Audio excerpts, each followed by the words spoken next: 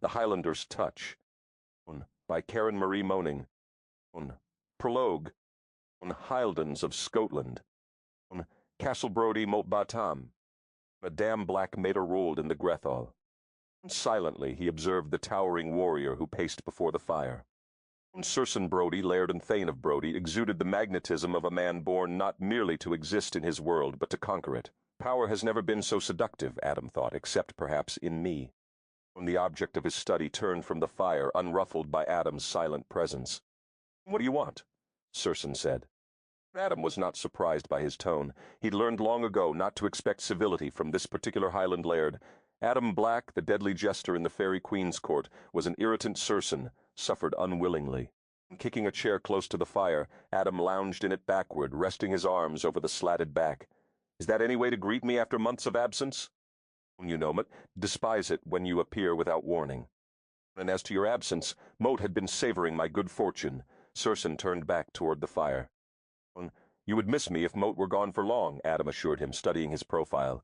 Sinful that he looks such a powerful beast, yet comports himself with such decorum, Adam thought.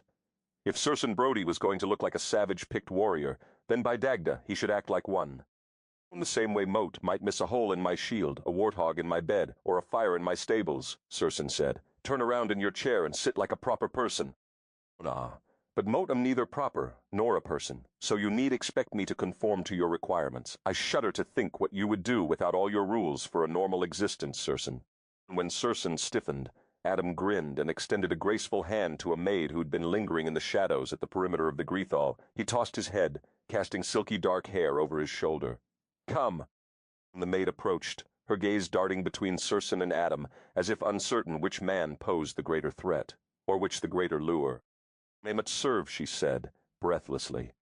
"Nay, Gilendria," Circenn dismissed her. "Off to bed with you. It is well past the goblin's hour." He shot a dark look at Adam, "and my guest has no needs but care to see filled." "Aye, Gilendria," Adam purred. "There are many ways you may serve me this night. Moat will take pleasure in teaching you all of them. Off to your quarters while we men talk. Moat will join you there." The young maid's eyes widened as she hastened to obey him. "Leave my wenches alone," Circenn ordered. "Mort don't get them pregnant." Adam flashed his most insolent grin. "That is not my concern. It is the fact that they are all but witless once you have finished with them." "Witless? Who was witless tonight?"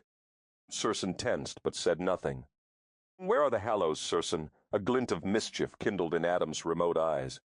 Circenn turned his back fully to the fairy. "You did protect them for us, did you not?" Adam asked. "Donna tell me you lost them," he chided when Circenn failed to reply. Circenn turned back to face him, legs wide, head cocked, arms folded, his usual position when quietly furious. "Why do you waste my time asking me questions when you already know the answers?" Adam shrugged elegantly. "Because the droppers at the eaves will be unable to follow this splendid saga if we do not speak of it aloud. No one eavesdrops in my castle." "I forgot," Adam purred. "No one misbehaves at Castle Brodie. Ever spotless, ever disciplined, perfect Castle Brodie. You bore me, Circenn. This paragon of restraint you pretend to be is a waste of the fine breeding that forged you. Let us have done with this conversation, shall we?" Adam folded his arms across the back of the chair. "All right, what happened tonight? Templars were to meet you at Ballyhock. They were to entrust the Hallows to your care. Moat heard they were ambushed." "You heard correctly," Circenn replied evenly. "Do you understand how important it is that the Templars be given sanctuary in Scotland now that they've been disbanded?" "Of course I understand," Circenn growled. "And how imperative it is that the Hallows do not fall into the wrong hands." Circenn waved Adam's question away with an impatient hand. "When the 4 Hallows have been secured, the moment we suspected the Templars were going to come under siege, the spear, the cauldron, the sword and the stone were rushed back into Scotland, despite the war going on. Better they rest in a country torn than with the persecuted Templars, whose order is being ripped asunder. The Hallows are safe."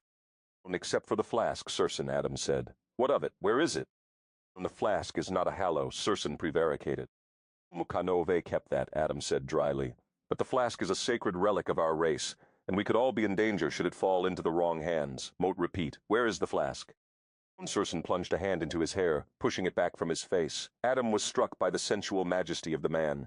Silky black hair was gripped between elegant fingers, revealing a face composed of strong planes, a chiseled jaw, and dark brows. He had the olive-toned skin, the intense eyes, and the aggressive, dominant temperament of his brood ancestors. Mot duna know, Circenn finally said. You duna know, Adam mimicked his brogue, aware that such an admission must have tasted foul on Circenn Brodie's tongue. Nothing was ever out of the Laird of Brodie's control. Rules and more rules governed everything and everyone in Circenn's world. A flask containing a sacred elixir, created by my race, disappears from your very grasp, and you do not know where it is? The situation is not so dire, Adam. It is not permanently lost. Think of it as temporarily displaced, and soon to be regained. Adam arched a brow. You split hairs with a battle-axe. Skillful prevarication is a woman-ess art, Brodie. What happened? Ian was carrying the chest that holds the flask. When the attack came, Mot was on the south side of the bridge waiting for Ian to cross over from the north. He took a blow to the head and was knocked off the bridge, into the river below. The chest was whisked away by the current. And you say that is not so bad. Anyone could have it now. Would you like to see the English king get his hands on that flask? Do you understand the danger it presents? Of course, Mot do. It will not come to that, Adam, Circenn said. Mot laid a geese upon the flask. It will not fall into another's hands, because the moment it is discovered it will be returned to me. A geese? Adam snorted. Puny magic. A proper fairy would have simply spelled it back out of the river. Motum not fey, motum brood Scot, and proud of it. Count yourself fortunate, Mot cursed it at all. You know Mot have no fondness for the druid ways. Curses are unpredictable. What clever invocation did you choose, Circenn? Adam asked silkily. You did choose your words well, did you not? Of course Mot did. Think you Mot have learned nothing from past mistakes? The moment the chest is opened and the flask is touched by a human hand, it will be returned to me. Mot cursed it very specifically. Did you specify whether the flask would come by itself? Adam asked with sudden amusement. What? Circenn regarded him blankly. The flask. Did you consider that the mortal who touches it might be transported with the flask if you used a binding spell? Circenn closed his eyes and rubbed his forehead. You used a binding spell, Adam sighed. Mot used a binding spell, Circenn admitted. It was the only one Mot knew, he added defensively. And whose fault is that? How many times have you refused the honor of training among my people? And the answer is yes, Circenn. The man will be carried by the binding spell. Both man and flask will be delivered to you. Circenn growled his frustration. What will you do with this man when he arrives? Adam pressed. Question him, then return him to his home with all haste. You will kill him. Mort knew you would say that. Adam, he may not even understand what it is. What if an innocent man finds the chest washed up on the bank of the river somewhere? You will kill the innocent man then, Adam said easily. Mort will do no such thing. Adam rose with the graceful surety of a snake uncoiling for the death strike. He crossed the space between them and paused an inch from Circenn. But you will, he said softly. Because you cursed it foolishly, with insufficient thought as to the outcome. Whoever comes with the flask will arrive in the midst of a Templar sanctuary. Your curse will bring him, innocent or not, into a place where none but your fugitive warriors may trespass. You think you can simply send him away with a fare thee well and never speak of this stranger. And by the by, please don't mention that half the missing Templars linger within my walls, and ought to be tempted by the price on their heads. Adam rolled his eyes. So you will kill him, because you pledge your life to put Robert the Bruce firmly on the throne, and to take no unnecessary risks. Mot will not kill an innocent man. You will, or Mot will, and you know it have a habit of playing with my prey. You would torture an innocent man to death. It was not a question. Ah, you understand me. Your choices are simple. Either you do it or Mot do it. Choose. Circenn searched the fairy's eyes. Don't seek compassion. Mot have none was the message he read there. After a protracted moment, Circenn inclined his head. Mot will take care of the bearer of the flask. We will kill the bearer of the flask, Adam insisted. Or Mot will. Circenn's voice was flat and furious. Mot will kill the man who brings the flask, but it will be done my way, painlessly and swiftly, and you will not interfere. Good enough. Adam took one step backward. Swear it upon my race, swear it upon the Tuatha de Danann. On one condition, in exchange for the vow Mot now give you, you will not darken my door again without invitation, Adam Black. Are you certain that's what you want? Adam's lips thinned with displeasure. Circenn had reverted to his arms-folded, furious stance. Such a glorious warrior, Dark Angel. You could have been my mightiest ally. That's what Mot want. Adam inclined his dark head, a mocking smile playing at the corners of his lips. So be it, as you asked it, Brodie's son, of the brood kings, now swear. To save a man from a painful death at the fairy's hands, Circenn Brodie sank to his knees and pledged upon the oldest race in Scotland, the Tuatha De Danann, that he would honor his vow to kill the man who arrived with the flask. And then he sighed with relief as Adam Black, the Sin Sirich Dhu, the blackest elf, disappeared, never to darken Circenn's door again, because Circenn certainly wouldn't extend an invitation, even if he lived 1,000 years. Falling. Up and down, up and down. The moat will lead them up and down. Mortem feared in field and town.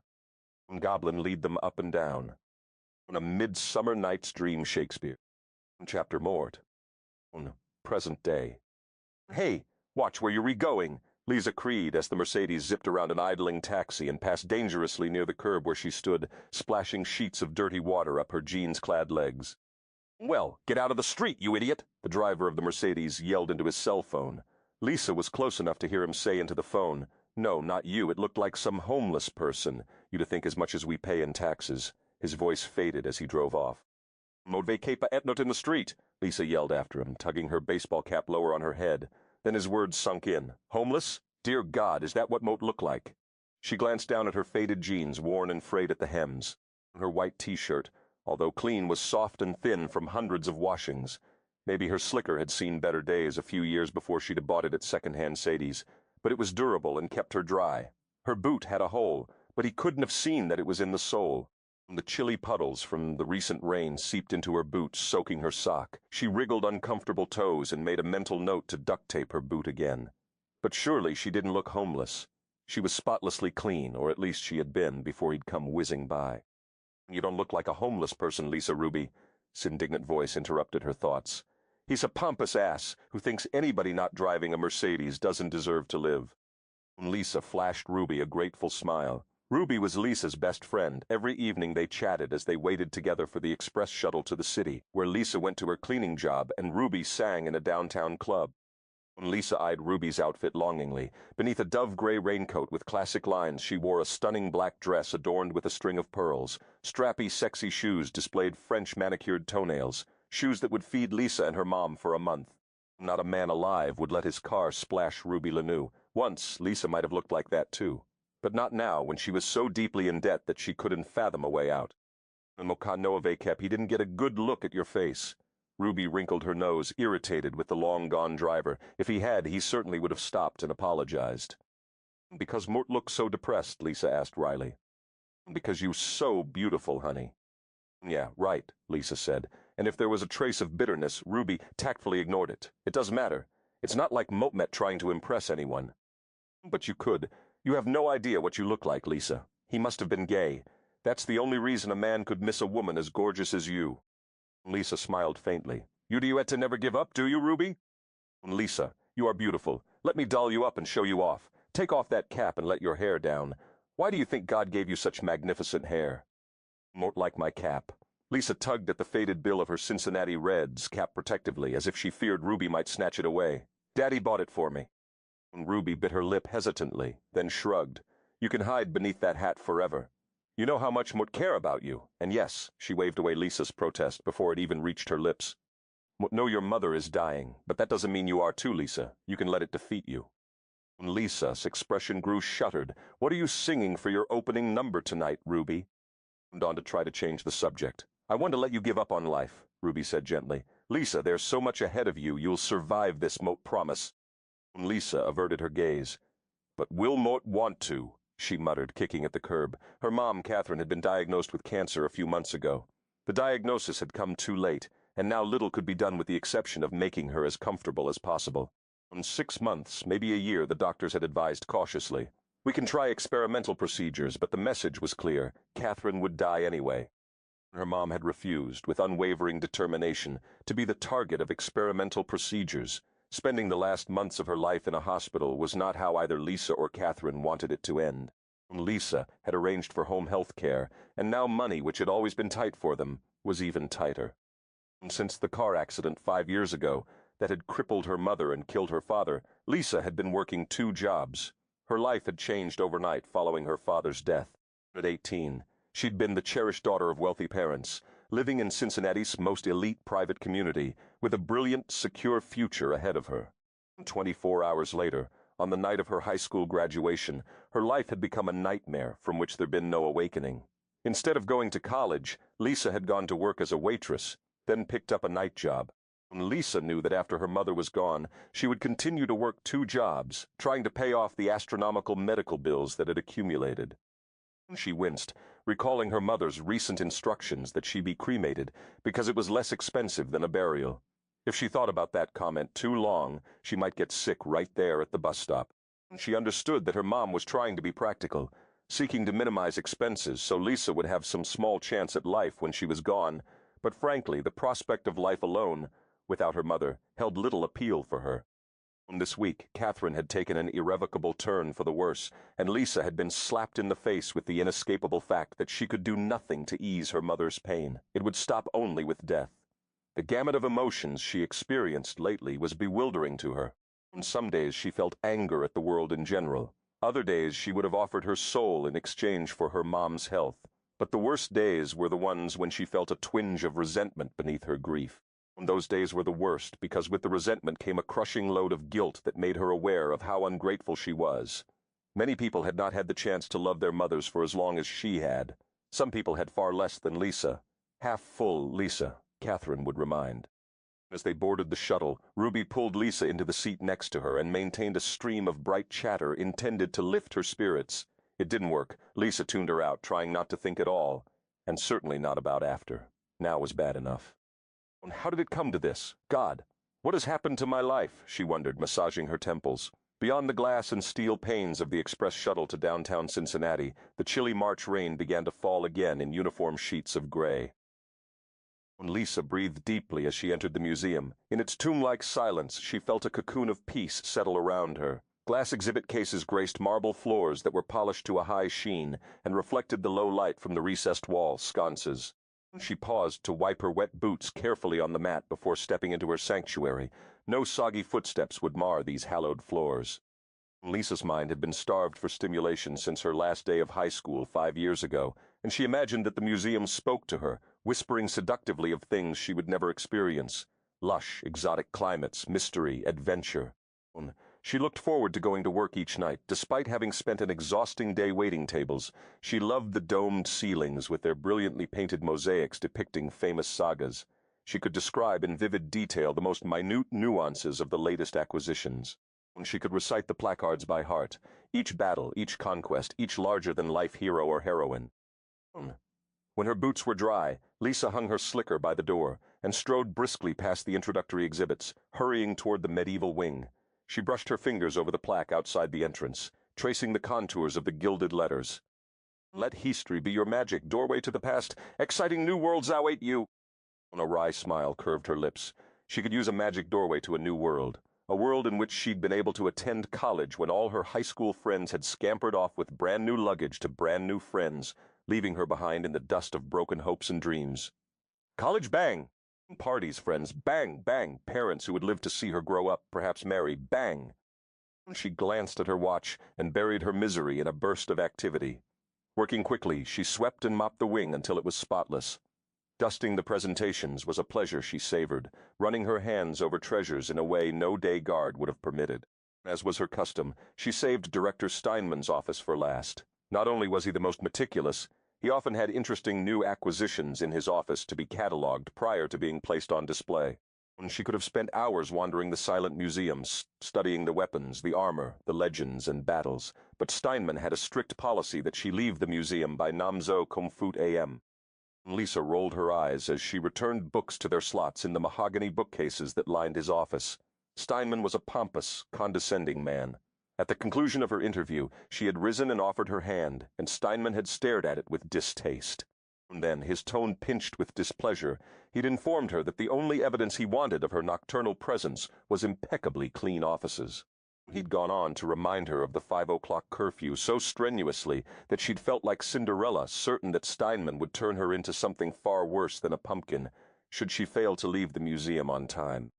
Despite his rude dismissal, she'd been so elated to get the job that she'd allowed her mom to talk her into going out with Ruby for a belated birthday dinner.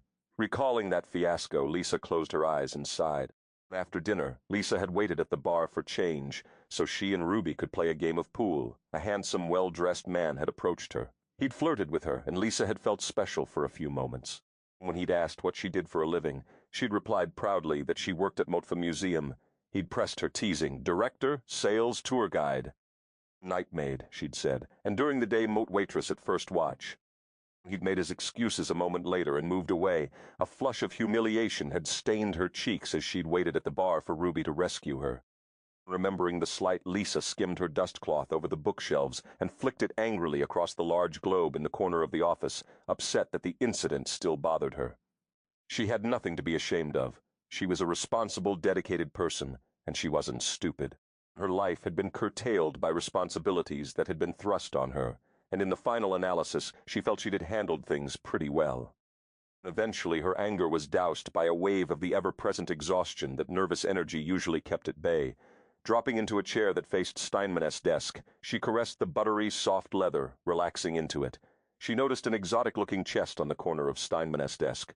She hadn't seen it before. It was about 2 feet long and 10 inches wide, fashioned of African ebony buffed to a deep luster, the edges carved with exquisitely detailed knotwork.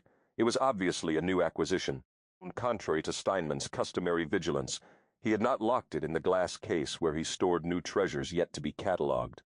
Why would he leave such a valuable relic on his desk? Lisa wondered as she closed her eyes she'd rest just for a minute or two. As she did so, she treated herself to a moment of fantasy.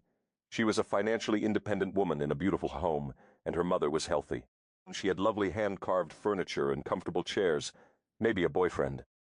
Imagining the perfect place for the lovely ebony chest in her dream home, Lisa drifted off to sleep. "You should have called me the moment it arrived," Professor Taylor rebuked. Steinman ushered the professor past the exhibits toward his office. "It arrived yesterday, Taylor. It was shipped to us immediately upon excavation. The man who dug it up refused to touch it. He would even remove it from the ground." Steinman paused. "There is a curse engraved on the lid of the chest. Although it was in ancient Gaelic, he understood enough of the language to discern its intent. Did you bring gloves?" Taylor nodded and tongs to handle the contents. "You haven't opened it?" "Mort could define the mechanism that releases the lid," Steinman said dryly. "Initially, Mort Vekep, et note certain it would open. It appears to be fashioned of a single piece of wood. We'll use the tongs to handle everything until the lab has a chance to examine it. Where did you say it was found?" "Buried near a riverbank in the Highlands of Scotland. The farmer who unearthed it was dredging creek rock to build a wall." "How on earth did you get it out of the country?" Taylor exclaimed. "The farmer called the curator of a small antiquities firm in Edinburgh, who coincidentally owed me a favor." Taylor didn't press for more information. The transfer of priceless relics to private collections infuriated him, but it would serve no purpose to alienate Steinman before he got his chance to study the chest. Taylor was obsessed with all things Celtic, and when Steinman had called him to discuss the unusual medieval piece, Taylor had barely managed to conceal his interest. To reveal it would only give Steinman power to manipulate him, and any power in the director's hands was a dangerous thing. "Idiot maid," Steinman muttered as they entered the wing. "Would you look at that?" She left the lights on again. A thin beam of light showed beneath his office door. Lisa awoke abruptly, uncertain of where she was or what had awakened her. Then she heard men's voices in the hallway outside the office. Galvanized into action, Lisa leaped to her feet and shot a panicked glance at her watch. It was Namzo Haimifood AM. She would lose her job. Instinctively, she dropped to the floor and took a nasty blow to her temple on the corner of the desk in the process. Wincing, she crawled under the desk as she heard a key in the lock, followed by Steinman's voice. "It's impossible to get decent help. Worthless maid did even lock up. All she had to do was press the button. Even a child could do it." Lisa curled into a silent ball as the men entered the office. Although the footfalls were cushioned by thick Berber carpet, she heard them approaching the desk. "Here it is," Steinman spotlessly buffed. Shoes stopped inches from her knees. Lisa drew a cautious, tiny breath and eased her knees back. Steinman's shoes were joined by a pair of tasseled loafers encrusted V-Keptatat mud from the recent rain. It took every ounce of her willpower not to reach out and pluck the offending bits of sod from the carpet. "What amazing detail. It's beautiful," the second voice was hushed. "Isn't it?" Steinman agreed. "Wait a minute, Steinman. Where did you say this chest was found?" "Beneath a crush of rock near a riverbank in Scotland." "That doesn't make any sense. How did it remain untouched by the elements?" Ebony is obdurate wood, but it is impervious to decay. This chest is in mint condition. Has it been dated yet? No, but my source in Edinburgh swore by it. Can you open it, Taylor? Steinman said. There was a rustle of noise, a softly murmured. Let's see how do you work, you lovely little mystery. Beneath the desk, Lisa scarcely dared to breathe as a prolonged silence ensued. Perhaps here, Taylor said finally. Maybe this little raised square. Ah, Mote have it! Mote's seen this before. It's a pressure latch. The chest made a faint popping noise. It was tightly sealed, he observed. Look at this, Steinman. This latching mechanism is brilliant, and do you see the gummy resin that seals the inner channels of wood where the grooves interlock? Don't you wonder how our ancestors managed to create such clever devices? Some of the things Mofe's seen simply defy. Move the fabric and let's see what's under it. Taylor Steinman cut him off impatiently. But the cloth may disintegrate when handled, Taylor protested. We haven't come this far to leave without discovering what is in the chest, Steinman snapped. Move the cloth. Lisa battled an urge to pop out from under the desk, curiosity nearly overriding her common sense and instinct for self-preservation. There was a long pause. Well, what is it? Steinman asked. I have no idea, Taylor said slowly, but I've neither translated tales of it nor seen sketches in my research. It doesn't look quite medieval, does it? It almost looks futuristic, he said uneasily. And frankly, but baffled. The chest is pristine, yet the fabric is ancient, and this, he gestured at the flask, is damned odd. Perhaps you aren't as much of an expert as you would have me believe, Taylor. No one knows more about the Gales and Picts than Mote do, he replied stiffly. But some artifacts simply aren't mentioned in any records. Mote assure you, Mote will find the answers. And you look lung, have it examined, Steinman said. Mote look lung, take it with me now. Mote look lung, call you when we ready to release it. There was a pause, then, you plan to invite someone else to examine it, don't you? Taylor said. You question my ability. Mote simply need to get it catalogued, photographed, and logged into our files. And logged into someone else's collection, Taylor said tightly. Put it back, Taylor. Steinman closed his fingers around Taylor's wrist, lowering the flask back to the cloth. He slipped the tongs from Taylor's hand, closed the chest, and placed the tongs beside it. Mort brought you here. Mort Leglunk tell you what Mort need from you and when, and Morty advise you to stay out of my business. Fine, Taylor snapped. But when you discover no one else knows what it is, you'll be calling me. You can to move an artifact that can to be identified Mote met, the only one who can track this thing down, and you know it. Steinman laughed. Mote Leglunk see you out. Mort can find my own way. But Mote Leglunk rest easier knowing Mote V escorted you, Steinman said softly. It wouldn't do to leave such a passionate antiquity worshipper as yourself wandering the museum on his own. The shoes retreated with muffled steps across the carpet. The click of a key in the lock jarred Lisa into action. Damn and double damn! Normally when she left, she depressed the button latch on the door. No lowly maid was entrusted with keys. Steinman had bypassed the button latch and actually used a key to lock the deadbolt. She jerked upright and banged her head against the underside of the desk. Ow! She exclaimed softly. As she clutched the edge and drew herself upright, she paused to look at the chest. Fascinated, she touched the cool wood.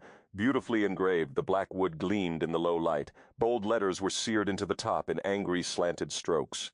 What did the chest contain that had perplexed two sophisticated purveyors of antiquities? Despite the fact that she was locked in Steinman's office and had no doubt that he would return in moments, she was consumed by curiosity. Futuristic gingerly, she ran her fingers over the chest, seeking the square pressure latch they'd mentioned, then paused. The strange letters on the lid seemed almost to pulse. A shiver of foreboding raced up her spine. Silly goose, open it. It can hurt you. They touched it. Resolved, she isolated the square and depressed it with her thumb. The lid swung upward with the faint popping sound she'd had heard earlier. A flask lay inside, surrounded by dusty tatters of ancient fabric. The flask was fashioned of a silver metal and seemed to shimmer, as if the contents were energized. She cast a nervous glance at the door. She knew she had to get out of the office before Steinman returned, yet she felt strangely transfixed by the flask. Her eyes drifted from door to flask and back again, but the flask beckoned, it said. Touch me in the same tone all the artifacts in the museum spoke to Lisa. Touch me while no guards are about, and Mote will tell you of my history and my legends. Motem knowledge? Lisa's fingertips curled around the flask. The world shifted on its axis beneath her feet. She stumbled, and suddenly she couldn't skill. Stop. Falling.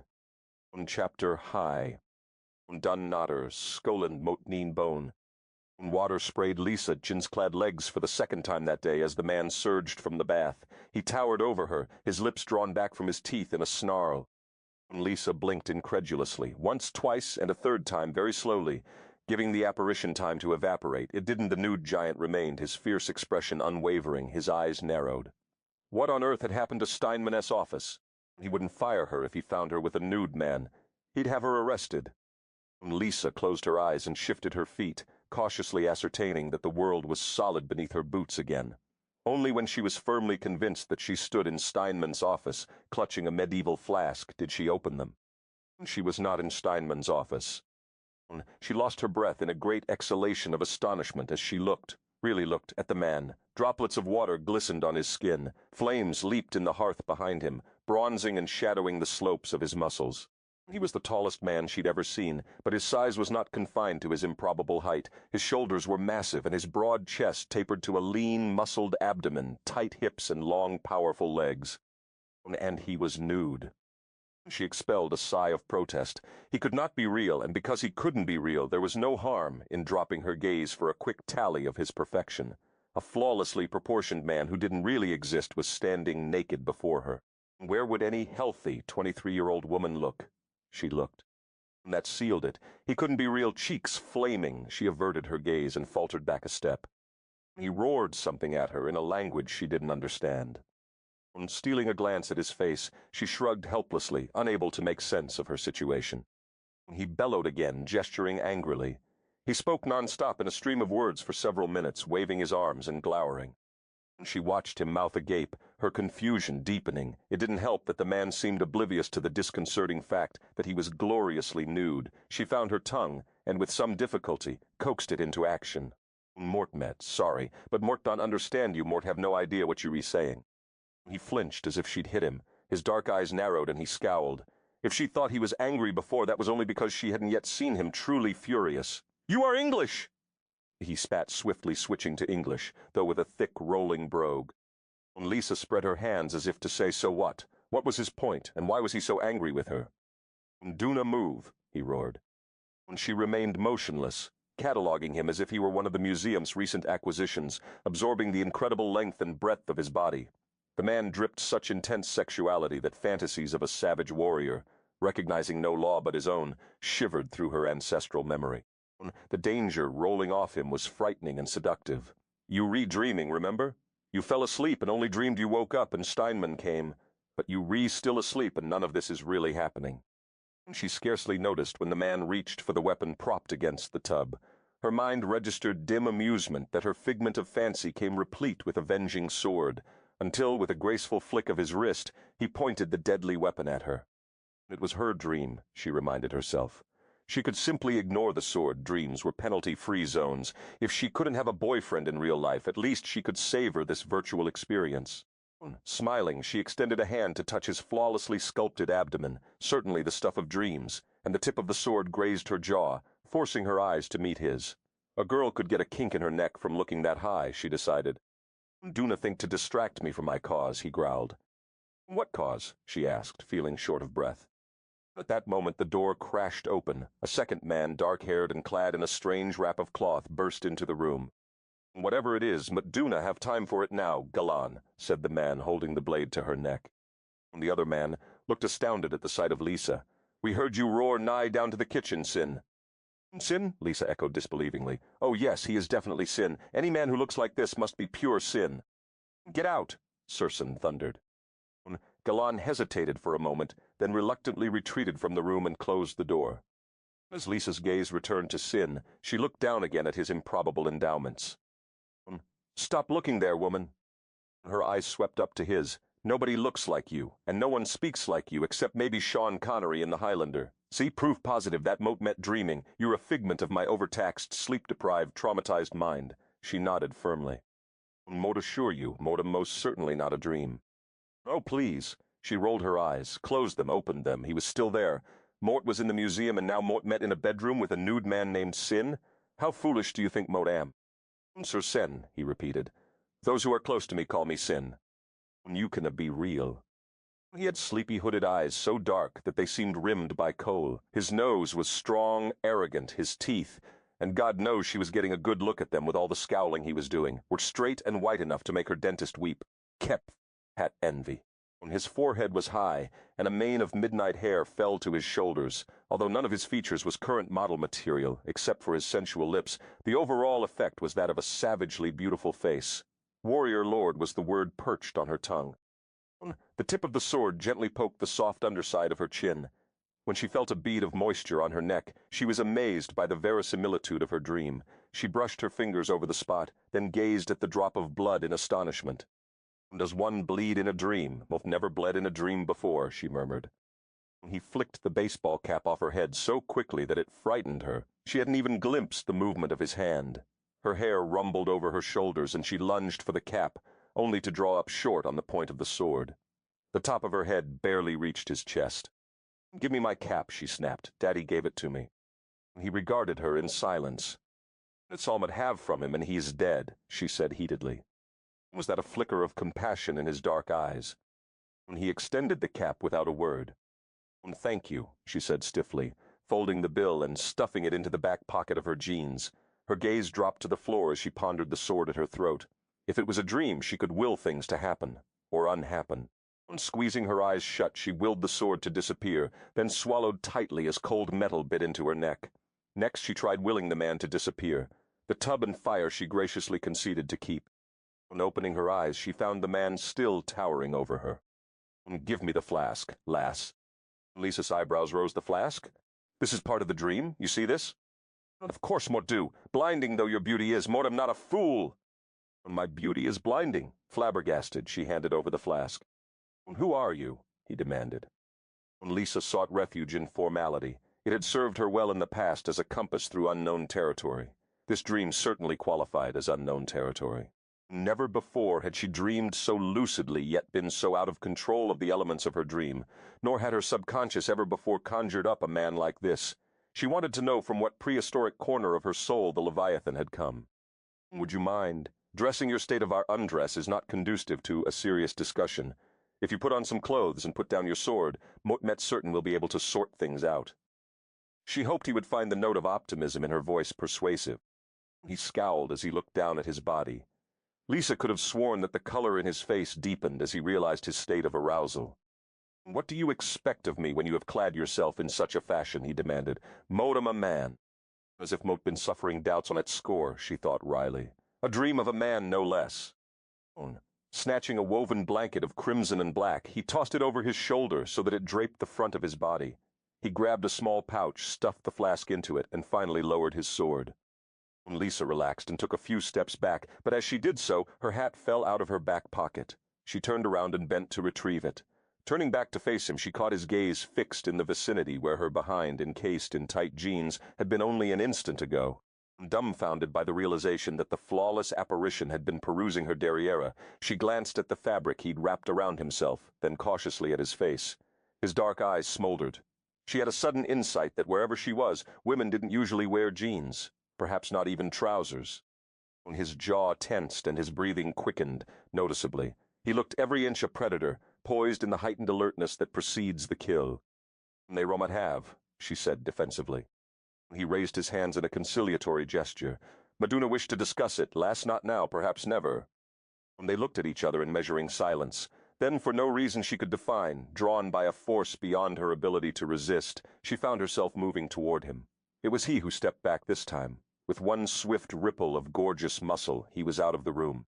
The instant the door swung shut, Lisa's legs buckled and she collapsed to her knees, her heart pounding painfully in her chest. The familiar sound of metal sliding across the door told her she was once more locked in. Dear God, she had to wake up. But somewhere in her heart, she had begun to suspect that she was not dreaming. Chapter Ba. "Shall we remove the body, Circenn?" Galen asked, when Circenn entered the kitchen. Circenn drew a quick breath. "The body?" He rubbed his jaw, concealing a wince of anger behind his hand. Nothing was unfolding as he wished. He'd left his chambers, planning to find some cider wine in the kitchen, clear his head in private, and make some decisions, specifically, what to do with the lovely woman he was bound by honor to kill. But he was to be granted no such reprieve. Galen and Duncan Douglas, his trusted friends and advisers, occupied a small table in the kitchen of the keep, watching him intently. Since either the English or the Scots kept burning down Dunatar every time it changed hands, the hastily patched ruin of the keep was draughty, cold, and unfinished. They were stationed at Dunatar only until the Bruce men relieved them, which was expected any day now, so no further repairs would be made. The Greath Hall opened to the night sky where the roof should have been, so the kitchen was substituted for the dining hall. Tonight, unfortunately, it was a gathering place as well. The bearer of the flask, Gallen prodded helpfully. Circenn scowled. He had hidden the flask in his sporran, hoping for time to resign himself to fulfilling his oath. Several years ago, he'd informed the Douglas brothers of the binding curse he had placed on the chest and of the vow he had sworn to Adam Black. He had felt more comfortable knowing that when it did appear, if for some reason he was unable to fulfill his oath, this trusted pair would see it finished. But what did one do when oaths were in direct opposition to each other? To Adam he had sworn to kill the bearer of the flask. Long ago, at his mother's knee, he had sworn never to harm a woman for any reason. Gallen merely shrugged at Circenn's scowl and said, "Moat told Duncan she had arrived. Moat saw the flask in her hand. We have been awaiting its return. Shall we remove the body?" "That might be a bit awkward. The body is still breathing," Circenn said irritably. "Why?" Duncan frowned. "Because Mort have not yet killed her." Gallen appraised him for a moment. "She is lovely, is she not?" Circenn didn't miss the accusation. "Have Mort ever allowed loveliness to corrupt my honor?" "Nay, and most certain you will not now. You have never broken an oath." Galland's challenge was unmistakable. Circenn sank into a chair. At 30, Galland was the second eldest of the 5 Douglas brothers. Tall and dark, he was a disciplined warrior who, like Circenn, believed in strict adherence to rules. His idea of a proper battle included months of careful preparation, intense study of the enemy, and a detailed strategy from which they would not waver once the attack was begun. Duncan, the youngest in the family, held a more nonchalant attitude. 6 feet tall, he was ruggedly handsome, always had a day's growth of beard so black that it made his jaw look blue, and his plaid was usually rumpled, hastily knotted, and looked like it was about to slip off. He drew lasses like flies to honey, and wholeheartedly availed himself of the fairest sex attraction to him. Duncan's idea of a proper battle was to wench right up to the last minute, fall out of bed, then dash off with a plaid and a sword, and plunge into the melee, laughing all the while. Duncan was a bit unusual, but all the Douglases were forces to be reckoned with in one way or another. The eldest brother, James, was the Brace's chief lieutenant and a brilliant strategist. Gallen and Duncan had been Circenn's trusted counsel for years. They'd warred together, implemented attacks and counterattacks under Robert the Bruce standard, and trained vigorously for the final battle they prayed would soon liberate Scotland from the English. "Mortem not certain. We'll see what harm this woman might do to our cause." Circenn hedged, cautiously gauging their reaction to his words. Silently, he was gauging his own reaction as well. Usually his rails comforted him, gave him a sense of purpose and direction, but every ounce of his conscience rebelled at the thought of killing the woman above stairs. He began to tally the possible repercussions of allowing her to live, besides destroying his honor. Galland laced his fingers together and studied his calluses while speaking. "Mote scarce think that matters. You swore an oath to Adam Black that you would eliminate the bearer of the flask. While Mote can see that a woman might evoke sympathy, you have no knowledge of who she really is." She was dressed strangely. Could she be of Druid descent? Or think not, I sensed no magic in her. "Is she English?" Mote was surprised to hear her speak that tongue.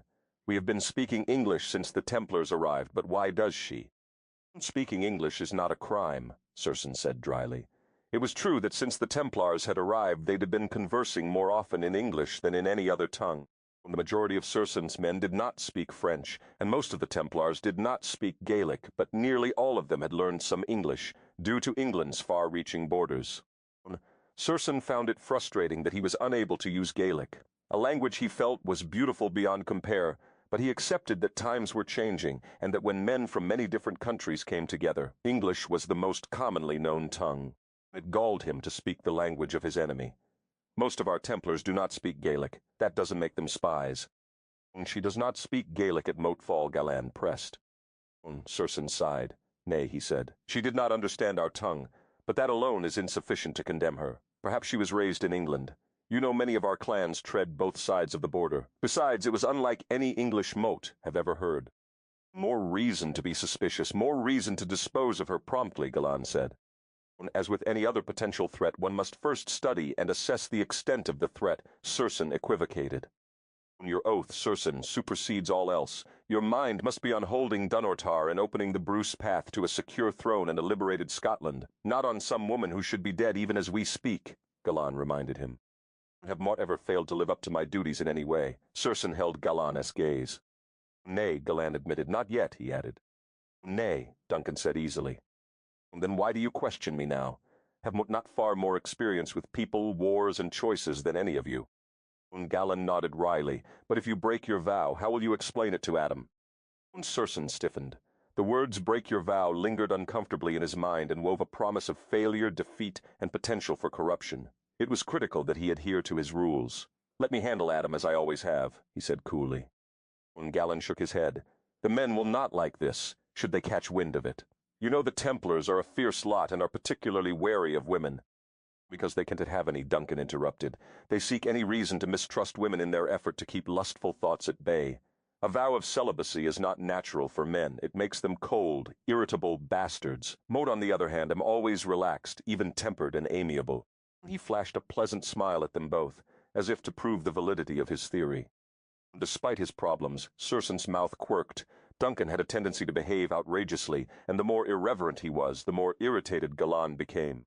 Galan never seemed to realize that his younger brother did it on purpose, and the entire time Duncan was acting like an irresponsible youth, his astute Douglas mind wasn't missing a thing going on around him. Lack of discipline does not a warrior make, little brother, Galan said stiffly. You are one extreme, and the Templars are the other. Wenching does not diminish my battle prowess one whit. And you know it, Duncan said, sitting up straighter in his chair, his eyes sparkling in anticipation of the argument to come. Enough, Circenn interrupted. We were discussing my oath and the fact that Modem forsworn to kill an innocent woman. You do not know she is innocent, Galan protested. Moat do not know she is not, Circenn said. Until Moat have some indication of guilt or innocence, He broke off and sighed heavily. He found it nearly impossible to say the next words. You what? Duncan asked, watching him with fascination. When Circenn didn't reply, he pushed. Will you refuse to kill her? Will you break a forsworn oath?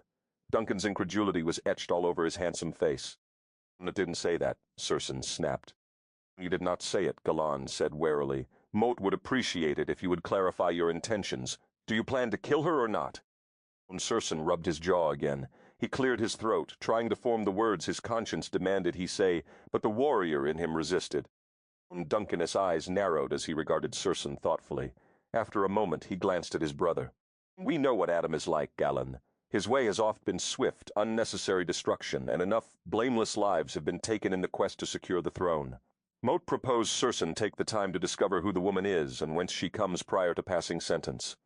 Moat cannot speak for you, Galan, but Mortuna wished the blood of another innocent on my hands, and if we urge him to kill her, the deed becomes ours as well.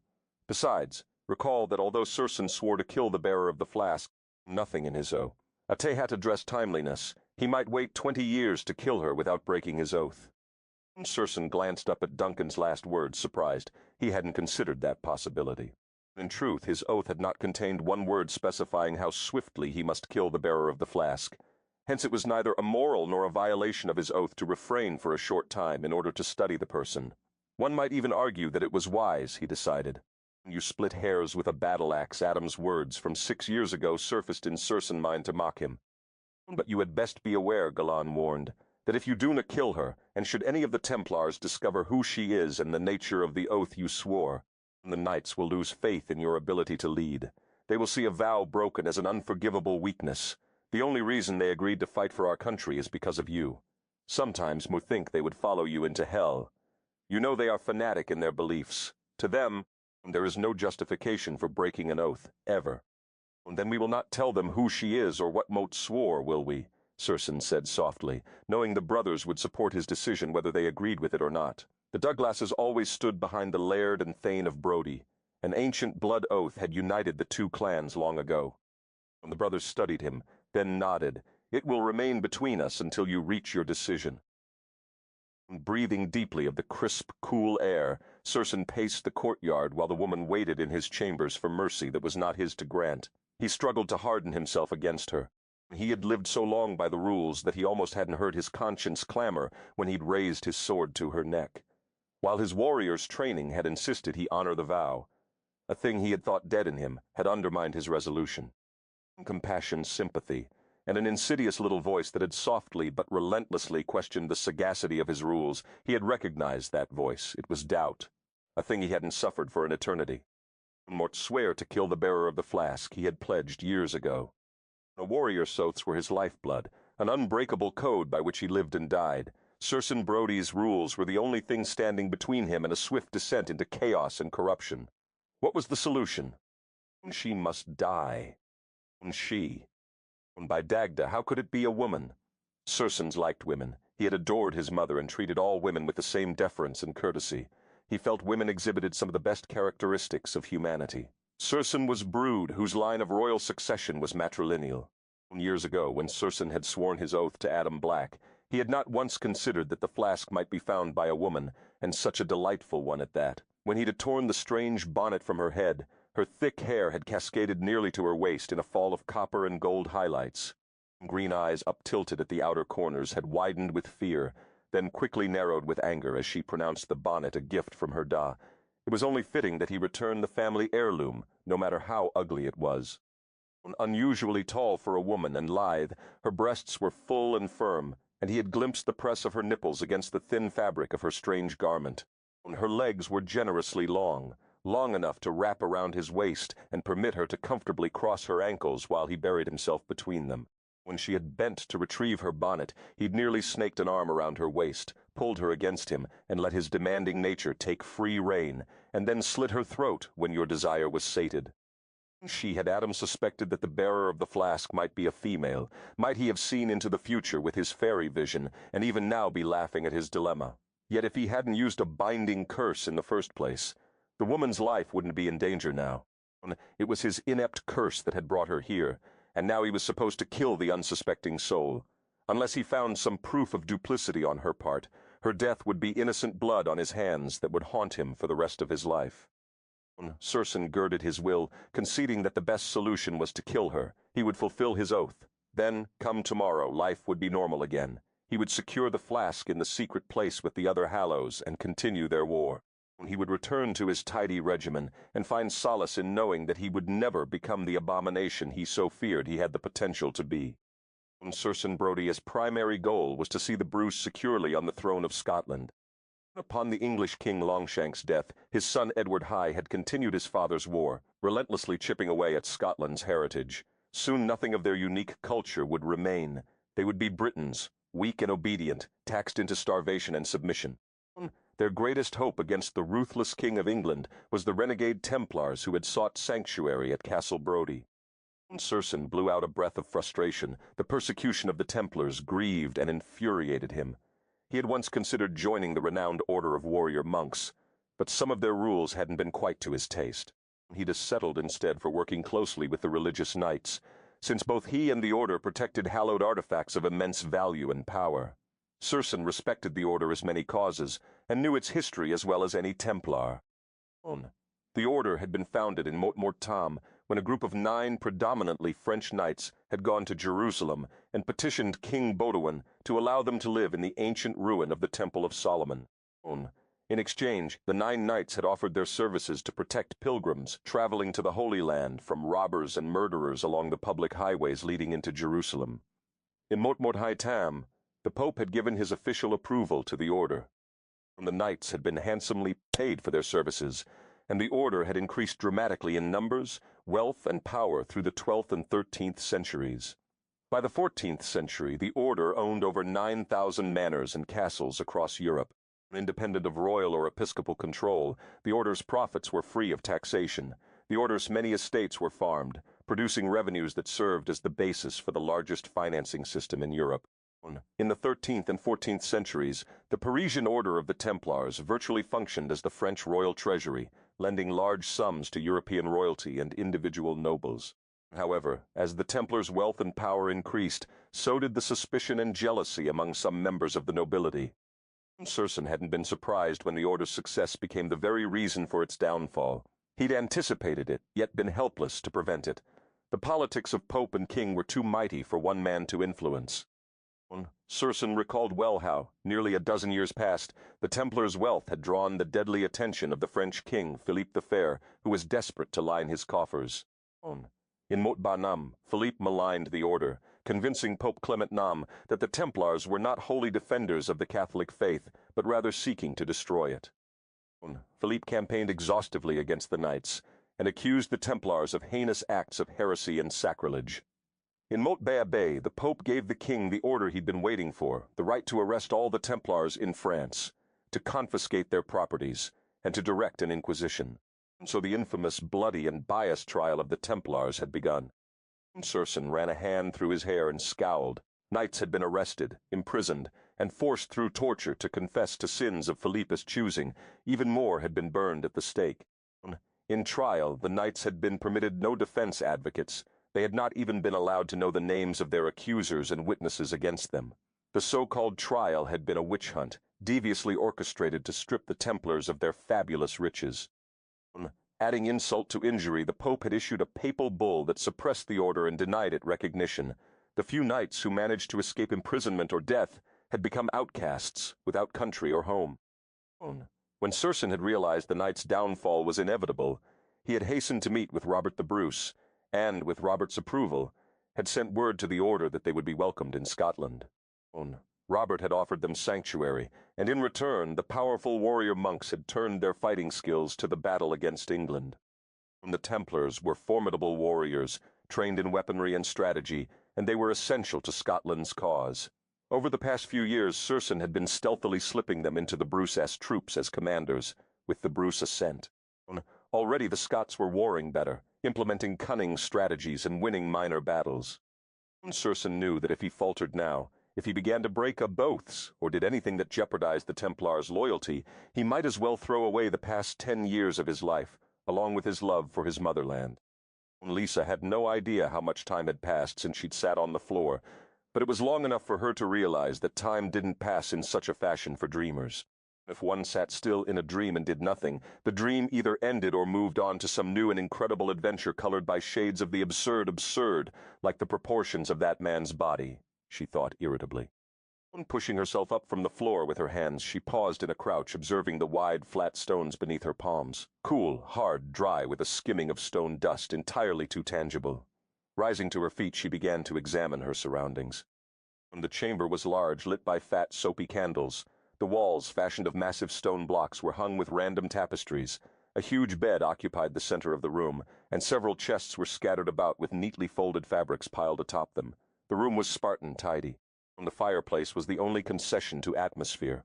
There was not a single woman's touch in the room. Pausing near the bathtub, she dipped her hand in the water. Tepid, another sensation too tangible to deny. She moved to the fireplace and flinched at the confoundingly real sensation of warmth. She studied the flames a moment, marveling that the rest of the room was so chilly when the hearth was throwing off such a blaze. It was as if the fire were the sole source of heat, she thought.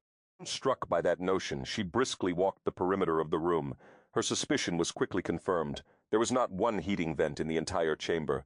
No radiators in the corners collecting dust, no little metal vents in the floors, no pipes, or for that matter, a single electrical outlet. No phone jack, no closets. The door was made of what looked like solid oak, no hollow core veneer there. She took a deep, calming breath and assured herself that she must have overlooked something, at least in terms of the heating. Circling the room a second time, she surveyed every nook and cranny as she trailed her hand along the wall, another way of testing the solidity of her prison. Her fingertips brushed a thick tapestry that yielded beneath them and felt far colder than the stones. The rough fabric shivered beneath her palm as if the wind were batting at it from the other side. Mystified, she tugged it aside. She lost her breath in a sudden rush of air. The view from the window struck her as intensely as an unexpected blow to her stomach. She gazed out upon a misty night from ancient history. 50 feet above the ground, she was in a stone castle that stood on an island promontory surrounded by a thundering sea. Waves hurled themselves at the rocky crags, breaking into foam and becoming one with the mist that swirled up from the black surface of the ocean. On a cobbled walkway, men carrying torches moved silently between the castle and small outbuildings. The distant cry of a wolf competed with faint strains of bagpipes. The night sky was blue-black, tinted purple where it met the water, dancing with thousands of stars and a thin scythe of a moon. She'd never seen so many constellations in Cincinnati. Smog and the halo effect of the brilliantly lit city dimmed such beauty. The view from the window was breathtakingly stark majestic. A bitter wind howled up from the sea and across the promontory, buffeting the tapestry in her hand. She dropped it as if she'd been burned, and it fell across the window, blessedly sealing out the inexplicable vista. Unfortunately, as her eyes focused on the tapestry, she discovered a new horror. It was brilliantly woven and far too detailed, a warrior riding a horse into battle while an army of men clad in blood-stained plaid cheered. At the bottom of the hanging, embroidered in crimson, were 4 numbers that chipped away at her sanity. Mort Babon. When Lisa moved to the bed and sank limply onto it, her energy sapped by the successive shocks. She stared blankly at the bed for a moment, then her hand flashed out and poked frantically at the mattress as she tested another part of her environment. Not your run-of-the-mill Serta sleeper here, Lisa. Filled with a growing sense of panic, she pulled back the tightly tucked blankets and was momentarily sidetracked by the fragrance that clung to the linens. His scent, spice, danger, and man. Firmly ignoring a desire to bury her nose in the sheets, she tugged at the mattress, which was little more than thin pallets laid atop one another encased in bristly fabric. One crunched like dried brush, the next seemed stuffed with lumpy woolly stuff, and the top had the feel of limp feathers.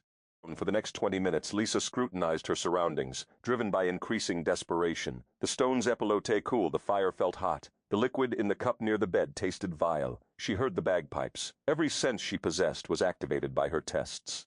Absently, she swiped at her neck with the back of her hand, and when she drew it away, a single drop of blood lay crimson upon her skin. She understood with sudden certainty that she should never have touched the flask. Although it defied rational explanation, she was neither in Cincinnati nor in the 21st century. She felt the last of her hope that she was dreaming slip from her tenuous grasp. Dreams she knew well, but this was too real to be a dream detailed far beyond her mind's ability to fabricate. "Give me the flask," Edith demanded. "When you see this? This is part of the dream?" She'd have been astonished. But now, reflecting upon it, she realized that he'd seen it because it was not part of a dream. It was part of reality, his reality, a reality she now shared. That it was the flask she had touched just before she'd started to feel like she was falling, and the flask that he'd demanded seemed too logical a connection to exist within a dream. Had the flask somehow carried her back to a man who had direct or indirect proprietary rights to it?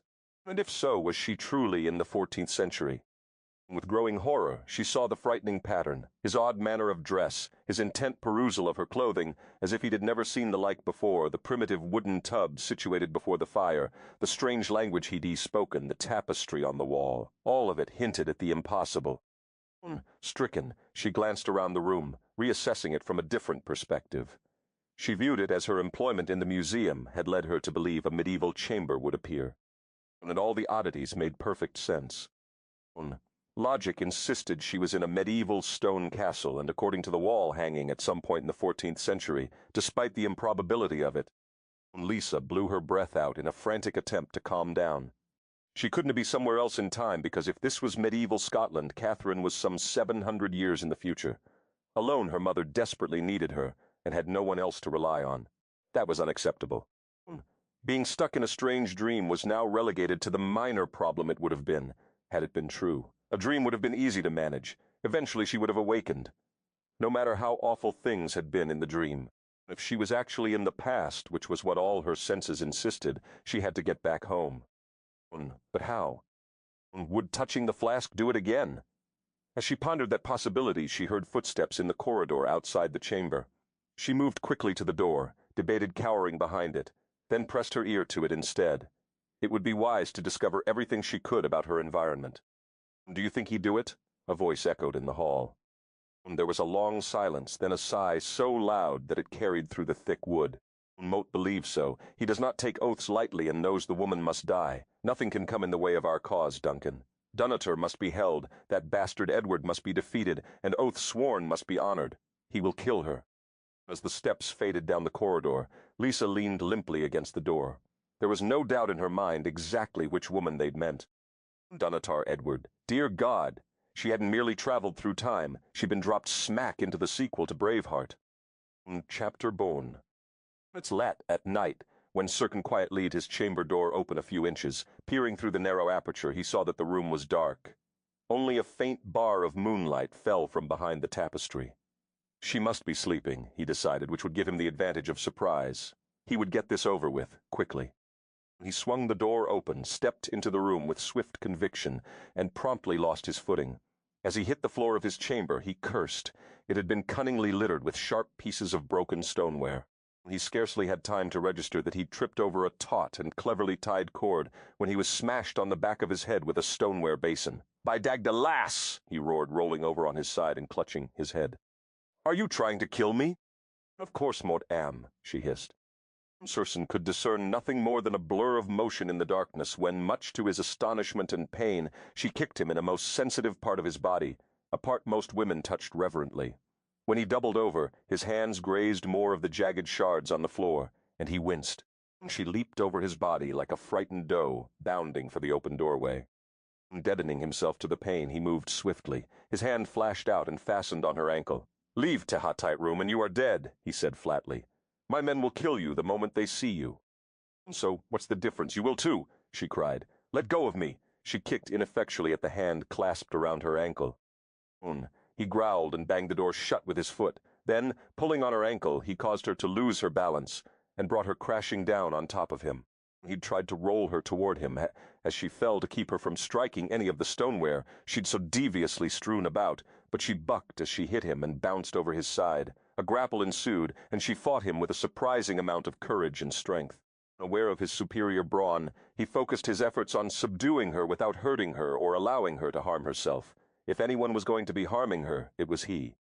They wrestled in silence, except for his grunts when she landed a particularly painful shot, and her gasps when he finally captured her hands and held them above her head and stretched her on her back on the floor.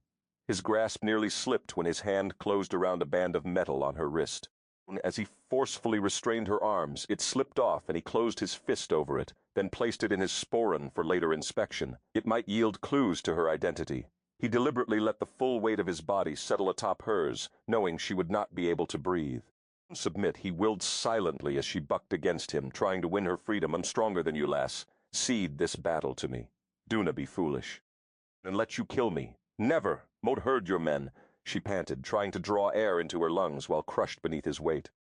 Circenn scowled. So that was why she'd laid a trap for him. She must have overheard Galan and Duncan as they'd retired to their rooms. They'd obviously said something about his killing her. He'd have to speak with those two about discretion, perhaps encourage them to revert to Gaelic while within the walls of the keep. He suffered a momentary lapse in concentration while admiring her resourcefulness, and she exploited it by bashing her forehead into his chin, and it hurt. He shook her forcefully, and was astonished when the woman didn't yield, but tried to head-butt him again.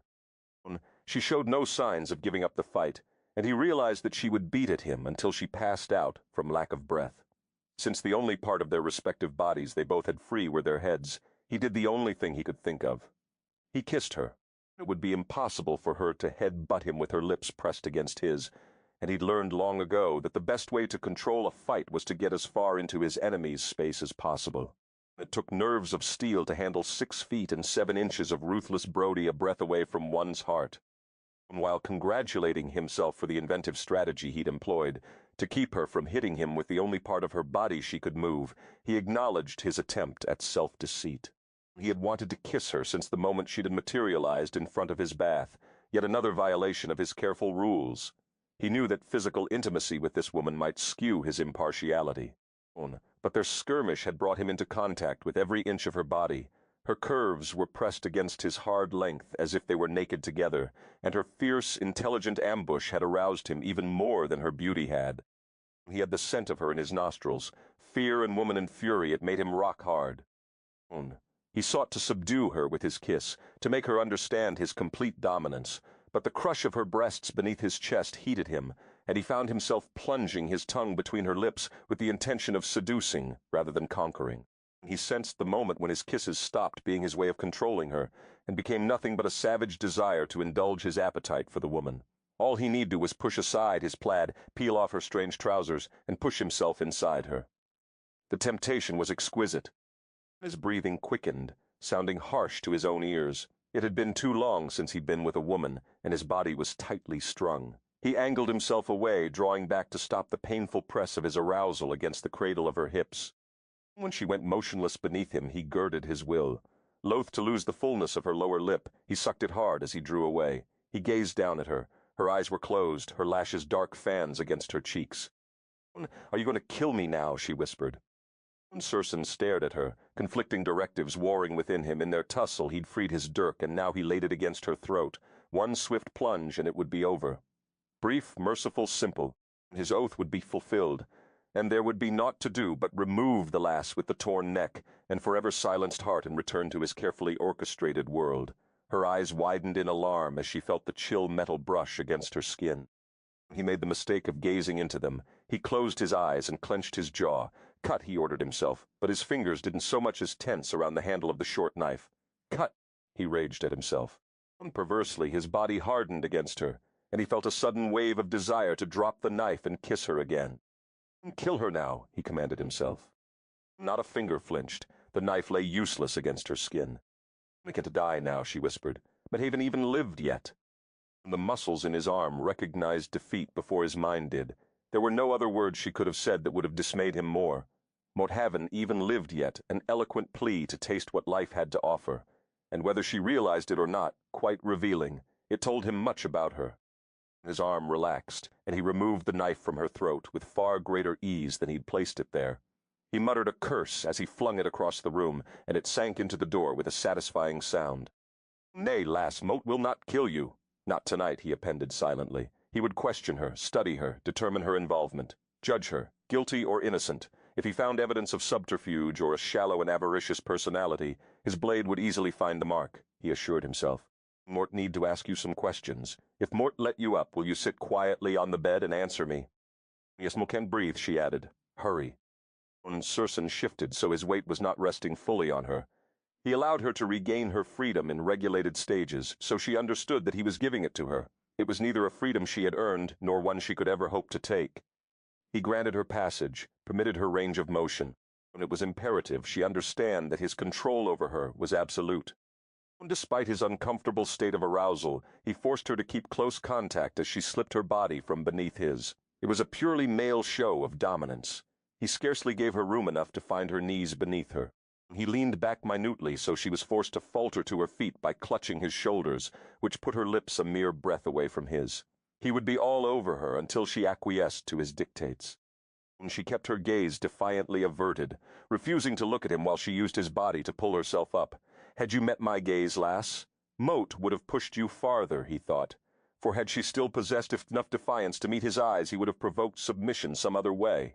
He rose in tandem with her, so their bodies touched at many contact points, and didn't miss her swift intake of breath when he deliberately shifted so her breasts brushed against his abdomen. He backed her to the bed, and with one gentle push seated her upon it. Then he turned his back on her as if she were nothing, no threat, insignificant. Another lesson she must learn. He had nothing to fear from her. He could turn his back on her with impunity. His movement had the secondary boon of giving him time to quell his desire. He took several deep breaths, bolted the door from the inside, and whipped his dirk from the wood and slapped it into his boot. He lit tapers before turning back to face her. By then he was breathing evenly, and his plaid was carefully bunched at the front. She didn't need to know what toll their enforced closeness had taken on him. She had buried her face in her hands, and her coppery hair slipped in a glossy fall across her knees. He reminded himself not to look at her long legs in those revealing trousers. Scarcely concealed by the pale blue fabric, a man could follow the slim line of her ankles over muscled calves and up shapely thighs to the V of her woman's privacy. Those trousers could seduce a Templar Grand Master. "Who are you?" he began quietly.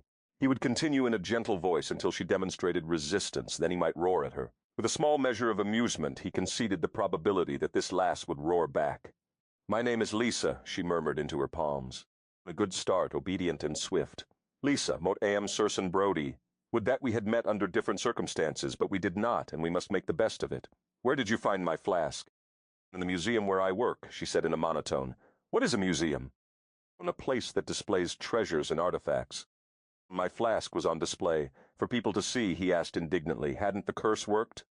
"No, it had just been found, and was still in the chest. It hadn't been placed on display yet." She didn't raise her head from her hands. "Ah. So the chest had not been opened. You were the first one to touch it." "No, 2 men touched it before I did." "When you saw them touch it, truly touch the flask?" She was silent for a long moment. "Oh my God, the tongs!" she exclaimed.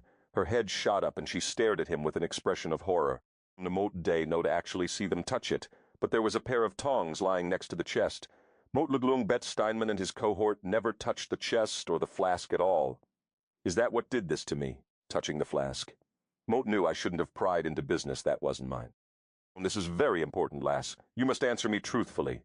Do you know what the flask contains? She gave him a look of utter innocence. She was either the consummate actress or was telling the truth. No. What? Actress or innocent? He rubbed his jaw while he scrutinized her. Where are you from, lass? England? No, Cincinnati. Where is that? In the United States. But you speak English. Our people fled from England several hundred years ago. Once my countrymen were English. Now we call ourselves American. Circenn regarded her blankly. A look of sudden revelation crossed her face, and he wondered at it. That was silly of me, of course you couldn't possibly understand. The United States is far across the sea from Scotland, she said. We didn't like England either, so Mort can empathize, she said reassuringly. You've probably never heard of my land, but Mort met from very far away, and it's imperative that Mort get back soon. When he shook his head, her jaw tightened, and Circenn felt a flash of admiration. The lass was a fighter to the last. He suspected that if he had attempted to kill her, there would have been no pleas from her lips, but vows of vengeance to the bitter finale. Mort, I'm afraid Mort cannot send you back just now. But you can send me back at some point? You know how? She held her breath, awaiting his reply. Mortam's certain we can manage, he said noncommittally. If she was from a land across the sea, and if he could find a way to accept not killing her, he could surely find a ship to put her on if it was decided that she could be released. The fact that she was from so far away might make it easier for him to free her, because it was doubtful her homeland had any interest in Scotland, and once she was gone, perhaps he could force himself to forget he'd broken a rule. Out of sight might well be out of mind. Her appearance in the keep could truly have been a vast mistake. But how had his chest gotten to a land so far away? How did your museum obtain my chest? They send people all over looking for unusual treasures. Who are they? He asked quickly. Perhaps she was innocent, but perhaps the men she'd mentioned were not. My employers, her gaze flickered to his, then away. He narrowed his eyes and studied her thoughtfully. Why had she averted her gaze? She seemed to be making a genuine effort to communicate with him. Although he saw no sign of outright deception, he sensed strong emotions in her. There were things she was not saying. As he pondered the direction of his inquisition, she stunned him by saying, "So how do you send me through time? Is it magic?" Circenn released a soft whistle. By Dagda, how far had this lass come? Chapter Num. Lisa sat on the bed anxiously awaiting his reply. She found it difficult to look at him, partly because he frightened her, and partly because he was so damn beautiful. How was she supposed to think of him as the enemy when her body, without even briefly consulting her mind, had already decided to like him? She'd had never felt such a visceral, instant attraction. Lying beneath his overwhelming body, she'd been flooded with a frantic sexual desire that she'd hastily attributed to fear of dying. She'd read somewhere that happened sometimes. She forced herself to remain motionless so she would betray neither the panic she felt nor her unacceptable fascination with him. In the past few minutes, she'd been transported from fear and rage that her life might end so inauspiciously to astonishment when he'd kissed her. Now she settled into wary numbness. She realized the man had some seriously intimidating body language that he was in complete control, and unless she could catch him unaware, she didn't have a chance of escaping. She had already blown her best opportunity to catch him off guard when she'd ambushed him at the door.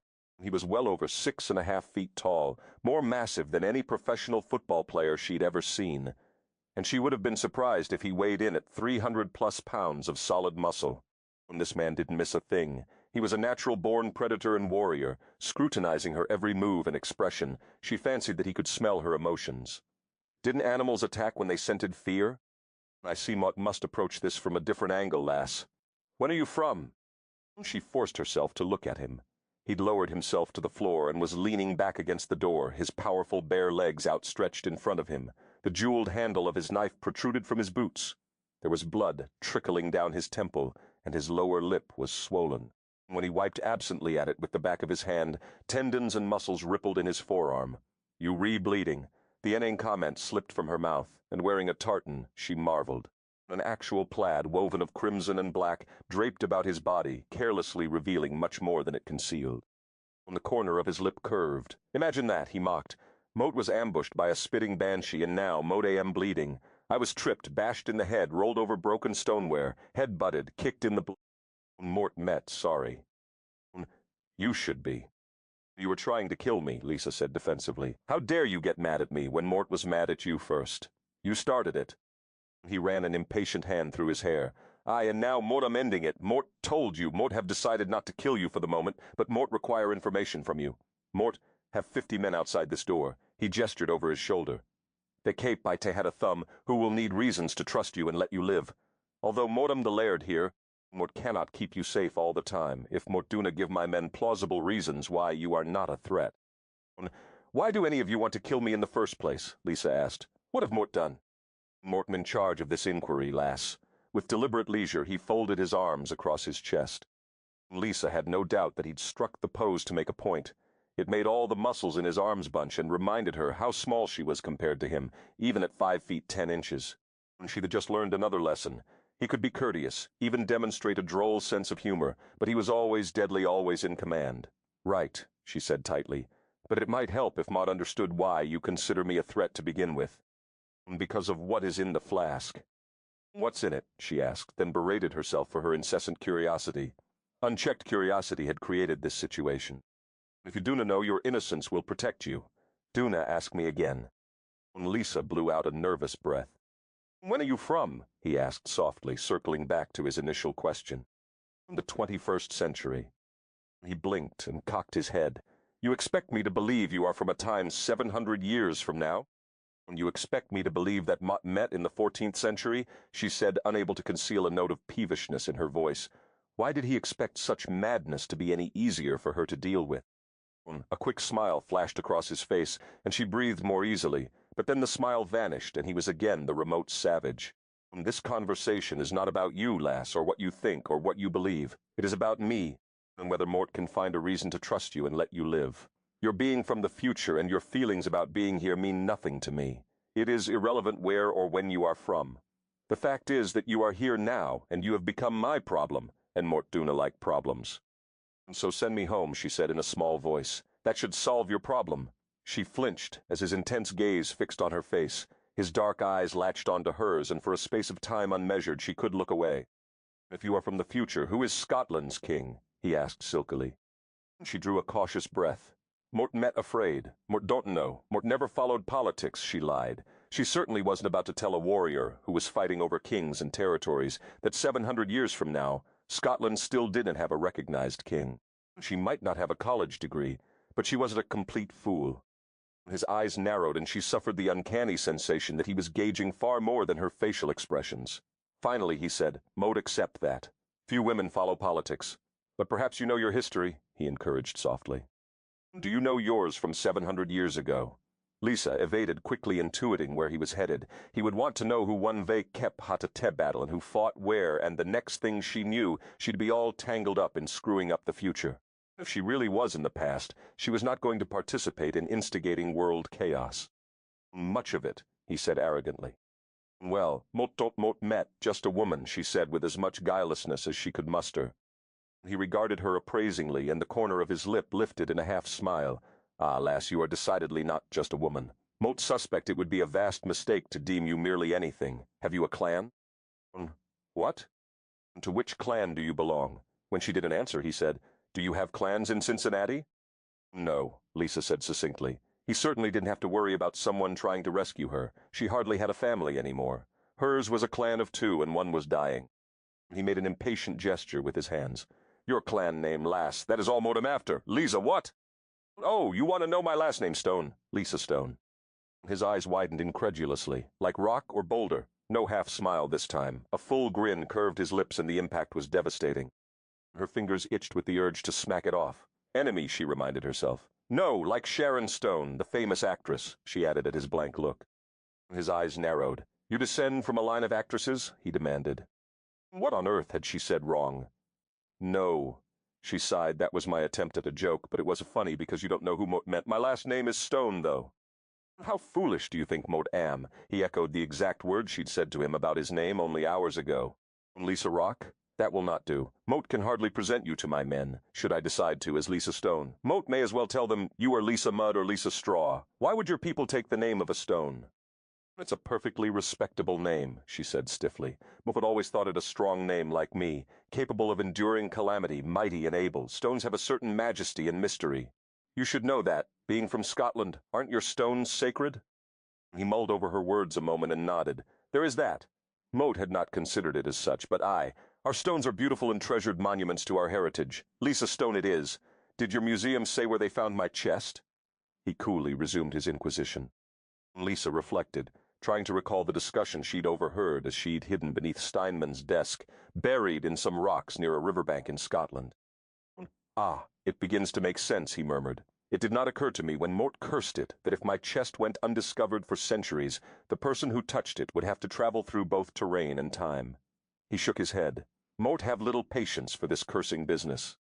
It would also seem you have little aptitude for it. The words tumbled from her mouth before she could stop them.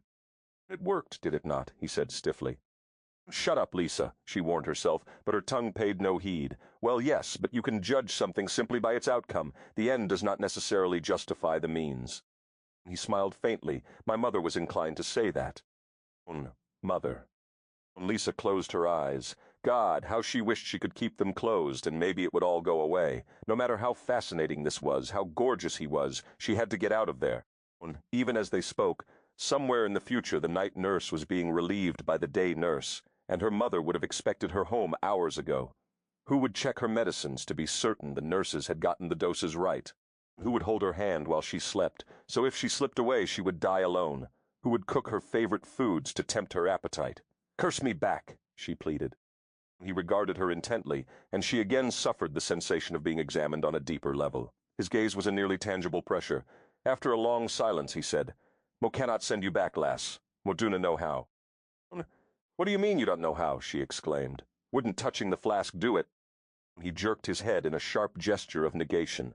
That is not the flask's power, traveling through time, if indeed you did, was an incidental part of the curse. Moat Duna know how to send you back home. When you said you were from across the sea, I thought Moat could put you on a ship and sail you home. But your home is 700 years from happening. So curse something else to send me back, she cried. Lass, it does not work like that.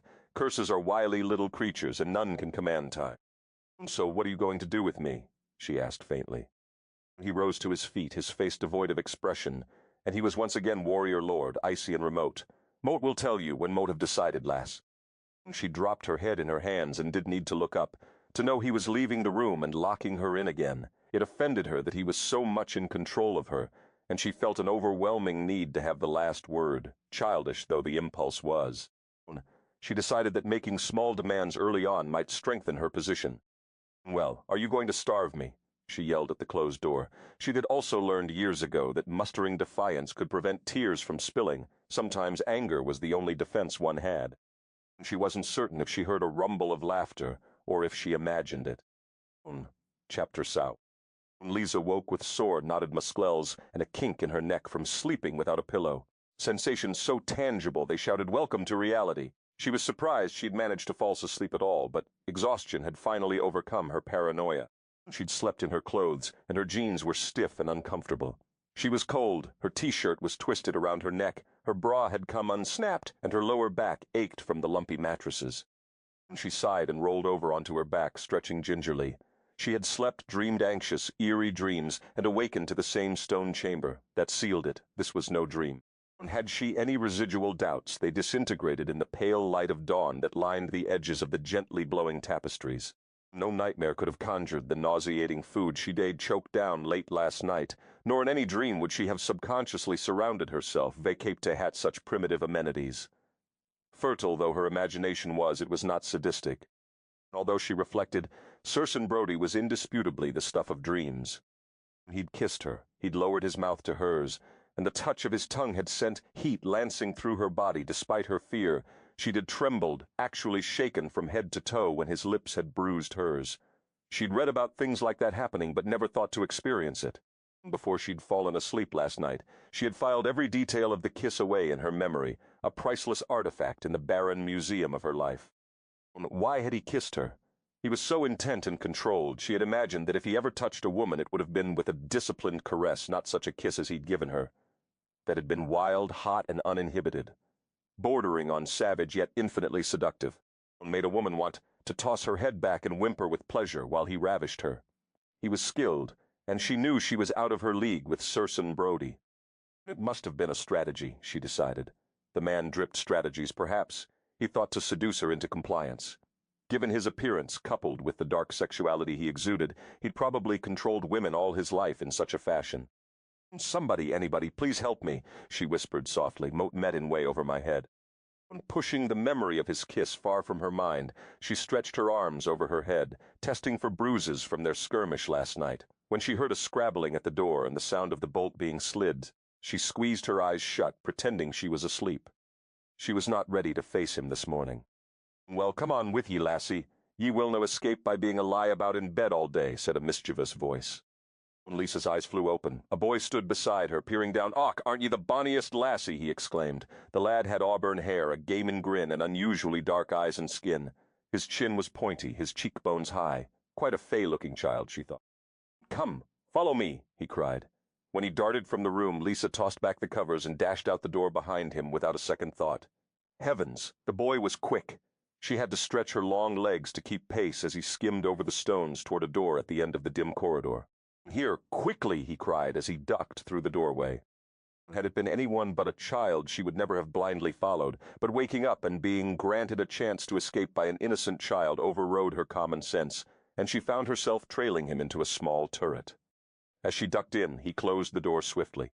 They stood in a circular stone room with stairs winding Beote hot up and down. When he grabbed her hand and started to pull her down the stairs, Lisa's eyes narrowed suspiciously. Who was this child, and why was he intent on helping her flee? She resisted his grip so suddenly that he stumbled backward. "Wait a minute." She held him by the shoulders. "Who are you?" And the boy shrugged innocently, dislodging her grip. "Me, just a wee lad who has the run of the keep. Dinna epie hat yourself, lassie. No one notices me. Mo've come to help ye escape." "Why?" And the boy shrugged again, a hasty up and down of thin shoulders. "Does it matter to ye? Dinna ye wish to flee?" "But where will Moat go?" Lisa drew several deep breaths, trying to wake up. She needed to think this through. What would escaping the keep accomplish? "Away from here," he said, peeved by her obtuseness.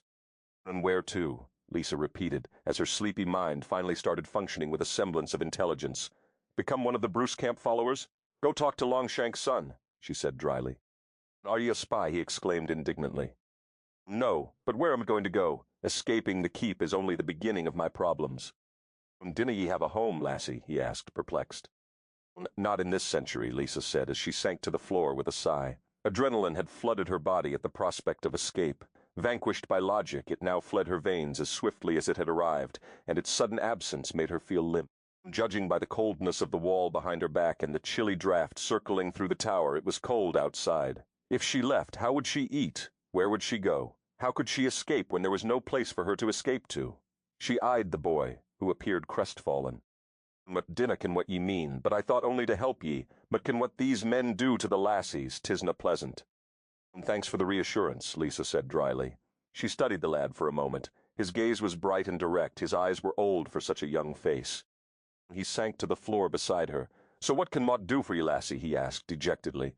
"If ye haven't a home and Mot canna be freeing ye."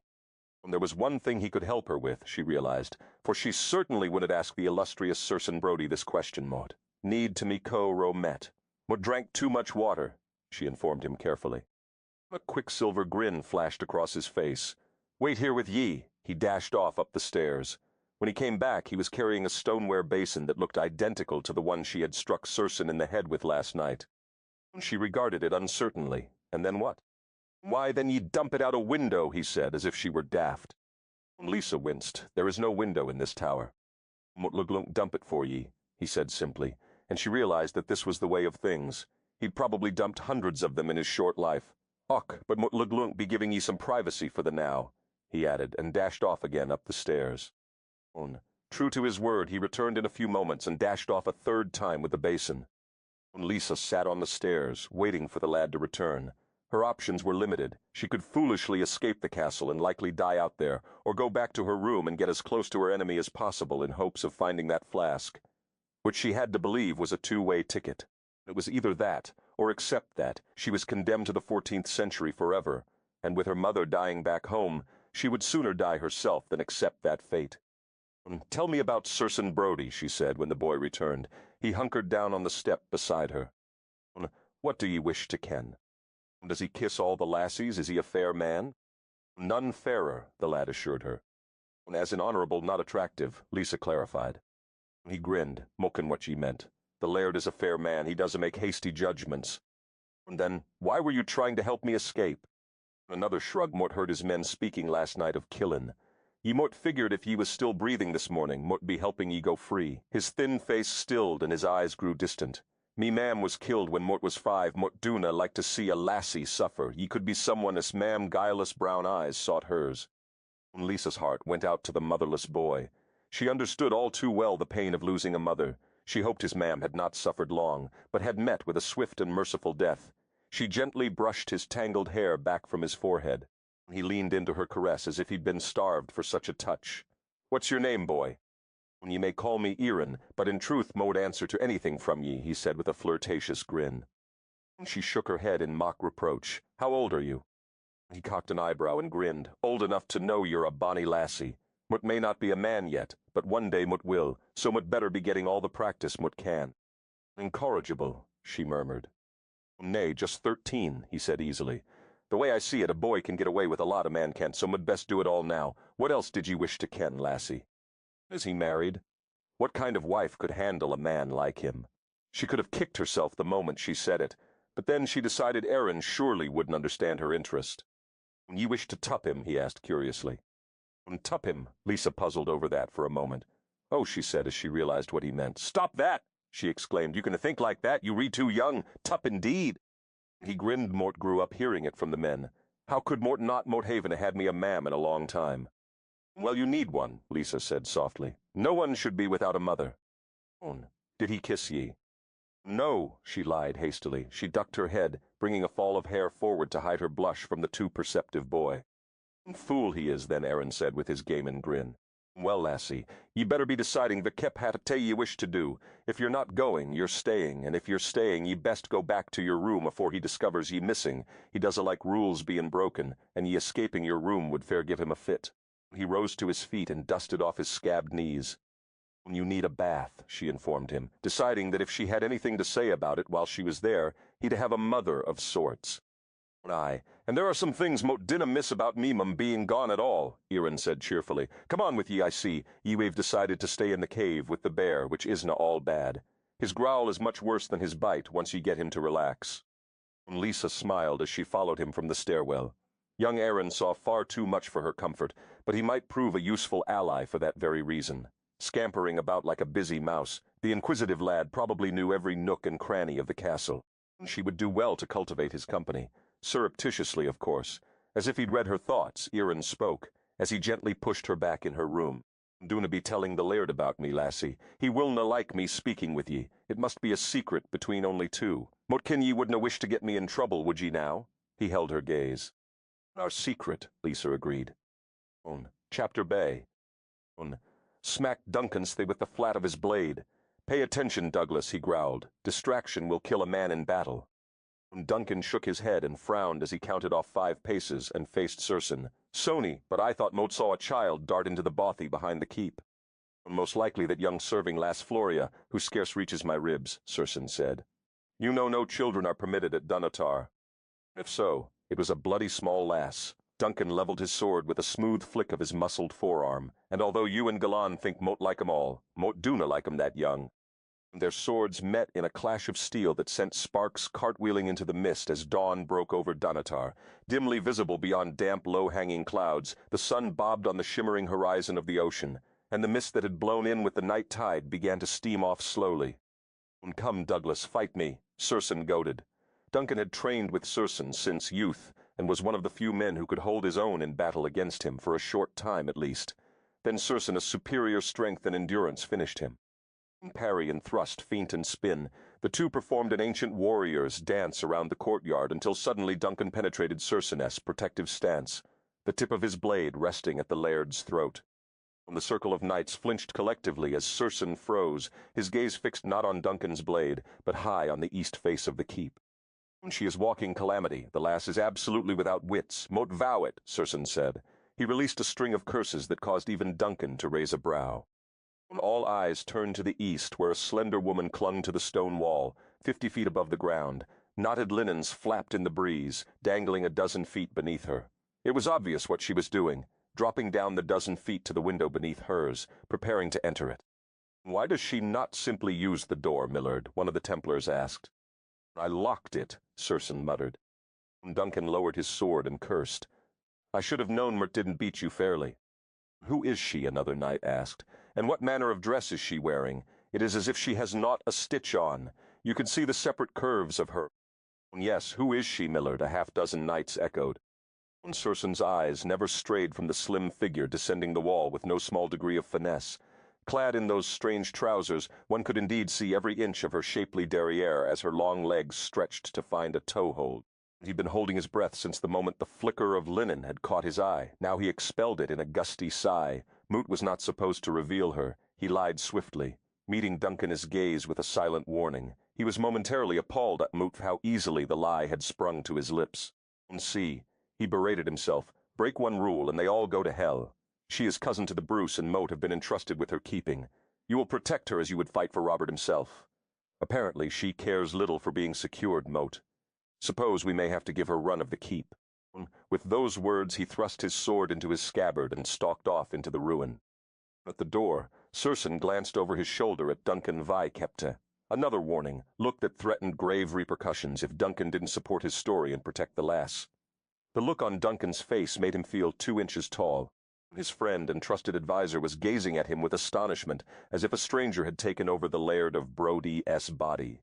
Duncan shook his head, and his expression clearly said, "What the hell are you doing? Have you lost your mind?" As Circenn entered the tower and took the stairs 2 at a time, he decided he very possibly had. Lisa kicked her feet and gently swung herself into the window, exhaling a sigh of relief. With her daddy's encouragement, she'd taken extracurricular tumbling and rappelling through junior high and high school.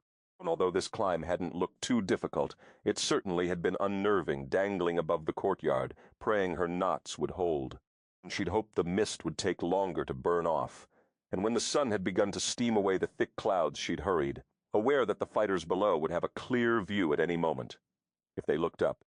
But Lisa was counting on the fact that people rarely looked up. The vast majority kept their gaze fixed firmly on the ground or on some non-existent point in the sea of people surging down the city sidewalks. Only Lisa and some of the homeless people scanned the sky, watching the clouds break and scuttle. "Dreamer," her father had teased. "Only dreamers watch the sky. You're a romantic, Lisa. Are you waiting for a winged horse to break through the clouds, carrying your prince on his back?" After Iran had left, she'd waited in her room for Circenn Brodie to come.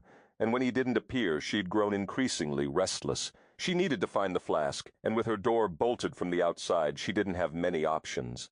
When she'd looked out the window and discovered another one a dozen feet below it. She'd quickly decided to have a look around while it was possible. And if he caught her, she didn't care. The lord of the castle needed to know that she was not the kind of woman who would sit about waiting for his decisions, abiding his control. She'd considered her situation thoroughly, and yes, it appeared that she was truly in the 14th century. And yes, she had a mother who was dying in the 21st. She couldn't escape the castle, but she needed to assert herself as an innocent woman who was due a modicum of respect, and whom Circenn should help return to her time. Doing nothing was simply not an option.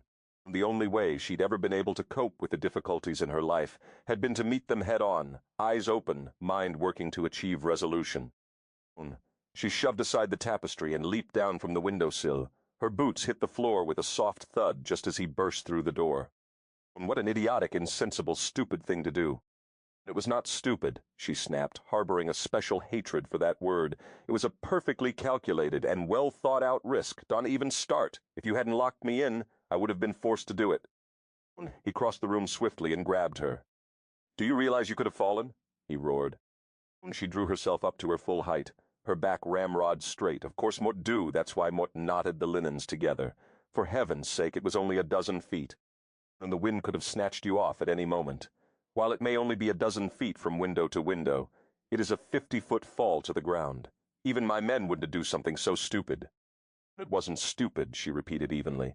It was an intelligent exercise of my skills where Mort come from who've done it before, and besides, Mort had no way of knowing whether you planned to feed me today or talk to me, or listen to the fact that I desperately need to get back home. And while we re on the subject of idiocy, is lunging at each other with sharp swords any less stupid. Mort saw what you were doing down there. We train, he said, lowering his voice with obvious effort. We prepare for war. If the man clenched his teeth any harder, his jaw would lock, she decided. And war is a particularly intelligent venture, is it not? Mote met merely battling for my rights and trying to return home. Mote have a life, you know. Mote have responsibilities at home. He opened his mouth, then snapped it shut and regarded her for a moment. What exactly are those responsibilities? He asked finally, very softly. Very softly from this man made her nervous, as did his hands on her waist, as did his moving so near that his breath fanned her face as she stared up at him. She felt suddenly cowed. Damn the man for having such an impact! She was not going to cry her heart out to this wall of warrior. She took a deep breath and willed herself to calm down. Motkano Ovekip, this is not the best situation for you, but it's not for me either. How would you feel if you were suddenly yanked from your time, thrown somewhere else, and held captive? Wouldn't you do everything in your power to get your life back? To return to your homeland and win your battle for freedom? His jaw relaxed as he pondered her words. You behave like a warrior, he said grudgingly. I, Mote, would do everything in my power to return. Then you can blame me for trying, or for being here, or for complicating your life. Mote met the one whose life has been messed up. At least you still understand where you are. You still have your friends and family. You still have security. All Mote know is that Mote must get back home. He was quiet for what seemed an interminable time, looking into her eyes. She could feel tension emanating from his body as he studied her, and she realized that this 14th century warrior was struggling as hard as she was to figure out what to do next. You frightened me, lass. Mut thought you would fall. Doona climb my walls again, eh? Mut will find a way to give you some small freedom within the keep. Mut trust you are not trying to escape the keep itself. You are obviously intelligent enough to see you have no place to go. But Doona climb my walls, he repeated. Then he rubbed his jaw, looking suddenly weary. Mort, I'm unable to send you back home. Lass Mort told you the truth about that last night. There's something else you should know as well. The conversation you overheard before you attacked me last night was correct. Mort did swear an Oatahat to kill whoever arrived with my flask. Lisa swallowed, her mouth suddenly dry. He had come to kill her last night. Would he have slipped in stealthily and slit her throat if she hadn't been awake and ambushed him first? He looked directly into her eyes. But Mote have made the decision to temporarily refrain from fulfilling my oath. That is not an easy thing for a warrior to do. We hold our vows sacred. Oh, how gracious of you, she said dryly. So you don't have planned to kill me today, but you might just decide to tomorrow. Am Mote supposed to find that reassuring? And there are valid reasons why Mote swore my oath, and you should be grateful that Mote am letting you live for the now. She would take what she could get. It was as if she had much to bargain with. What possible threat could Mote be to you? Why would you swear an Oate hot to kill a person you did even know? But even as she asked, she knew the answer to her question. Whatever was in the flask was immensely valuable. Perhaps it was a tool to travel through time. That would certainly explain why people were casting curses upon it and willing to kill for it. Hadn't he snatched it from her the moment she'd arrived? My reasons do not concern you. Mote think they do concern me when your reasons determine whether Mote live or die. She knew that oaths were sacred to knights of yore. He had nothing to lose by killing her. She was a woman lost in time. No one would miss her. Keeping her alive created a liability for him. And what would prevent him from suddenly changing his mind and honoring his vow? She would not be able to stand living day to day, always wondering if this would be the day he killed her. She needed to gain insight into how this warrior thought so that she could plan a defense. Why did you decide to break your oath? Temporarily, he corrected stiffly. Moot did not break the oath. Moot merely have not filled it yet. Temporarily, she conceded. A ruthless murderer would not have bothered to have this conversation with her, which meant he had reservations about killing her. Once she knew what they were, she would exploit them to her advantage. So, why? Is it because Moat met a woman? If that was the case, she resolved. She would be as feminine as possible from this moment on. She would drip vulnerability, bat her eyelashes, and ooze helplessness, while doing everything in her power to steal the flask back and regain the upper hand.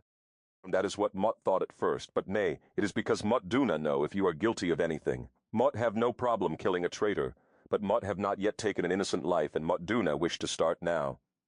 But Lisa, should Mott discover you are guilty of anything, no matter how small the transgression, he trailed off, but his point was perfectly clear.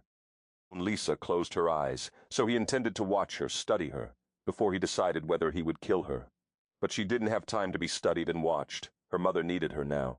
Time was of the essence, and if she didn't find a way back soon, she might lose Catherine without getting to say goodbye, and there was much she needed to say to her mother still.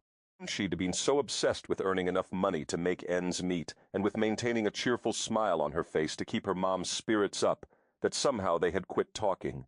Both mother and daughter had retreated into cautious pleasantries because the reality was too painful.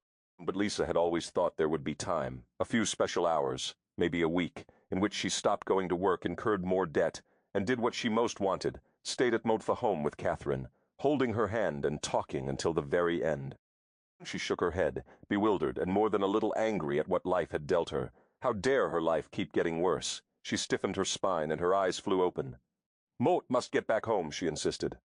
"It is impossible, lass. Returning you is not in my power." "Do you know anyone who can?" she pushed. "You must concede it would be the best solution. All our problems would be solved if you simply sent me back." "Mot Canove kept no one who has such power." Did he hesitate briefly, or did her desperate need to cling to hope conjure the illusion? "What about the flask?" she said quickly. "What if I touched?" "Forget the flask," he shouted, straightening to his full height and glaring down at her. "It belongs to me, and Mot have already told you that it cannot return you to your time. The flask is my property. You would do well to forsake all thought of it and never mention it to me again."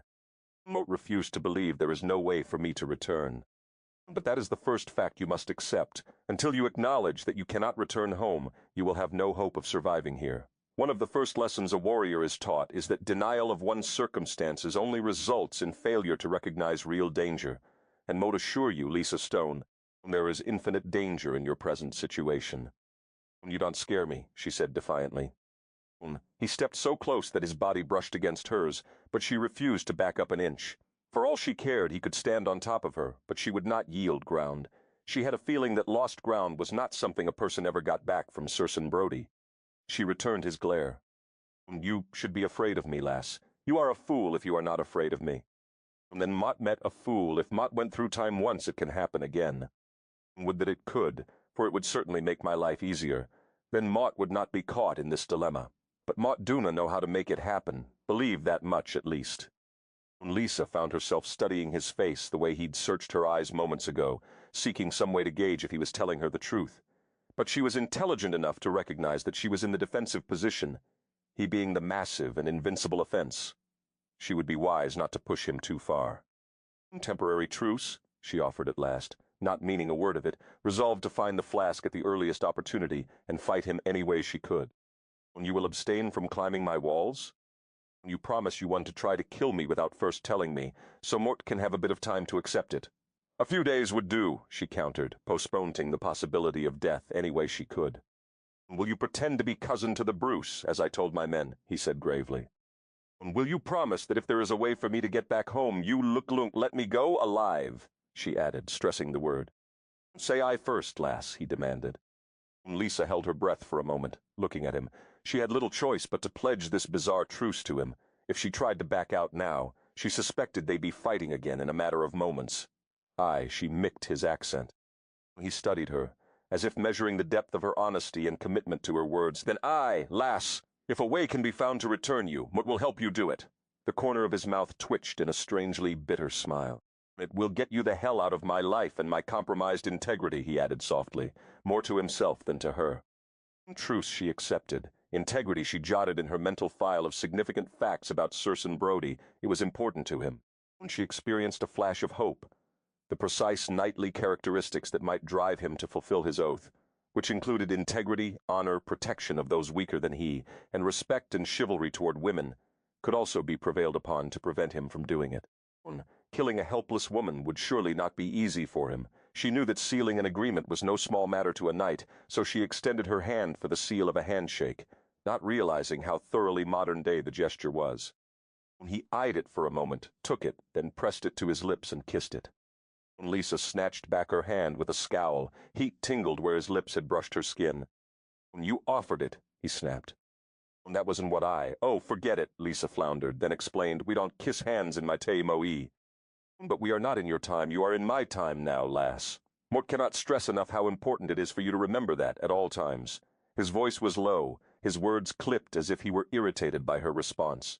"And so there are no further misunderstandings between us," Mort will explain. "Should you offer me a part of your body, lass, Mort will kiss it. That is what men in my century do." His smile was mocking, couching a none too subtle challenge. Lisa folded her hands behind her back. "I understand," she said, casting her gaze to the floor in a deceptively submissive manner.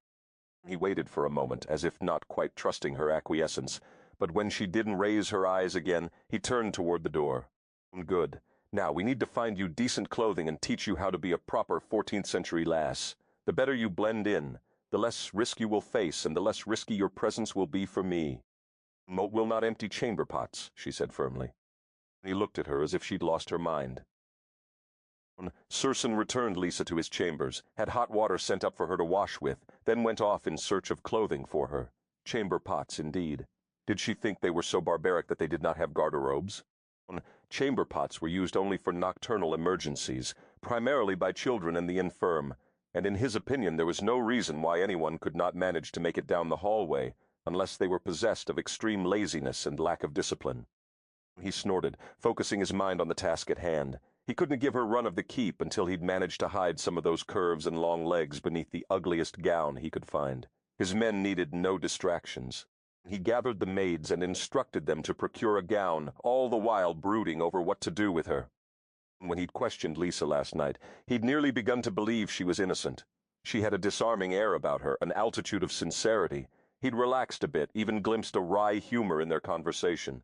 And then she'd admitted that she was from the future, and he'd realized that his curse had inadvertently carried her through time. Although it had stunned him, it made sense. Her strange English, her odd clothing, her mention of countries of which he'd never heard, all were explained by her being from the future. He could certainly understand her people fleeing England, he thought wryly. Who wouldn't want to? It didn't surprise him that in the future, England was still trying to control everyone. He laughed softly, thinking that she didn't know how lucky she was that she'd been brought to him, and not some other medieval lord. Circenn accepted time travel, but he was an extreme exception. Any other laird would have burned her for a witch. But then again, he thought dryly, no other laird would have had the power to curse the damned flask to begin with. It was due to Adam Black that he was familiar with the art of sifting time. Adam did it frequently, had often spoken of other centuries, and he'd brought Circenn odd gifts in some of his attempts to buy the laird's loyalty and obedience. They were gifts. Circenn had refused, but when Adam wouldn't take them back, he had locked them securely in a private room off his chambers, not trusting their powers. He knew that Adam was trying to tempt him, hoping to make him become like Adam, a thing Circenn would destroy himself before permitting that to happen. The lass had been wearing one of those strange gifts fastened about her wrist, before Circenn had slipped it from her arm in their struggle last night. He'd inspected it later. It was what Adam had once called a watch. Adam had found it endlessly amusing, saying it was how mortals counted their pathetic span of life. Her watch seemed to confirm her story. If he believed her version of events, his chest had washed down the river, surfacing in some remote area. It had not been found, and over time nature had buried it. Hundreds of years had passed before it had been dug up, and when she'd had touched it, it had brought her back to him. Was it possible that in the future men still sought the hallows and the secret of the flask as avariciously as they did in his century? Was it possible she had come there to uncover the treasures of the Tuatha de Danaan and the Templars? He might have suspected Adam's involvement in this, but for two reasons. There was no point in Adam's bringing to him a woman he was forsworn to kill, and Adam didn't manipulate events unless there was a very specific thing he wanted to gain from his devious machinations. Circenn couldn't see one possible thing Adam might be after in this tangle. The flask and the hallows already belonged to Adam's race. Circenn was merely the guardian. Adam had already shaped Circenn as he wanted. There was nothing more he could possibly hope to change about the Laird of Brodie. No, Circenn mused, there was nothing of Adam in this. But the lass might be in league with the employers she'd had mentioned. She could well be from a treacherous future after his secrets. He would have to watch her, study her, keep her near. It would take time, and time was a luxury he could ill afford in the thick of an ongoing war. Besides, he brooded, any time spent in the lass' presence was a slow torture. Loath though he was to admit it, he was susceptible where she was concerned. Stunning, proud, sensual, and intelligent, the woman would be a formidable foe or a valued ally. He hadn't met a woman like her in centuries. "Curse me home," Shedeed said. Circenn snorted, recalling her plea. The only person who could send her back home was the one person who would kill her instantly if he knew she was there. Adam. He certainly couldn't call on Adam and ask him to send the woman home, nor could he risk meeting with Adam to dig for clues as to whether he was somehow involved. The blackest elf was far too clever to be probed, even by Circenn. When he was acting against everything he had lived by, all his careful rules designed to keep him human. He was breaking an oath, defending a person who could be a spy, lying to his men. He was taking a huge risk by letting her live, and if he was wrong... Sighing, he finished giving orders and headed off for the kitchen to prepare his men for the introduction of Lisa Mac Robertson, cousin to Robert the Bruce. Adam Black didn't bother to materialize. He remained invisible, a wisp of sultry air lightly scented Vacapta hot jasmine and sandalwood, dogging Circenn's footsteps, consumed by curiosity. That perfect paragon of a man, Circenn Brodie, who'd never broken a rule, never betrayed a weakness, not once wavered on rigid issues of morality, was breaking a sworn oath and willfully deceiving his men. Fascinating, Adam marveled. He'd long thought the Laird of Brodie had no breaking point, and had nearly despaired of ever finding the proper catalyst. He sensed that Circenn didn't believe Adam was involved in his present tangle because he couldn't pinpoint anything Adam might want. Adam smiled faintly. Circenn hated being manipulated. It was best that the Laird of Brodie remain blissfully unaware that Adam had carefully orchestrated every move in this game and was playing for the highest stakes of all. Chapter Tom. Lisa stepped into the Goquin and turned to face the polished metal propped against the wall. She'd been surprised when a mirror had been brought to her chamber. Sifting through her history studies, she recalled that mirrors dated as far back as Egyptian times, perhaps earlier. She knew the Romans had constructed sophisticated sewage systems thousands of years ago, so why should a mere mirror surprise her? It was too bad she could have helped them rediscover plumbing, she mused. She rubbed at the soot on the chipped metal until it revealed her shadowy reflection. The soft dress clung to her hips, so full of static it crackled. She struggled for a moment, trying to pull it up over her shoulders, but the gown had been made for someone considerably smaller than she. Although she was slim, she was tall and had full breasts. Half of her wouldn't fit in the dress. Sighing, she slipped the gown from her hips and stepped out of it. She was moving toward the bed to retrieve her jeans when the door opened. "Moat brought you," the words terminated abruptly. She whirled around to find Circenn frozen in the doorway, his gaze fixed on her, a cloak tossed over his arm. It slipped to the floor, unheeded. And then he stepped into the room and kicked the door shut behind him. "What manner of dress have you donned?" he thundered. His dark eyes glittered as they swept her body from head to toe. He sucked in a rough breath. Lisa shivered. He would have to catch her standing there in the only frivolous thing she owned, a pair of lavender bikini panties and a matching lace push-up bra that Ruby had given her for her birthday. And skin and a damp nervousness she attributed to fear. He stalked to her side and slipped a finger beneath the delicate lace edging one cup of her bra. "What is this?" But oh, she couldn't form a coherent sentence. His ringer lay against her pale skin, and she was mesmerized by the contrast in colors and textures. He had large hands, calloused and strong from swordplay, with elegant fingers, one of which now rested against the smooth swell of her breast. She closed her eyes. Bra, she managed, grasping at formality. She pretended she was giving a history lesson in reverse, teaching him what the future held. "It's a garment designed to reach online protect a womaness, you know, and Kay keeps them from, well, you know." "Nay, moat duna think moat know it all," he said softly, his lips a few breaths from meeting hers. "Why duna you enlighten me, lass?" Her breath caught in her throat with a small gasp, a consummately feminine sound, and she cursed herself silently for it. "Just pant, why don't you?" she berated herself. They were scant, dangerous inches from full body contact, his finger tugging gently at the edging of her bra. She was acutely aware of her near nudity, of her nipples beneath the thin fabric in perilous proximity to his hands, and the fact that he wore nothing more than a drape of easily discarded cloth. She felt electricity race through her body everywhere his gaze skimmed. If he ripped off his plaid and covered her body with his, would she have the strength to protest? Would she even want to? How could her body betray her to a man who was her enemy? The gown was too small, she managed. "I see, and you astutely concluded this would cover more of you?" "Mort was just about to put my J-jeans back on," she informed his chest. "Mort think not. Not until you tell me what this," he rugged lightly at the strap, "keeps your you-knows from doing." Was he teasing her? She forced herself to meet his gaze and instantly wished she hadn't. His dark eyes were intensely sexual, his lips parted in a faint smile. "Drooping when you get older," the words escaped her in a rush of air. He tossed his head back and laughed. When he lowered his head, she saw the unnerving intensity in his eyes, and she realized he was aroused. By her. The knowledge astounded her. She'd decided that his kiss last night and his innuendos today had simply been part of his strategy. But now looking at him, she understood that he had a fierce physical reaction to her. possibly as painful as her attraction to him. It was simultaneously a heady feeling and a frightening one. She had a sudden premonition that if she gave him the slightest indication of her interest, he would descend upon her with the gale force of a Saharan sirocco, every bit as hot and devastating. Hungry for it, aching with inexperience and curiosity, she wanted desperately to discover what a man like Circenn Brodie might do to a woman. But she dared not explore that desire. She would be as a lamb to the slaughter. She had never been romanced, and the Laird of Brodie could seduce a saint, she thought, although she'd wanted him to be aware of her as a woman, thinking it might make him more protective of her. She had a dreadful feeling that she would lose herself entirely if he kissed her again. He was just too overwhelming.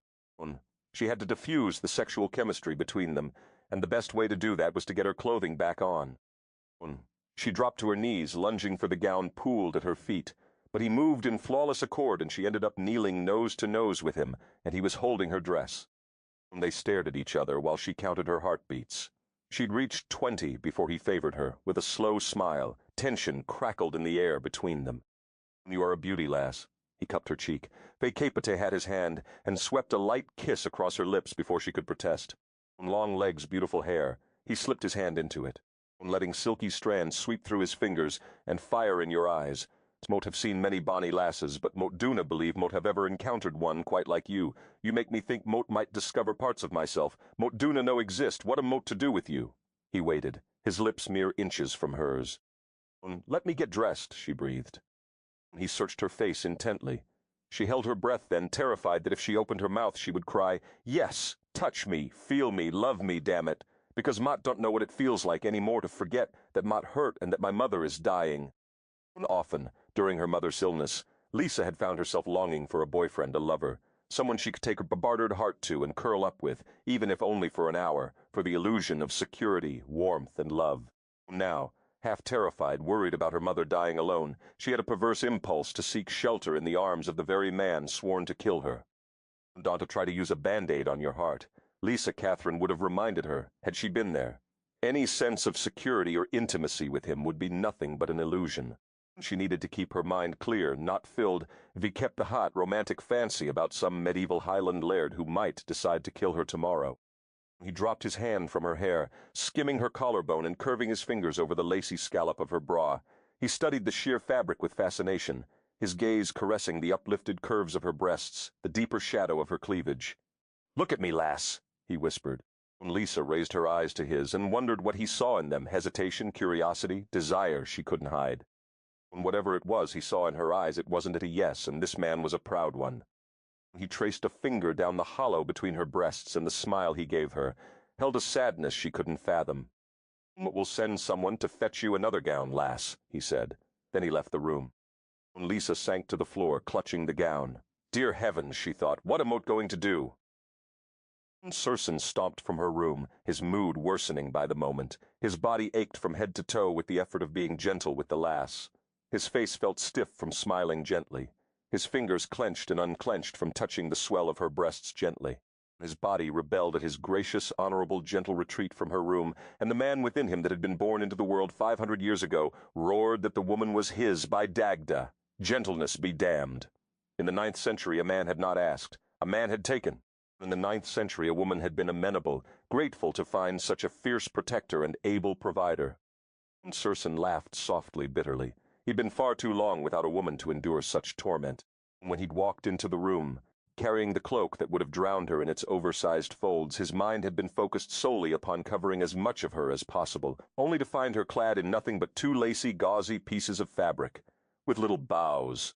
By Dagda, a tiny satin ribbon had perched jauntily between her breasts, and another at the front of the silky fabric that slipped between her legs, like a gift, he thought. Untie my bows and see what Moat have to give you. He'd had tried to look away to Spence on his heel and leave the room, refusing himself the pleasure of viewing her lovely body. He'd had sternly reminded himself of rule number 4, no physical intimacy, but it had done him no good. Rule number 4 seemed to have become quite friendly with rule number 1, never break an oath, and was cozying up nicely to rule number 2, do not lie. What a crowd they were becoming, his broken rules. Seeing her clad in such a fashion had been worse than if he caught her in complete undress. Nude, his hungry eyes could have feasted upon every crevice and hollow of her body, but those pieces of fabric had been cunningly designed to torture a man with the promise of the private slopes and hollows, while granting none of them. Secrets lay beneath that fabric. Were her nipples round dusky coins or puckered coral buds? Was her hair golden and copper there too? If he had dropped to the floor at her feet, closed his hands around her ankles, and kissed his way up her long, lovely legs, would she have moaned softly? Or was she silent when she made love? Nay, he decided abruptly. Lisa Stone would sound like a lioness mating when he took her. Good. He liked that in a woman. She'd made him feel like a hungry animal, caged by his own rules, and all the more dangerous for it. For a few moments lust had risen so furiously that he'd feared he might drag her beneath his body, uncaring whether she wished it. Instead, he'd clenched his shaking hands behind his back, dropping the cloak to the floor and thinking of his mother, Morgana, who would have disowned him even for thinking about taking by force that which must be gifted. Never had he felt so nearly violent with desire. She had roused deep, primitive feelings in him.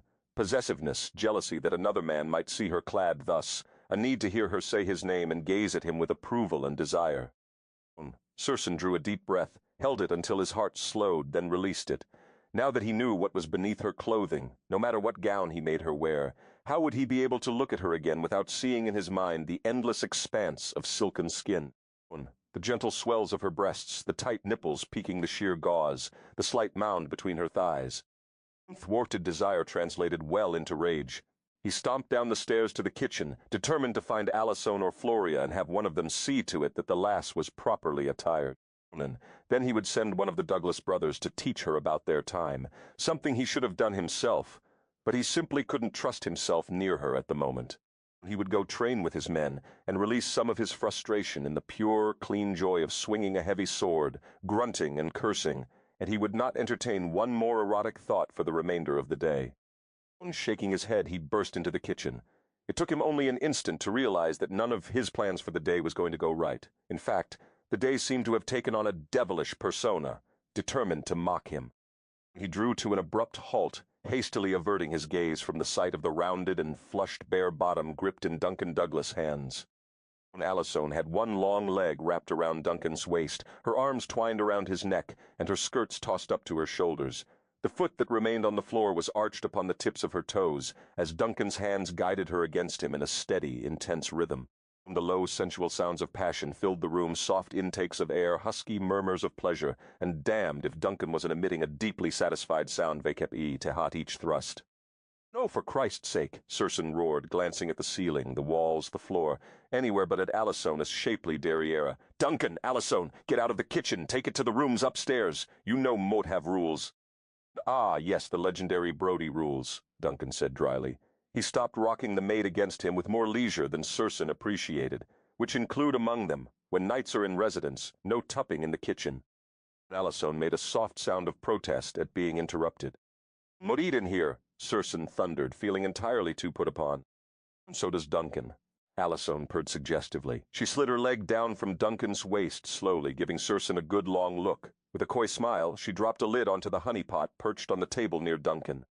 Circenn did not want to know what they'd been doing with the honey, and his expression must have clearly said as much, for Duncan burst into laughter. "Excuse us, Sin." He grinned as he dropped Allisone's skirts with one hand, swung her up into his arms, and swept her from the kitchen. Images of one person in particular, bare rounded bottom, assaulted him. Circenn kicked out a chair, dropped his head on the table, and reconsidered killing the lass just to put himself out of his misery. Chapter Chin. Ruby took the stairs to the Stones' apartment 2 at a time, but slowed her stride when she reached the 3rd floor and proceeded down the dimly lit corridor. A colorful welcome mat, one of Lisa's determinedly optimistic touches, brightened the appearance of the dismal door with its chips of peeling brown paint curling up from the underlying gray metal AT. 3 dangled at a lopsided slant from a single screw. Ruby raised her hand to knock but found herself straightening the sign instead, then dropped her fist to her side. She was dreading this visit. Twining a strand of hair around a nervous finger, she reminded herself that Lisa always faced things head-on. The least she could do was emulate her. When she raised her hand again, she knocked firmly. Elizabeth, the day nurse, opened it and ushered her in. "Lisa, is that you, darling?" Catherine called, a note of hope in her voice. "No, Mrs. Stone." "It's just me, Ruby," she replied as she crossed the small living room and turned down the narrow hallway to the bedroom. Entering the cozy room, she sank into a chair next to Catherine's bed and wondered where to begin. She plucked idly at the half-finished patchwork quilt resting on the arm of the chair. How was she going to break the latest news to Lisa's mom? Catherine was critically ill. Her daughter had disappeared, and now Ruby had even worse news for her. "What did the man at the museum say?" Catherine asked anxiously. Ruby smoothed her hair and shifted in her seat. "Would you like some tea, honey?" she evaded. Catherine's green eyes up-tilted, and once as bright as her daughter's met Ruby as with a cool reminder that she wasn't dead yet and wasn't stupid either. "What did you find out, Ruby? Don't try to distract me with tea. Has anyone seen my daughter?" Ruby gently rubbed her eyes with her fingertips, careful not to smear her mascara. She'd been up most of the night and wondered for the 10th time how Lisa had managed to survive working 2 jobs for so long. She had been closing at the club when she received an urgent message from Mrs. Stone saying that Lisa had been missing since the night before last. She had immediately phoned the police, then gone to the museum to see if Lisa had arrived at work last night, which she hadn't, then gone directly to the police station after speaking vacep. Teha, that horse-ass Steinman. The officer had dutifully filed a missing person report, which had been amended in a matter of hours by a warrant for Lisa Stone's arrest. "No one has seen her since night before last," Ruby informed Catherine. "The museum's security cameras have her on tape. The last recorded image of her is outside Steinman's office. And so at least we know that she made it to work the night you saw her at the bus stop," Catherine said. "Do the cameras show her leaving that night?" "No. That's what's so strange. Her slicker is still hanging by the door, and none of the cameras register her leaving. There are no cameras in Steinman's office, but he was quick to point out that there is a window she might have used, and quicker to make heinous accusations that Ruby knew weren't true. But how was she to prove it, and where on earth was Lisa? She didn't mention to Catherine that she'd gone to the police a second time, then had called every hospital within a 60-mile radius, praying there were no Jane Does. Blessedly there hadn't been. "Isn't Steinman's office on the 3rd floor?" Catherine asked, perplexed. "Yes, but he promptly pointed out that Lisa took rappelling when she was younger. Mote guess she listed that on her application as one of her hobbies. Mote know she was pretty proud of that skill." Ruby shifted in her chair and took a deep breath. "Mrs. Stone, there's an artifact missing from the museum, and they've accused my daughter of stealing," Catherine said tightly. "Is that what you're telling me?" "Her disappearance does make things look bad. According to Steinman and his trusty tapes, he and a colleague entered his office several hours after Lisa had. The door wasn't locked, and initially he thought she'd simply failed to lock up. Now he thinks she was hiding in the office, and took the artifact after they left, and slipped out the window." "What is this artifact?" "They won to say. It seems they aren't completely certain what it was." "My daughter is not a thief," Catherine said stiffly. "Mote will go speak with them." "Catherine, let me handle this for you. You can get up." "Mote, have a wheelchair." She gripped the sides of her hospital bed with thin hands and tried to push herself up. "Catherine, honey," Ruby said, her heart breaking. "We'll find her, Mote promise, and we won't clear her name." She placed her hand over Catherine's, gently loosening her grip on the rails. "We both know Lisa would never do something like this. We won't find a way to prove it." "My daughter would never steal, and she certainly wouldn't leave me," Catherine snapped. "She should leave me, but she wouldn't." The sudden burst of anger drained her, and she lay still for a moment. She drew a shuddering breath, then said faintly, "Steinman pressed charges. Didn't he? There's a warrant out for her." "Isn't there?" Ruby flinched, yes. Catherine inclined her head stiffly, then sank back against the pillows and closed her eyes. She was silent for so long that Ruby wondered if she'd fallen asleep. When she spoke again, there was steel in her voice. "My daughter did not steal anything, and she's in great trouble. Lisa is too responsible not to come home unless something awful happened to her." Catherine opened her eyes. "Ruby, Mote hate to ask anything more of you, but for Lisa—" Ruby didn't hesitate. "There's no need for apologies, honey. You know Mote love Lisa like a sister until she comes home, and she will be found and cleared. I look be spending most of my time here. She may call or try to get a message to you, and someone who can move at the drop of a hat needs to be here in case she does." "But you have your own life," Catherine said gently. Ruby's eyes filled with tears. Catherine's health had deteriorated rapidly since she'd last seen her the night they had gone out to celebrate Lisa's birthday. She clasped Catherine's hand in hers and said firmly, "We're going to find her, Catherine, and Mote met hanging around until we do. I want to hear any arguments about it. We'll find her." If she's still alive, Ruby thought with a silent prayer. Chapter Moore. Duncan whistled a lively tune as he made his way to Circenn's chambers. Things had become quite interesting since the lass from the future had arrived. Circenn had willfully broken an oath and lied, and that in Duncan's mind was nearly cause for celebration. Even Galan had conceded over breakfast this morning that it was something of a breakthrough.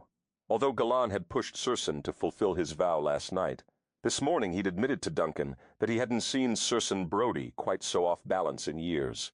Nor had he seen such a look of fascination on his face as he'd glimpsed when he'd burst into Circenn's chambers last night. Galan had agreed Vakep Tehat Duncan that the lass might be the best thing that could have happened to Circenn, shaking up his rigid rules, forcing him to question himself.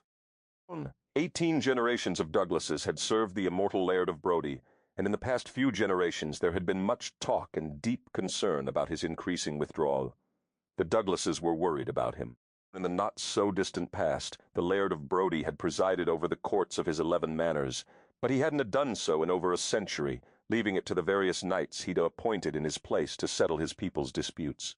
It used to be that the Laird of Brodie had actively ridden out to his villages, talked with, and been well acquainted with his people. Now Duncan wasn't sure Circenn could identify one of his own villagers if he stood before him. For the past 100 years, Circenn had spent most of his time traveling from country to country, fighting other people's wars, and never being touched by any of it. He had only returned to Scotland to join the fight for his motherland when Robert the Bruce had been crowned king by Isabel, Countess of Buchan, at Scone. Duncan's Uncle Tomas argued that the Laird of Brodie needed to wed, that it would draw him back into the joys of life. But Circenn refused to wed again, and they could hardly force him. Duncan's father had settled for trying to get him to be intimate with a woman, but it seemed that Circenn Brodie had taken another of his absurd oaths and sworn off intimacy. Circenn's origins were lost in the mists of time, and the few times Duncan had questioned him about how he'd come to be immortal, the Laird had grown taciturn, refusing to discuss it. But while sharing excessive quantities of whiskey with Circenn one night, Duncan had come to understand a bit of why Circenn had decided not to become involved with another woman. 228 years ago, Circenn's second wife had died at the age of 48, and Circenn had admitted in a whiskey-induced confidence that he simply refused to watch another wife die. So just tup every now and then, Duncan had offered. Circenn had sighed. Moat cannot seem to keep my heart from following where my body goes. If Moat am interested enough in a woman to take her to my bed, Moat want more of her. Moat want her out of my bed too. Duncan had been shaken by that comment. So spend time with her until it wears off, he'd said easily. Circenn had shot him a dark look. Have you never met a woman with whom it did not wear off? A woman with whom you went to sleep at night, with the scent of her in your nostrils, and woke up in the morning wanting her as badly as you wanted to breathe? Nay, Duncan had assured him. Lasses are merely lasses. You attribute too much significance to it. It is simply tupping. But it was not simply tupping to the Laird of Brodie, and Duncan knew that lately simply tupping wasn't scratching Duncan's endless itch either. He wondered if it might be related to aging, that as a man grew older, indiscriminate intimacy began to chafe rather than to soothe. Recently, Duncan had surprised himself by lingering with a wench past the duration of their physical intimacy, prolonging the afterglow, even asking questions. Besides, when is your husband expected back? Damned unnerving was what that was. He shrugged, pushing the thought from his mind with a more pleasurable musing about Circenn. He had bet Galan, his best horse, that Circenn could bring himself to kill the woman from the future, and it was a bet he planned to collect on. The Laird of Brodie needed to come back to life, and perhaps the unusual lass was the one to help him do it. Lisa sat in the window of her room in Circenn's chambers, gazing out at the afternoon. Behind a thick bank of clouds, the sun had passed midpoint and begun its slow descent toward the ocean. She instinctively glanced at her wrist to see what time it was, and realized she didn't have her watch on. She tried to recall if she'd had it on at the museum, but wasn't certain. She often took it off and put it in her coat pocket when she cleaned, so it wouldn't get wet or dirty. She imagined she must have done so 2 nights ago, and caught up in her current mess, simply hadn't thought about it since then. She inhaled deeply, enjoying the crisp salt air. Moat met at Dunotar, she thought, her amazement in no way diminished by 24 consecutive hours in the keep. She'd seen pictures of it, and one in particular had been etched into her memory, a black and white shot in which the enormous bluff towered up from the misty sea. It had looked a Gothic romantic place, and more than once Lisa had dreamed of someday going to Scotland to see it. She knew from the photo that the bluff was surrounded by ocean on 3 sides, connected to the mainland by a land bridge that she surmised was behind the keep. She knew also that Dunatar had been taken by the English repeatedly, then reclaimed by the Scots, and that the Bruce had developed the habit of burning down every Scottish castle he reclaimed to prevent the English from taking it again. Lisa had studied this period of history, snatching time to read on the shuttle bus, and had mourned the loss of so many glorious castles, but she conceded that the Bruce had been smart to do what he had done. When the Scots had built cleverly defensible castles, when the English took them, their men became nearly invincible. By destroying the stone keeps, the Bruce forced the battles led by Edward High to build their own fortresses, which were not nearly as defensible. While the English wasted an immense amount of time and resources building their own strongholds in Scotland, the Bruce gained time to replenish his forces and rouse the country. "This is more bone Scotland," Lisa marveled. There would be a decisive battle at Bannockburn only a few months away, in which the Bruce resoundingly defeated England, finally turning the war in Scotland's favor. A sharp knock on the door interrupted her thoughts. Rising quickly, she tripped over the hem of her gown. At least this one fit her, she thought, but it certainly was uncomfortable.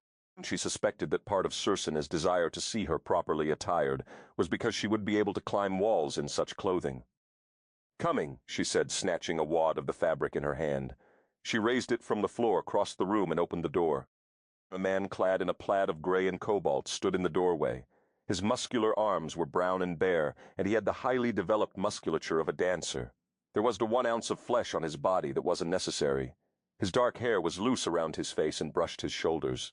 He wore a braid at each temple, and when he grinned he flashed straight white teeth, although his nose looked as if it had been broken a time or two. His alert, mischievous dark eyes studied her, and his sensual mouth curved appreciatively. "Moat am Duncan Douglas, lass. Circenn asked me to teach you a bit about our time so you might fit in." His gaze traveled the length of her body. "I see they found a gown that fits you. You look lovely, lass." "Come in," Lisa said, feeling a bit short of breath. While Duncan didn't compare to Circenn Brodie, she knew a dozen women in her time who would have gone absolutely nuts over him. Duncan entered and glanced about the room. "By Dagda, it's as tidy as all his chambers," he snorted. "Duna, you wish to mess things up in here a bit. Maybe nudge the tapestry so it hangs crooked, invite spiders in to weave great drooping cobwebs in the corners and collect dust, assuming, of course, dust possessed the effrontery to gather in the Laird of Brodie's chambers. At times, more suspect, even the elements dare not cross him." He walked to the perfectly covered bed with the neatly folded throws. Plunging his arms beneath the covers, he pushed them into a ball. "Would you like to just rumple the bed a bit and defy his sense of order?" Lisa begrudged a smile. It was reassuring to hear someone poke fun at the disciplined Laird of Brodie. The neatness of the room had annoyed her. The bed had been so tightly tucked that she'd had to peel the blankets down to sleep in it last night. She'd left them in a tangle, but when she'd returned from descending the wall, it had been perfectly remade, daring her to sleep so wantonly again. "Yes," she agreed. "Aye," he corrected. "Aye and nay and tup and duna." "Mort hardly think Mort will be using the word tup," she said, embarrassed. He looked her up and down. "Well, you should. You are a lovely lass, and if ever Mort met a man who needed to tup, it is Circenn Brodie." Lisa quickly masked her surprise. She'd have perceived the Laird as a man who would tup the kep. "It hat great frequency. It almost sounds as if you's encouraging me. Don't it you wish to kill me too?" Duncan snorted and, pushing the blankets into a comfortable pillow, dropped himself onto the bed. "Unlike Circenn and my brothers, Maduna see everything in terms of plots and counterplots. Sometimes bad things happen to good people, but consider people innocent unless proven guilty. Your appearance with the flask does not necessarily signify guilt. Besides," he said, "you handed the flask over to him when he asked for it." He eyed her thoughtfully. "He said you stumbled upon it in a place that displays artifacts. You must be quite shocked by all of this." "Thank you," Lisa exclaimed. "You're the only person who has given any thought to how Moat must feel." "But always consider how a woman feels," he replied smoothly. Lisa had no doubt of that, but she sensed that entering a flirtatious conversation with Duncan Douglas might be a street with no U-turns permitted. So she guided the conversation back to Circenn. He would realize Moat met an innocent victim if he ever stopped growling at me and stomping about. All Moat want is to return home. Moat deade know to choose to come here. Moat need to be back home. "And why? Have you a lover there for whom your heart pines?" "Hardly, but Moat have responsibilities." "Knock!" Duncan interrupted, waving a hand. "Do not say that word to me. I loathe that word. I detest that word. It is a foul-tasting word." And a very important word, Lisa said. There are things that Moat must take care of back in my time. Duncan, you must persuade him to send me back. Lass, Circenn cannot send you back. He cannot sift time. He may have some unusual qualities, but sending people through time is not counted among them. Would the flask send me back? She asked quickly, studying Duncan carefully for his reaction. The man's face grew as shuttered as Circenn had when she'd mentioned it to him. Nay, he said succinctly, and Moat would not recommend bringing that up to Circenn. He is damned prickly about that flask, and you will only succeed in inciting his suspicions should you inquire after it. A large part of what proclaims your innocence to him is that you relinquished it so easily. Lisa sighed inwardly. Great, so when she went searching for it, if she was caught, it would only make her look guilty. You know of no way Moat can return home? She pressed. Duncan eyed her curiously. Why do you wish to go back so badly? Is it so distasteful here? When Mort saw you gazing out the window earlier, you were watching the sea with an expression of pleasure. It seemed you found this country beautiful. Was Mort wrong? No, Mort mean nay, you weren't wrong, but that is not the point. If you will not tell me what it is you are so desperate to return to, Mort, I'm afraid, Mort cannot feel much sympathy for you, Duncan said. Lisa expelled a breath and glanced away. She might cry if she started talking about Catherine. Someone who loves me very much needs me right now, Duncan. Moat can't fail her. Her, he repeated, seeming pleased. Who? Lisa glared at him. Is that enough? Someone is depending on me, Moat. Can he let her down? Duncan studied her, measuring her. Finally he spread his hands in the air. It grieves me, lass, but Mort cannot help you. Mort know of no way for you to return to your time. Mort suggest you confide whatever your plight is in Circenn. But you said he couldn't return me, Lisa said quickly. Nay, but he is a fine listener. Ha! A turnip would listen better, she said, and rolled her eyes. Judge not the man you see on the surface, lass. There are depths, and there are depths to Circenn Brodie. Think you he will kill you? Lisa saw in his dark eyes the assurance that Circenn Brodie would not. He can't bring himself to do it, can he? What do you think? Mort think he abhors the thought of it. Although he stomps and glowers, Mort think he is more angry at himself than me most of the time. Clever lass, Duncan said. He is indeed angry because he's torn between oaths, but do not believe he truly thinks you are a spy or guilty of something. If anything, he's angry at himself for swearing the oath in the first place. Circenn has never broken his word before, and it does not sit well with him. It will take him time to accept what he perceives as a failure. Once he does so, he will not hold any oath above your life, consequences be damned. Well, that's a relief, Lisa said. It occurred to her that perhaps Circenn and his friend were merely playing good cop, bad cop, but she didn't think so. She regarded Duncan curiously. Don't you have questions about what my time is like, Moat would if Moat were you? Duncan's expression turned serious. Mott am a man who is content with his lot in life. Lass Mott have no wish to know the future, no desire to meddle. A small slice of a small life is good enough for me. Such things are best left alone. The less Mott know about your time, the more we can work to help you adapt to my time. Speaking of your century would only keep it alive for you, and lass, since know of no way to return you, Moat would advise against clinging to any memories. Lisa took a deep breath and exhaled it slowly. Then teach me, Duncan, she said sadly. But Moat will be honest with you. Moat have no intention of giving up. If there is a way home for me, Moat will find it. Circenn paced the courtyard, kicking irritably at the loose stones. The terrace needed to be repaired, he noted, as did the keep itself. He was tired of living in half-burned-out castles, not because of the lack of amenities that scarcely bothered him, but because the general chaos and disrepair of Dunatar too accurately mirrored his own condition. He eyed the cornerstone of the keep. During the last siege, the great stone that supported the tower had been pushed off-center, causing the wall above it to list dangerously, and he felt just like that. His cornerstone was askew, and his entire fortress dangerously weakened. No more, he thought. He had uttered his last lie, broken his last rule. He had given matters serious consideration, and decided that Duncan's loophole indeed protected him from actually breaking his oath. He would accept that slight bending of his rules should Adam some show up. He would simply point out to him that he hadn't killed her yet. But lying about who she was, and entertaining the notion of becoming physically intimate with her, those were unacceptable. He would not utter one more lie, nor would he permit himself to be tempted by her. Sighing, he headed for the outer courtyard, resolved to take one of the fastiest stallions out for a punishing ride. As he loped down the rocky slope, he noted a cloud of dust spiraling beyond the land bridge behind the keep, at the same moment as his guard cried a warning. Narrowing his eyes, he studied the approaching dust cloud, his body tensed, eager for a battle. It would do good to fight right now, to conquer, to reaffirm his identity as a warrior. And as the first riders crested the ridge, the adrenaline flooding his body altered swiftly to dismay, and then to something akin to desperation. The banner of Robert the Bruce was splayed between his standard bearers, announcing his arrival to relieve Circenn's men and send them home to Brodie. And as for his last lie having been told, he thought sardonically, here came the lass's cousin himself. Chapter Mermot. Circa rode Leek, a man possessed, or perhaps, he thought aggrieved, more accurately obsessed with a long-legged, unpredictable woman, to intercept the Bruce before he could reach the keep. As he rode, he marveled over how his one wee decision not to kill her yet had created dozens of problems. Each time he tried to address one of those problems, he succeeded only in creating a new set of problems. Committed thus far, he could not turn back. He dared not stop perpetuating the lies he'd begun without exposing her to risk. Robert raised his hand in greeting and quickly broke off from his troops, his personal guard falling back a few paces, but not leaving his side. Directing the bulk of his men toward the keep, he kicked his horse into a gallop. Circenn's gaze swept over the king's guard.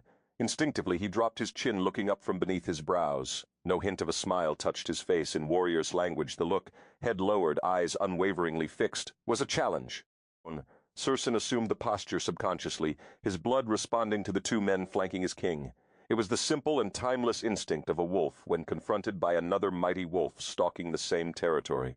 Nothing personal, just a need to assert his masculinity and superiority, he thought with an inward grin. When Circenn had last seen Robert, the king had not had these two men with him. Their presence meant that the deepest Highland clans were now folly in the forefront of the war. Circenn was pleased that his Kai Noga merited two of the legendary warriors to protect him. They were massive men with eyes of preternatural blue, marking them as what they were, berserkers. Circenn, Robert greeted him with a smile. It has been too long since last we met. I see Dunatar is still the ruinment left last fall. His gaze played across the overgrown landscape, the piles of rocks, the blackened stones of the keep. Welcome, my lord. Mort hope you have come to tell us it is time to join forces with your men, Circenn said pointedly. Since Jacques de Molay was burned a fortnight past, my Templars are seething with the need to do battle. Mort Duna know how much longer Mort can placate them with minor missions. Robert shook his head, a wry smile curving his mouth. You are as impatient as ever, Circenns. Mort met certain you'll manage to rein in their tempers as you always do. Your Templars serve me better in their stealthy, circumspect missions than on the front for the now. The dozen Mort slipped into my troops have done remarkable things. Mort trust you will keep the rest ready for my command. He gestured to his guard. Mort believe you know Niall and Lulak MacKillioc. Circenn inclined his head. As his gaze moved over the MacKillioc brothers, he smiled with anticipation.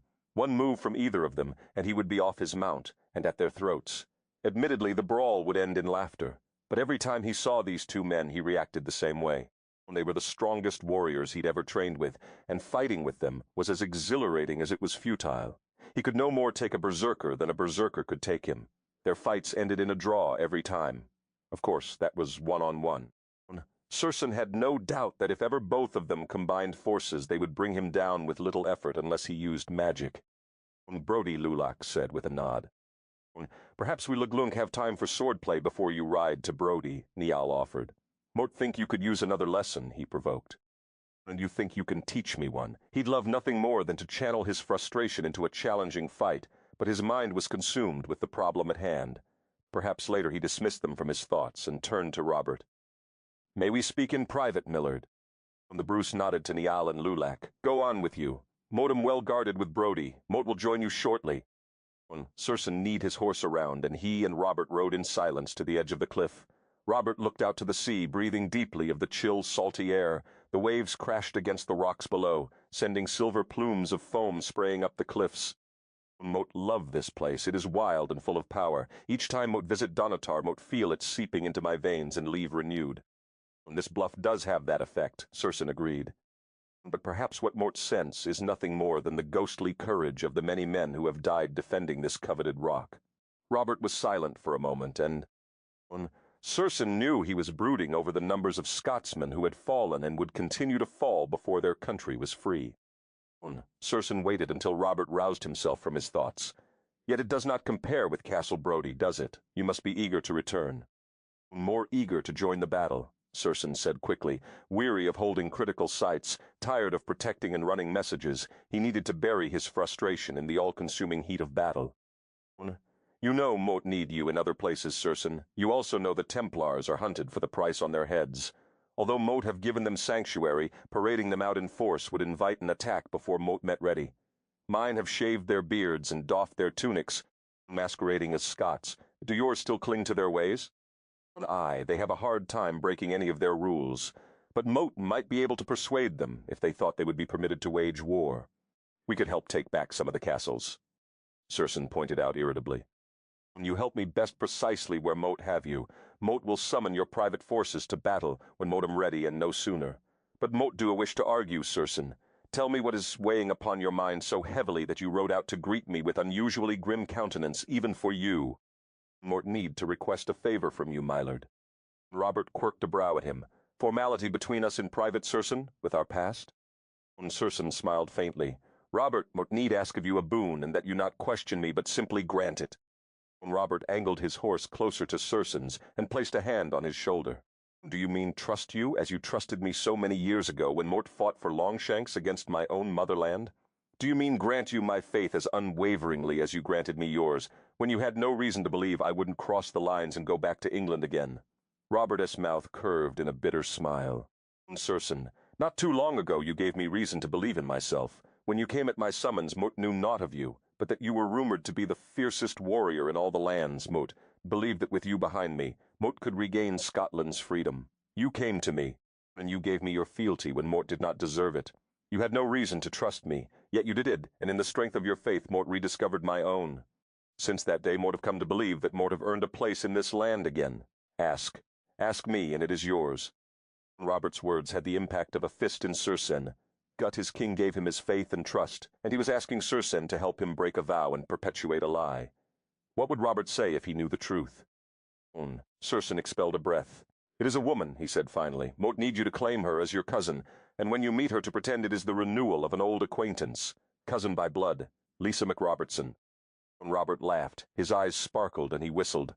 With pleasure. It is long past time you took a wife and had sons to continue your line. This land needs your blood to fight for our freedom. And it is not that kind of. Please, Robert raised his hands. I see in your eyes what kind of situation it is. I see passion. Would have seen only in battle. Would also see discomfort, which tells me you have deep feelings about this matter. And since Moat haven't seen any feeling in you for far too long, Moat am pleased it is done. Moat am eager to reacquaint myself with my cousin. Deep feelings indeed, Circenn thought morosely. Deep disgust with myself. But if Robert needed to believe there was marriage interest in order to acknowledge her, so be it. The end result was what mattered. In a few hours he, his men and Lisa would be on their way to Brodie, and Robert would have no more involvement in the issue. She need never know he had secured the king-esque cooperation by leading him to believe he cared for her. Circenn remained silent, wallowing in his guilt, ashamed that his king trusted him so readily. Do you recall when we were in the caves in the valley of North Esk? Robert asked, his gaze on the horizon. Aye. It was the blackest hour of my life. Moat had warred against my own motherland for wealth, land, and Longshanks, promised that he would spare my clan. Whether from sharing two Ma'ushehat whiskey with you, or inspired by a moment of divine clarity, Moat saw myself as I was, a traitor to my own people. Do you recall the spider? Circenn smiled. Did he recall the spider?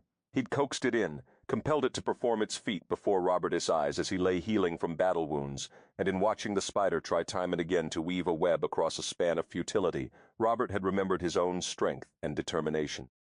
When the spider had succeeded on the 7th try, Robert the Bruce had dragged his battered body and soul from the damp soil of the cave and shaken his fist toward the sky, and the battle to liberate Scotland had begun in earnest. Robert regarded him intently. Moat have never seen a spider of that kind, before or since. One almost wonders if it was a natural occurrence. Moat do not question some things, Circenn. Now take me to your woman. After Duncan left her chamber, Lisa waited 3 minutes, impatiently tapping her foot, then ventured into the hall, determined to track down the flask.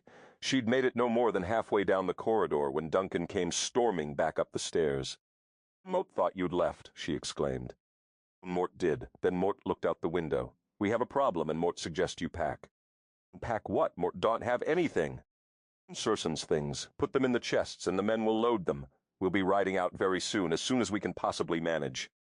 As soon as Moat can sneak you out of the castle, he muttered, glancing nervously about. To where? She exclaimed. What's wrong? Duncan stalked to her side, took her none too gently by the arm, and steered her back down the hall and into Circenn's chambers. Moat, I'm not going to ask what you were doing outside of your room. Moat feel better not knowing. But, lass, as Moat glanced out the window, Moat saw your cousin arriving to relieve our post at Dunatar. Unless you wish to encounter him and reminisce over old times that never happened, Moat suggests you keep out of sight and do as Moat tell you. Would you please indulge me and exercise blind obedience now? It may keep you alive. Would someone really try to harm me if they knew Mort was from the future? Duncan's expression was glum.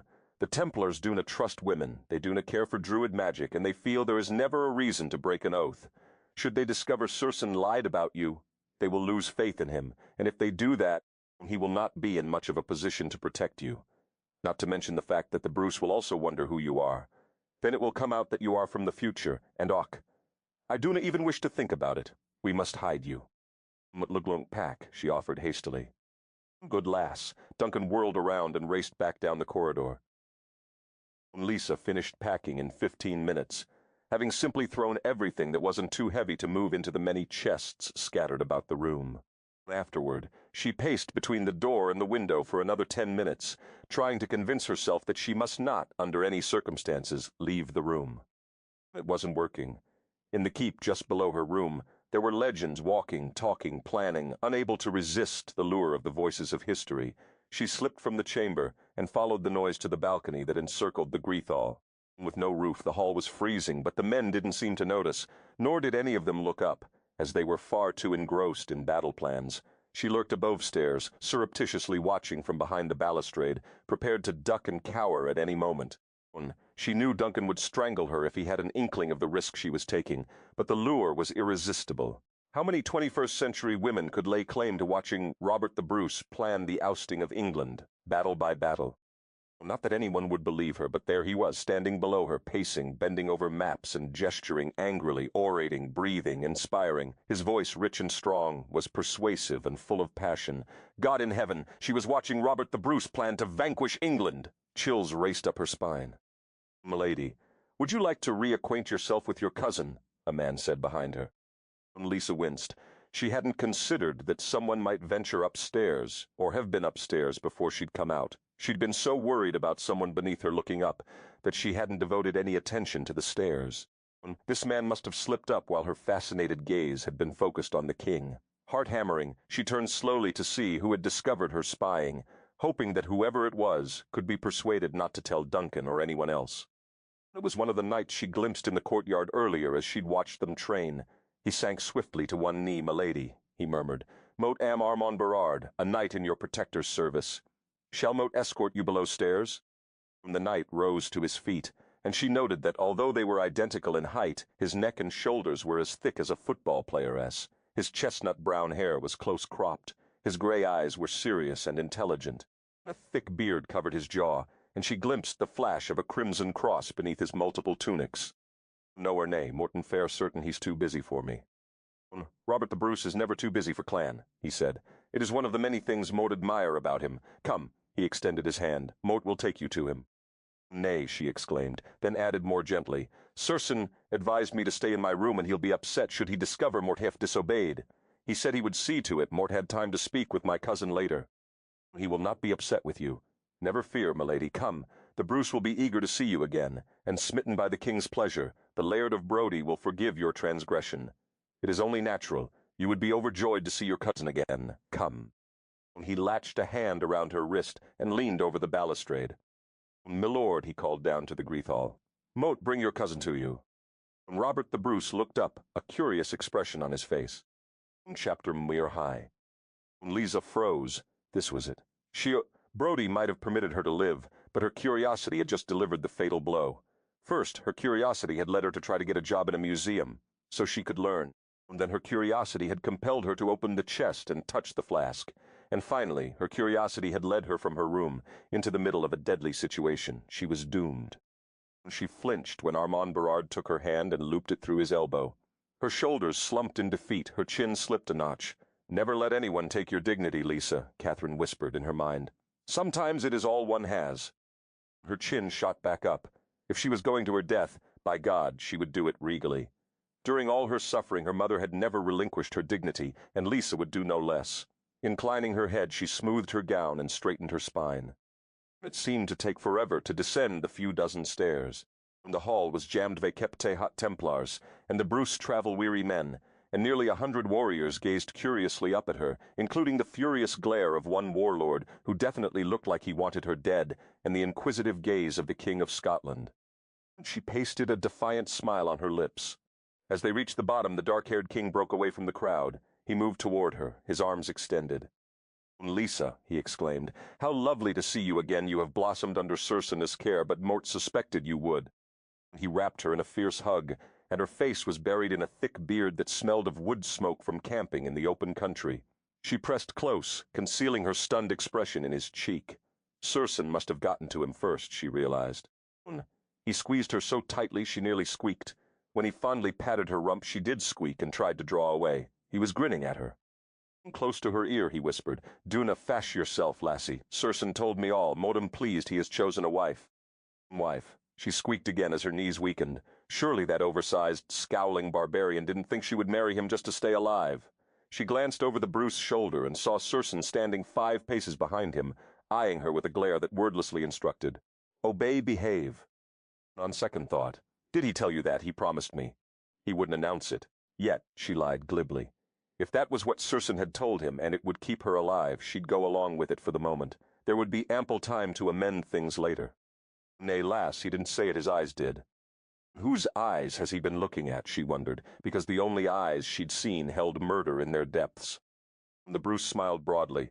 "May you be as fertile as the hare. We need dozens of his sons in this land." He laughed and patted her abdomen. Lisa blushed, concerned that he might pat her breasts and inquire about her nursing abilities. She'd just been patted more familiarly by the King of Scotland than she'd have been touched by any man save Circenn. "Does your clan breed well?" "Aye," she said brightly with another blush. The Bruce hooked an arm behind him and drew Circenn forward, hugging them together. For a moment her cheekbone was smashed against Circenn's chest. After a few moments of the most uncomfortable group hug she'd ever been subjected to, the Bruce flung back his head and yelled, "Mort, give you my cousin, Lisa Mac Robertson." The Bruce stepped back, nudging them closer together. He took Lisa's hand and curled her fingers into her palm, making a fist. Ignoring her look of confusion, he placed her balled fist in Circenn's large hand. Lisa's gaze flew to Circenn's face, and she saw the fury there, though the king seemed oblivious to it. "It is Vekepte. Had great pleasure but give this lass, my beloved cousin, hand in fist to my favored laird and knight in our blessed cause, Circenn Brodie," along with 4 additional manors outlying his demesne. "The wedding will be at Brodie when we meet there in 3 months' time. Hail the future mistress of Brodie!" Robert roared, smiling at them both. Circenn's hand clenched around her fist. As the hall erupted into cheers, the look he turned on her was venomous. "Don't you dare look at me like that. Mort didn't tell him that," she hissed. "You were the one who told him that." Circenn took advantage of the momentary chaos and pulled her into his arms. His mouth to her hair, he growled in a brogue thickened by anger. Mort did not tell him that. "The king decided, wholly independent of me. So, lass, if you truly can be leaving this century, Mort suggests you set your mind to determining how to do so. Long before the 3rd moon passes, or you'll be finding yourself wed to me, and Mort promise, lass, you will not fare well for it." "A kiss to seal it, Brodie," the Bruce cried. And only Lisa saw the fierce look on his face before he kissed her punishingly. Galan found Duncan lying on the floor of the kitchen, clutching his sides. Every few seconds he drew a deep, wheezing breath, stuttered, then lost himself again in waves of laughter. Galan watched him repeat the ridiculous sequence several times before nudging him with the toe of his boot. "Would you stop it?" he said disgustedly. Duncan gasped, pounding his chest with his fist, then collapsed again into guffaws. Did you see his F-face?" Duncan roared, holding his stomach. Galan's lips twitched, and he bit the bottom one to remain serious. "This is a thankle, Duncan," Galan chastised. Now he's nearly handfasted to the wench. Duncan's only response was another roar of laughter, nearly he is. "I do not know what you think is so amusing about this. Circenn is going to be furious." "But he's so stuck," Duncan gasped between near sobs of laughter. Then he rose to his feet, took several great breaths, and finally managed to subdue his laughter for the moment, yet the corners of his mouth twitched furiously. "Duna, you see what must have happened, Galan. Circenn must have requested the Bruce acknowledge her, and the king, knowing Circenn is of brood descent, assumed Circenn wished her to be of royal alliance so he might wed her. So, Robert took it a little further, kindly, thinking he was clearing the way for the woman to be accepted as his wife, thinking he was giving Circenn exactly what he wanted. "Oh, really?" a cool voice said. Duncan and Galan both sobered to immediate attention. "Milord," they nodded respectfully. "You underestimate me," Robert the Bruce said softly. "Where's Circenn?" Galan asked, glancing warily behind the Bruce. Moat left Circenn in the Greeth Hall, accepting congratulations with his new lady on his arm. Robert said smugly, "Think you Mort Duna know the man has taken one of his ridiculous oaths not to wed?" Duncan gazed at the king admiringly. "You clever bastard." "Duncan," Galan roared, "you do not address the king as such." Robert raised his hand and grinned. "Your brother has called me worse, as Moat have him, besotted with whiskey and wenches. He and Moat understand each other well, Galan. In fact, it was while wenching with your brother at Edinburgh that we discussed this very concern. It is no longer a concern. Is it, Moat fixed what most of your clan has not been able to fix for years?" Robert looked enormously pleased with himself. Galen glared at Duncan. "That S where you went when you said you were getting supplies? Wenching and drinking with the king, have you no sense of responsibility?" Duncan smiled innocently. Robert needed to alleviate some tension, and Mort know of no better way, and while we were being entertained most grandly by a few lasses, we discussed the fact that Circenn was getting no closer to making sons for Scotland. As Robert pointed out, he has managed to fix what none of us could. Mort, for one, am grateful. Galan shook his head. Circenn would kill us all if he suspected this wasn't a vast misunderstanding. "But he look never know, will he?" Robert said calmly. Duncan burst into laughter again, and after a brief startled look, Galan joined him. "Moat am not marrying you," Circenn rumbled behind a flawless smile. "Moat they not ask you to," Lisa hissed back, a smile of spun glass bowing her lips. With brittle displays of teeth they glared at each other, while accepting congratulations from the various men standing in the hall. Each time they had a moment of near privacy, or their mouths and ears were pressed close together. One of them hissed at the other. To the room at large they looked like a happily whispering couple. "Duna think this changes a thing," he snapped, lips tautly stretched over his teeth. Moat met not the one who told him a lie, Lisa snapped back. Certain she appeared to be snarling, she smiled with effort. "Congratulations," Millard Armand Berard clapped Circenn's shoulder. "Thank you," Circenn said, beaming as he forcefully pounded Armand on the shoulder. Armand's brows dipped. "Why did you not tell us this morn, Circenn, when you told us who she was?" Circenn didn't even pause before spilling another lie but they were coming fast and furious with shocking ease. He managed a self-effacing smile. "Modve kepa et not certain," the king wished it announced, but it seems he was eager. "Milady," Armand bowed low over her hand and kissed it. "We are pleased. Circenn has chosen to settle down and begin a family. Although those of our order do not wed, we believe if a man is not going to take an oath of celibacy, he should take a wife. It keeps him humble and inclined toward sobriety." Lisa smiled brightly at Armand. Humble indeed, she thought. There was the humble bone in Circenn Brodie's body. Although dislike him as she may, she wouldn't have minded searching for one. "Where did he go?" Circenn growled, the moment Armand melted into the crowd. "Armand?" Lisa asked blankly. "He's right there." She pointed to his retreating back. "Robert, that traitorous bastard." His burr was so thick on the name that the words were a growl with a weak T at the end. "How should Mut know where the king went?" Lisa rolled her eyes but met the last person who ever knows what's going on around here. "This entire fiasco is your fault for leaving your chamber. Did Mort not tell you to remain in your chamber? How many times did Mort tell you to remain in your chamber? Did Mort tell you at least a dozen times in the past 2 days not to leave your chamber?" Repeating the same question 3 times in slightly different ways does not make me more inclined to answer you than to talk to me, as if Mort met a child. And don't even think you're going to blame this one on me. Lisa sniffed and averted her face. "Mort certainly would never have told anyone. Mort was marrying you. Leaving my chamber didn't get us betrothed.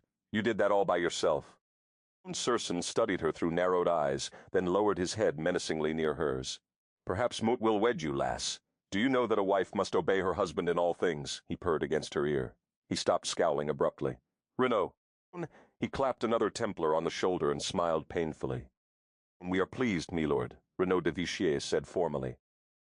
"Thank you," Circenn replied. "If you will excuse me, Renaud, my betrothed is feeling a bit faint. She grows swiftly overtaxed. With a dismissive nod to Renaud, he whisked Lisa away from the crowd and pushed her into a corner of the hall, uncaring what anyone thought. For the moment, they were as alone as they could be in the crowded room. Mort do not grow swiftly overtaxed. Motem the picture of calm, considering all Mort had been through, and Motem not marrying you, she said defiantly. His response chilled her blood. In 3 months' time, lass, neither of us will have any choice. Now Mort will escort you to your room, and you will remain in it this time. Glibly informing the room at large that his wife-to-be was overexcited by the commotion, a fib that Lisa resented, because it made her appear fragile. Circenn guided her above stairs, his hand a steely vise on her arm. He stopped at Moth her door and informed her that if she left the room, he would ensure that she had extreme cause to regret it. She opened the door and began to step in, when he suddenly spun her around into his arms. Without a word, he closed his mouth over hers brutally. Too shocked to resist, Lisa stood motionless, her lips parting at the insistence of his tongue. He darted it between her lips in blatant mimicry of sexual play, probing firmly, receding, only to thrust again. She tipped back her head, her body sparking to life. He was angry. She could feel it in the bruising crush of his lips, and it fed her own anger. Then it occurred to her that kissing was quite a useful and fascinating way to express anger, so she worked diligently at putting every bit of her irritation and displeasure into her response. She bit, she nipped. She fought his tongue. Vekep, itahat hers. When his tongue withdrew, she followed it with hers and sucked it hard back into her mouth, priding herself on how nicely she won that battle. When he kissed her so deeply she couldn't breathe around it, she dropped her hands to his waist, then dipped lower just to show him she was completely in control. Tight, muscled ass. The thought was accompanied by a surge of excitement as she imagined his powerful hips tensing in a timeless rhythm. When his teeth nudged against hers, a moan blossomed in her throat. She brought up her hands and plunged them into his hair, sliding her fingers through black silk. Her fingers moved down the nape of his neck, then she wrapped her arms around him and kissed him back so uninhibitedly that he stiffened abruptly, stepped back, and gazed at her with a startled expression. Briefly, he looked pleased, then his eyes narrowed swiftly. Mort do not like you, and Mort will not tolerate you complicating my life.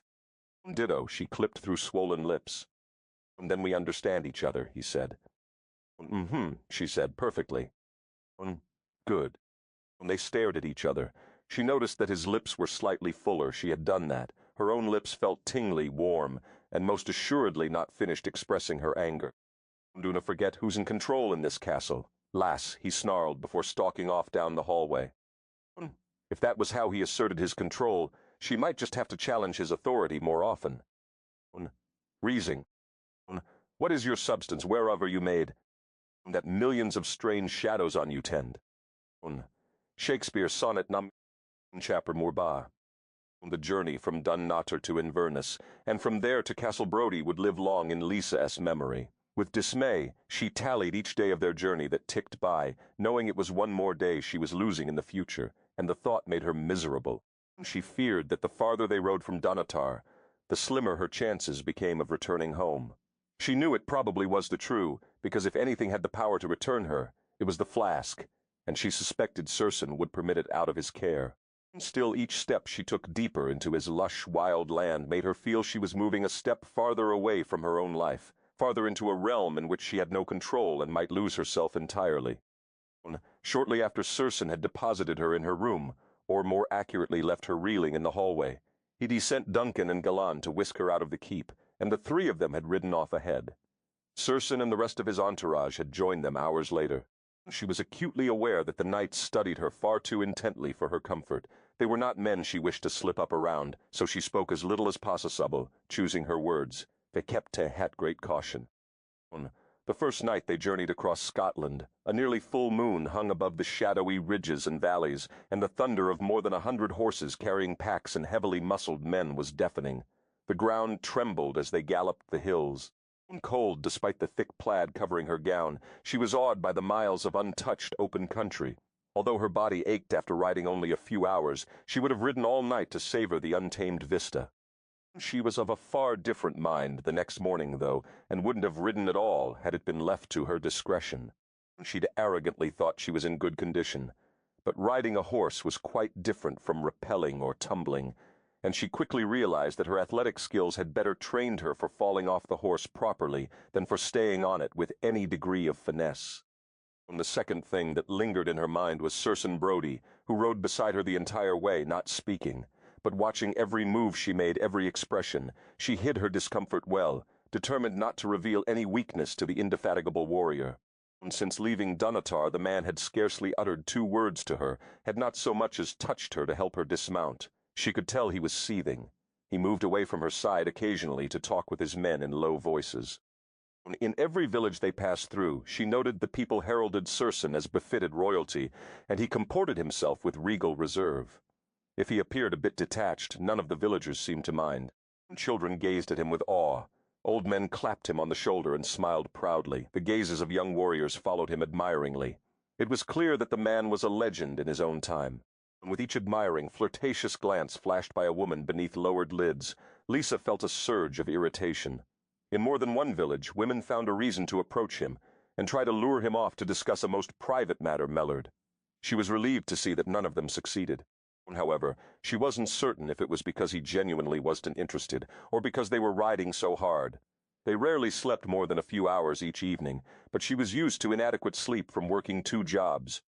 And the third thing that weighed upon her mind was the flask, which she now knew that Circenn had kept to hat him because she'd caught a glimpse of it one night as he rummaged in his satchel. Unfortunately, he was such a light sleeper that trying to get the flask while he was asleep would be a fool's venture. Better to bide her time, waiting for the right moment. It was the last night of their ride, however, that would live longest in her memory, the night they approached the perimeter of Castle Brodie. Throughout the physically punishing journey, Lisa had worried about Catherine, wondering who was taking care of her, weeping silently under cover of darkness.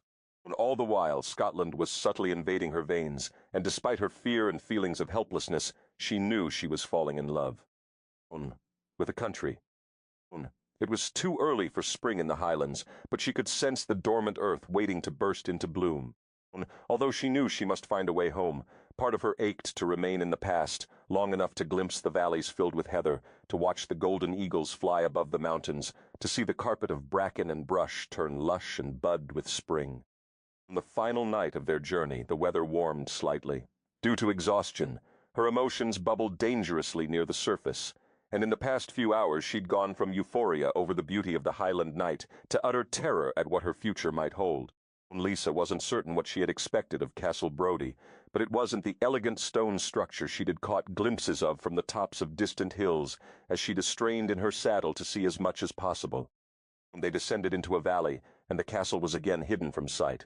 The silence was broken only by the beat of hooves against the sod and the occasional sighs of men glad to be returning home. The sky was deep royal blue, minutes from becoming black. It was gloaming, their word for twilight. The path they were traveling climbed a ridge that stretched across the horizon, and beyond it lay Circenn's home. As they topped the crest, her gaze swept up and she sighed at the sight that greeted her. Castle Brodie was as magnificent as the man who owned the palatial structure, brilliantly lit by torches. It seemed something from a dream. Beyond an arched gate that gleamed palely in the moonlight rose a structure of square towers and turrets, high spires and low walkways connecting the various wings. A great wall encircled the estate, and with the gate shut it would be an insurmountable fortress. Guards stalked the parapets and paced the perimeter. She could just imagine the dozens of servants and their families inside scurrying to and fro, their children-ass laughter filling the air. Safe, warm, and surrounded by clan, governed by a warlord who committed his life to protecting them. Lisa felt a twinge of impossible longing. What a life this was! Someday he would wed in truth and carry his wife home to this magical place. This was his world, this magnificent castle shining pale gray in the moonlight, these men surrounding him who fought on his command and would lay down their lives for him. What an incredible world to be part of, she thought. She felt torn. Her need to get back home battled an overwhelming desire to belong in a place like this, to be surrounded by family. Exhausted beyond the ability to deceive herself any longer, Lisa confronted a truth she'd been trying desperately to avoid. She knew she had no real future to look forward to in either place or time. Circenn cornered Duncan and Gallen in the stables of Castle Brodie. He backed them against a wall with the sheer force of his glare. "Moat heard you laughing, Duncan," he accused, a muscle twitching in his jaw. Circenn had been simmering for the past week, seeing the amused light in Duncan's eyes, hearing his laughter, and unable to reprimand him in front of the Templars. And already his Templars had directed curious glances his way, puzzled by his sullen temper on the journey. Duncan was the portrait of innocence. If you mean on the trip here, Galan and Mort were merely reciting bawdy poems, nothing more. Galan? Circenn snorted disbelievingly. Galan could not recite a bawdy poem if the outcome of a battle depended upon it. Mot could, Galan protested. Mot, I'm not quite as bad as you make me out to be. Do you realize that Mott am utterly compromised? Do you realize that Mott made a pledge to Adam to kill her, and to Robert to marry her? Circenn demanded irritably. Duncan's amusement didn't diminish one whit, considering that Adam isn't allowed to visit you without invitation. That was part of your deal, if you recall. It sounds to me as if you'd better wed the lass. She could be long dead by the time Adam comes to bother you again. You said sometimes 50 years pass without him troubling you. Circenn stiffened. She could be dead. He didn't like the thought of her dead, either by his hand or by natural causes. Even if he never fulfilled his oath, she would die long before he would, as everything else passing away before his eyes. As he would one day bury Duncan, whose hair would gray, bones would brittle, and eyes would fog by time. He would weep over the loss of such irreverence and enthusiasm for life, a heart so full of joy, and he would bury Galen and Robert and his servants and maids, and his horses, and any pets he might be foolish enough to love. And for that reason it had been centuries since he permitted himself to sleep with a favored wolf-hound lying across the foot of his bed. Unlike the mortal span most men lived, Circenn would encounter death not a dozen times, but 1,000, making him the greater fool if he cared about anything. Perhaps that was why Adam Black was so detached. After 1,000 deaths he'd simply quit caring. Circenn turned without another word, leaving his trusted advisers gaping after him. Lisa stood in the middle of the courtyard, drinking in the sights. After a growled Duna move, Circenn had gone tearing off after Duncan and Galan the moment they'd come through the gate. She'd have been perfectly content not to move, because it meant she could direct all her awed attention to the castle. Knights surged around her in waves, tending to their horses and unpacking gear, while she scanned the elegant lines of the medieval castle. The rectangular estate was enclosed by a mighty stone wall. In the northeast corner, a chapel was situated amid a small grove of trees. In the northwest corner, near the main wall, in which the gate was located, was a series of low outbuildings she assumed garrisoned the soldiers. She couldn't see past the castle, as it sprawled nearly the width of the walled estate. The perimeter wall tumbled up slopes and valleys, extending as far as she could see, intermittently set with guard towers every 50 yards or so. And when Circenn took her by the elbow, a few moments later she started. "Come," he said quietly. She looked at him sharply. Instead of looking angry as he had during the week-long ride, now he looked sad, and it bothered her that he looked sad. Anger she could deal with, but sadness brought out her nurturing instincts and tempted her to draw him aside, cradle his face gently and ask what was wrong. Get to know him, soothe him. She shook her head at her own idiocy. This was one man who clearly did not need her tenderness and nurturing. They entered the main door of the castle, and he moved away from her again into the midst of servants, quietly giving orders. Lisa stood in the Greethall, pivoting slowly, her mouth open. Wow. Over the past week she'd begun assimilating some of their archaic expressions, but under some circumstances only a thoroughly modern wow would do. Dunatar had been a ruin. Castle Brodie was a medieval castle at its finest. The Greethall was vast, with a high ceiling and 5 hearths, 2 each on the east and west walls of the room, and a central hearth that looked as if it had long been inactive. The walls were hung with enormous tapestries, and a long, ornately carved table with dozens of chairs was positioned near one of the hearths. She looked down, eager to see a rush-covered floor firsthand, but was disappointed to discover that the floor was of scrubbed pale gray stone. There was an abundance of light in the room, and she recognized the rushlights, candles of wax and tallow impaled on vertical spikes in an iron candlestick with a tripod base. In the Cincinnati Museum they had 2 authentic rushlights. Here, many were supported on wall brackets, while others sat on the tables scattered through the hall. Still others were set in iron loops, carried over the arms of servants. "Your mouth is ajar," Circenn said beside her ear. She blinked. "Yours would be too, if you suddenly found yourself in my home." He would certainly gawk over television, the radio, the internet. "Is it to your liking?" he asked stiffly. "It's lovely," she breathed. He permitted himself a small smile. "Come, they've prepared a chamber for you." During the past 2 minutes, how efficient was his staff. "Sent a scouting troop ahead. Lassen, since they expect you to be my wife," he grimaced, "they may have made quite a fuss. Do not mistake that for my doing. Mot could hardly deny my servants their enthusiasm. They are likely beside themselves. They had pleasure, that Mot hand-fasted," he muttered dryly. Without thinking, she laid a hand on his forearm, plagued by curiosity, her animosity temporarily forgotten. "Why haven't you wed before now?" He glanced down at her hand on his arm. His gaze lingered overlong on her fingers. "What? Have you suddenly become interested in me?" he asked with a mocking lift of a dark brow. "Mut suppose when Mut saw you at Dunatar, Mut saw you merely as a warrior, but here I see you as a man," he finished for her in a dangerous tone. "How intriguing," he murmured. "Foolish, but intriguing." "Why is that foolish? You are a man, this is your home," she said. "Your men give you their trust and loyalty. Your servants are pleased to see you return. This is a spacious castle, and you must be at least 30 or 35. How old are you?" Her brow furrowed as she realized that Chikanove kept very little about this man. Circenn regarded her impassively. Impatiently, she barreled on. "Have you never been married? Surely you intend to be someday, don't you? Don't you want children? Do you have brothers and sisters? Or are you as solitary as you make yourself out to be?" His eyes narrowed. "Lass, mote am weary from the journey. Fabricate your own answers as they may please you. For the now, let me see you to your chamber, so mote might get on with my other duties. If you would like to turn your mind to a puzzle a way out of a formal wedding in less than 3 moons. "Would guess that means you could kill me, does it?" she said, half jesting. He scowled. "Correct." Then, close to her ear so no one could overhear, he said, "How could Mort kill a royal cousin? How could Mort dispose of you when the Bruce has given you to me in marriage? We re-handfasted now. We nearly as good as wed. Killing you now would cause more problems for me than failing to fulfill my vow ever would have. So your oath is well and truly broken," he finished bitterly. "Is that why you've been looking so angry?" "Stop asking questions," he thundered. "I'm sorry," Lisa said defensively. He propelled her up the staircase by her elbow and deposited her at the entrance to her chamber in the east wing. "Mot Luklung have hot water sent up so you may refresh yourself. Stay in your room for the duration of the night, lass, or Mort may have to kill you anyway." Lisa shook her head and began to turn toward the door. "Give me your hands, lass." She turned back toward him. "What?" He extended his hands. "Place your hands in mine." It was not a request. Lisa held out her hands warily. Circenn closed them in his and locked his gaze with hers. He used his body as was his way, a subtle leaning, a slight shifting, an unspoken dominance, to press her back against the stone wall beside the door, holding her gaze, fascinated she couldn't tear her eyes away him. When he stretched her hands above her head, she sucked in a worried breath.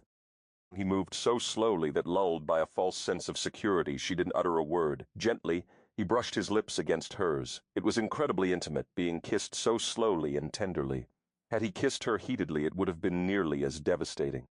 With excruciating leisure, he kissed her so slowly that she could hear a dozen of her own heartbeats between each slight alteration in the caress of his lips. She dropped her head back against the wall and closed her eyes, lost in the butterfly-light friction of his lips brushing hers as if he had all the time in the world. The castle suddenly seemed unnaturally silent, her breath uncommonly loud. And if it was 5 minutes or 15 that he kissed her in such a fashion, she had no way of knowing. She would have held still forever. He captured her wrists with one hand, and with the other he traced the contour of her cheekbone. Her heart sank as she realized how close she was to being utterly seduced by his tantalizingly slow and delicious touches. His fingers pressed at the corner of her mouth, and her lips parted on a sigh of pleasure. He continued kissing her, but did not offer his tongue, and it was driving her mad. Slowly, gently, with intimacy so prolonged that it made her aware of every nuance of what he was doing. He drew back, his gaze dark, and ran his finger across her lower lip. Instinctively, she touched his finger with her tongue. With a husky groan, he cradled her head in his hands, closed his mouth over hers, and slipped a long, velvety stroke of his tongue against hers. The moment she melted against him, he drew back sharply, spun on his heel, and stalked away. Her lips tingled, and she touched the tips of her fingers to her mouth as he walked down the corridor. At the end of the hallway, he glanced back over his shoulder, and when he saw her standing there with her fingers pressed to her mouth, he flashed her a smile of masculine satisfaction. He knew the effect he had on her. She stepped into her chamber and slammed the door shut.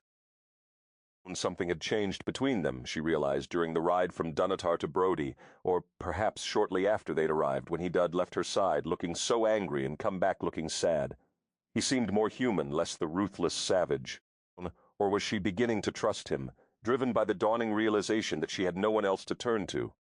Yawning and eager to stretch out on something besides the hard ground, she looked around the chamber. It was beautiful, The walls hung with palls of silk and tapestries that looked as if they'd been stolen from England. And the thought amused her greatly that Circenn decorated his castle with stolen English goods. Her bed, canopied with curtains of sheer ivory and covered with dozens of pillows, was so wide she could lie across it without her legs sticking off the edge. The headboard was a wonder of drawers and cubbyholes, and the maids had sprinkled the nooks and crannies with herbs and dried flowers. Of course, they'd gone to such pains to make her chamber welcoming and bright, because they thought she was going to be mistress of this castle, but she knew better. There was no way she would still be in the 14th century 3 months from now. It was simply not an option. Come tomorrow, she resolved sleepily, lulled by the wine she'd drunk and the gently burning fire, she would track down the flask and get back to her own time. She drifted off to sleep.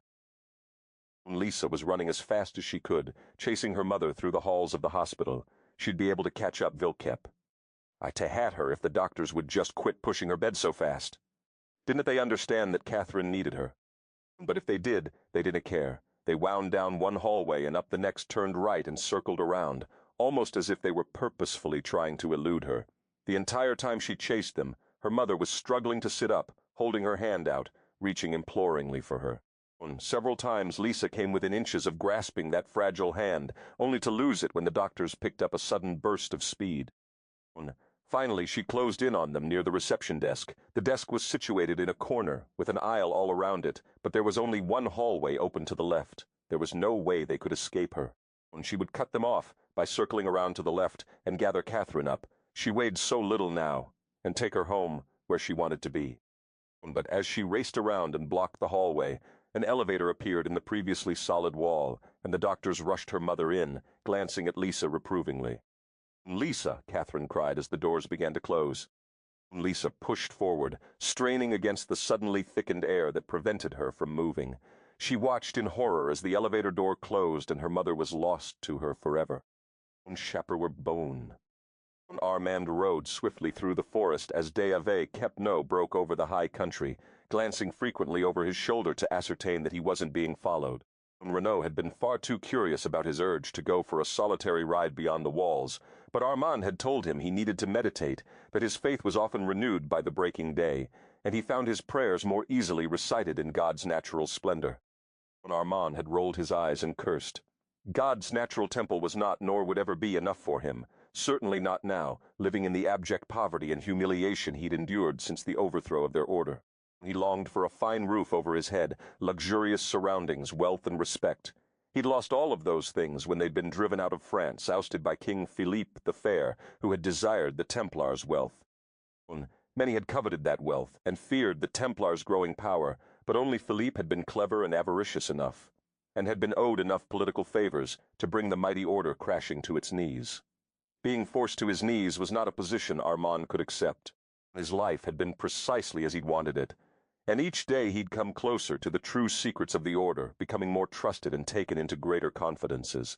As commander of knights, he'd nearly been able to taste the privilege and power of the enticing inner circle he'd been laboring to penetrate. Then the false arrests had been made, and the knights had been driven from their homeland.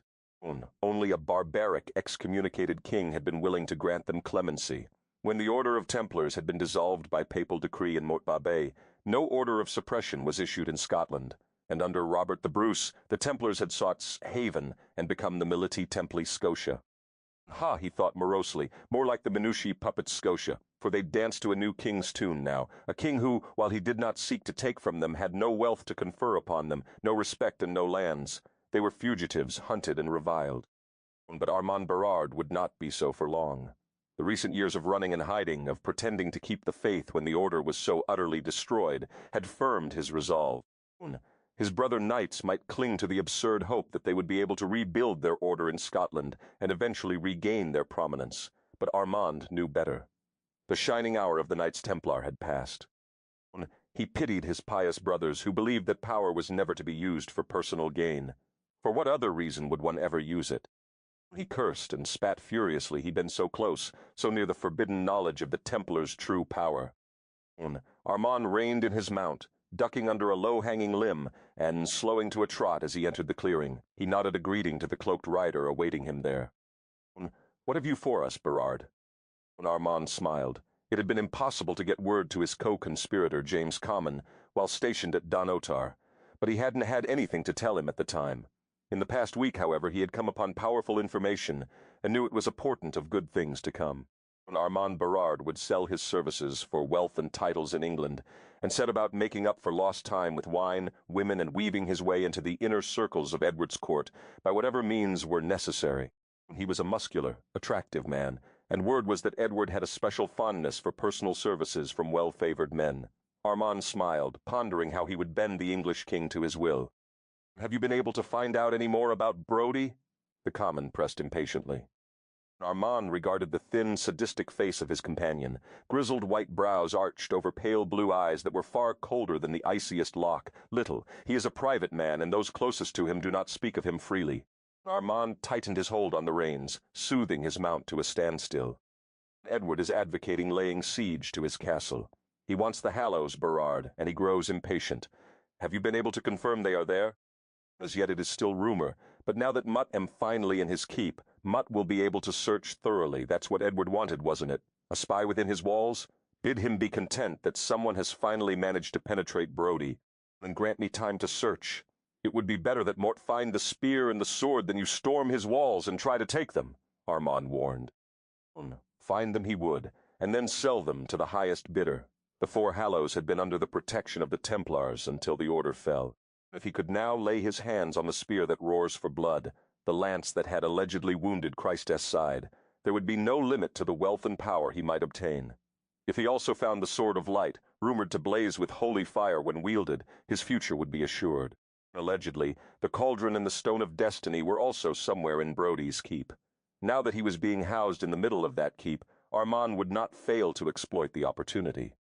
To dissuade Edward's men from attacking Castle Brodie before he located the Hallows, he warned, "Brodie has 50 Templars in residence, in addition to his troops, and if he indeed possesses the sacred objects, he possesses the ability to crush you before you, so much as breach his gate."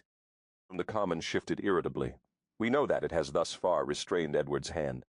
Besides," Armand added thoughtfully, "I wonder if he truly has them. If he did, one would think he would have turned them to Scotland's aid long ago.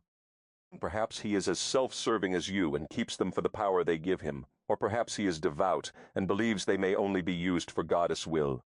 "It scarce matters, for Moat now have the means to lure him forth," Armand replied. The Common straightened abruptly and snapped his fingers. "Information now." "It will cost you," Armand said coldly, "dearly.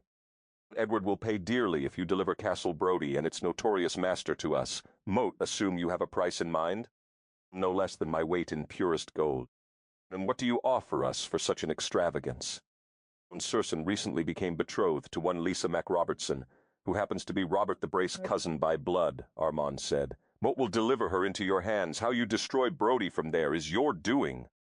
James Common's excitement was palpable, and it translated to his mount, who nickered and paced in skittish circles. Calming him with a thin white hand, Common kneed the horse close to Armand's.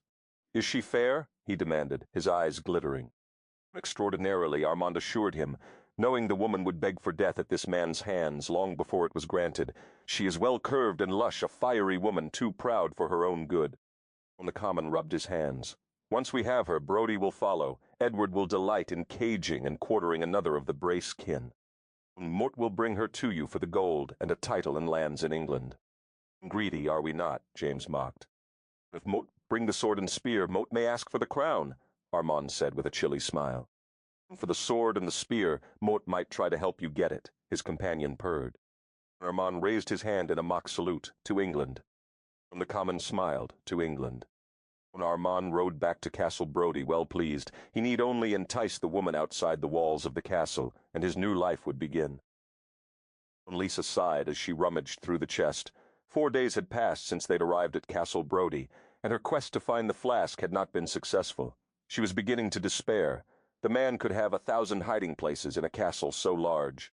For all she knew, he might have buried it in the dungeon, which was one place she wasn't in a hurry to see. She now understood the expression looking for a needle in a haystack. Castle Brodie had 2 floors, with dozens of other floors in the turrets and towers that popped up at unexpected intervals, and the wings circled around not 1 but 4 enclosed courtyards. Quite simply, the castle was so large it could take her a year to search every room thoroughly. She'd tried to think like Circenn, to put herself inside his mind, but that had proved impossible. The man was an enigma to her. He'd carefully avoided her since their arrival, and had meals sent up to her room. She had seen him stomping about the outer bailey with his men. Once he'd glanced up as she'd watched him through a window, as if he'd felt her gaze. The smile he'd given her had bared teeth and not much more. His eyes had been distant, troubled. Defiantly, she'd blown him a kiss to agitate him. It had worked. He'd pivoted in a whirl of cloak and stalked away. Lisa rubbed her temples and returned her attention to the chest she'd been digging through. She was better off not thinking about him. "Here you be, lassie. I was wondering where you'd gotten off to in this drafty old castle." Lisa abruptly stopped poking through the chest and turned around. Her eyes felt gritty and heavy. She'd woken to a pillow wet from tears again this morning. She dimly recalled her dream. She'd been having horrible ones for days now, and she felt braced from them. But her nightmares had galvanized her into action. She had to find the flask. Her hands fell to her sides. Iran stood a few paces away, leaning against a chair and watching her, his eyes bright with amusement. "Have ye found what you're searching for?" he asked.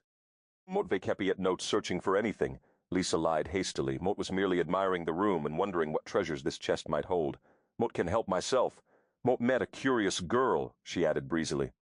"Me mam used to tell me curiosity was one of the 8 deadly sins." "There are only 7 sins," Lisa said defensively, "and curiosity can be a good thing. It encourages one to learn." "Me Matvinir wanted to learn much of anything," Iran said, with a shrug. "Doing is much more fun than learning." "Spoken like a true male," Lisa said dryly. "You are in dire need of a mam. Speaking of which, you and Moat have a date with warm water and soap later this afternoon." Aaron laughed and tossed himself into the chair. His thin legs protruded from beneath his dirty plaid, and he dangled them over the side, bare feet swinging. "It's not a bad castle, is it, lassie? Have ye seen the buttery the laird stocks a fine larder and hosts a grander feast, that is, when he's not planning wars and battling? There haven't been many feasts in this castle for years now, sad," he added dejectedly. "A lad could starve for want of spiced plums and sugared hams." Lisa had a feeling that Aaron didn't want for much of anything. His clever little mind could deduce a method to obtain. "How did you get to Castle Brodie, Aaron?" But don't recall. "Seeing you with the men when we were riding from Dunatar."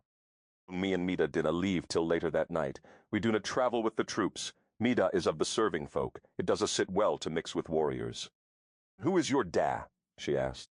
"No one ye would ken," he replied, leaping from the chair. "Moat here the laird told his men ye were cousin to the Bruce," Iran said, changing the subject swiftly. "Is that the way of things?" "No," Lisa said, wondering why she trusted him enough to share confidences. Possibly because she had no one else to trust, and if she couldn't trust a child, whom could she trust? "Mot told you Mot met not from this time." "Did the fey folk muck about we?"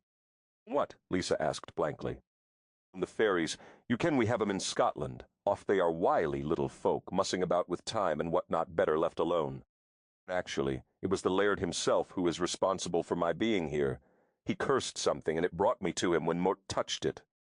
Aaron shook his head disparagingly. "That man has near cursed a thing well. Ye'd think he'd stop trying." "He's cursed things before?" Lisa asked. Aaron shook his head. "Duna be asking me, lassie. Ask him these questions. But only can the few things Mot hear, and it's not always the truth of the matter Mot hear, tell your hand fasted to the laird." "Mot met not really. What does that mean anyway?" "It means you're as good as wed, and if within a year and a day you're carrying his bairn, 'tis a weddin' without a weddin' being needed. Are ye carrying his bairn?" "No." Lisa was certain she looked as appalled as she felt. Then she briefly considered what a child of his would be like, and how she would have to go about getting one. She drop-kicked the intriguing thought from her mind. Aaron smiled gamely. "Ye can forgive curiosity, canna ye, or guilty of it as well? Would ye like to explore? Moat can give ye a wee tour before me is needing me." "Thank you, Iron, but Mort met happy here. She had to get back to her search and needed privacy to do it. I thought Mort looked through some of these manuscripts and passed the rainy afternoon in your study. What did one call a room like this?" It was a medieval version of a modern den. A circular piece of wood served as a desk, for lack of a better word. It looked as if it had been hewn from a massive tree trunk and was nearly 5 feet in diameter. Centered before the hearth, it had smoothly rounded drawers that had surely been a woodcarver's nightmare to create. On either side of the hearth were recessed bookcases in which manuscripts bound in leather and rolled scrolls were neatly arranged on the shelves. Carved chairs of cape to hat-pillowed arms and cushions. Someone in the keep was a clever seamstress were strewn in cozy arrangements. Colorful tapestries adorned the walls, and the floor was dotted with woven rugs. It was obviously the room where Circenn tallied accounts, went through correspondence, and drew up maps and battle plans. The east wall was lined with tall windows, paned with a greenish glazed glass through which the green lawn was visible. Circenn Brodie was wealthy. That was a certainty, for in some of the rooms in the castle she'd seen clear windows. "Suit yourself, lassie, mote Luglung be seeing ye before anon, mote met fair certain Iron flashed her a grin and left as quickly and silently as he'd arrived. Wait, Aaron, she called after him, hoping to set a time to meet with him later. The lad needed a bath, and she had a dozen questions to ask. She suspected his cheerful demeanor was much as hers, a facade shielding a lonely heart, and she believed he would welcome her mothering once he grew accustomed to it. She would track him down in a few hours, she decided, but for now it was back to the business at hand. Where would Circenn hide the flask? She had no doubt he'd secreted it away as soon as they'd arrived. She had tried to watch what he did with his pack when they entered the castle, and had last seen it lying beside the door, but it had been gone the next morning when she'd sneaked down to begin her search. Whatever was in the silvery container must be extraordinarily valuable for him to be so careful with it. Was it indeed a potion to manipulate time? Was he blatantly lying to her about whether he could return her? She might consider drinking whatever it contained once she found it. Perhaps the contents were magic. She rummaged through the chest, sorting past ledgers. A few lumpy cushions, throws, and balls of thick thread had been casually tossed in with the mix. Nearing the bottom, she uncovered a sheaf of papers filled with slanted scrawl. The words looked angry, as had the words carved on top of the chest in the museum. "Have you found what you seek, Lisa?" Circenn Brodie asked quietly. Lisa dropped the papers back into the chest, closed her eyes, and sighed. With a gazillion rooms in this castle, everyone seemed hell-bent on joining her in this one. Moat was getting a blanket out of the chest. She snatched up a plaid that had been folded near the top. When one of my earring backs came off, she lied splendidly. "You are not wearing earrings, lass," he said, breaking it into two distinct words, eyeing her ears.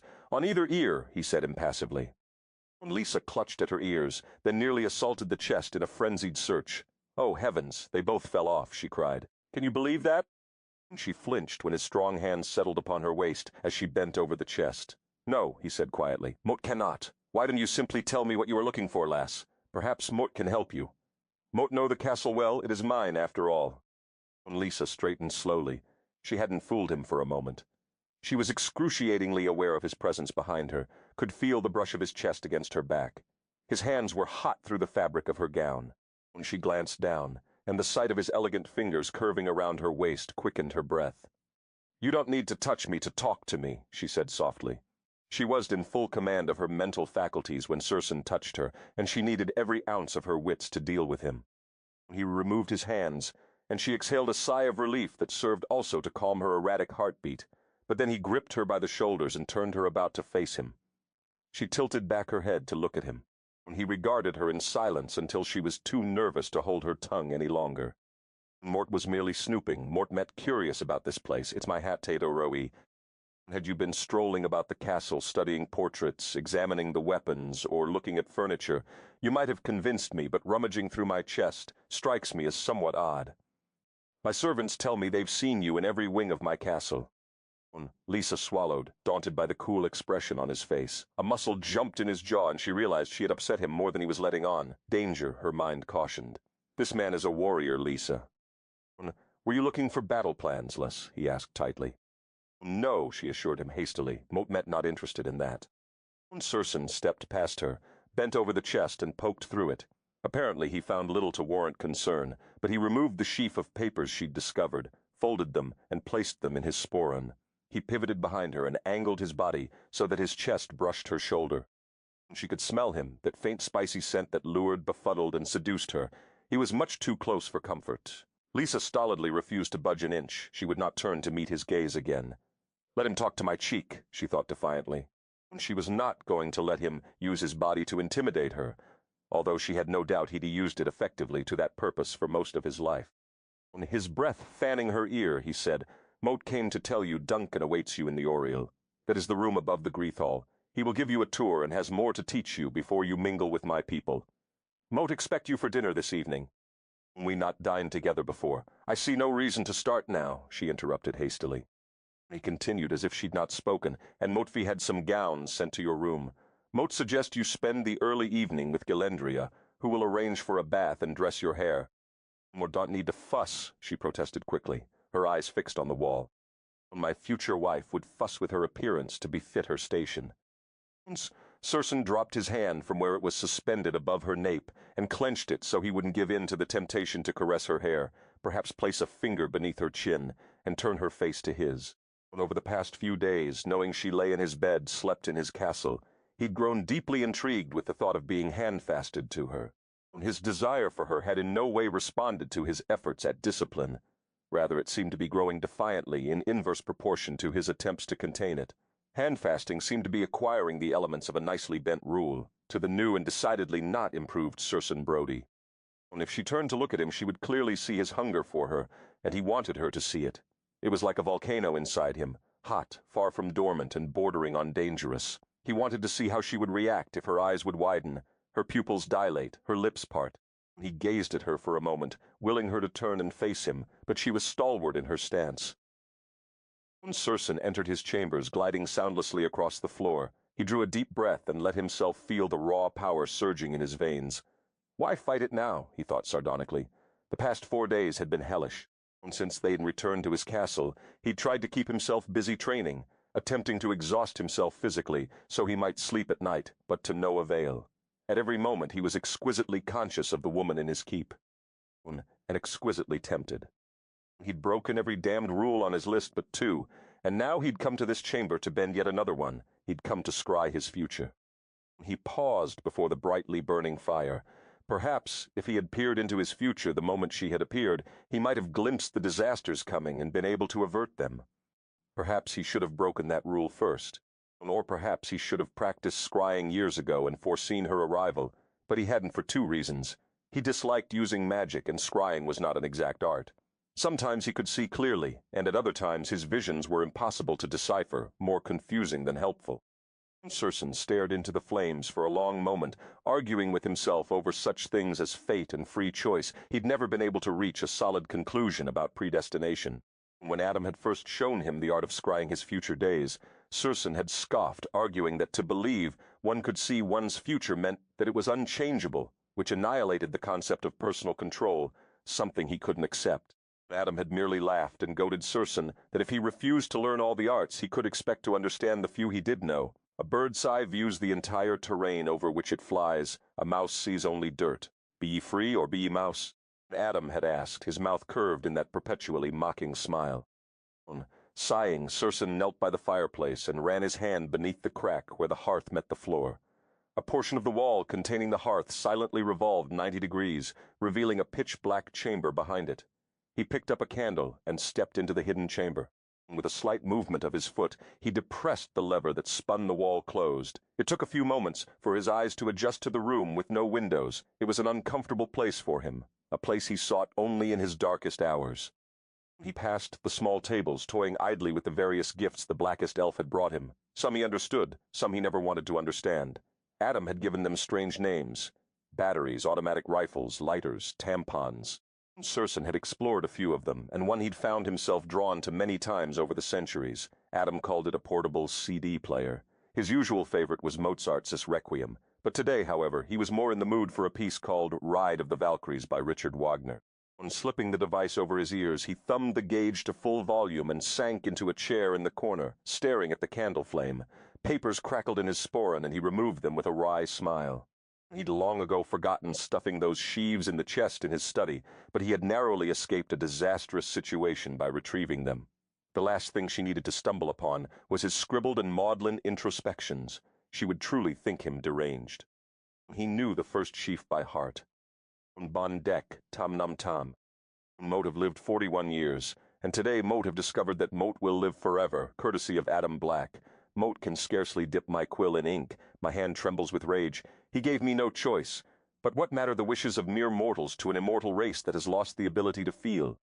He didn't tell me until after my wedding today, and even then he would not tell me all. He merely acknowledged that he had slipped the potion in my wine sometime in the past 10 years. Now I shall watch my wife grow old and lose her to death, while Moat continue on solitary. Shall Moat become a monster like Adam? Will time dim my ability to feel?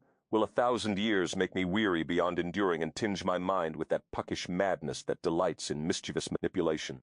Will 2,000 years make me become like them, enamored of mortal struggles they can no longer feel? 'Tis no curse Mort would wish upon my love. Better she should live and die as nature intended. Ah, was it only this summer past Mote dreamed of my children playing around the reflecting pool? Now Mote pause and think, what give the fool more fodder? What atrocities might he commit upon my sons and daughters? Och, Naya, forgive me, love. You shall find me seedless as the grape in wine. And the second, the one that had laid the course of his life. Bami Mote dekchum num tam. My mind is consumed with this immortality. Mote have pondered naught but these questions during the waxing and waning of the moon, and now on this eve before the new year dawns, the first of forevermore, I have at long last achieved resolution. Mote will not permit the immortal madness to take me, and Mote shall conquer it thus. Mote have devised a set of rules. Mote, Circenn Brodie, Laird, and Thane of Brodie, do vow to adhere faithfully to these tenets, never to break them. For if I should, Mote may tumble headlong into Adam's destructive irreverence, and become a creature who holds nothing sacred. I shall not lie. I shall not spill innocent blood. Mote shall not break an oath sworn. I shall not use magic for personal gain or glory. Mort shall never betray my honor. And the third, when brutal understanding had finally dawned, and he'd tasted the bitter dregs hidden in the cup of immortal life, camouflaged by the sweet nectar of perfect health and longevity. Mort, April Cheen Bomi Bay. Mort buried my foster son Jamie today, knowing it was only one of an eternal succession of burials. The hour grows late and my mind turns, as it oft is wont, to Naya. It has been a score of years since Mort lay with a woman. Dare Mort love again? How many people will Mut lower into their graves, and is it with such grim doings that madness begins? Ah, fie, 'tis a lonely life. A lonely life, indeed. From the savage music thundering in his ears, he gazed deep into the flame and deliberately opened that part of his mind he usually kept tightly shut. Unlike Druidism, which was a ritualistic art that included binding curses and spells, true magic required neither ceremonies nor rhymes. Adam's kind of magic was a process of opening one's mind and using a focus for the power once summoned. Circenn had found that the glassy surface of the reflecting pool in the rear gardens or a polished metal disc was often the best focus. He retreated into his mind, staring intently at the shield propped against the wall. He'd fashioned it himself hundreds of years past, and although it was far too battered to carry into battle, it served him well as a focal point. From the last time he'd tried to scry his life, he'd been trying to see himself 500 years in the future to determine what he might become. The vision that had flickered within this same shield had been bitter indeed. His vision had told him that by the 17th century he would be possessed by a depraved madness. Fate, predestination. His visions had told him truly when and how Naya would die. Still, he'd been unable to save her, natural causes old age, a thing against which he possessed no weapon. Impotent in all his power, he'd lost her. And she'd raged against him as she died, cursing him a demon, for his hair had never grayed, his face had never lined. He shook off the memory and intensified his focus. Images blurred and slowly coalesced. At first he could define only blobs of color, pink, bronze, dusky rose, and a backdrop of ivory. He narrowed the span of control, focusing on what the next few months would bring him. When the pictures became clear, his hands closed like claws upon the arms of his chair. He stared, first in shock, then with fascination, and finally with acquiescence, a faint smile playing about his lips. Who was he to argue with fate? If that was what his time held, who was he to be so arrogant to think he could change it? He had sworn this would not happen, yet all events had consistently carved the path to it, from the first day she'd arrived. He would be the worst kind of liar if he tried to convince himself that he had hoped to see anything different. He sucked in a shallow breath. He watched the nude woman reflected in the shield roll astride his naked body. His abdomen tightened and his cock hardened painfully as she straddled him and lowered her hot, wet sheath onto him in by inch. In the shield he had a clear view of her, as if he were lying on his back, looking up at her as she rode him. Her full breasts bobbed tantalizingly above him, her nipples tight. His hands swept up to palm them roughly, to tease the puckered crests. She arched her back, tossing her head and baring the column of her neck. The muscles in her neck were taut with passion as she strained for her pleasure, and it aroused him immeasurably. His hot gaze swept down over her breasts, followed the hollows and planes of her stomach to the soft curls between her thighs, and he stared, fascinated, as she impaled herself upon his shaft, watched as the thick column of his cock was revealed, then buried again in her mound. She had a tiny dark mole on the inside of her left thigh, and in his vision his fingers splayed over it. He ached to kiss it, to run his tongue over it. He could nearly feel her body clench around him, tight, hot, and slick with that woman's wetness that made a man feel invincible, the measure of which bespoke his prowess. The wetter the woman, the more desired the man. When the shield finally kept noted dark, he came to himself with his hand on his cock. It was swollen and aching for release. So that is what is to be, he mused aloud, fate. He could deny that he'd wanted it since the day he first saw her. He'd had to forcibly restrain himself from taking her on several occasions. The vision had just confirmed that he would indeed have her, and that she would indeed be willing. Why do you fight it? Adam had asked him angrily on more than one occasion. Why can you not glory in what you are and enjoy the power of being Circenn Brodie? You possess the ability to give and take more pleasure than most mortals ever know. Soar, Circenn, drink of the life of my kind. Moat offer you it, freely. Not freely, Circenn scoffed. There was a price. He squeezed his eyes shut as the music thundered in his ears. It was his fate that she would ride like a mighty, demanding Valkyrie upon his body. She already sang like a siren to his heart, this woman of defiance and fear, of curiosity and contradiction. Naya had been soft and passive toward her lot in life until the end, when she'd turned bitter. Never before had he met a woman like Lisa, a woman that kept Tehat needs and desires and a mind of her own. Deep emotions roiled in her breast, cunning intelligence glowed in her eyes, and a fierceness that vied with the legendary Valkyries breathed in her veins. Rules be damned. How could he argue with the future? It was written. He could only take it, enjoy it, and make the most of it, praying he would survive it when he lost his heart to her, then inevitably lost her in a short span of years. If he was going to be mad in the future, he may as well savor the present. Circenn Brodie rose from his chair, ripped the machine from the future off his head, and did what we'd never dared do before. He eased his control a tiny bit and encouraged the magic to throb inside him. Dark angel, Adam had inveigled him, soar into my world and fear nothing. He tossed back his head and tasted the power running through his formidable body. It was a very different creature who left the dark, hidden room to find his woman. Adam Black smiled as he removed the tampon from the barrel of the rifle. Although Circenn had refused to use any of the weapons Adam had brought him, the warrior within him could not permit time to tarnish them. He snorted, dangling the tampon from its string. Only his fastidious Circenn Brodie would decide that the soft white swabs were to be used for cleaning. Eyeing the rifle, Adam grinned. They were the perfect size to slip inside the barrel. It nearly seemed sensible, but he hadn't brought tampons back to medieval Scotland for Circenn to play with. He'd brought them, and every gift he'd chosen for another reason. Although, if he had his way, there would be many 9-month intervals during which she would have no use for them. Chapter Murlam. You're a beauty, lass, Gilendria said, clapping her hands. I thought Mut could refashion it well, but 'tis the woman who makes this gown. Lisa stood before the mirror, gazing at herself with no small measure of shock. Gilendria had refitted a dress that she said had belonged to Circenn's mother, Morgana. Now she slipped it over her shoulders atop a shift of softest linen. Midnight blue silk clung to her breasts, and the scooped neck slipped off her shoulders, accentuating her translucent skin and fine collarbones. It hugged her hips and fell to the floor in a rustle of blue embroidered with gold. At her waist, Gilendria had fastened a gold girdle that knotted low, and from which hundreds of tiny gold moons and stars dangled. Matching slippers encased her feet, and a lovely gold torque that predated medieval times encircled her throat. An embroidered surcoat was tied below her breasts. Gilendria had curled her hair, carefully picking out the gold highlights and curling them a bit tighter so that they lay atop the wavy mass, then mussed it gently. A dab of some combination of root, herb, and flower colored her lips ruby. Who was this woman in the mirror who looked like sin, she wondered. Like sins, she amended fancifully, for even she had to admit that the woman in the mirror now looked a suitable companion for the laird of the castle. For once she didn't curse herself for being tall, because in this gown her height added an unmistakable touch of elegance. You re-incredible, Gilendria, Lisa breathed. Madame, aren't Mort, Gilendria replied without a trace of arrogance. Although Mort have not had a woman that kept at the hat year perfect figure to clothe for some time, Mort have not forgotten how the laird will be well pleased. Lisa was well pleased. She'd never known she could look like this.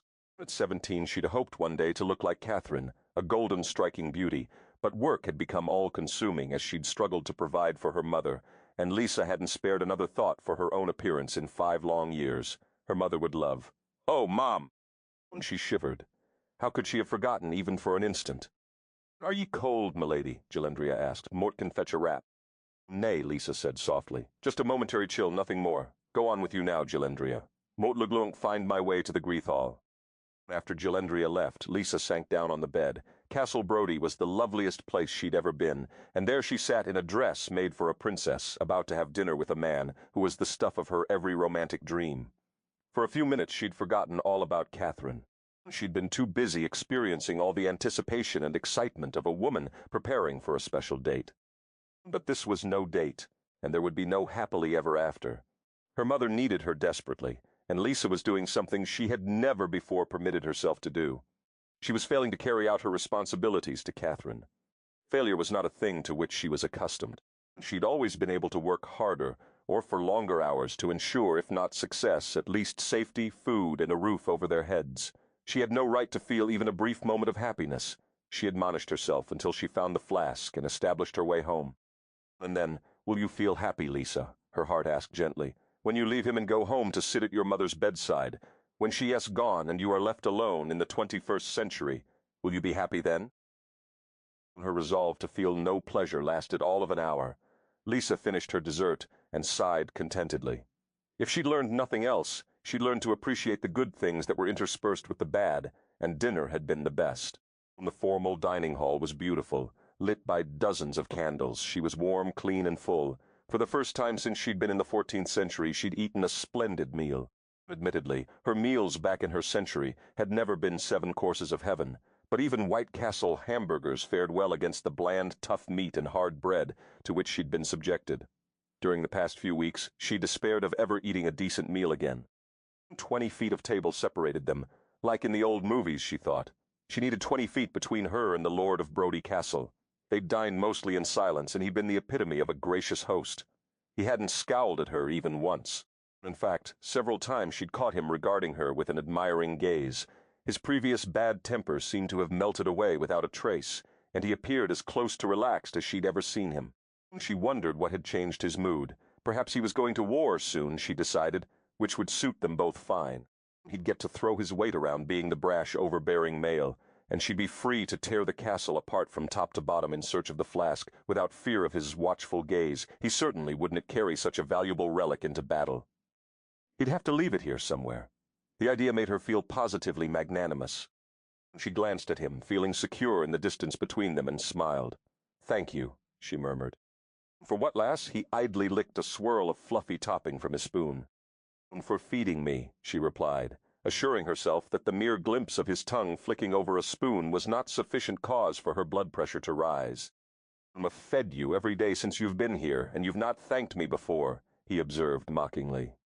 "And ass, because you never fed me anything worth eating before." She watched as he licked a dab of cream from the tip of his spoon. "Mote think you got it all," she said uneasily. Suddenly the cavernous room seemed to shrink, and she felt as if she were sitting mere inches away from him, not 20 feet. And who had poked up the dratted fire. She fanned at Moth her face with a hand that betrayed not the slightest tremor she was feeling. "Got what all?" he asked absently, filling his spoon with a mound of berries and cream. "How is this topping made?" she asked, changing the subject swiftly. "Much like butter. You churn it, Fep, with to hat paddles or shake it in a jug. It is merely cream skimmed from the top of milk, mixed with sugar and a touch of cinnamon. It thickens as you paddle it and add the sweetening. Mote used to watch them make it when Mote was a lad.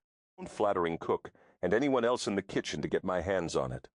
Whipped cream, in the 14th century, she marveled. She wondered how many things these barbarians had that modern scholars never discussed. But why wouldn't they have such condiments? In the few days she'd been in Castle Brodie, she'd noted many things that surprised her. It all just seemed too civilized.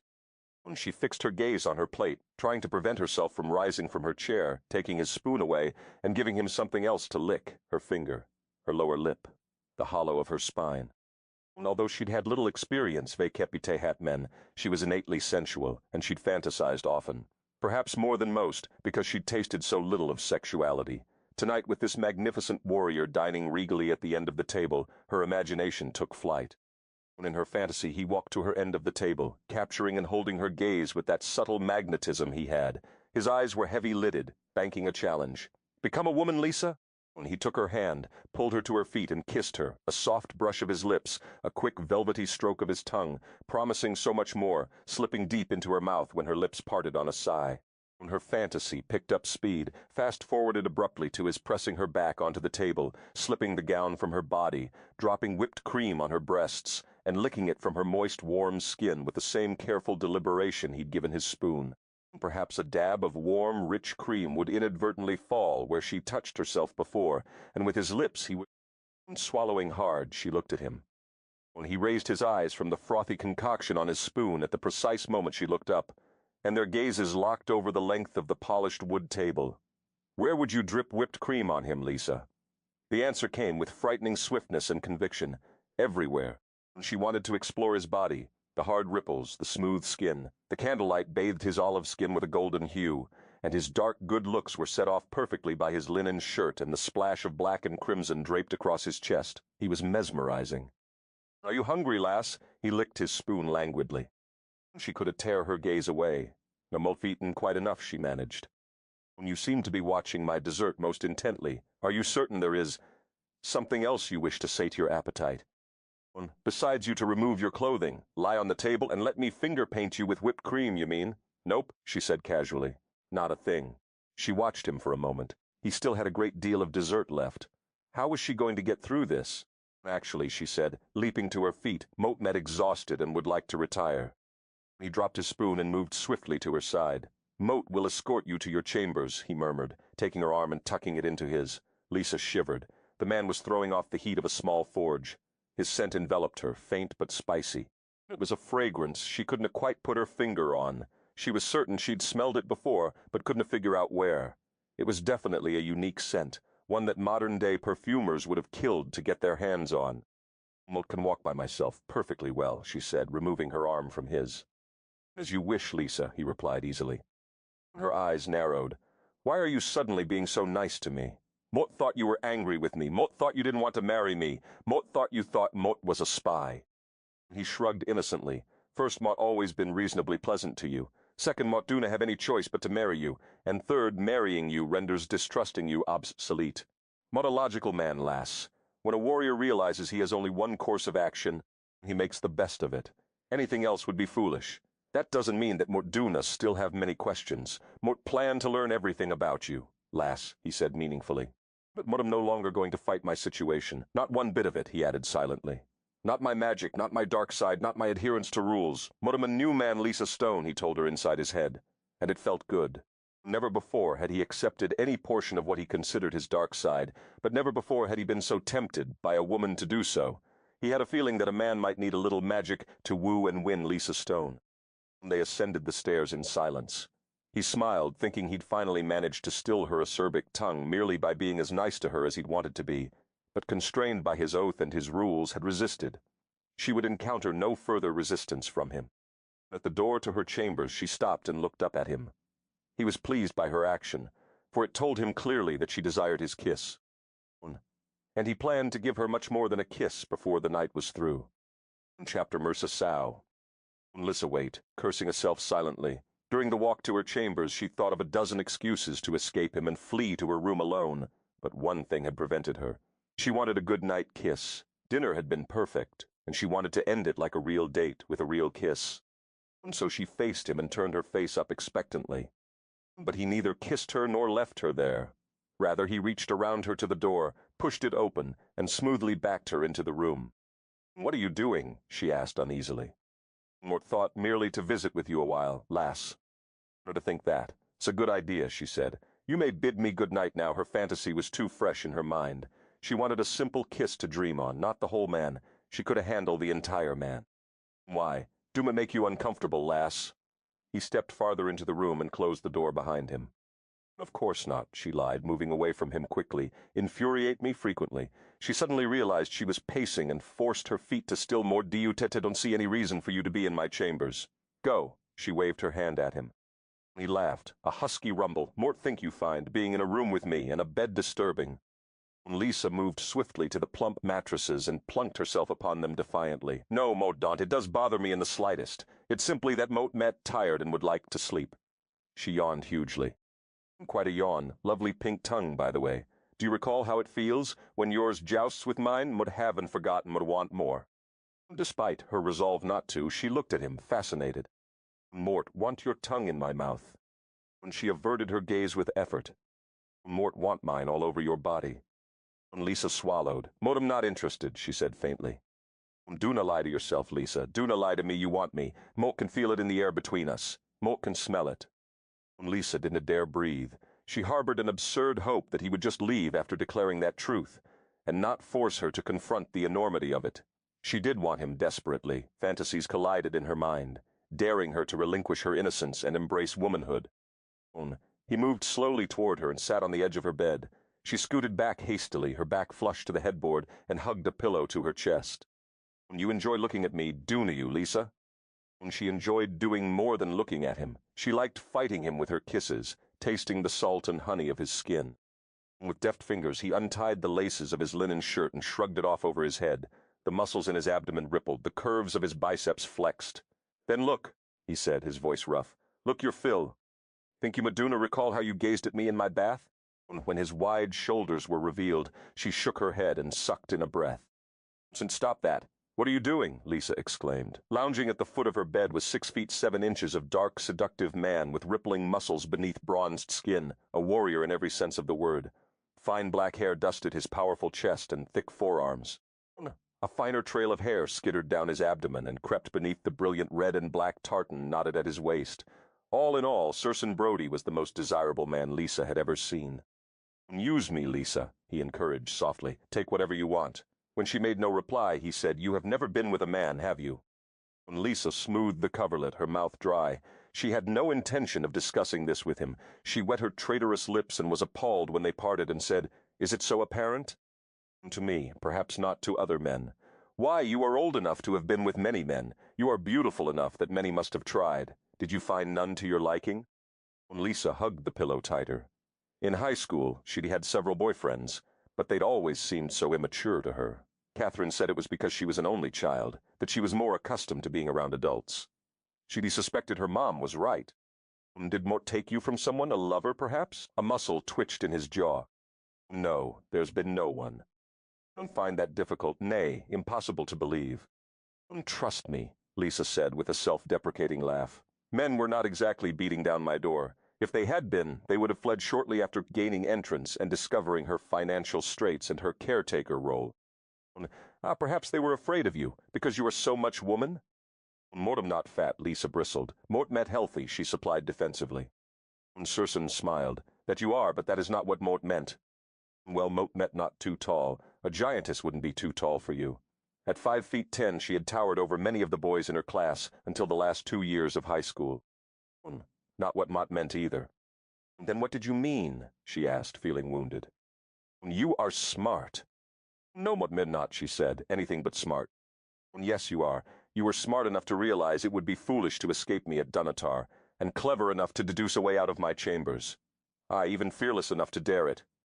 Tell me, do you read and write? Yes, inwardly, Lisa glowed. She was smart in the 14th century. You are persistent, determined, strong. You do not need anyone, do you? Mort Haven had the opportunity to need anyone.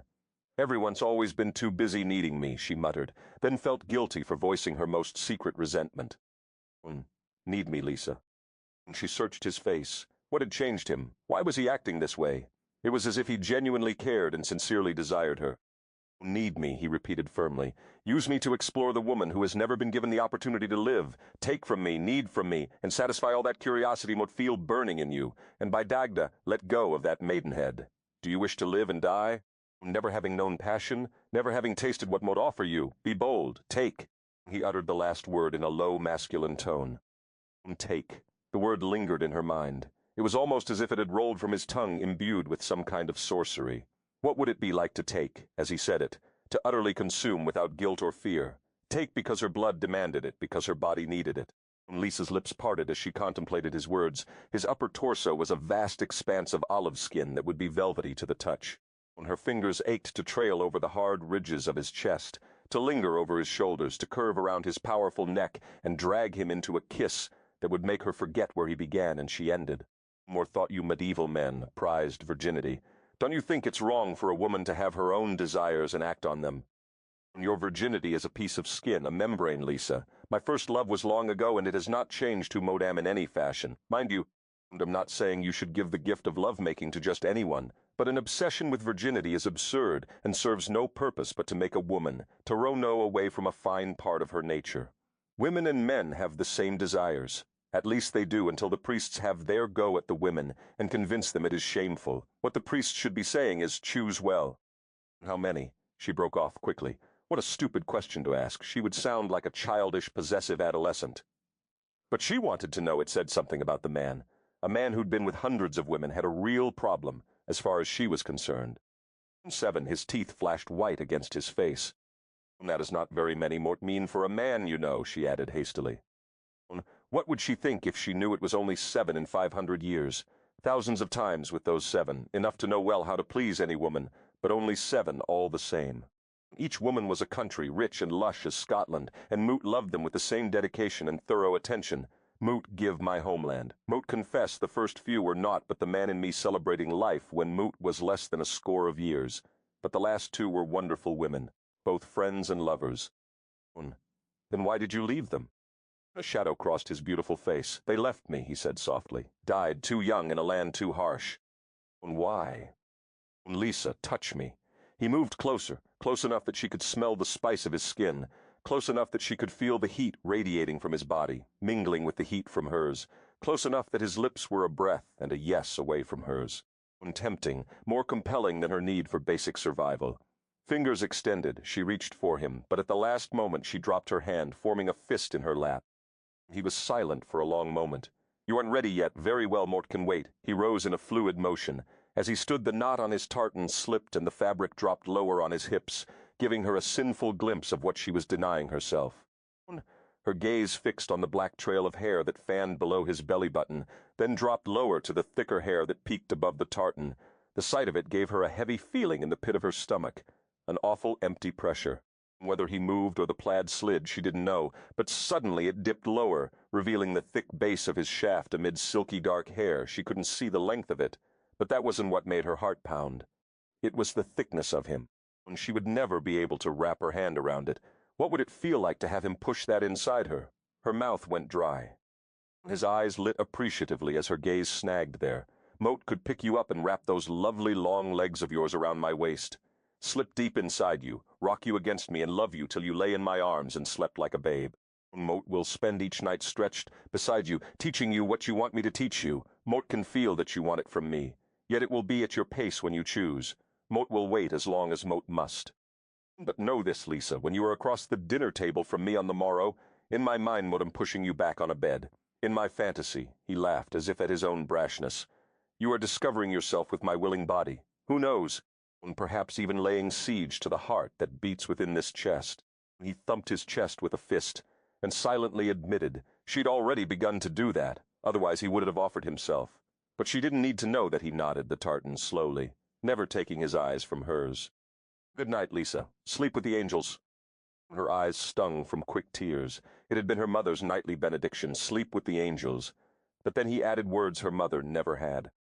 And then come back to earth and sleep with your devil, who would burn in hell for one night in your arms. Wow was all her reeling mind could come up with as he slipped from the room. Chapter Mourbet. 3 days had passed since their first dinner in the formal dining room. That was 72 hours. 4,320 minutes, and Lisa had felt each one of them whiz past her, gone forever. 9 shifts of nurses had changed at home. 9 meals had been taken by her mother, bland food, she was certain, no ripe plums and apricots carefully selected from the market on her lunch hour. Illness had changed Catherine's appetite, and she developed a craving for fruits. Lisa had spent the days snooping as furtively as possible, but she had begun to suspect it was futile. She didn't have the first idea where to look for the flask. She'd had tried his chambers several times during the day, but the door was always locked. She'd even gone to the turret to the left of his chambers, to see if there was a way she could manage to scale the outside wall to get there, but it was hopeless. His chambers were on the 2nd floor of the east wing, and there were guards on the battlements above it at all times. She'd passed the evenings indulging herself in offensively sumptuous meals. Last night the first course had been a mixture of plums, quince, apples, and pears, with rosemary, basil, and rue in a pastry tart. The second course had been a chopped meat pastry, the third an omelet with almonds, currants, honey, and saffron, the fourth roasted salmon in onion and wine sauce, the fifth artichokes stuffed with rice. By the honey-glazed chicken rolled in mustard, rosemary, and pine nuts, she'd been wallowing in guilt. By the berry pastries with whipped cream, she despised herself. And each night he dissavored his dessert with the same lazy sensuality that made her long to be a berry or a fluff of topping. She couldn't fault his demeanor. He'd been an impeccable dinner companion and host. When they'd made cautious small talk, he'd told her of the Templars and their plight, spoke of their training, and extolled the strengths of his Highland fortress. She'd asked about his villagers, whom he seemed to know surprisingly little about. He'd asked about her century, and she'd made him talk about his instead. When she'd asked about his family, he'd turned the tables and asked about hers. After a few moments of strange evasions, they'd mutually conceded to leave each other alone on that topic. He seemed to be going out of his way to be gracious, patient, and accommodating. In turn, she'd been carefully reserved, finding an excuse each night to dash from the table after the final course and hole up in her room. He permitted her escape for the price of a tantalizing kiss each night at her door. He had not tried again to enter her chambers. She knew he was waiting for her invitation. She also knew she was perilously close to extending it. Each night it was more difficult to find a reason not to take what she so desperately desired. After all, it wasn't as if letting him spend one night in her bed would have the same effect as Persephone eating 6 seeds in Hades. Her problem was twofold. Not only was she losing precious time and getting no closer to finding the flask, but she was beginning to adapt in insidious little ways. The immediacy of her presence in 14th century Scotland seemed to be sapping her resolve.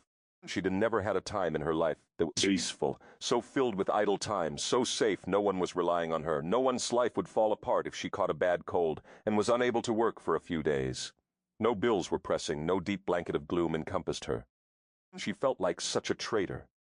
Bills were pressing, someone was relying on her, and she was helpless to do a damn thing about it until she found that flask. She sighed, wishing fervently that she had something to do. Work would be cathartic. Immersing herself in physical duties was the only way she'd ever managed to keep her demons at bay. Perhaps she could help a few of the maids, insinuate herself into their confidence and learn more about the laird and his customs, like which were his favorite rooms, where he stored his treasures. Leaping from her perch in the window seat in the study, she went off, determined to track down a job for herself. "Gilendria, wait!" Lisa called as the maid hurried down the corridor. "Milady." Gilendria paused and turned, her arms heaped with bed linens. "Where are you going?" Lisa asked, catching up. She extended her hands to relieve a portion of Gilendria's burden. "Here, let me help you carry some of those." The maid's face was half hidden behind the mountain of linens, but what Lisa could see of it was quickly transformed by an expression of horror. Her blue eyes widened, her dark brows flew up, and her mouth parted in a gasp. "My lady, these are soiled," Gilendria exclaimed. "That's all right. You're doing wash today, Mort can help," she said cheerfully. Gilendria skittered back. "Nay, the laird would banish me." She turned and scurried down the hall as quickly as she could beneath the towering pile of linens. Heavens, Lisa thought, Moat was only trying to help. After searching for half an hour, Lisa found the kitchen. It was as splendid as the rest of the castle, spotless, efficiently designed, and currently occupied by a dozen servants preparing the afternoon meal. Buzzing with conversation, wanned by melodic laughter, the kitchen was made even cozier by a brightly leaping fire, over which sauces simmered and meats roasted. The flames hissed and flickered as basting juices drizzled onto the logs. She smiled and called a cheery hello. All hands stilled. Knives stopped dicing in mid-slice, brushes stopped basting, fingers stopped kneading dough, even the dog, curled on the floor near the hearth, dropped his head on his paws and whimpered. As one, the servants sank low in deference to her station. "Milady," they murmured nervously. Lisa studied the frozen tableau for a moment, struck by the absurdity of the situation. Why hadn't she anticipated this? She knew her history. No one in the castle would permit her to labor. Not the kitchen staff, not the laundress, not even the maids dusting the tapestries. She was a lady, and a lady was to be kept, not to keep. But she didn't know how to be kept depressed. She mumbled a courteous goodbye and fled the kitchen. Lisa sank into a chair by the hearth in the Greethall and indulged herself in a serious brood. She had two things with which to occupy her mind. Her mother and Circenn, both were dangerous, although for vastly different reasons. She was considering cleaning out the hearth and scrubbing the stones when Circenn entered. He glanced at her. "Lass," he greeted her, "have you had breakfast?" Yes, she replied with a dejected sigh. What's amiss? He asked. Mote mean other than the usual, that which is always amiss with you. Perhaps Mote shall preface each conversation we have by assuring you that Mote still cannot return you. Now what has you looking glum so early on a fine Highland morn? Sarcasm does not become you, Lisa muttered. He bared his teeth in a smile, and although she kept her face inscrutable, inwardly she sighed veccepte hat pleasure. Tall, powerful, and utterly gorgeous. He was a vision a woman could get used to seeing first thing in the morning. He was wearing his tartan and a white linen shirt. His sporran was buckled around him, accentuating his trim waist and long muscled legs. He just shaved, and a bit of water glistened on his jaw, and he was huge. She liked that, a mountain of masculinity. What do you expect me to do with myself, Circenn Brodie? She asked irritably. He was very still. What did you call me? Lisa hesitated, wondering if the arrogant man could really expect her to call him my lord even after he'd offered himself to her a few nights ago. Fine, it would keep things impersonal. She rose and bowed sweepingly. My lord, she purred. Sarcasm does not become you. That is the first time it heard my name on your lips. As we are to be wed, you must use it henceforth. You may call me Sin. Lisa blinked at him from her servile position, Sin that he was, and that was the bulk of her problem. If he were not so irresistible, she wouldn't feel so alive around him, ergo she wouldn't constantly feel so guilty about her mom. Had he been an unattractive, spineless, stupid man, she would have felt miserable every minute of the day, and that would have been acceptable. She should be miserable. She had abandoned her own mother, for heaven's sake. Her back stiffened and she stood up straight. Perhaps much should preface each of our conversations as well by reminding you that I won to be marrying you, my lord. A corner of his mouth quirked. You are truly possessed of a streak of defiance, aren't you? What did the men in your time make of it? Before she could answer, Duncan came bounding into the hall, followed by Galan. Morning all, and a fine day it is, eh? Duncan said brightly. Lisa snorted. Could the handsome Highlander be pessimistic just once? Circenn, Galan was down in the village early this morning, hearing some of the disputes that have backed up in the manor courts. Isn't the lord supposed to decide those? Lisa asked acerbically. Circenn's gaze shot to her. How would you know that, and what business of yours is it? Lisa blinked innocently. Mote must have overheard it somewhere, and Mote was merely curious. One would think you might learn to tame that curiosity, seeing where it has led you. And while Galan was in the village, Duncan forged on, he realized the villagers are expecting to have a celebration. Morton understand. Why you didn't hear the cases in Edelard? Lisa pushed, or are you just too busy mucking up everyone else's life and brooding all the time? She added sweetly. Her inactivity was getting on her nerves, and if she didn't start being mean to him, she'd end up being entirely too nice. Her resolve might not withstand another dessert with him. Duncan's laughter rang to the rafters. It's none of your business why Maduna hear them, Circenn growled. Fine. Nothing's any of my business, is it? What do you expect me to do? Just sit around, ask no questions, have no desires, and be a lump of spineless femininity? You could not be spineless if you tried, Circenn said with a long-suffering sigh. A celebration, Duncan said loudly. The villagers are planning for the feast. What are you blathering about? Circenn grudgingly rerouted his attention to Duncan. If you would permit me to complete an entire sentence, you might know, Duncan said evenly. Well, Circenn encouraged, you have my full attention. The villagers wish to celebrate your return and the upcoming wedding. No celebration, Lisa said immediately. The idea is appealing, Circenn countered. Lisa glared at him as if he'd lost his mind. But I'm not marrying you, remember. Met not going to be here. The three warriors turned to regard her as if she'd just informed them she would sprout wings and fly back to her time. Mote will not be party to this, she snapped. A celebration might be just the thing for you, lass, Duncan said. And you will have the opportunity to meet your people. And they are not my people, nor will they ever be, Lisa said stiffly. I want to be here with that. She turned and fled up the stairs. But she found she couldn't stay away for long. Stealthily, she crept back to the top of the stairs, fascinated by the events ongoing below. They were planning her wedding, and it was enough to boggle the mind. There they were, sprawled around the table in the Greethall, and the overbearing but irresistibly sexy hunk of a Highland laird had his hands buried in fabric. Nay, it is not soft enough, Gilendria. Go fetch the silks stored in the tapestry room. Adam gave me something that should suit well. Bring me the bolt of gold silk. Duncan leaned back in his chair, his arms folded behind his head and his boots propped on the table. The front legs of his chair hovered precariously a few inches above the floor. then hit the floor with a thump when Galan kicked the back of the chair. "What is wrong with you, Galan?" Duncan complained. "Keep your feet off the table," Galan reprimanded. "They re-dirty." "Leave him be, Galan. The table can be wiped," Circenn said absently, fingering a pale blue wool and discarding it with a shake of his head. Duncan and Galan looked at Circenn as if he'd lost his mind. "What have we come to? Mud on the table, you? Sorting through fabric? Does this mean tupping in the kitchen is acceptable now, too?" Duncan asked disbelievingly. "Far be it from me to regulate tupping," Circenn said mildly, lifting a fold of crimson velvet. Galan snapped Duncan's mouth shut with a finger beneath his chin. "Mort thought you hated the gifts Adam brought you, Circenn," Galan reminded the laird. Circenn tossed aside a pale rose linen. "Only bold colors for the lass," he told the maids, "except perhaps lavender." He glanced at the seamstress standing near his chair. "Have you any lavender?" At the top of the stairs, Lisa blushed. He was obviously recalling her bra and panties. The thought sent a flush of heat through her, but then her brow furrowed. Who was Adam, and why did he bring gifts, and why did Circenn hate them? She shook her head, watching him pick through the bolts spread across the table. A half-dozen women were gathered around Circenn, picking up the fabrics he had approved. "A cloak from the velvet," he said, with black fur at the rim of the hood and cuffs. "My colors," he added smugly. Lisa froze, thrown off balance by the possessive note in his voice. "My colors," he'd said, but she'd clearly heard him say "my woman." And it had thrilled her. She stepped back quickly and ducked into a corner, leaning against the wall, her heart pounding. What was she doing? She'd been standing at the top of the stairs in the 14th century, watching him select fabric for her wedding gown. Dear God, she was completely losing herself. The immediacy of the present was so compelling, so rich and exciting, that it was eroding her ties to her real life, undermining her determination to return to her mother.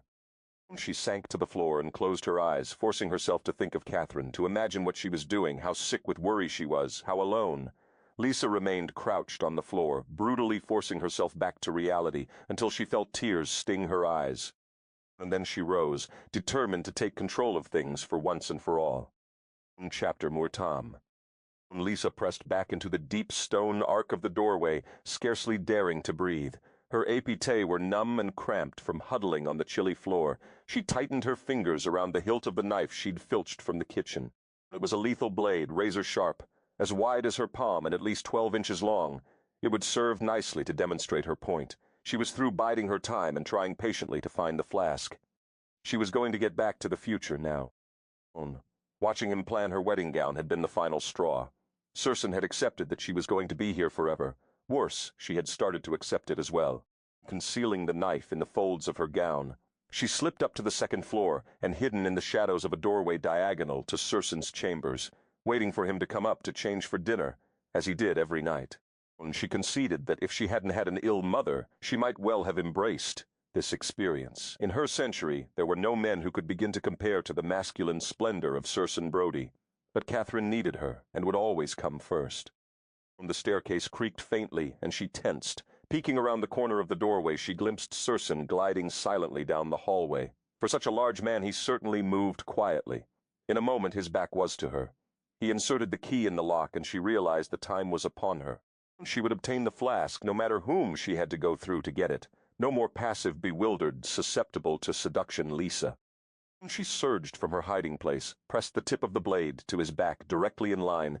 Vekepte had his heart and commanded move in the door now, placing her other hand at the small of his back. She pushed him forward. His spine went rigid beneath her palm. "Now," Mot said, "get in the room." Circenn kicked the door open and entered the chamber. "Stop," she ordered. "Do not turn around." "Mort saw you spying in the Greethall, lass," he said easily. "If you do not like the gold silk, you needn't get so fussy about it. You may select your own gown. It was not my intention to offend you with my choice." "Don't to be obtuse, you know that's not what Mot met upset about," she hissed. "The flask, Brodie now, get it." She pressed the tip of the blade harder against his back to illustrate her resolve, and bit her lip when a drop of blood blossomed below his shoulder blade, spreading on the white linen of his shirt. She wished desperately that she could see his face. Was it dark with fury? Was he amused at her tenacity, or foolishly underestimating her resolve? He sighed heavily. "For what purpose do you wish my flask? Are you in truth the traitor we feared?" "No, Mot want to go home. Mot have no desire for your flask. Mot only need it to take me back." "You still believe the flask will return you?" "It brought me here." Mort, have explained to you. All you said is that it isn't at the flask power, but you want to tell me what it can do. Do you expect me to trust your word? Why should Moat? Moat would not lie to you, lass, but Moat see that you will not believe me. Had Moat known you still harbored this foolish hope, Moat would have obliged you sooner. He pivoted so swiftly that she fumbled, but recovered and jabbed the tip of the knife into his chest. More blood blossomed as the lethally sharpened blade slipped through his shirt as if it were butter. Careful with that thing, lass, unless it pleases you to ruin my shirts. On a move and Mort wanna have to cut you, she snapped. He dropped his hands to his side. Mort must move to collect the flask. Mort Leglunk follow you. Nay, you will not. Moat will not take you to my lair. Moat am the one with the knife, she reminded him, and it currently rests above your heart. If he moved, she did see it. All she knew was that one moment she had the knife at his chest, and the next it was gone. She blinked, trying to bring the room back into focus. The blade was flush against her throat. Her eyes flared wide and she gasped, "How did you do that?" "You cannot control me, lass." "No one can," he said wearily. "If Moat give to you, it is because Moat choose to give to you. And Lisa, Moat would choose to give you everything, if you would but permit." "Then give me the flask," she demanded, ignoring the cold metal at her neck. "Why do you seek it? To what do you wish to return? Mutt have told you. Mutt will wed you and care for you. Mutt am offering you my home." A groan of frustration escaped her. Nothing was working out as she'd planned. He had so easily disarmed her, stripped away her control. "Moat am offering you my home," he had said, and a treacherous part of her was deeply intrigued by that offer. She was doing it again, vacillating. She glared at him, a sheen of tears clouding her vision. At the sight of her tears, he flung the knife to the bed, where it landed with a soft thud. Pulling her into his arms, he caressed her hair tenderly. "Tell me, lass, what is it? What causes you to weep?" Lisa pulled from his embrace. Thrumming with frustration, she began pacing between him and the door. "Where is my baseball cap, anyway? Did you have to take that away from me, too?" He cocked his head. "Your baseball cap," he repeated awkwardly. What had he called it? Bonnet. He moved to a chest beneath a window, lifted the lid and retrieved her clothing. Her jeans and t-shirt had been neatly folded, and atop them was her cap. She leaped toward him and snatched it greedily from his hand, clutching it to her breast. It seemed a lifetime ago that she and her father had sat in the third row in the blue seats directly behind home base. They'd laughed and yelled at the baseball players, drunk sodas, and eaten hot dogs, drenched with mustard and relish. She'd decided that very day that she would one day marry a man just like her daddy. Charming, smart, with a fabulous sense of humor, tender, and always willing to take time for his family. And then she'd met this capable, mighty warrior, and in his shadow the real Jack Stone had come into sharper focus, as had her real feelings about him. She was angry at her father, angry at his irresponsibility, his failure to have cars serviced, to take out life insurance, to carry adequate auto coverage, to plan for a future that might stretch beyond his present. In so many ways her father had been an overgrown child, no matter how charming he was. But Circenn Brodie would always plan for his family's future. If he wed, he would keep his wife and children safe, no matter the cost to himself. Circenn Brodie took precautions, controlled his environment, and built an impenetrable fortress for those he called his own. "Talk to me, lass." Lisa dragged herself from her bitter thoughts. "If you tell me why you seek so desperately to return, Mutt will bring you the flask." "Is it a man?" he asked warily. "Mutt thought you told me there had been no one." The tension that had quickened in her veins while she sat in the doorway, clutching the knife and waiting for him, dissipated suddenly. She chided herself for her foolishness. She should have foreseen that force wouldn't work with this man. The primary reason she'd refused to discuss Catherine with him was that she hadn't wanted to make a fool of herself, to start talking, and end up weeping openly before the impassive warrior. But her emotions were no longer under her control, and the need to talk consumed her, the need to have someone to trust, to confide in. Her defenses slipped further, leaving her raw and exposed. She sank to the floor. "No, it's nothing like that. It's my mother," she whispered. "Your mother what?" He pushed gently, sinking down beside her. "She's dying," she said. She dropped her head forward, creating a curtain with her hair. "Dying?" "Yes." She drew a deep breath. "Maud all she has left, Circenn. She is ill and wanted live much longer. Maud was taking care of her, feeding her, working to support us. Now she is completely alone."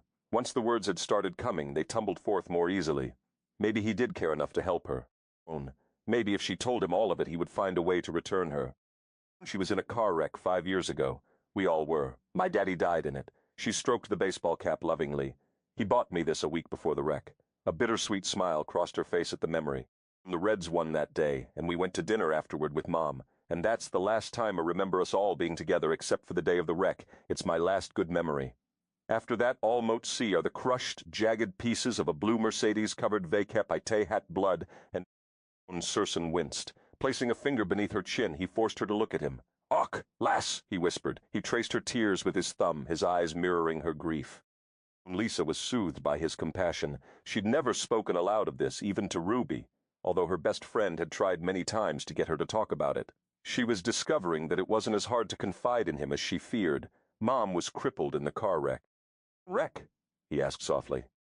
She struggled to explain machines. The Mercedes was a car. In my time we don't ride horses, we have metal. She searched for a word to which he might relate carriages that carry us. Fast, sometimes too fast, the tire wheel of the carriage came apart and we crashed into other machines.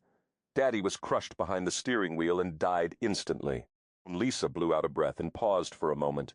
When they released me from the hospital, Moat found a job as quickly as Moat could, and a second one to take care of me and Mom and pay the bills. "We lost everything," she whispered. "It was horrible. We couldn't pay the lawsuit, so they took our home and everything we had, and Moat accepted it. I had accepted that was how my life would be. Until you took me away in the middle of something that Moat have to finish. My mother has cancer, and only a short time to live. No one is there to feed her, pay the bills, or hold her hand." Circenn swallowed. He could not interpret much of what Lisa had said, but he understood that her mother was dying and she had been trying to take care of everything for quite some time. "She is entirely alone? There is no other of your clan left alive?" Lisa shook her head. "Families aren't like yours in my time. My father's parents died long ago, and my mother was adopted. Now there's only Mom and Moat stuck here." "Och, lass," he drew her into his arms. "Don't try to comfort me," she cried, pushing against his chest. "It's my fault. Moat met the one who had to work in a museum. Moat met the one who had to touch that damned flask. Moat met the selfish one." Circenn dropped his hands and expelled a frustrated breath. There was not one selfish bone in her body, yet she was lambasting herself, carrying the blame for everything. He watched helplessly as she rocked back and forth, her arms wrapped around herself, a posture of deep grieving he'd seen far too many times in his life. "No one has ever been there to comfort you, have they?" he asked grimly. "You carried the weight of it all alone. This is untenable. This is what a husband is for," he muttered. "Mort, don't have one." "Well, you do now," he said. "Let me be strong enough for both of us. Mort can, you know." She wiped angrily at her tears with the back of her hand. "Mort can't. Now do you see why Mort must return? For God's sake, will you please give me the flask? You promised when we were at Dunatur that if there was a way for me to return, you would help me. Was that something you said merely to placate me? Must Mort beg? Is that what you want?" "Nay, lass," he said violently. "Mort never want that from you. Mort will give you the flask, but Mort must collect it. It is in a safe place. Will you trust me? Will you go to your chambers and await me there?" Lisa searched his face frantically. "Will you really bring it?" she whispered. "Aye, Lisa. Mort to bring you the stars if it would cease your tears. I did not know. Morcano vacate none of this. You did not tell me." "You never asked." Circenn scowled as he mentally kicked himself. She was right. He hadn't. Not once had he said, "Excuse me, lass, but were you doing something when Moat snatched you out of time with my curse? Were you wed? Did you have children, a dying mother who relied upon you, perhaps?" He helped her to her feet, but the moment she had her balance, she tugged her arm from his hand. "How long will it take you to retrieve it?" "A short time, a quarter hour, no more. If you don't come to me, Moat will return with a bigger knife." "You want to need a knife, lass," he assured her. "Moat will bring it." She left silently, carrying part of his heart out the door with her. Circenn opened his secret chamber and grimly retrieved the flask from the hidden compartment in the stone floor. It had never occurred to him that she'd had a full life in her time. He'd been so selfish that he'd never once asked her what he'd taken her away from. He had seen her only as proud, tenacious, sensual Lisa, as if she lived nowhere before she had come to him. But now he understood clearly. She had sacrificed most of her adult years caring for her mother, carrying burdens a laird would stagger beneath, nurturing the only clan she had left. It explained much: her resistance to adaptation, her continued attempts to search his castle, her logical unwillingness to give up on the flask as a way to return home. He knew Lisa was an intelligent woman, and he suspected that deep down she realized that the flask wouldn't return her, but if she formally gave up on the flask, she would have no hope. People often clung to irrational hopes to avoid despair. His heart wept for her, because he knew that the only man who could return her would see her dead first. For the first time in his life, he was furious with himself for refusing to learn the things Adam had so often offered to teach him. "Come train with my kind," Adam had coaxed on numerous occasions. "Let me teach you the Fey arts. Let me show you the worlds you might explore." "Never," Circenn had replied scornfully. "Moat will never become like you. But the magic is inside you. Mort will never accept it." And yet now he would have given anything for the art of sifting time, anything Adam wanted at all. He straightened his shoulders, closed the hidden chamber, and moved to the door. How could he have been so blind as not to realize that she'd had a life and lost it? How could he have ever thought she was duplicitous, the image of her huge green eyes shimmering with tears as she'd gazed up at him, refusing his solace, because she'd obviously never been given comfort and didn't know how to accept it, would burn forever in his mind. He had a difficult path to walk with her now. He squeezed his eyes shut for a moment, bracing himself for her discovery that she was truly trapped. With a deep sigh, he left his chambers. "Lass," he said softly. Lisa glanced up as he entered the room. She was huddled in the center of her bed, her pale face stained with tears. He fished about in his sporran and moved slowly to her side, making a journey he was reluctant to complete. "Stand up, lass," he said quietly. Lisa rose swiftly. He held out the flask. "You brought it," she whispered. "Moat told you I would. I should have done so before now. Moat knew you wanted it. Moat saw the look on your face when we were riding from Donatar, and you glimpsed it in my pack. You can read me so easily." "Not always. Sometimes Mort can read you at all. But that night Mort could you'd have been crying."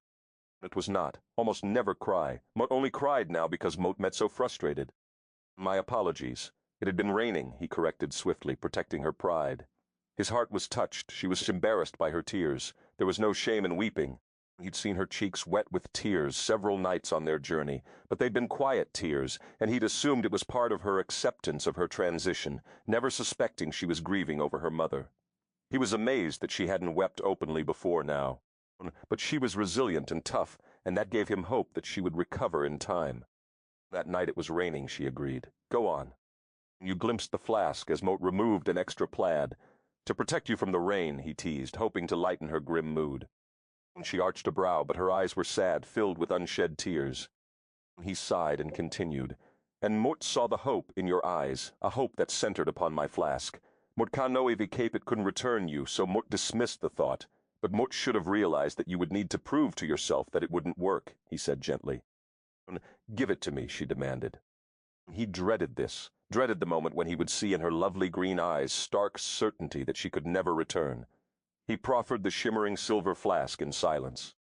She reached for it. "How does it work?" she whispered. "It does," he whispered back. "You only think it does." Her fingers closed on the flask. He watched as she wrapped her hand reverently around it.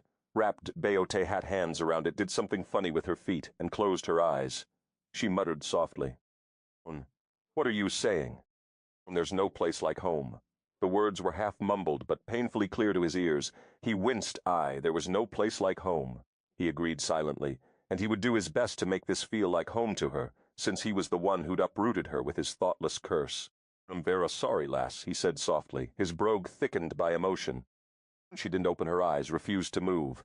Finally she crossed to the bed and lowered herself on it, tightly holding the flask. She looked as if she was mentally reciting every prayer or rhyme she'd ever learned. After a long time she rose and stood by the fire.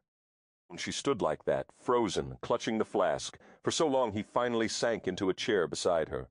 How much time passed he had no idea, but he would not move an inch until she accepted it, and then he would be there to wrap her in the shelter of his body.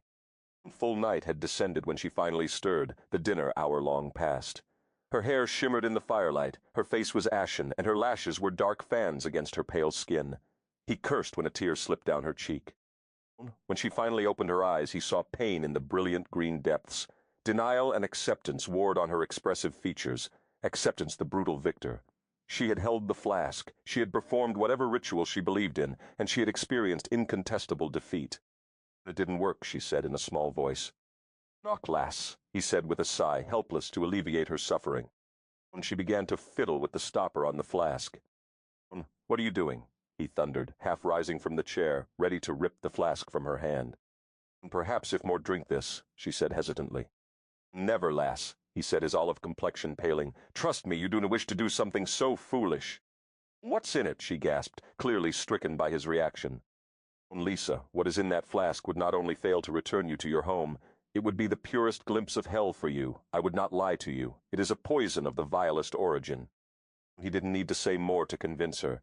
He could see her acceptance that not only would it take her home, it might kill her, or make her wish she were dead. He understood that Lisa, as sensible as she was, had now acknowledged that she'd been clinging to an impossible hope, and would not do so again. If he said it wouldn't work, that was enough. By trusting her, he had gained her trust. She sniffed, and to her apparent chagrin, another tear slipped out. She dropped her head forward to hide behind her hair in the way he'd noticed she did when she was uncomfortable or embarrassed. Circenn moved swiftly, intending to catch the tear upon his finger, kiss it away, then kiss away all her pain and fear, and assure her that he would permit no harm to touch her, and would spend his life making things up to her. But she dropped the flask onto the table and turned swiftly. "Please, leave me alone," she said, and turned away from him. "Let me comfort you, Lisa," he entreated. "Leave me alone." For the first time in his life, Circenn felt utterly helpless. Let her grieve, his heart instructed. She would need to grieve, for discovering that the flask didn't work was tantamount to lowering her mother into a solitary grave. She would grieve her mother as if she'd in truth died that very day. "May God forgive me," he prayed. "I did not know what Moat was doing when Moat cursed that flask." He snatched the flask from the table, tucked it into his sporran, and left the room. And that was that, Lisa admitted, curling up on the bed and pulling the curtains tight. In her cozy nest, all she lacked was her stuffed Tigger and her mother's shoulder to cry on. But such comforts would never again be hers.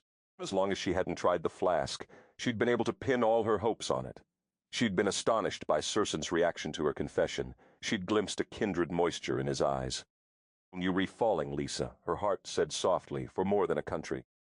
"Good thing," she told her heart acerbically, "because it looks like he's almost got for now and forever." She glanced around the curtained bed and snuggled deeper into the covers. The fire made her chamber toasty, and there was a flask of cider wine in a cubbyhole in the headboard. As she took a deep swallow, savoring the spicy, fruity taste, she gave in to her grief. Her mother would die alone, and there was nothing Lisa could do to prevent it. She drank and cried until she was too exhausted to do more than roll onto her side and slip into the gentle, wine-induced oblivion of sleep. All I wanted was to hold her hand when she died was her last thought before dreaming. Circenn Brodie stood beside the bed and watched Lisa sleep. He parted the filmy bed curtains and stepped close, dropping his hand to lightly touch her hair. Curled on her side, she'd have folded both hands beneath one cheek like a child. The faded red bill of her bonnet, base ball cap, he reminded himself, was crushed between her hands, and a plaid she had bunched up into a pillow of sorts. She had clearly cried herself to sleep, and it looked as if she had fought a losing battle with her covers. Gently, he eased the plaid away from her neck so she wouldn't strangle herself with it, then straightened the fabric twisted about her legs. She sighed and snuggled deeper into the soft mattress. Removing the wineskin from where it was nestled close to her side, he winced when he discovered it was empty, although he understood what had driven her to drink it. She had been seeking oblivion, a quest he'd embarked upon a time or two himself. She was lost, torn from her home, stranded in the middle of a century she couldn't possibly understand. And it was his fault. He would marry her, help her adjust, protect her from discovery, and most of all, protect her from Adam Black. One way or another, he promised himself firmly he would make her smile again and win her heart. She was everything Brood and more. His mother would have loved this woman. "Sleep with the angels, my Brood Queen," he said softly, "but come back. This devil needs you like he's never needed anything before." As he turned to leave, he spared a last glance over his shoulder. A faint smile curved his lips as he recalled her fascination with whipped cream. He hoped one day she would trust him, desire him enough to allow him to take his spoonful of whipped cream, trail it across her lovely body, and remove the sweet confection with his tongue. He would heal her with his love, and he would never die on her, that he could promise. "What's wrong?" Galen asked, taking one look at Circenn's grim expression as he entered the Greethall. The laird dropped himself heavily into a chair and picked up a flask of cider wine, absently turning it in his hands. "Is it Lisa?" Duncan asked swiftly. "What happened? Mort thought the two of you were growing closer." Moat gave her the flask. Circenn grunted, barely intelligible.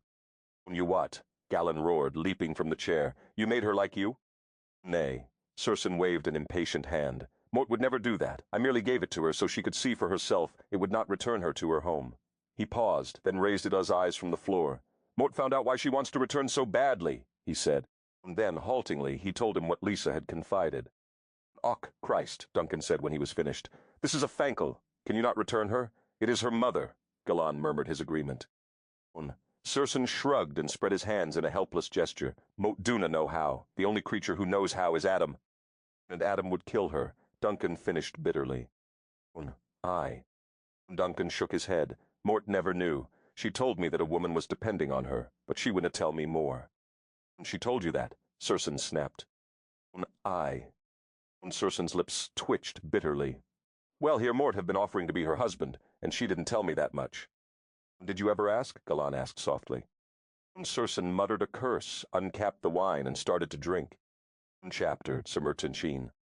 A man gritted his teeth and permitted James Common to vent his anger, assuring himself that soon the tables would be turned, and then he would revel in crushing the traitorous Scot. He understood the Common's motivations well. 10 years ago, when Robert the Bruce had slain Red John Common in Greyfriars Kirk at Dumfries, thereby eliminating the only other real contender for the Scottish crown, the remainder of the Common clan had eagerly allied themselves with the English. They were avid to murder any relative of the Bruce they could get their hands on. It has been weeks, Berard, and you bring me nothing. No woman, no sacred hallows. Armand shrugged. Mort have done all Mort can. The woman has not left her chambers in weeks. She stays holed up there, although Mort cannot fathom why. And then go in and get her, Common spat. The war grows fiercer, and the Bruce brother Edward has made a foolish wager. What say you? Armand had heard nothing of this. Only last night he made a wager that may win or lose this war. King Edward is most displeased. What wager? Armand pressed. It is not my place to speak of it. Even the Bruce hasn't received word of it yet, and he will be furious when he hears what his brother has done. It is imperative that we capture the woman. At least then we will have something to appease his temper. You must get her, Common ordered. There are guards outside her chambers, day and night, James. Moat must wait until she comes out. He raised a hand as the Common started to argue. She will have to come out soon, and while he waited, he would continue to search the castle for the sacred hallows. Thus far he'd managed to search only the north wing. Somehow he had to get into both the laird's and the lady's chambers. A fortnight, Berard. Any longer, and Moat cannot assure you, Moat will be able to prevent King Edward from ordering his men to attack. It will be done before a fortnight is up. Lisa rolled over, stretching gingerly. She knew that she would have to leave her bed eventually, but hadn't been able to face it. She sat up slowly, surprised to discover that the painful knot in her chest seemed to have loosened. She glanced around her room as if seeing it for the first time. She'd been sleeping more than 16 hours a day and wondered if perhaps the past 5 years had finally claimed their price. She'd slept and grieved for everything, not just her mother, but the car accident, her father's death, and the loss of her childhood. She hadn't let herself feel any of that for 5 years, and when she'd finally permitted a tiny sliver of pain, all of it had come crashing in and she'd lost herself for a time. She hadn't realized how much buried anger she held. She suspected that only a bit of it had been released. But now she had to face the facts. The flask would not return her, Circenn could not curse her back, and this was going to be her life, for the rest of her life. She rose from the bed, rubbing her neck to ease the kinks. She had no idea how long it had been since she'd bathed. Disgusted with her protracted inertia, she moved to the door. While closeted in her room, she'd been dimly aware that men were posted outside in the corridor. She'd never spoken to them, had merely accepted the food they handed in through the door, and picked at it listlessly. She fumbled with the handle and pulled the door open. Circenn crashed in and hit the floor. He rolled smoothly onto his back and sprang to his feet, hand on his sword, looking dazed. She realized he must have been sitting on the floor, leaning back against it, and when she'd opened it, she'd taken him by surprise. He blinked several times, as if he'd fallen asleep in that position, and been awakened abruptly. She was startled and touched. Had he been outside her room all this time? He gazed down at her, and they regarded each other silently. There were dark circles under his dark eyes. His face was lined vague hat fatigue and worry, and the look he gave her was so tender and self-effacing that it made her catch her breath. "A bath," she said softly. "Might one have a bath?" His smile was slow to form, but dazzling when it did. "Absolutely, lass. Wait right here. Do na move. But Leglunk see to the preparation myself." He rushed out to fulfill her request. She wants a bath. Circenn bellowed, barreling into the Greath Hall. He'd been waiting weeks for some spark of life that she was aware of her body again, meant she was slowly retreating from the dark place within where she'd languished so long. He roared for the maids, who came at a run. Have hot water drawn immediately, and a meal. Send her all the tempting food you can find and wine. Clothing, she must have clean clothing as well. See to my lady, she wants a bath. He smiled. By Dagda, the day was looking brighter already. When the last person Lisa would have imagined might slip into her chambers while she was bathing was Iron.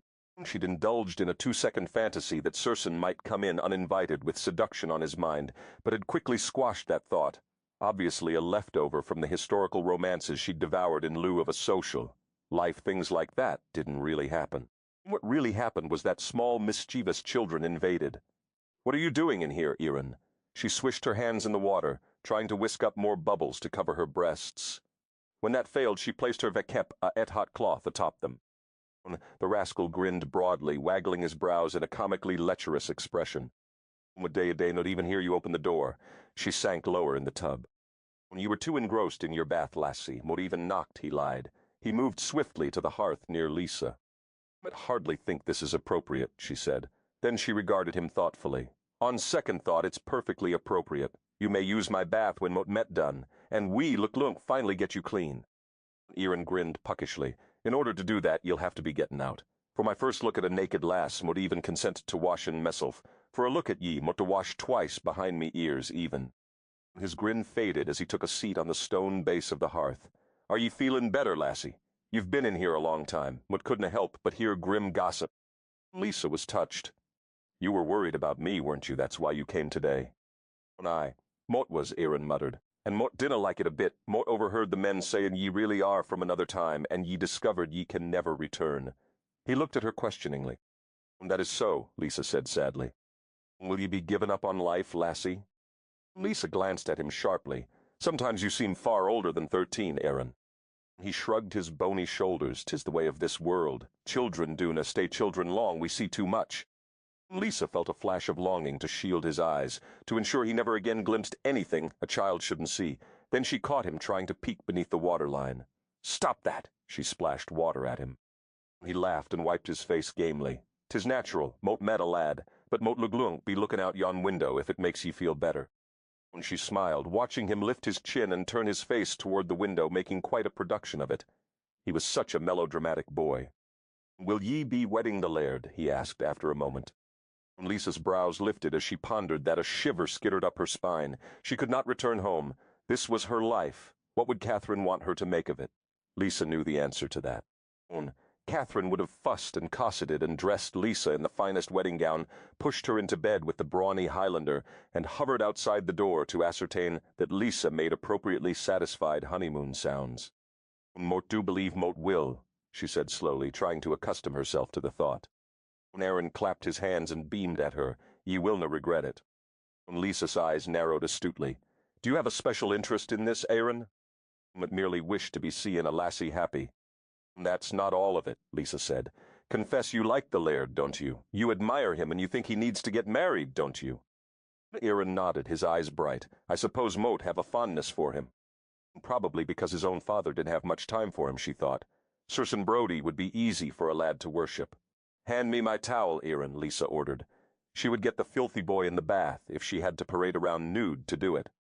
Someone needed to take responsibility for him, treat him to tender arms and loving discipline. With an arch glance, he picked up her towel and, with an exaggerated swing of his arm, flung it far across the room to land on the bed. "Get it yourself." She gave him her most forbidding, "You will obey me, little boy, or die" glance. They waged a battle with their glares, his challenging, hers promising divine retribution, until with a gaming grin he leaped to his feet, slipped behind her, and was gone. She didn't even hear the door open and close. She sighed and leaned her head back against the tub, admitting that she hadn't really wanted to leave the warm, soapy water anyway. "Mot luglunk get you for this, Aaron," she vowed. "You will have a bath before the week is out." She wasn't certain, but she thought she heard a soft tinkle of laughter outside the door.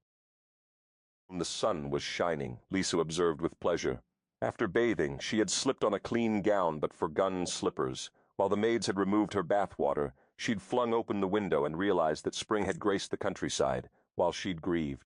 She'd felt a fierce need to venture outside, to feel the sun, to savor the birdsong, to connect with what was to be her world. God, she needed to get out of her room. It was suffocating after so long.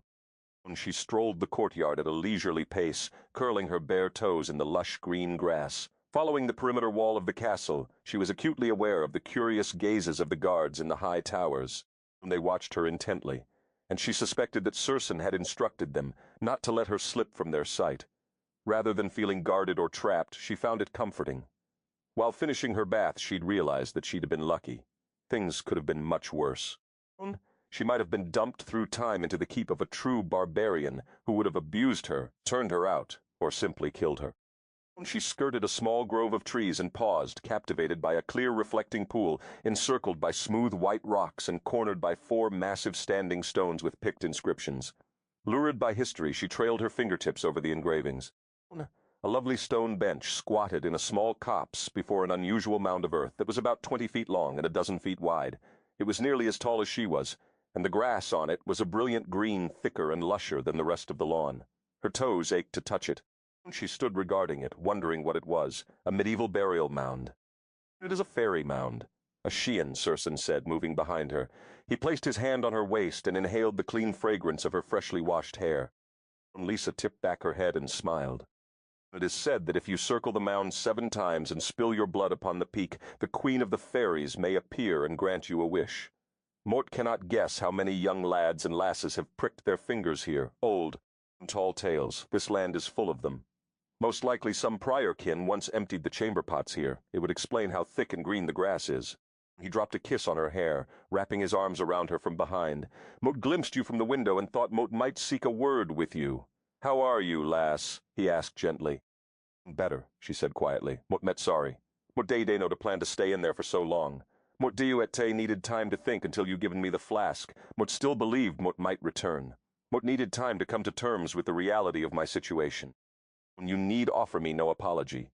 It is Mort who should offer you one." He turned her to face him. "Lisa, Mort, I'm sorry you were ensnared by my curse. I would like to say that Mort met sorry you came here, but Mort must confess that Mort—" Lisa glanced up at him searchingly. He took a deep breath. "That Mort will devote my life to making it up to you. That Mort wished to wed you and will see you well cared for." Lisa averted her gaze, mortified to feel tears threatening. He stepped back, sensing that she was fighting for control. "That was all Mort wished to say, lass. Mort will leave you to your walk now. I merely wished to be certain you knew how Mort felt." "Thank you," she said, as she watched him retreat. A part of her longed to summon him back, to make small, idle talk and while away the sunny afternoon, but tears still came too easily. After he'd gone, she continued strolling, drawn to explore her new home. She soaked up the warm phase, stopping periodically to examine small buds and unusual foliage.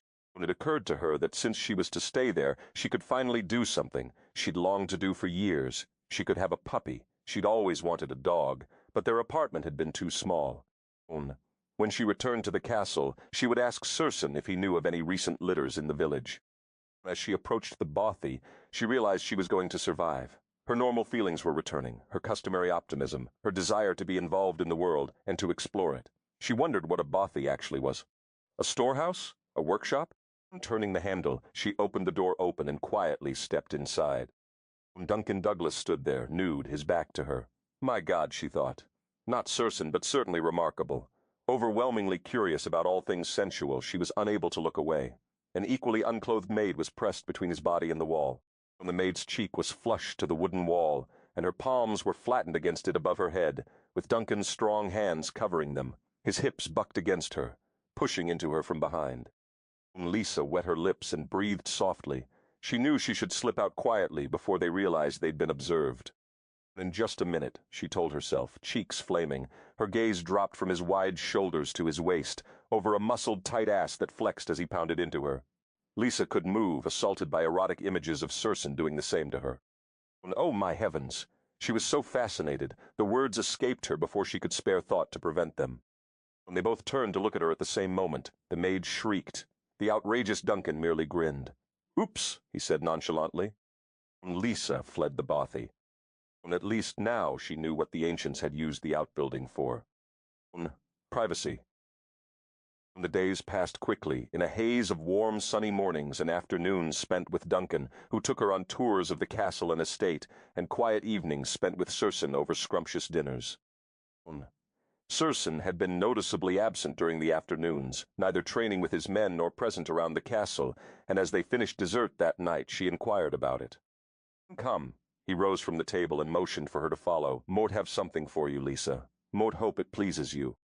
She let him tuck her arm through his and guide her down a corridor she hadn't yet explored. It led to the end of the east wing, down winding and narrow stone hallways through high arched doors and up a circular stone staircase.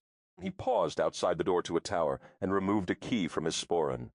"Would hope you do na think, Mort." He blew out a sigh, looking uncomfortable.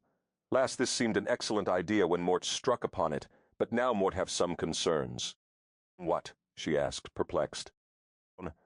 "Have you ever come up with an idea that you think will make someone happy? Then when it is time to give it to them, you worry if perhaps you were wrong?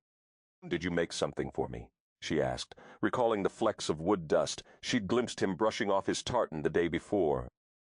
"Aye," he muttered, running a hand through his hair. "But it suddenly occurred to me that if Mot do na know you as well as Mot think Mot do, it may make you sad." "Well, Mot le Glunk just have to see it," she said, slipping the key from his hand. Whatever he'd done, he'd pleased her simply by caring and thinking about her, not to mention investing his time in labor with the intent to please her. Aside from her parents and Ruby, she'd received few impulsive gifts in her lifetime, and never one someone had fashioned by hand. Curious, she inserted the key in the door, opened it, and stepped inside. Dozens of candles flickered, filling the room with a warm glow. The ceiling rose and met in a high wooden arch, and there were small benches strewn about. At the front of the room, before 4 beautifully colored windows, was a flat slab mounted on a thick base of stone. An altar. She realized he'd brought her to his private place of worship. "Look down, lass," he said quietly. Her gaze dropped to the floor. "Heavens, did you do this?" She glanced at Circenn, bewildered. "Moat had a lot of idle time a few years past," he said with a shrug. About 30 years he didn't add years during which he had thought he might go insane from loneliness, and so he'd have buried his anguish in creating. Her gaze flew back to the floor. It was an exquisite mosaic hand fashioned of wood, ranging out like a star from the center of the chapel. Light pine, dark walnut, and deep cherry interwove to create the patterns. Some of the pieces of wood were no more than an inch in diameter. It must have taken him years, she thought, amazed. One man designing this floor, carefully carving and sanding the pieces, and laying them in a fabulous geometric pattern that would have made M.C. Escher Wild Vey kept Tehad envy. "Go up near the altar," he encouraged. "That is where Mort changed it." Lisa walked gently across the floor, reluctant to mar it with her footsteps. In front of the altar, he torn up the old pattern and laid a new one. The area in front of the slab had been divided into 2 sections. To the right, painstakingly inlaid into the pattern in deep ebony, was Morgana, beloved mother of Circenn. To her left, in the same black wood, was Catherine, beloved mother of Lisa. There were no dates, an omission she understood, because they certainly wouldn't want anyone to see 21st century dates in a medieval chapel. She could just imagine the heyday modern scholars would have had with that. The names were encircled by elaborate inlaid Celtic knotwork. Dropping to her knees, she ran her fingers over the freshly laid wood, her heart swelling with emotion. He'd placed her mother right next to his, clearly showing her she was half of his life. Now she could go there when she was missing her mother, and feel as if she had a place to be near her. It startled her, his keen insight. When Catherine had been diagnosed with cancer, Lisa had devoured how-to-books on dealing with the loss of a loved one, hoping to find some magic way of handling the impending loss of her mother. One of the things each book had addressed was that closure was a critical part of the healing process. In making this marker for her mother, Circenn had created a tangible and, by ancient social custom, innately comforting symbol of her absence, so that her absence became a soothing presence. Lisa swallowed a lump in her throat and looked up. He was regarding her as if she were the most infinitely precious thing to him in the world. "Was most a fool," he worried. "No, Circenn, Mot don't think you could ever be a fool," she said quietly. "Thank you. We do this in my time too, and Mot will come here often too." She trailed off, shaken by the depth of her emotion. When he said come, she moved easily into his arms. "Chappert or high mui." Circ stalked to the mirror and studied himself for the 5th time in as many minutes. He turned his face to the side and eyed his profile. He ran his hand over his shadow beard thoughtfully. Lisa's skin was very sensitive. Perhaps he should shave more frequently. But that wasn't the problem, he mused. Although she'd opened up considerably in the past few days, she retained a distance between them. She was healing, and it was time to complete the process. He needed to woo her into a closer intimacy, to help her fully accept her position as his soon-to-be wife. Whom was he trying to deceive? He needed to bed her before he turned into a ravening beast. Not for a moment had he forgotten the vision he'd spied in his shield, and he wanted it, was eager to embrace his future. He'd been going excruciatingly slowly with her, allowing her time to heal. But she was changing again, becoming stronger. He snorted, reflecting that she was not the only one who had undergone changes since her arrival. A few months ago, he'd been a man of rigid discipline who despised many things about himself. Now he was a man of deep passion who welcomed what he might become, with her. A few months ago, he'd eschewed physical intimacy, compiling dozens of reasons why it was logical to forswear it. Now he longed for physical intimacy, armed with dozens of reasons why it was logical, arguably even necessary that he embrace it. And after he'd given her the chapel, he'd escorted her to her room, hoping to sweep her past a goodnight kiss, but she'd been reticent. Her kiss had been stormy, and he'd plainly scented the desire in her body, but she'd been the one to stop the kiss, bidding him good sleep before leaving him at the door. He suspected that while she would allow herself to be somewhat happy, she was still not quite ready to believe that she shouldn't continue to suffer for sins she hadn't committed. For her sake, he needed to be ruthless. He needed to penetrate her shell and ease her fully into his life. He wanted her, this fascinating woman with her deep emotions, her passionate heart, her witty and curious mind. He wanted her droll sense of humor, which had been noticeably absent of late. He needed her to accept the deepest physical bond with him, because he knew that once she did, she would bar no quarter of her heart from him, and he wanted to explore every private nook and cranny of her soul. Ruthlessly seductive, that was what he would be.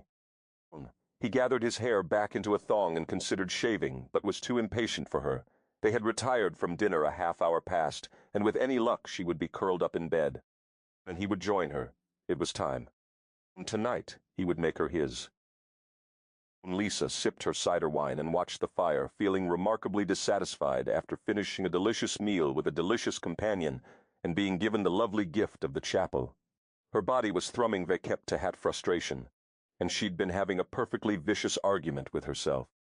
Since she'd emerged from her chambers, after her bout of grieving, Circenn had repeatedly given her every indication that he desired to enter a sexual relationship with her, but something was holding her back, and she didn't have the faintest idea what it was. She'd studied it from every angle, but still was no closer to understanding why she pulled away. Each time he tried to do more than kiss her, she hovered on the verge of asking him if he knew why she did, but couldn't bring herself to be quite so brutally honest. A part of her wished he would try to storm her walls, so she could figure out what the damned walls were. She thought she'd decided to be happy here, but then why resist his seduction? When a knock at the door set her heart to pounding. "Come in," she called softly, desperately hoping it would not be Gilendria who entered, carrying yet another restitched gown or surcoat. "Lass," Circenn murmured as he closed the door behind him. Lisa sat up straight and placed her wine goblet on the table. "Don't say anything. Just kiss me," she thought. "Kiss me hard and fast, and not give me time to think." "There was something Mot wanted to discuss with you, lass," he said. He crossed the room and pulled her up from the chair. "Yes?" He stopped and gazed down at her for a long moment. "Och, sometimes Mot make a fankle of things with words," he finally said. "Mot been a warrior all my life, not a blethering bard." Cradling her head in his hands, he seized her mouth with his. He buried his fingers in her hair, slipped his tongue between her lips with a smooth, velvety stroke, kissing her slowly and thoroughly. He gave her a long, deliciously romantic kiss that left her clinging to him breathlessly. He nibbled her lower lips, sucking and tugging, then swept inside again, possessing her mouth. His hands slid no her back and over her bottom, and he groaned. He needed her desperately, but he also needed her to seek his affection. His tongue retreated, and he paused, waiting for her to seek its return. She didn't, too. He sighed and moved back and in to look at her. "At least fight me, lass, like you did when the Bruce declared us handfasted. Think you Mort forgotten that? When Mort took my tongue from you then, you would have none of it." Lisa averted her gaze.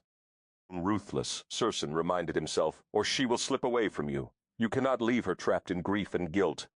When she moved to sit on the bed, he exhaled a small sigh of relief. The fact that she felt comfortable perching on the target of his seduction told him she wasn't entirely adverse to it. "What are you waiting for, Lisa?" He sank next to her onto the bed. He was heartened that she didn't pull away, but merely sat together, shoulder brushing shoulder. "Do you remember what you said to me the night that you arrived here, when you feared Mot might take your life?" She glanced warily at him, indicating that she was listening. "Mot have not even lived yet. Those are the words you said to me, and Mot heard many things in that statement. Mot heard frustration and regret. Mot heard curiosity and hunger for experiences, and a terrible fear that you would never get to have them. Mot cannot die. Mot have not even lived yet, you said to me. Mot thought you meant it, that given the chance you would live boldly." Lisa flinched. She could feel the echo welling up inside her. It was true, she thought defiantly. She hadn't even lived yet. She felt a sudden flash of fury. She'd spent years denying herself the luxury of feelings, and with a few simple sentences, Circenn stripped them bare in front of her. She resented his psychoanalyzing her. It made her angry that he dared be so intimate with her feelings. Her eyes narrowed. On his lips curving in a faint understanding smile, he said, "Go on, be angry with me, lass." For giving voice to the things you try not to feel. Be angry with me for saying aloud what you scarcely permit yourself to think, that a part of you resents your mother being ill, because you cannot give yourself permission to live while she is dying. Be angry with me for saying that it tears you into little pieces, and that you feel you should suffer, because how could you not when your own mother lies dying? Be angry with me for demanding that you live now, live ve kep, ite hat me fully. Her hands clenched around wads of blanket. She could deny anything he'd said. She did feel that she should suffer since her mother was suffering. She did feel that every small smile she permitted herself was somehow a betrayal of Catherine. How dare Lisa smile when her mother was dying? What kind of monster could be happy for even an instant? Yet she'd smiled occasionally and even laughed, and then had hated herself for it. He was right on. This was Vekep. Hatate had been holding her back, an insidious little belief that she still had no right to be happy. Will you continue to punish yourself for sins not of your making? How much must you suffer before you feel you have paid in full? Would your lifetime be enough? Her lashes swept down, shielding her eyes. Would it be so wrong to plunge headlong into the love Mot offer you? Take, draw of life, suck it into your body, taste it with a vengeance. Damn you, she whispered, for saying what you think. Lass, Mot am the one you may say anything to. Mot assure you. Mot will understand. Mot do not care how ignoble you think your thoughts or feelings are. Feelings, emotion, they are neither right nor wrong. They cannot be assigned a value. Feelings are. By labeling a feeling wrong, you force yourself to ignore that feeling, and what you most need is to feel it, let it burn through you, then get on with life. You are not responsible for any of what happened to your parents.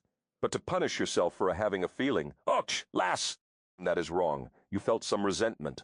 There is no shame in that. You are young and full of life. There is no shame in that. Lisa looked as if she desperately wished to believe him. It wasn't your fault. Not the wreck, not your mother getting ill, not your being brought here to me. Let go of it. Stand up, Lisa. Take what you want from me. Live now. Damn you, she repeated, shaking her head. Feelings long denied now flooded her. She sat still, his words echoing in her mind. Then another voice startled her, because it sounded so like Catherine's resounding in her head. "No more punishment. He's right. You know, do you think Mot didn't see what you were doing to yourself? Live, Lisa."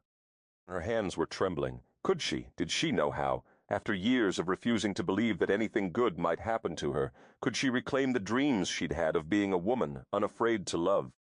Her gaze swept over him. Magnificent Highlander, half savage, yet more civilized than most modern men. Tender, caring enough to penetrate her shell in a valiant effort to wrench her from it. She would never find a better man. "Leave," she agreed. Without a word, she rose to her feet, suffering the sensation that she was splitting into two different people. As if in the act of rising, she slipped from her 21st century body, leaving the old Lisa huddling on the bed, her arms wrapped around a pillow, vehemently denying her own needs. This new Lisa stood tall and composed, waiting for inviting his next demand, ready to make demands of her own. "Remove your gown, Lisa." Her breath clawed its way from her lungs. It said, "Remove your gown." "What about you?" "This is not about me, this is about you. Let me love you, lass. Mot promise you will not regret it." Lisa drew a shallow breath. He saw her heart as it really was, full of complicated and less than noble emotions. Yet he wanted her, and in removing her gown she was dropping her barriers and extending her arms to welcome him. Welcoming what they could be together. Her fingers felt stiff and clumsy as they moved over her clothing, but grew more nimble the more honest she was with herself. "Mot want you, Mot am here for you, Mot adore you." Would adore you, his words lingered, and she acknowledged that she wanted it to be just like this, to disrobe for this man, to offer him her body, to find the approval and desire she knew he felt for her, to reach out and taste what he offered, to turn her willing body over to him to be taught, initiated, savored. To live. Her gown rustled to the floor. Stop! He sat motionless, gazing at her as she stood, pale in the candlelight in her lavender bra and panties. He made a sound low in his throat. Lisa had never heard a man make such a sound before, but she realized that she wanted to hear him make that sound many times, looking at her in just the same way. Proceed, he said finally. Vera, slowly. Lass, kill me with it. You know it want you. Use it. It is one of your many powers. Lisa blinked, thrilled to realize that she had Uxehat power as a woman. His plaid was lifting, his chest was falling and rising rapidly, and his eyes were dark with desire. He was inviting her to wield her feminine strength, and she wanted to. In her fantasies, she dreamed of due to this, being with a man whose attraction to her was something she was so certain of that she could tease him, revel in her femininity, provoke and invite the consequences. Slowly she began to strip away her lingerie, sliding the straps of her bra off her shoulders, tugging playfully, provocatively at the bow between her breasts. When his eyes flared, she slipped off her soft slippers and tossed one at him. The motion made her breast sway gently. When the slipper hit him lightly in the chest, he swallowed hard and tensed to rise from the bed. No, fine mote like this. You encouraged me. Let me discover who mot am. Circenn sank back to the bed, but looked ready to launch himself at her at any moment. A scrap of lace fluttered to the floor, then another, and Lisa stood before him, holding her breath. She saw herself reflected in the polished mirror behind him, and moved a bit to the right. Perfect, she thought. She could now see him fully clothed, his wide shoulders and muscled back, the bed, and herself standing nude before him. It was fiercely arousing, erotic, her desire strangely heightened by the fact that he was still completely dressed. Turn around. What? She gasped, nearly losing her composure. His laugh was a low purr. You are perfection, lass, but teu rono around and show me all of your lovely body. I've been dreaming about you for weeks. Lisa swallowed, uncertain that she could do it. She wouldn't be able to see him. What if he thought her behind was fat?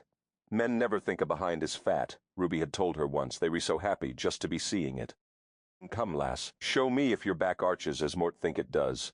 A cool sweep of ivory with your hair tumbling down it. Show me that beautiful bottom. Show me those long, lovely legs. Show me every inch of what Mort'am going to kiss and taste. His words were more than adequately persuasive. What woman could refuse such a promise? Lisa drew a deep breath and turned. After a few moments of excruciating silence, she glanced nervously over her shoulder, seeking their reflection in the mirror. He had dropped to his knees by the bed and was crouched behind her, looking up and down again. Black eyes lifted to meet her gaze. The expression on his face was wild, possessive, and made her feel she was the most beautiful woman ever to stroll through his 14th century world. He lunged to his feet and hauled her back against him, hard. The rough fabric of his plaid was arousing against her sensitive skin, and she melted against his body. With a firm tug, he pulled her bare bottom against his hips, and she lost herself in the sensation of the fabric and the hard length of maleness that lay just beneath it. She pushed back, feeling the ridge of him pressing in the cleft of her behind. It jerked against her, and she gasped with anticipation. His hand slid up her waist, over her ribs, and he held her breasts reverently at first, then with rough excitement. Her nipples were already hard and aching from the cool air in the room, and when his fingers brushed them, she nearly screamed. Her hips bucked back, and a flash of pleasure darted from her nipples to where she would take him into her body. He pinched them, and she felt her world spinning, narrowing down to nothing but her and him, and a desire to do everything with him that was possible between a man and a woman. That's it. Push back against me. Show me how you want me. He rocked against her, imitating the thrust and draw of lovemaking, and she felt the wetness between her thighs. Her movements became strained as wordlessly she begged for his body. He wrapped an arm around her waist, bit the nape of her neck, catching the tendon between his teeth. It felt so dominating. His other hand sought her lips, and he slipped his finger between them. She stroked it with her tongue, closing her lips over it and sucking it into her mouth. Gently, he inched her toward the chest at the foot of the bed. Sit. She sat breathlessly, so aroused that even the chest felt good to her aching bottom. Hard, that was what she wanted, something hard and solid and him. He stood before her, legs splayed, eyes dark. He brushed her nipples with his palms, his calluses deliciously abrasive against her sensitive peaks. She watched them tighten, fascinated by her body's responses to him. With his knee, he nudged her legs apart slightly. Seemingly transfixed by the small dark mole on the inside of her left thigh, he wet his lips, and she knew he would kiss her there many times. Holding her gaze, he undressed for her with excruciating leisure, never taking his eyes off her. No modern-day stripper could have competed with the performance he gave her. It had a funny effect on her emotions that even though she was naked, even though he could have taken her quickly, he was making it as he'd had promised, all about her. He was progressing slowly, feeding her every fantasy. He was still trying to woo her, despite the fact that he'd clearly already won her. When he stood nude before her, she closed her eyes, overwhelmed by him. She took a deep breath and opened them again, only to discover him bobbing before her. It is beautiful, she thought. She'd never realized that a man could be so beautiful. The hard bulges in his abdomen tapered into lean muscles that rippled down to his thighs, creating a V of taut ridges that commanded attention to the raw masculinity that hung heavily between his legs. The mere sight of him made her stomach feel tight and empty. It was thick and long and raising itself eagerly. Olive pink, smooth, velvety-looking, hooded with a strong vein running the length of it. It would be warm, no, it would feel hot and silky beneath her hand. Leaning closer for a better look, she was startled when it bobbed again and brushed her cheek. Laughing, she looked up at him and lost her breath. He stared down at her transfixed, his expression so possessive that she gasped. She would never be the same after this night. Be bold, she told herself. Be brave and wanton and everything you always fantasized about being. Take from life, Lisa. She wrapped her hand around him, and as she'd suspected, her fingers couldn't close. A shiver shot through her, imagining her body yielding to take so much of him. He bucked within her grip. A smile curved her lips. She could do that to him, make him jerk hungrily in response to her touch. She squeezed, sliding her hand up and down. This part of him was such a contradiction, so hard, yet the skin so very soft and sensitive, so strong, yet so weak before a woman, so easily wielded by a man as a weapon, yet so easily used as a weapon against him. Lisa licked her lips, wondering how he tasted. Salty? Sweet? And where was her whipped cream? She dropped her head and brushed her lips over the tip of him. Just once, a tight suction with her lips, the quick flick of a tongue, just enough to taste him and assuage her curiosity. A bit salty and a scent of spicy man, she thought, pondering the flavor on her tongue, her hand momentarily still. His spicy scent that numbed her brain was more prevalent here, near the center of his manhood. It did alarming things to her, both relaxed and stimulated her. She glanced up, wondering why he'd gone motionless, and was stunned by the startled, savage look on his face. He drew her up into his arms, swept her back onto the bed, and stretched himself on top of her. "Lass, Mortem going to love you until you cannot walk from my bed," he whispered, before kissing her. She responded eagerly, fiercely, molding her mouth to his. Slowly first, he drew back slightly.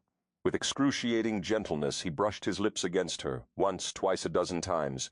She parted her lips against his gentle friction, signifying her desire for more. He laughed softly and ran the tip of his tongue in a playful circle over her lips. He teased until she was moving frantically, trying to catch his tongue vaccepte at hers.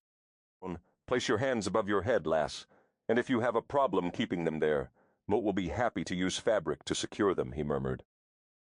"What, do you want to tie me up?" she exclaimed, mildly shocked. She felt his lips curve in a smile against hers. He was amused by her reaction. Mot would not be adverse to the idea. His laughter was husky, darkly erotic. "But for now, Mot merely wish you to restrain your hands from my body. You need give nothing, do nothing. Mot assure you. Mot look be taking my pleasure in the giving." "Lie back and let me pleasure you," he was saying. Have Mot died and gone to heaven, she wondered, and he prefers to do this. Her fantasy lovers had always been dominant and demanding illusions who exhausted themselves in bed, giving their woman pleasure. Obediently, she raised her hands above her head. The movement lifted her breasts, and he caught one roughly with his mouth. And then she was burning. Her nipples were on fire. He nipped and tongued, licked and tugged until her breasts felt swollen and hot. He raised them together and dragged his tongue down the soft crevice. Then he separated them and kissed each nipple. He nipped her stomach and kissed her hips, the very sensitive part where her leg met her upper body, only inches from the soft hair between her thighs. The skin was thinner there, more delicate. He pressed hot kisses to the tiny mole inside her thigh, dragged his velvety tongue over it, and she arched against him, instinctively guiding him closer to her center. His tongue flicked out to taste her, and her hands flew down to cradle his head between her legs as she arched against him. He tasted her kep, Tehat long, smooth strokes against the sensitive nub, alternately fast, then languid, then fast again. Oh, God! She embraced the pleasure. She soared, spiraled, shuddered, and when she fell he was there to catch her, with promise in his eyes. He slipped a finger inside her, and she contracted helplessly around it. She realized that there was an entirely different sensation she'd not yet experienced. She'd heard that orgasms could be very different when a man was inside a woman, as opposed to an orgasm from external sensation. And she could feel just the hint, the promise of the fullness it would offer. Tight, too tight, lass. You need to be more relaxed, and Moat know of only one way to accomplish that. His lips burned against her skin as he kissed her mole, tongued it, then stroked his velvety kisses down to her ankles, her toes, and back up with delicious slowness. And when he returned, he lowered his head and ensured that she was completely relaxed by sending her over the edge again. 2 fingers. The fullness. 3, relax, lass. Matuna wished to hurt you overmuch. I am. Canova kept, she panted. You are, Moat saw you. She was awed and a little afraid. His hands were magic, her body eased open, only to contract swiftly when he removed his fingers. The ache, oh, the unbearable ache. Please, she groaned. He raised himself above her and positioned himself between her legs. But he didn't enter. Nay, he took her lips with his and kissed her, light and teasing, kissed her deeply, kissed her so hard that his teeth bumped against hers, which she'd always thought might seem clumsy. But it wasn't it made her nearly wild beneath him. She arched her lower body, pressing against that hot male part of him, and he pressed back against her hard. In me, she cried. He laughed against her lips, impatient lass. Yes, Modam, in me. Aye, mistress, he whispered. He gave it to her slowly. The first in was a most unusual sensation, and she doubted she could take him. The second in promised pain. The third and fourth were painful, but the 7th and 8th promised heaven. Lisa closed her eyes and devoted her full attention to the hard man inside her. She had never felt such a pressure, such a completing sensation in her life. She could have stayed like that forever. And then he rocked slowly within her. Squeeze me, he whispered. What? With your muscles. When she stared at him blankly, he tickled her suddenly, causing her to laugh. The muscles inside her contracted, and she understood. Squeeze like that, you mean? He went completely still inside her, squeeze. It was the most incredible sensation. She could use her woman's muscles to contract on him and release, and every time she contracted around him it sent her perilously close to the edge. He lay motionless atop her, letting her feel him, grow used to him, develop an insatiable hunger for the pleasure of him buried within her. Does it arouse you? He asked. Oh, yes, she murmured. He withdrew slowly, savoring every sweet contraction of her muscles, then filled her to the mouth of her womb. The night was young, and over the course of it he made a wee bit of progress down his endless list of things he wanted to do with her. Her insatiable curiosity extended into the bedchamber, as he had hoped it would. She was a most willing conspirator throughout the long night of passion-slicked bodies and yielding hearts. When he rose, bracing his hands wide on the bed to either side of her, threw back his head and lost a part of himself deep within her, he nearly doubled over in agony. His muscles wrenched tightly in his abdomen, his heart pounded alarmingly, and his head felt it might split. In all his life, he had never permitted himself to spill inside a woman, refusing to have children, first because he'd not been ready, then because of what Adam had done to him. But he'd laid his fears aside, and this time he let go. And at the precise moment he filled her, he felt a bond flare into life between the two of them, as if a channel had been cut between their souls, allowing a bit of her to seep into him, and a bit of him into her. It burned through his body, tunneling to the part of his mind that held magic. It was like a blinding white heat that roared inside him and exploded in a flash of heightened awareness. It was the most incredible sensation he had ever experienced. Suddenly he could feel her pleasure, could even sense that she felt grateful to him for helping her forget her pain and making her first time such an incredible experience. He thought, liking this new bond. He had exceeded her expectations for lovemaking. His gaze flew to hers, and he saw that it had been the same for her. But she didn't know, because this was her first and only time of physical intimacy, that such an awareness of each other was not a normal result of lovemaking. Her eyes were huge and filled with wonder. He didn't understand what had transpired in the creation of their strange bond, and he wondered what lasting effects it might have on her. He wondered if perhaps the immortality potion had changed him, so that if he spilled seed into a woman's body they became linked. There was much he did not understand about himself. And then he wondered no more, but cradled her in his arms and felt at peace for the first time in centuries. Afterward, Lisa lay with her cheek pressed to Circenn's chest, one of his strong arms curled around her waist, wondering at the god who had seen fit to take so much from her, yet give her this incredible man. She'd never known that lovemaking would make her so much more aware of his feelings. It was as if someone had flipped a switch inside her. A dazzling white heat filled her, and suddenly she was able to sense his emotions. Even now he was worrying for her, wondering if he'd pleased her. It was a strange awareness, a pressure that he was near surrounding her. She'd never before felt so linked to anyone, not even her mother, who had carried her inside her body. She vowed to plunge headlong into all the pleasure she could find with Circenn, because one never knew how long anything might last. He could be crushed under a rock while building an addition on his castle. He could be injured in many ways. He might be wounded in battle. Oh, it was June, she realized, and the mighty battle at Bannockburn was DUET weeks away. He couldn't go. That was all there was to it. She could not let him go to war the way her luck ran. She would get a few blissful weeks with him. Then he would be killed in battle. And there she'd be in the 14th century all by herself. Her fingers clenched around his hand. "Moat will not die, lass," he whispered against her hair. "Can you read minds too, in addition to cursing things?" she asked, startled. "Nay, but you were feeling it rather loudly. Moat know what you fear. You fear being abandoned. When your hand tensed on mine, Moat surmised where your fears had gone. That Moat might die too young as your father did. He acted as if their new bond was nothing out of the ordinary. It was easier for her to accept because, being untried, she didn't know it wasn't the customary result of tupping. But you could die, she said. There's a war going on." "Shh." He drew her close and rolled from his back to his side so they lay facing each other, their heads sharing a pillow, their noses touching. "Moat swear to you that Moat will not die. Do you trust me, lass?" "Yes, but Moulton understand. How could anyone possibly swear that they want to die? Even you can control that." "Trust me. Have no fear for me. Lisa, it would be wasted fear. Let's just say my unique abilities include the knowledge of when Moat will die, and it will not be for a very long time." She was silent, and he felt a shiver run through her. He knew she was hearing more than his words, was feeling his intent behind them. They had a new awareness of each other that transcended words, as if their souls had become entangled. Via that bond, she was comforted, sensing truth in his words, although she didn't understand the how or why of it. He held her, reveling in their strange tie. He sensed the moment at which she relinquished her fears and relaxed, not merely because she vaquepate her lip and glanced at him provocatively. And what he felt next needed no words. Chapter, Jaime Moat. A dam sifted the grains of time and darted through them to the Isle of Morar. He would relax there for a day or so, ponder the developments, study the potentials, and determine where his gentle nudging might be required. Things were progressing well, and he had no intention of losing what he'd thus far gained. He'd experienced a bit of concern during the time she'd remained in her chambers, grieving, but she had indeed been as strong as he'd suspected, emerging ready for love. And how lovely she'd been in her bath, he reflected with a smile. As his feet hit the beach, he willed his clothing gone. Then he strolled languidly, burying his toes deep in the wet, silky, warm sand.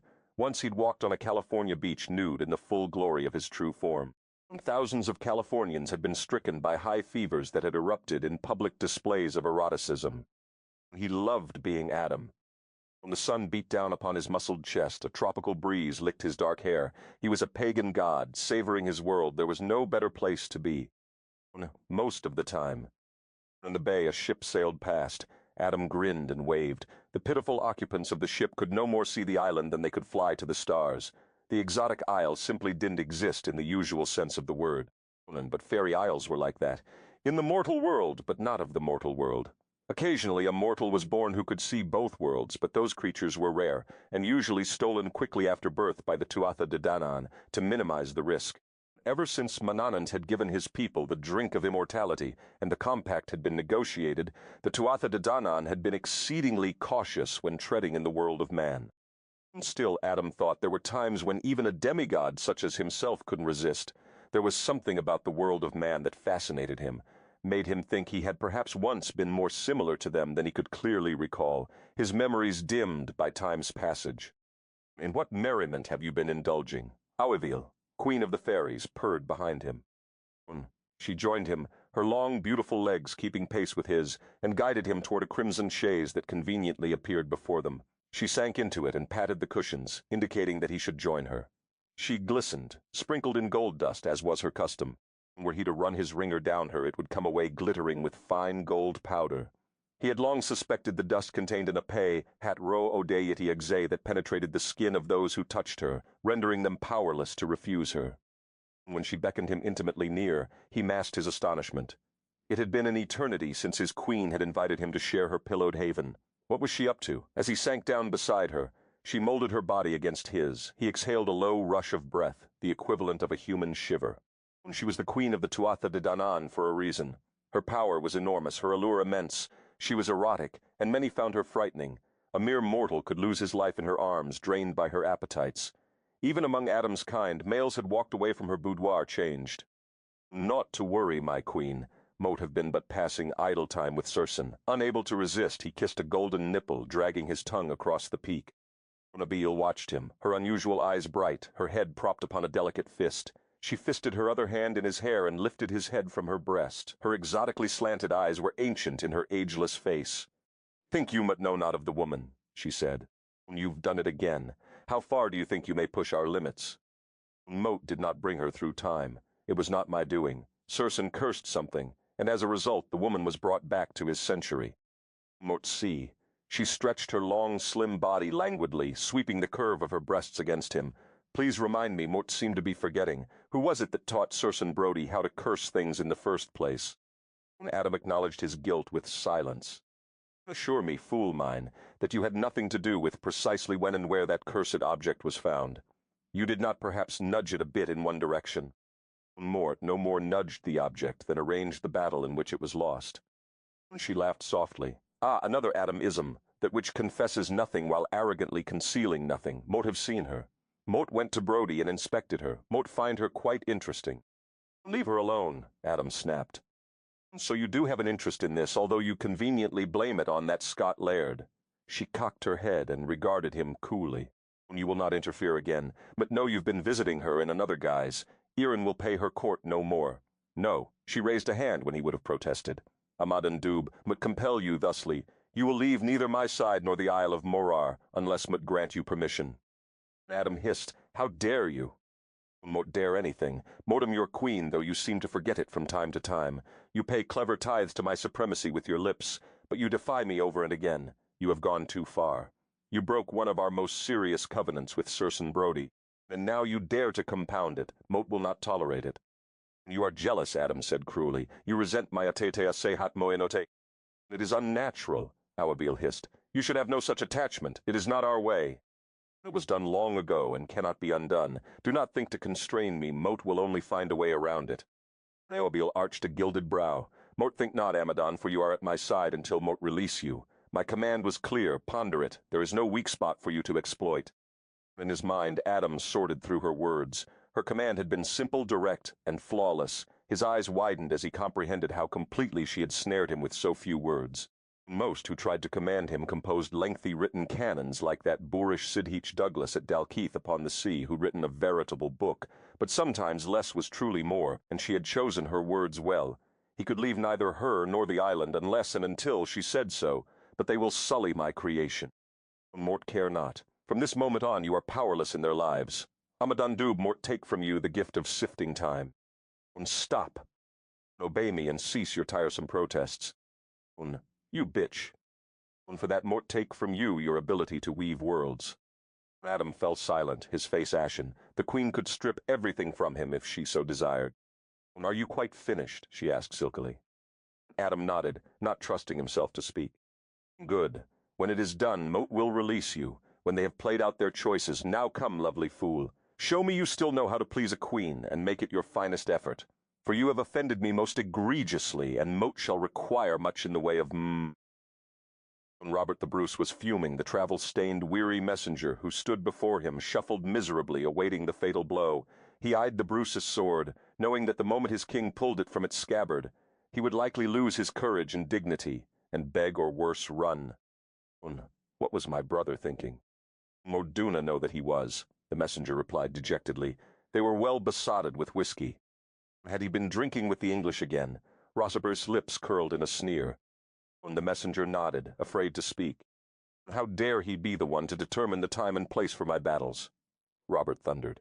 He couldn't believe what the messenger had imparted.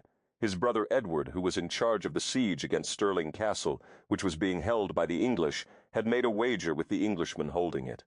A wager, a drink-induced challenge, and booty far more valuable than Stirling itself was the prize.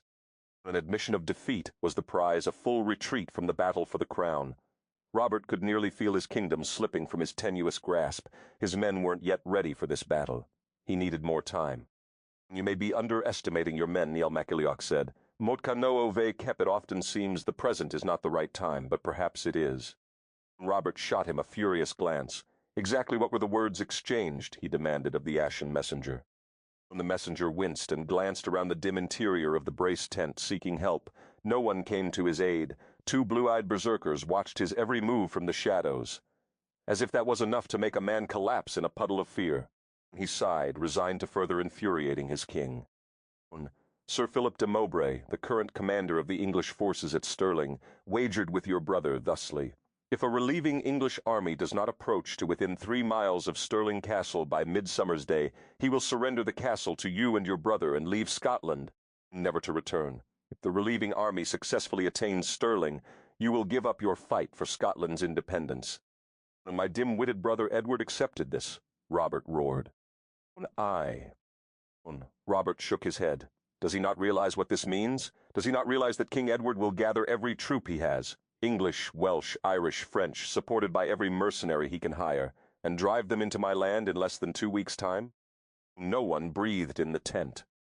Does my idiot brother not realize that England has triple our mounted men, quadruple our spearmen and archers? But they are hills and valleys, Niall reminded softly. We know this land. We know what advantages to exploit, and do not forget, we have Brodie and his Templars, we have the gentle mists and bogs. We can do this. Robert, we've been fighting for years for our freedom, and we have yet attained no decisive victory. It is time now. Do not underestimate the men who follow you. We have 2 weeks to rally the forces. Believe in us as we have believed in you. Robert drew a deep breath and pondered Niall's words. Had he been too cautious? Had he been willing to fight only small battles because it wouldn't be such a terrible loss if they failed? Had he unwisely restrained his men from a major war because he feared the possibility of defeat? When Circenn had been impatient to war, his berserkers were impatient to war, aye, and his own impatient brother had wagered their future. Perhaps they were all impatient because it was time. Let us summon Brodie. This is what you've been waiting for, Niall said firmly. Aye, my lord, said Lulach, Niall's brother. If we prevent Edward's army from reaching Stirling, we will have turned the tides. We will be unstoppable, and if ever the time was now, the time is now. Plantagenet grows weaker in his own country. Many of his own lords will not follow him into our land. Mort say we face this wager boldly as a gift of fate. Robert nodded finally. To the messenger, he said, Get you to Castle Brodie with all haste. Command Circenn to bring his men to join us at St. Ninian's Church by the Roman road. Tell him time is of the essence, and to bring every weapon he possesses. The messenger expelled a relieved breath and fled the tent for Inverness. Lisa and Circenn explored each other with uninhibited joy, withdrawing completely into a world of their own making. Circenn laughed more than he had in centuries.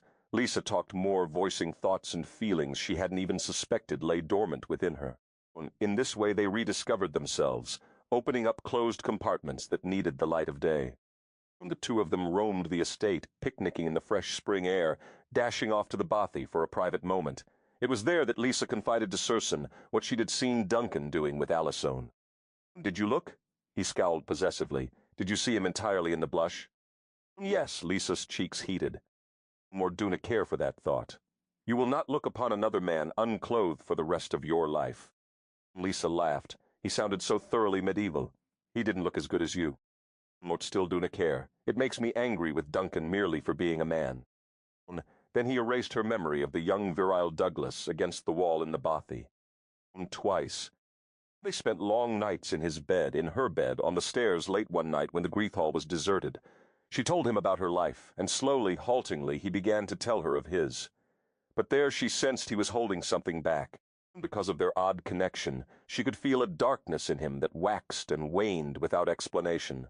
Sometimes when he watched the children playing outside in the courtyard, he grew silent, and she could feel that peculiar mixture of anguish and anger that she simply didn't understand.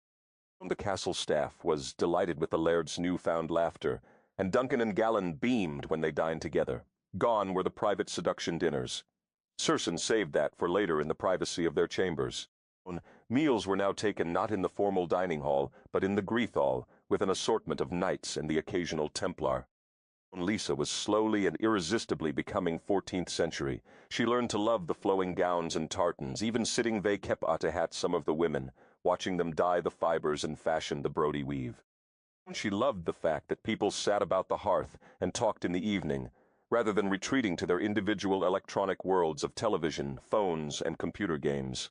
They possessed richly detailed oral histories and were eager to share them. Duncan and Galan knew their clan history centuries back and wove grand tales of the many Douglas heroes. Lisa listened and sorted through her own genealogy, looking for a stone to speak of. But who cared if one's uncle was a lawyer? Could he chop wood and carry water? Blissfully, the days and nights unfurled, and Lisa realized that she now understood why her mother had lost the will to live when Jack died. If her mom had felt a tenth of what Lisa felt for Circenn, it would have been devastating for Catherine to lose her husband. And her mother had lost so much in one day, her love, her ability to walk, her entire way of life. Lisa attained a new respect for her mother-esque strength, only now understanding the extent of her mother-esque loss and the pain it must have caused her to continue living without Jack. Circenn's strength and love were always curled around her like a protective cloak. She could imagine how she'd had lived before without it. The link between them kept her constantly aware of him, no matter where he was. It was never invasive, but she'd discovered, feeling a need for complete privacy while using the chamber pot, that it could be dimmed if she wished. She would never be lonely again. Sometimes, when he was far away, riding with his men, something would amuse him, and she would sense his rich laughter rolling inside her, although she would have no idea what had made him laugh. At other times she would feel his frustration while he was off with his knights, and without even knowing what he was angry about, she would be flooded by his raw masculinity that roared to wield a battle-axe and actively protect his homeland. Via their bond, she experienced masculine emotions and drives she'd never understood before, and was fascinated by the knowledge that he was feeling her more tender, womanly ones. It was until she asked him if he knew of a puppy she might adopt that she choked on a deep, bitter swallow of the blackness inside him. They were sitting on the stone bench by the reflecting pool. It had become a favorite spot of theirs, watching some children tossing a bladder ball in the courtyard. When a small mutt had plunged into the melee and grabbed the ball between his sharp teeth, and when it had burst against his whiskers, he'd shot straight up into the air, yipping frantically, comically, trying to scrape the remains of the skin off his nose. While the children had giggled helplessly, Lisa had laughed until tears sparkled in her eyes. "Might want a puppy," she said when her amusement subsided, "but always wanted one, but our apartment was too small and—" "No." Perplexed, her smile faded. A wave of sorrow engulfed her, radiating from him. It cloaked her in a deep sense of futility. "Why?" He brooded, staring at the yapping mutt. "Why would you want a puppy? They doona live long, you know." "Yes, they do. They can live 10 to 15 years, depending on the breed." 10 to 15 years, then they die." "Yes," Lisa agreed, unable to fathom his resistance. Another wave of darkness and anger surged around her. "Did you have a puppy once?" "No. Come, let us walk." He rose and extended his hand. Guiding her away from the playing children, he led her into a thick copse. "But Circenn, Mort don't mind that a puppy will die. At least Mort get to love it for the time Mort have with it." He pushed her back against a tree and covered her mouth with his savagely. Her breath came out in a soft humph as he crushed her between his body and the tree. She was smothered in his emotions, pain, hopelessness, and hunger tinged by a savage need to possess her completely, to brand her with his body. And something more, something that danced tantalizingly out of her reach. "Mine," he whispered against her lips. What a totally barbaric. She drew a deep breath beneath the onslaught of his lips, medieval, arrogant warlord thing to say. "And true, you are mine." He dragged his tongue across her lower lip, tasting, suckling. His fingers dug into the soft flesh of her hips. He crowded her against the tree, pressing her into it. His blackness charged the air between them and infiltrated her, drenching her with his tension. He raised her skirts and slipped his hand up her thigh, abruptly burying his finger inside her. "You are wet, lass," he said roughly. "Dripping for me, yet mote scarce kissed you, but like knowing you walk around ready for me." He turned her around to face the tree. He shoved his tartan aside and pushed the folds of her gown out of his way, trapping the fabric between her body and the bark. He cupped her exposed curves, spreading and opening her for him. His breathing was harsh, and she gasped when she felt him heavy and swollen between her buttocks. Then suddenly he thrust into her. He was too big from behind. Lisa tried to push him away with her hips, but he pushed back relentlessly. She grabbed the tree with her hands, confused by the intensity of his emotions, doubly confused because she was caught up in the maelstrom of his fury. It imbued her with an unidentifiable rage that had no object she could discern, translating into a fierce need to possess, to dominate, to take even that which would, under other circumstances, be willingly given. The only release for the anger was in the taking. His rage consumed her, and she bucked back against him and turned, forcing him from her body. She rammed the heels of her palms against his chest. "Don't understand you," she snapped, her eyes flashing still. His intense darkness seeped inside her, driving her, goading her to release it somehow. His eyes were dark, unfathomable pools, and danger radiated from him. He shoved her back against the tree. She knocked his hands from her shoulders with a swift outward thrust of both arms. "Oh no, you said mut get to be in control too. Don't think mut be forgotten. You do what mut want this time." "And what do you want, Lisa?" he asked, his voice dangerously soft. She grabbed his plaid and ripped it from his body. She dropped it to the ground, spreading it with the toe of her slipper. "Lie down," she demanded, his strange darkness fueling her. He complied, his eyes glittering. Although he had honored her demand, he was by no means subdued. He was dangerous and deadly, but she didn't care one bit, because his emotions made her feel every bit as lethal. She dropped on top of him and kissed him with all his frustrated rage. She became a wild thing, uncaring that she filled the air with sounds of passion. Her hands cupped his face, and she kissed him deeply, tonguing his mouth, nibbling his lips, shifting her hips so she was astride him. The movement with which she claimed him inside her body was not a gentle one. Their eyes met and locked, and she imagined sparks flying from the sheer heat of it. She felt like a Valkyrie demanding satisfaction from her mate. His hands swept up and closed over her breasts, his gaze fixed on the mole inside her left thigh. She rocked herself on him, raising and lowering her hips again and again, her palms flushed to his chest, bracing herself, watching the area where their bodies were joined by his thick shaft. He reared up hungrily, suckling her nipples as her breasts swayed above him, his hips thrusting urgently. When he exploded inside her, savage satisfaction flooded her, and she nearly swooned from the intensity of both their emotions. It was overwhelming and pushed her swiftly past the edge. She arched her neck and cried out. Afterward, she lay on his chest, wondering what had just happened. Had she taken him with his desire, or had he taken her with hers? It was so confusing, so mind-paralyzing, their strange bond. When their passions were high and their bodies sweat slicked against each other, she truly couldn't see where he began, and she ended because she felt it all. It heightened her pleasure 100-fold. "What just happened?" she whispered. "Mort think we demonstrated the true extent of our need for each other, lass," he said softly, stroking her hair. "Sometimes need can be a violent thing." "But what was all the darkness Moot was getting from you?" she pressed. "What did it feel like, lass?" he asked carefully. "Like you were furious with something or someone, and almost like you thought I wouldn't be here tomorrow." He sighed against her hair, his arms tightened around her, and she felt his throat work as he swallowed. "Time is too short, love, that's all you felt. That no matter how long Moat might have with you, it would never be enough."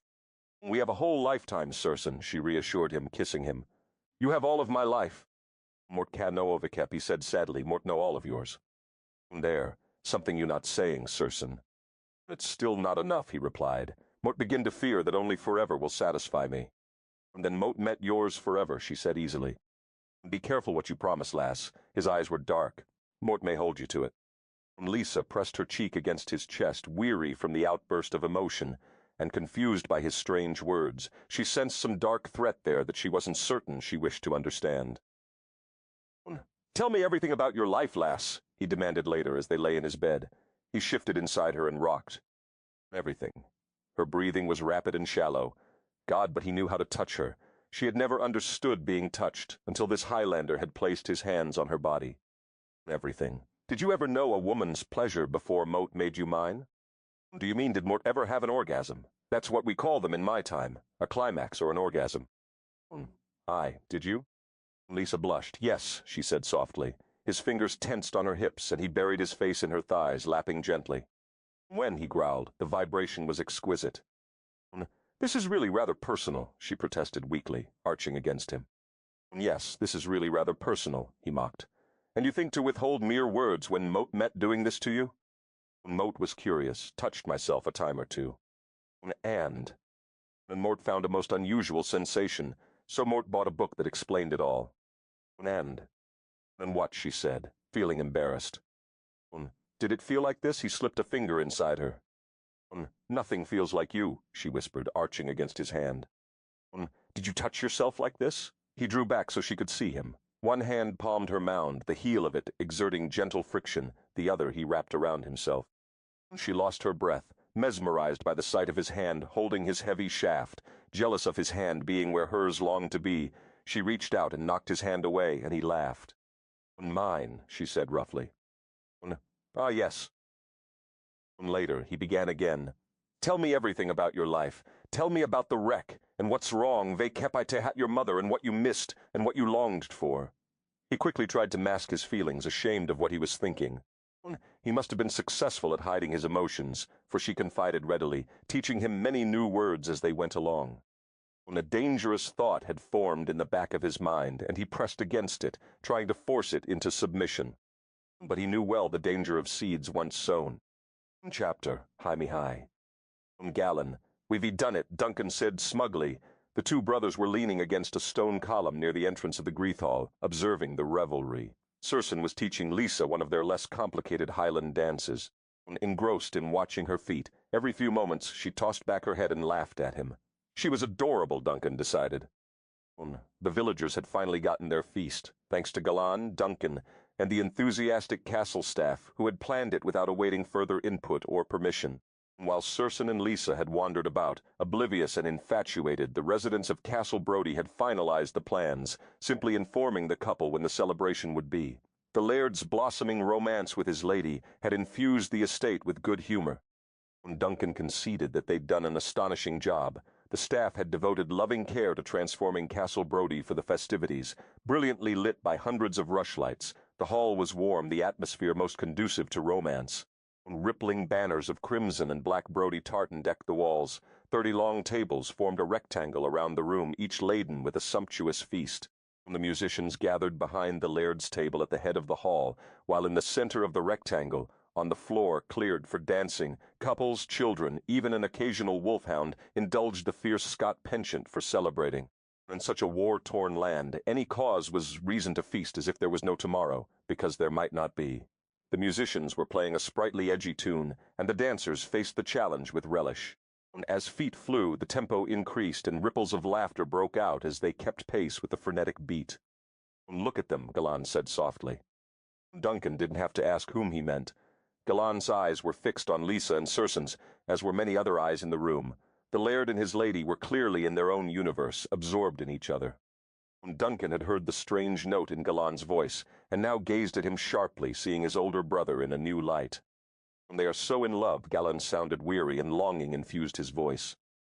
Duncan frowned, confounded by a new and uncomfortable sensation, as if he were the older brother and should take care of Galan.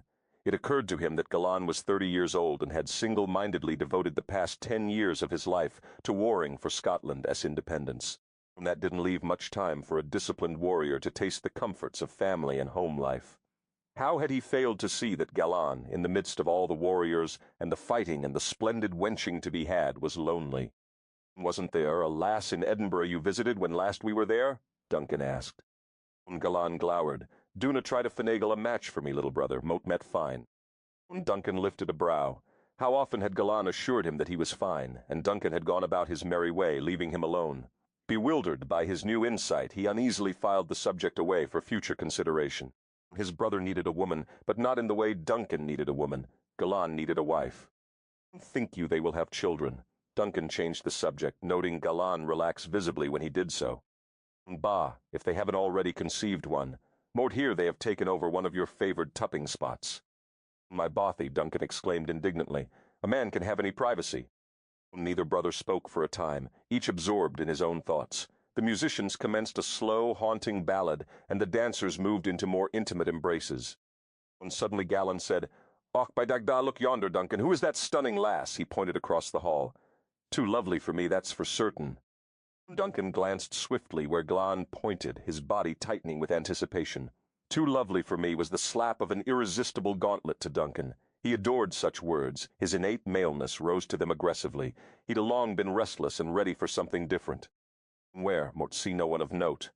Duncan craned his neck to peer through the crowd. When the dancers parted for a moment, he glimpsed a mane of shimmering red hair. He sucked in a breath. The redhead, is she the one you meant? You know what they say, fire on top, fiery tup.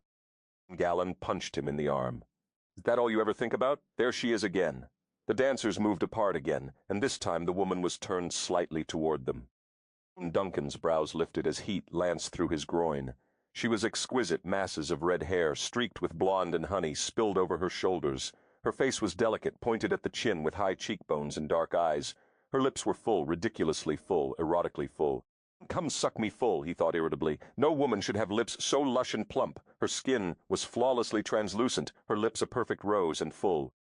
Composed and graceful, she exuded confidence that he would soon shatter with his seductive charm. Untouchable might have been branded on her forehead and been more subtle than the way she carried herself. But he was man enough for such a dare. He would penetrate her reserve, gain entrance where he suspected few men had ever gone, and be satisfied only when she became a wanton she-animal in his bed. His gaze swept the length of her. Clad in a simple white gown beneath a green surcoat, her body in it was the only adornment necessary.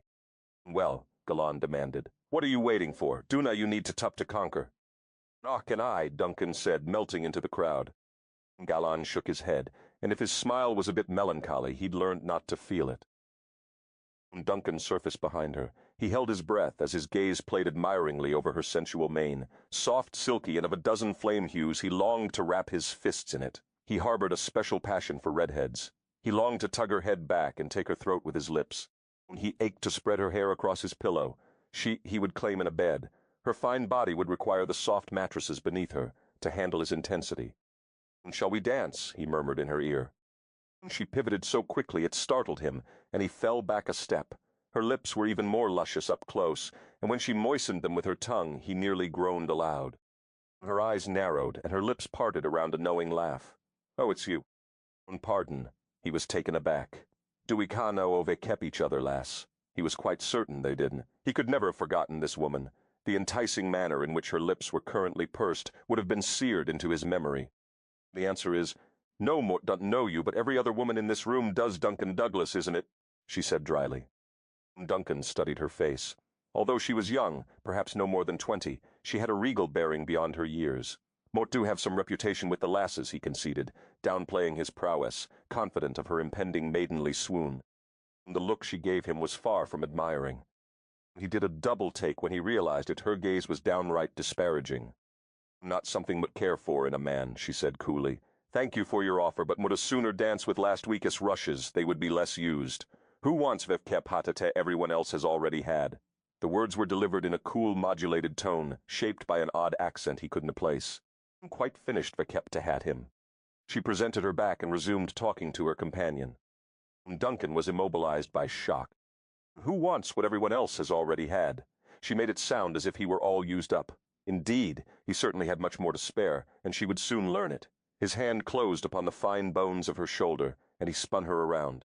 That means, Mot have all the more experience with which to pleasure you, and pleasure you, Mot will, he promised. He waited for her to melt. The women he'd seduced in the past had shivered at his possessive promises. He'd learned to offer them with a husky note in his voice, learned precisely what to say to affect a lass most. It means, she corrected with a mocking smile, that you are a Lothario. It means that you can keep your tartan about your knees. It means that Motum no different than anyone else, and that you hold no special regard for a cherished act of intimacy. Motum not intrigued, Mot care not for leftovers. The infuriating woman gave him her back again. He eyed the supple arch of her back, the lovely hips, the long legs moving in restless tempo to the music beneath her soft, white gown. She tossed her head and laughed at something her companion said. Abashed, he studied her companion. A foot taller than she, the man was lean and well-muscled. They obviously shared a close relationship, leaning their heads close and laughing. Duncan's hands fisted at his sides. What did a man say to that? Yes, but now that Mort's seen you, Mort duna wish anyone else, all that was merely practice preparing me for you. He doubted that would be effective with this woman. She'd only laugh at him again. Seething, he tapped her companion on the shoulder. Pardon me, but are you her lover? Who the hell are you? The redhead placed a soothing hand on her companion's arm, ignoring the look of fury Duncan directed at her ringers. This is Duncan Douglas, Tally. Ah, her companion smirked. and as any blackguard worth his salt, confronted with the insurmountable challenge of your beauty, he must conquer you, eh, Beth? They shared an intimate glance. Moat met afraid so. Who are the two of you? Duncan demanded. Never had he been so mocked, never had he felt so insignificant, unimportant. We are friends of Renaud de Vichier's, one of your Templars, she replied easily. We were on our way to Edinburgh when we heard Renaud was at Castle Brodie, Moat M. Elizabeth McBride. She gestured with an elegant, slim hand. And this is my brother, Tally. McBride of Chalaton. Near there, Tally replied evasively. Your brother, Duncan observed aloud. As the significance of their relationship sunk in, he was not her lover, he wouldn't have to kill him. And protect her, Tally added dryly. Do not think to attempt to seduce my sister, Duncan Douglas. We heard of your exploits shortly after arriving, and Beth said she saw you dallying with one of the maids. Duncan cringed inwardly. He had indeed tupped less than privately early this morn. So she had noticed him, and how long had she watched? Chasing her about in the bailey, then up onto the parapet, Elizabeth added, without the slightest blush. The maids here cannot say enough about you. Even as far as the taverns in Inverness we'd heard of the wild and irreverent Douglas brother. They say there isn't a fair maid you haven't tumbled. Words that would have made him preen with masculine pleasure on any other tongue made him wince, coming from her absurdly full lips. It was all too obvious what she thought of him. There was nothing he could say in his own defense. She plainly did not care for casual tupping, and he'd never concealed the fact that he relished it. There were certain rooms he entered in his life that had held a dozen different women he'd tupped. Never before had that fact bothered him. Retreat and reform into a fresh attack, he advised himself, then charge again when she least expects it. By God, this was battle, and if the front line couldn't be breached, he would find a way to circumvent her outlying guards and penetrate her flank. That he'd blown. The first attack didn't mean he'd lost the war. He raised her hand and kissed the air above it. Elizabeth, Tally, welcome to Brodie, he said coolly before turning away. As he moved off into the crowd, he walked tall, concealing the uncomfortable sensation of slinking away from a resounding set down. As he wove through the dancers, Duncan muttered darkly to himself. How dare she criticize him for being a good lover, an enthusiastic man? When he was considerate with his wenches, he was patient, always ensuring their pleasure. How dare she belittle him for his frequency? Leftovers indeed! Scowling, he headed for the courtyard, the glorious night now fractured by her disdain. Armand watched the lord and lady with growing frustration. He'd been impatiently following her for days now, and not once had he been able to catch her alone. The laird was at her side constantly. He must capture her tonight, or he would never make it to the arranged meeting place with James Common on time. He'd completed searching the castle, all but the laird's chambers, into which there was no entrance without the key. He'd even climbed to the roof, only to encounter a dozen forbidding guards, at which point he'd pretended to have sought the gloaming to meditate closer to God. There would be no scaling the wall to the laird's room, for the castle was too carefully observed. But surely she had a key, and once he snared her, he would spare time to search their private bedchambers before leaving. He needed those weapons. He gritted his teeth, watching Circenn toss back more wine. The man had consumed such quantities that any other man would have sought the garderobe long before now. His eyes narrowed as he watched Lisa whisper something in Circenn's ear. He noted that she briefly pressed her hand to her abdomen. Although he might hold his drink well, she did not. Armand slipped through the crowd, maintaining an innocuous distance, ready to sprint to her side the moment she left the protective arms of the forbidding laird of Brodie. Lisa was dazzled by her first medieval feast. She'd never forgotten the night she'd first arrived at Castle Brodie, and gazed up at the towering structure, thinking how incredible it would be to belong within its walls, to be part of a laughing, warm group of clansmen to belong. And now she did. Circenn had proudly introduced her to his people, and although she'd noticed he stumbled over many of their names, that didn't worry her overmuch. She could change that. She would help him get reacquainted with his clan, and draw him into the joy of their lives. Why do you smile, lass? Lisa tipped back her head. Happiness radiated from him, increasing hers tenfold. Clad in full clan regalia, he looked like a savage Scot warlord, but she knew what kind of man he really was. Intense and deeply emotional, mercilessly sexual, gentle. A dizzying wave of feeling grew and spread inside her. So this is what it feels like, she whispered. She gazed up at him, her eyes wide with discovery. What feels like? Circenn, a wealth of emotion infused his name. He watched her, unblinking. Moat love you. Circenn drew a sudden deep breath. There it was. There was no coyness about her, no games, no attempt to hide the truth or manipulate him into making such a declaration first. Boldly she gave her heart. Why would he have expected anything less? He swept her into his arms and closed his eyes, absorbing the feelings ebbing and flowing between them. "Does this mean you are not adverse to the fact that Moth lost my heart to you?" she teased. Could a man be adverse to the sunshine warming his skin, a spring rain quenching his thirst, or a night such as this one when any wonder seems possible? Thank you. His smile was devastating Moat begun to fear. You might never give me those words. "Man," she encouraged. He said nothing, but suddenly a shiver of pleasure danced beneath her skin. It penetrated her thoroughly, leaving her breathless. What was that? Moat been practicing trying to say it without words. Did it work? She blew out a calming breath. "Oh yes," she said. "I want you to do that tonight when we reunite."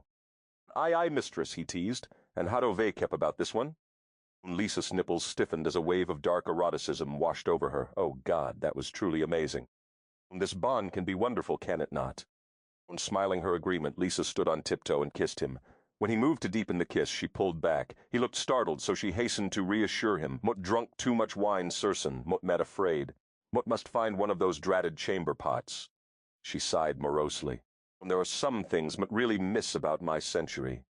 A chamber pot? Why not use the garderobe? The what? The garderobe. You have garderobes here, she said stiffly. He looked at her as if she'd lost her mind. Not that Mort wished to pry, lass, but where have you been going? Chamber pots, she muttered. And what have you been doing, Dumping them out the window, she said prickly as a porcupine. So much for demure privacy. If there was a garderobe, why on earth had Aaron told her to use the chamber pot? Then she realized how mischievous the lad could be. It was just like Aaron to be prankish. Was there a garderobe at Dunatar too? It is you who has been dumping them out the windows. Mort have been blaming it on my men, making them wash down the stones. Aye, there was one at Dunatar. Mort had garderobes put in every keep Mort own or visit. You never told me. You never asked. How was Mort to know?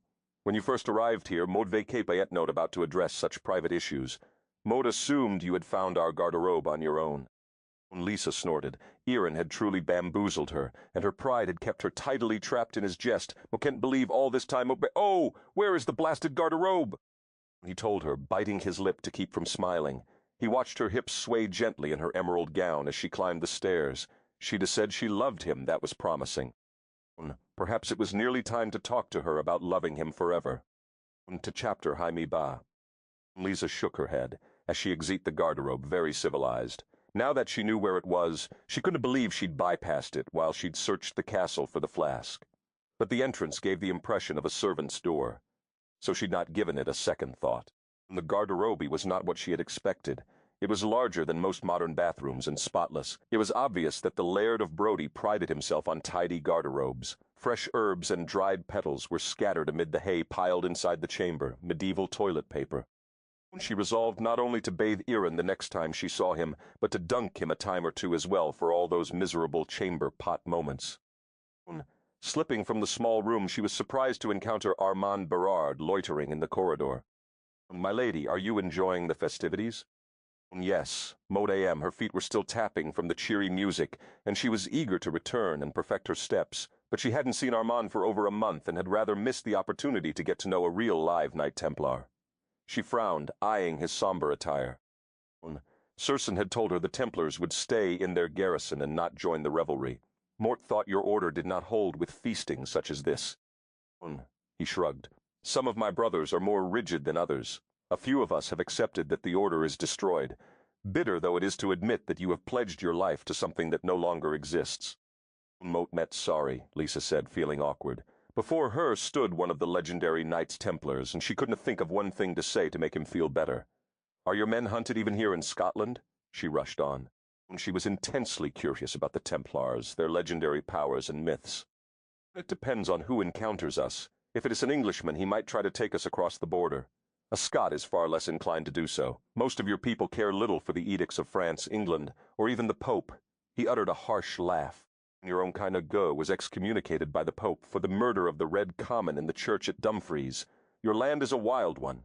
When a country is fighting merely for the right to survive, they are less inclined to be judgmental. Come. He offered his arm, and she looped hers through it. Within moments she was so engrossed in their conversation that she paid no heed to where he was leading her. She listened, fascinated, while he spoke of the order, of their residence outside Paris, of their lifelong commitment to their vows. His expression grew bitter as he recounted how the papal bull Pastoralis Preeminentiae, issued on November High Mot Ba Bay, had ordered all monarchs of Christendom to arrest the Templars and sequester their lands in the name of the papacy. He skimmed over the persecution, the interrogations, and the torture, unwilling to give such detail to a woman for which she was grateful. There were some limits to even her curiosity. He explained how, in Motenbar 600 of their brothers had agreed to mount a defense against the unjust persecution, and Pope Clement had finally agreed to postpone the Council of Vienne for a year while they prepared. Then, Philippe the Fair, desperate to crush the order and line his coffers before it was too late, circumvented the Pope, reopened his episcopal inquiry, and had 54 Templars burned at the stake outside Paris, silencing the remaining Templars' protests. In Mortenay High, the papal bull Vox in Excelso was issued, forever suppressing the order. There were many questions she wanted to ask him, and this was a rare opportunity to explore history from a Templar's perspective, but her first question was patently 21st century, brushed by a bit of romanticism. What is the secret of the Templars, Armand? So many rumors abounded, that they had protected the Holy Grail, that the Grail was really the genetic bloodline of Christ, that the Templars had uncovered a personal alchemy for the transformation of the soul, that such alchemy could manipulate time and space. She didn't really expect him to answer, but since she had her arm through the arm of a Templar, there was no harm in asking. Armand's smile made her shiver. Do you mean what could we possibly possess that would make a king and a pope fear us so greatly they would use every weapon they had to destroy us? Are you a religious woman, Lisa Mac Robertson? A bit, she conceded. What might the Pope and King want from us? Gold, she guessed. Religious artifacts? His laughter sent a chill up her spine. Consider this. What if the Templars had discovered something that would tear asunder beliefs that had been held for centuries by nearly every land in the world? Now he really had her curiosity going. You must tell me, she breathed. Mote'd say that we had, he prevaricated Mote, merely postulated the possibility. So is it true, then? She asked, fascinated.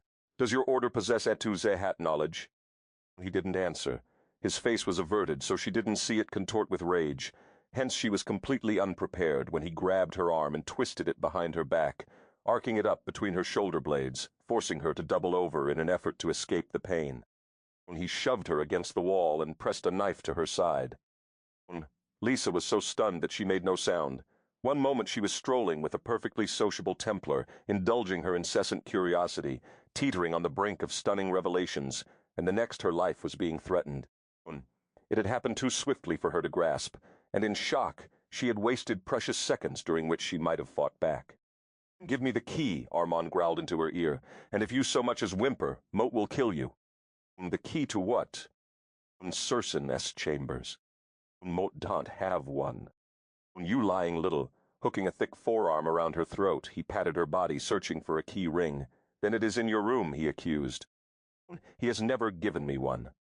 Armand tightened his arm around her throat, cutting into her windpipe. His arm was an unrelenting band of steel, and Lisa felt her air supply being cut off. Her cheek smashed against the stone wall, and she grew dangerously lightheaded. We can play as rough as you like, lass, Armand murmured into her hair. Where is the key? Lisa closed her eyes and reached for Circenn.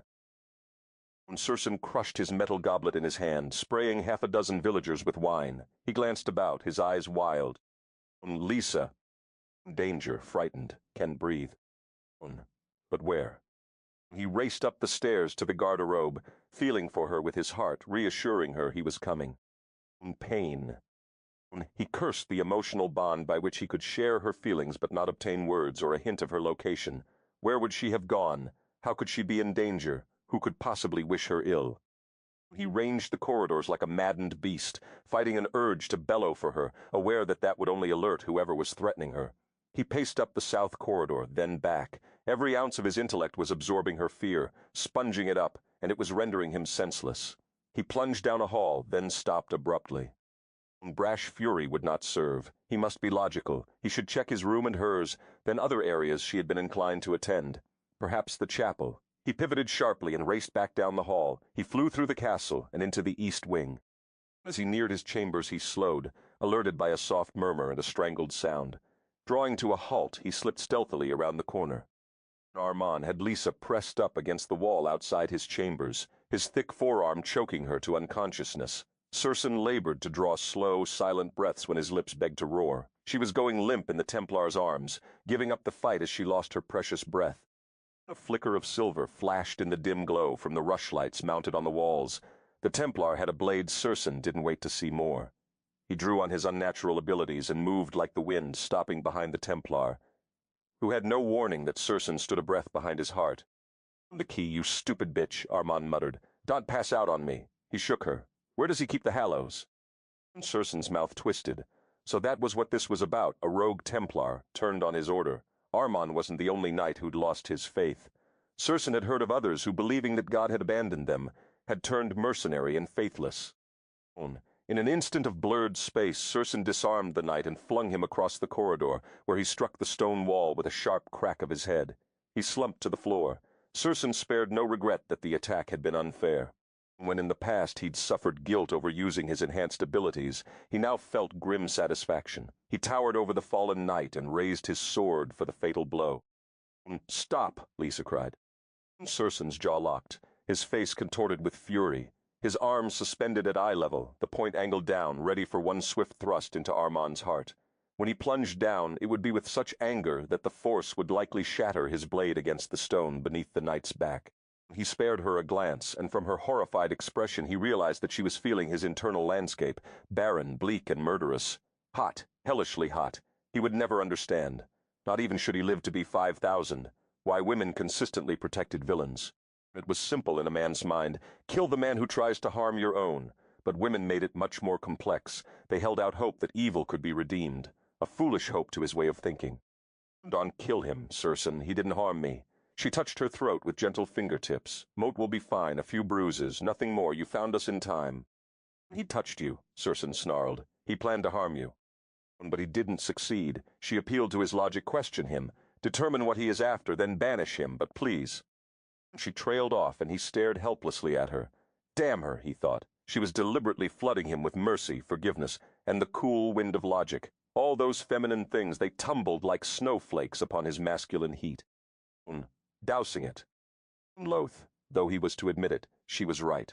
By killing Armand swiftly, he would never know his motives. He needed to uncover the Templar's purpose, determine with whom he was in collusion, and if there were other corrupt knights in his employ.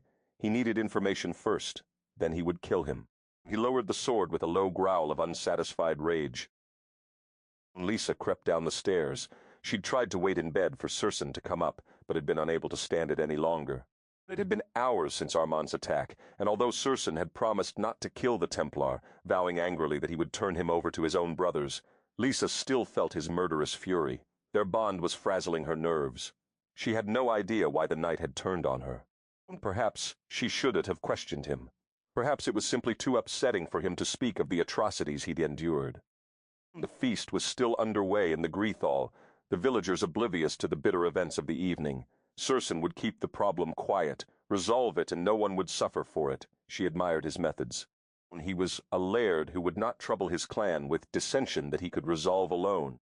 Moving stealthily, she slipped down the corridor to the study. The door was ajar, and she peered in cautiously. He was there, as she'd suspected, with Duncan and Gallon. A dozen grim-faced Templars filed before him, and from the light misting of rain on their robes, she deduced that she'd missed their entrance by mere minutes. "It is done, my lord. We have finished our interrogation," Renaud de Vichier said wearily. And Circenn growled. It was worse than we feared. He was doubly a traitor, both to his own brothers and to Scotland. His plan was to abduct your lady and sell her to the English king for his weight in gold, plus titles and lands in England. Renaud shook his head. "Moat do not know what to say. It grieves me. Armand was a commander of knights in our order and highly regarded. We had no idea. Moat swear to you upon our order that he acted entirely alone." Renaud directed his gaze to the floor. "We await your decision regarding the rest of us. We understand if you decide you must send us away from here." Circenn shook his head. "Moat will not hold the rest of you responsible for his actions. You have been loyal to me for years." The Templars rustled with murmurs of gratitude and repeated vows of loyalty. "You have been good to us, Millard," Renaud said. He took a deep breath, and when he spoke again, it was with such fervency that his words sounded stilted.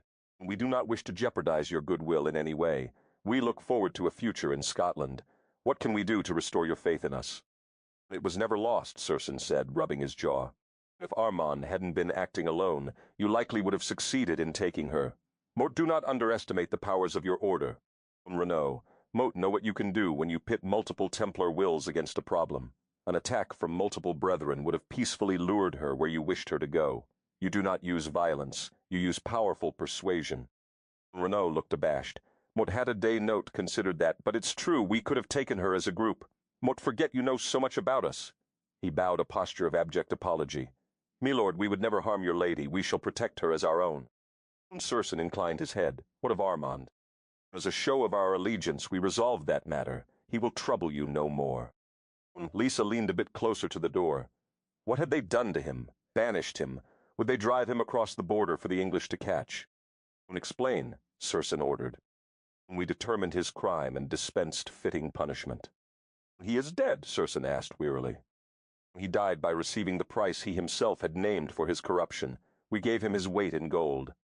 Lisa made a strangled sound that was fortunately masked by Circenn's own. Her eyes flew to his, but he hadn't yet noticed her.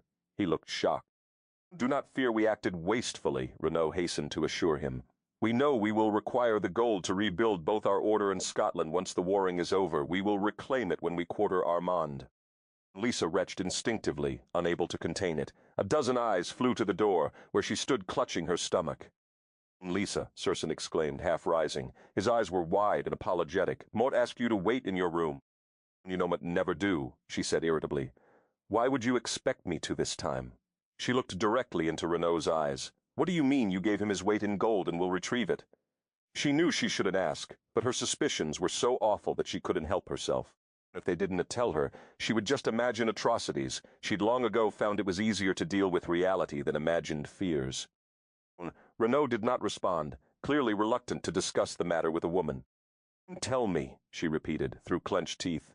She glanced at Circenn, who was watching her with sorrow and understanding. She appreciated that he did not try to shield her.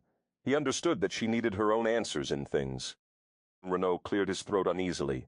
Molten, poured down his throat. It will cool and be removed without difficulty. Lisa, Circenn rose from the desk, but it was too late. She was already running down the hall. Chapter Jaime 2. It was several days before Lisa returned to her normal self. Circenn spent the time busying himself on the estate, waiting patiently as she worked through her feelings. He was never alone, always accompanied by the pressure of her heart. One day, he'd almost sworn that he'd heard her voice right next to his ear, muttering pig-headed, bloodthirsty primates, but the phrase had not made any sense to him. Whatever it meant, she must have been feeling it very strongly for him to pick it up. He wondered if their bond would continue to grow stronger over time, affording them deeper communication. He respected her mild retreat, accepting that it was a necessary part of her adjustment to their way of life. His time must seem strange to her, and the ways of the Templars would likely seem extreme in any century. He was deeply grieved that she had found out about Armand, but if he had learned nothing else about Lisa Stone, he had learned how great her curiosity was. She wished to be shielded from nothing. She wished to be accorded respect and given all the knowledge available so she could make her own choices from a well-informed position. He would not have wished Armand's gruesome death upon any man. Yet the Templars had their ove kept no justice, and dispensed it with the same unyielding discipline with which they performed all their duties. In his heart he acknowledged that he was not sorry the man was dead. Armand had nearly killed his woman, nearly snuffed her fragile, tiny, delicate life. And that terrified him. Armand's brutality had elevated Lisa's mortality to an obsession with him. He loathed it, resented it. Her mortality had become his archenemy. Was he becoming like Adam? Was it in this fashion that such a monster had been fabricated? Did one broken rule permit the next and the next, until finally he would be able to justify taking anything he wanted? Where was the line that he must not traverse before it was too late? You could make her immortal. You know you want to. You would even have to tell her. Aye, he wanted to, and it confounded him. He'd been married twice and never once considered trying to make his wife immortal. But no other woman was Lisa. Besides, up until now, he'd viewed what Adam had done to him as a curse, a vile corruption of the natural order of things. But now that he'd found Lisa, things were no longer so clear. Since she'd arrived in his life, he'd been reevaluating his beliefs, his objections, and his prejudices. He longed to storm into his castle, unearth the flask from its compartment in the stone, and force it between her lips, but he could never justify taking her choice away from her. Somehow, he had to bring himself to tell her. Arg, he thought, closing his eyes, how? Though he grudgingly accepted his immortality, after 500 years there was much about himself he still despised. By Dagda, he'd been born in the 9th century. There was a part of him that was hopelessly old-fashioned, and although time's passage had carried him out of the 9th century, nothing could remove the 9th century sensibilities from his heart. Part of him was a simple warrior and superstitious man who believed that magic sprang from evil. Hence, he was an abomination, teetering on the brink of corruption.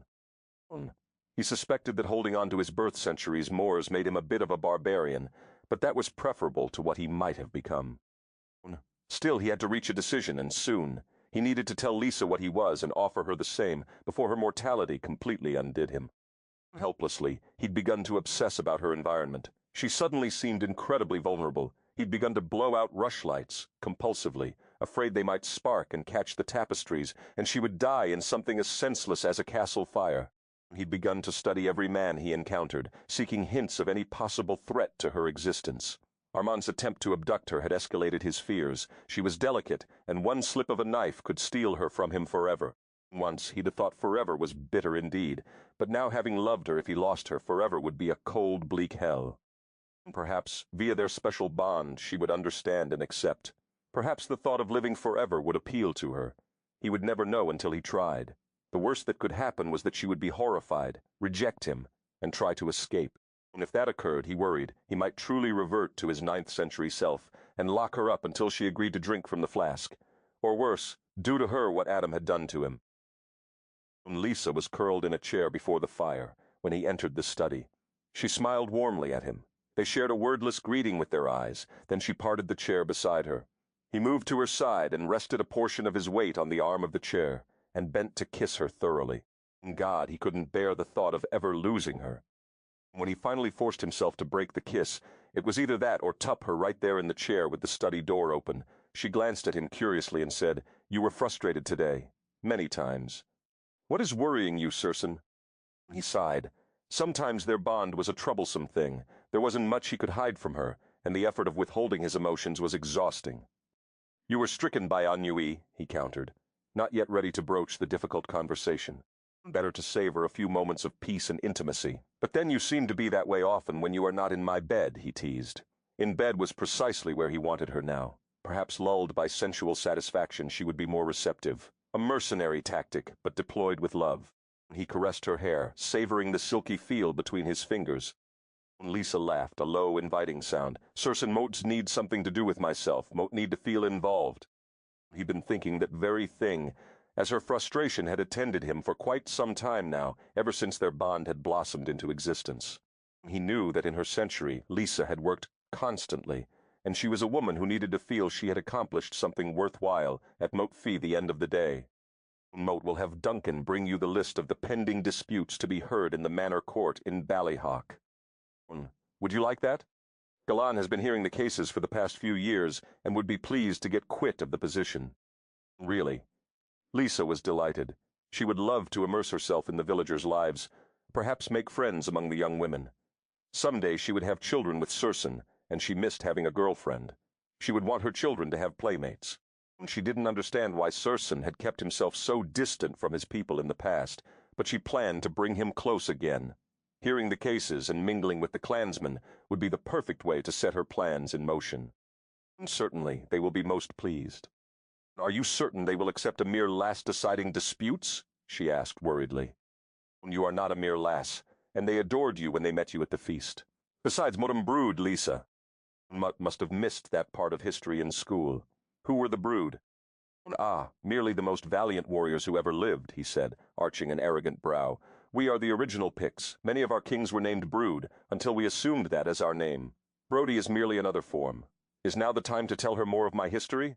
That my half-brother Drust IV was slain by Kenneth MacAlpin in Tam Bamatam? Being Brood, the descent of royalty in my line was matrilineal for centuries, handed down through the queens, not our kings. The crown transferred to brothers or nephews or cousins as traced by a complicated series of intermarriages by 7 royal houses. My people will readily accept the decisions of the Lady of Brodie. Sounds like the Picts were more civilized than the Scots, Lisa said dryly.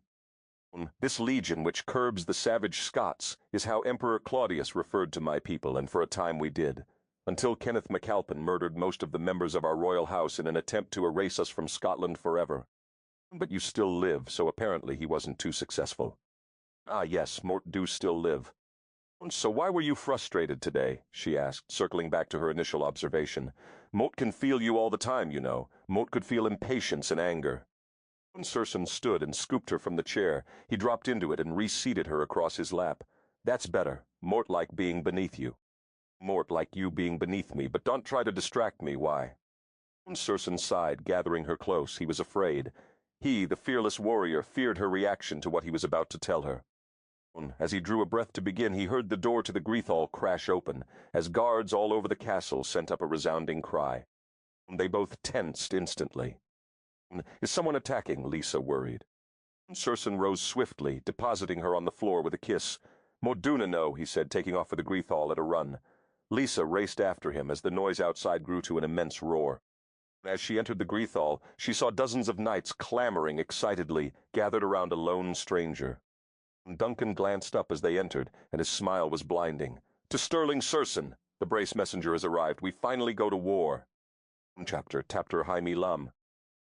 What say you? Demanded, his eyes glittering with anticipation. The messenger spoke quickly.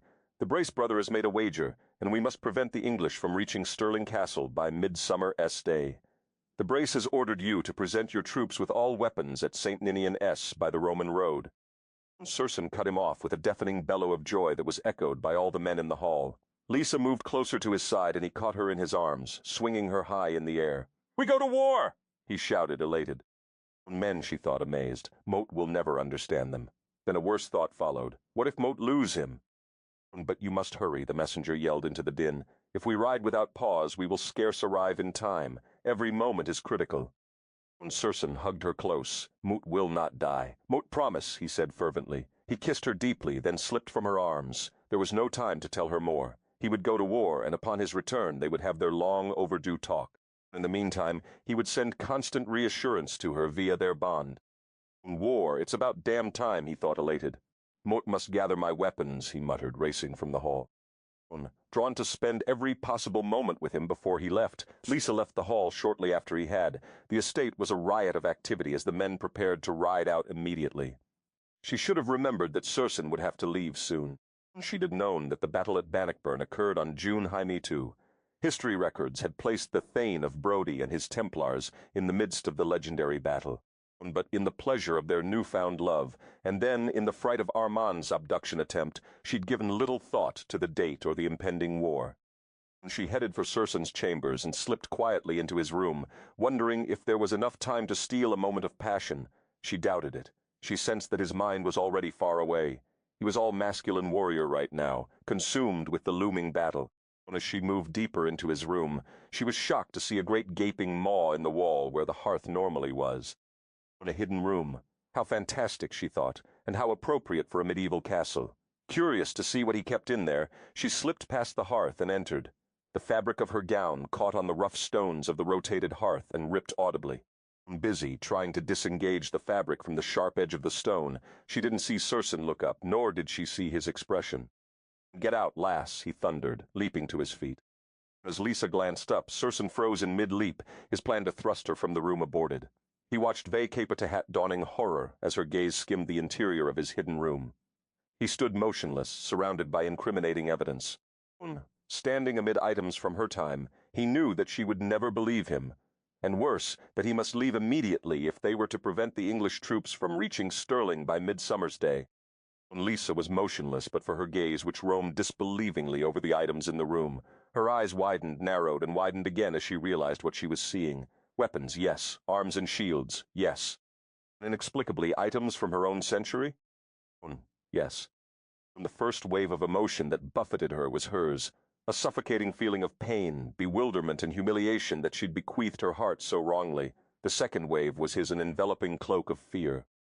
How could he possess such things? How could he have items from her time, yet not be able to send her home? Simple, he'd lied. That was the only possible explanation. You lied, she whispered. She could have gone home to Catherine, but he lied. What else had he lied about? Her hands closed on a CD player. A CD player! She raised it with shaking hands, peering closely at it, as if she couldn't quite believe what she was seeing. Sonny was emblazoned on the chrome-colored case. Her eyes narrowed. She flung it across the room, where it shattered into bits of plastic, narrowly missing his head. Unappeased, she reached for another missile, closing her fingers around an oddly familiar cardboard box. She spared it a glance, and her lip curled in disbelief. "Tampons!" she cried. "You had tampons all this time! How dare you!" Circenn gestured helplessly. "Modé didn't to know you had anything to clean." She growled, a feral sound of pain and anger as she flung the box of Playtex Easy Glide applicators at him. It missed, too, hitting the wall behind him, showering the room with small white missiles. "No," she raised a shaking hand when he moved to approach her. "Stay there. How Maushahat have you lied to me about? How many other women have you brought back here that you needed tampons for? Did not rate tampons? Was I won so easily that you didn't have to bribe me with conveniences? Was it all a lie? Is this some sick game akin to fathom? Didn't the fact that my mother is dying touch your heart at all? What are you made of, stone? Ice? Are you even human? All this time you could have returned me, but you wouldn't." Nay. He moved forward again, but stopped when she cringed back from him. His pained expression deepened.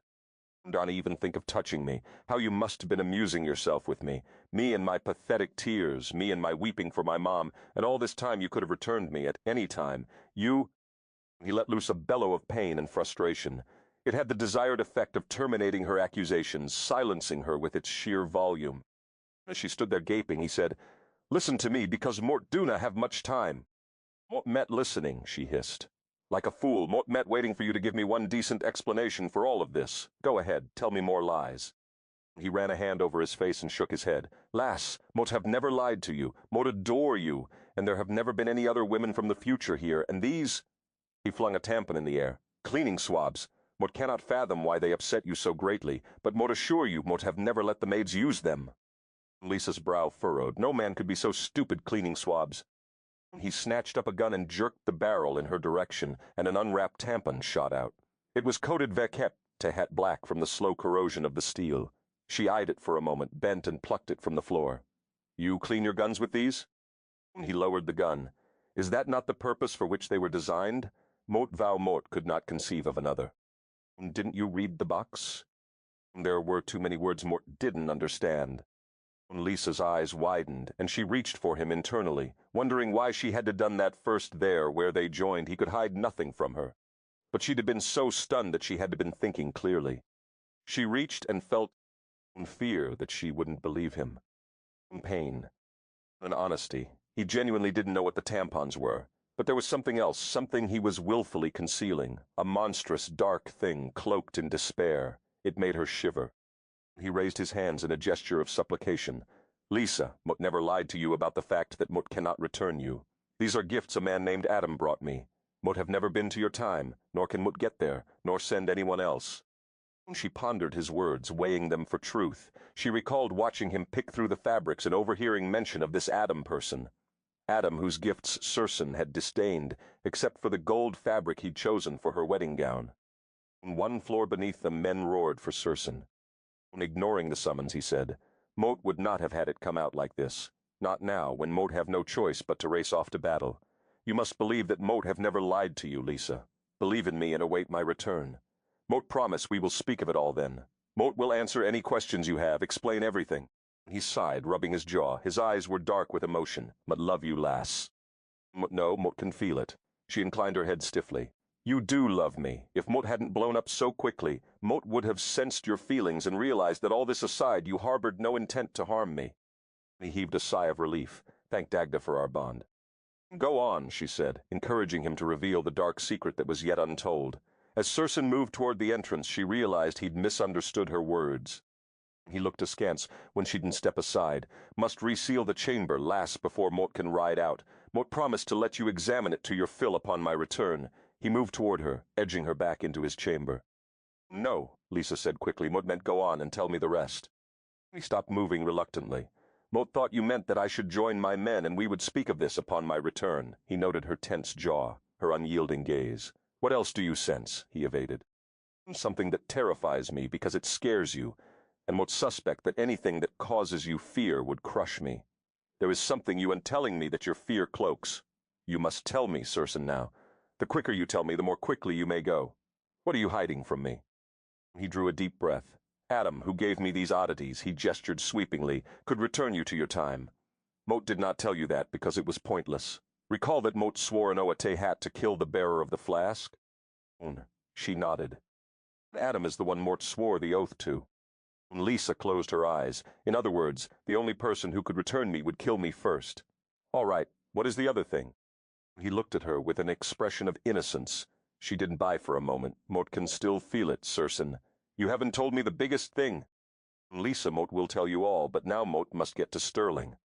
Conveniently, it must be part of a male timing conspiracy, Lisa thought.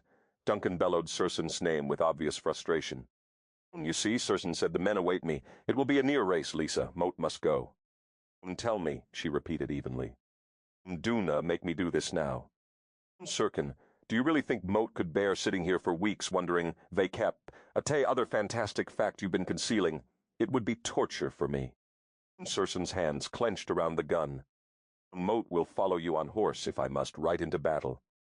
A pregnant, tense silence filled the space between them. The continued bellows of the men below heightened her tension. Whom would he heed, his men or her? Lisa felt her heart pounding. He licked his lips and started to speak several times, then stopped, averting his gaze.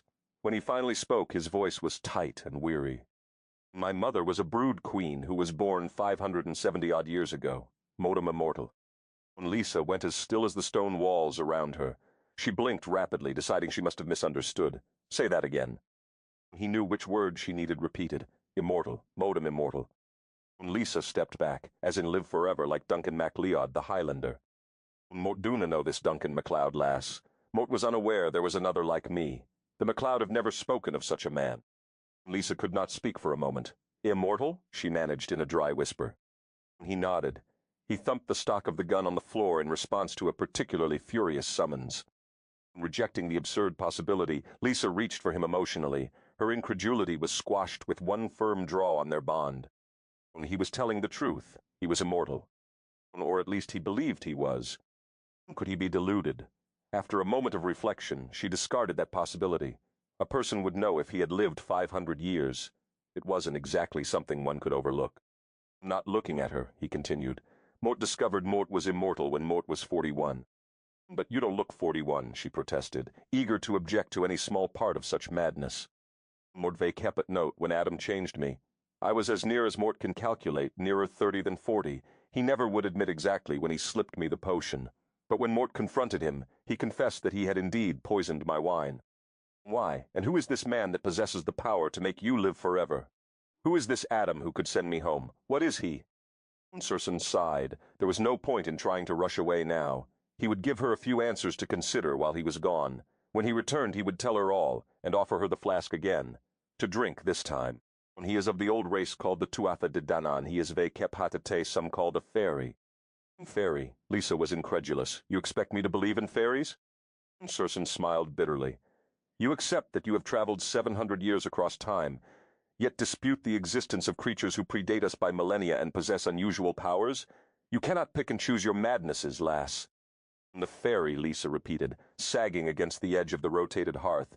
"No wonder my traveling through time didn't seem so strange to you, but thought you'd accepted it unusually well. Think not of the fairies as wispy, ethereal creatures, flitting about on wings. They are not. They are an advanced civilization that inhabited some faraway world before they came to ours in a cloud of mist, thousands of years ago. No one knows whence they came. No one knows who or what they really are, but they are powerful beyond compare. They are immortal, and they are capable of sifting time." "But why did he make you immortal?" Circenn exhaled a bitter sigh. "He said he did it because his race had selected me as guardian of their treasures, of which the damned flask is one. That is why he made me swear to kill whoever found it.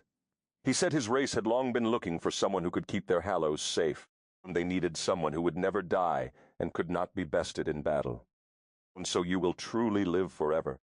Circenn said nothing, his eyes dark with emotion. He nodded. Lisa shook her head beyond coherent thought. Her gaze swept over him, disbelievingly. "Lisa." "No." She raised her hands as if to protect herself. No more. That's it, Mulf. Heard enough for today. That's all Mo can hear. My ears are full. Is it so terrible a thing to accept? Mot accepted that you were from my future, he said. Had your wished, he roared, thumping on the floor again. Just let me have time to think, please. Go off to your war, she said, pointing to the door. Then a small, half-hysterical laugh escaped her. Lisa, Mot, I'm not leaving you like this. No, yes you are, she said firmly, because according to my recollection of events, you and your Templars are necessary at Bannockburn. She needed desperately to be alone, to think. It was not hard for her to push him out to war, now that she knew he could not die. But you bled when Mort poked you with the knife, she added as an afterthought. Beneath my shirt the wound closed instantly. Lass Mort can bleed, briefly. Footsteps thundered down the corridor. His men had exceeded their patience.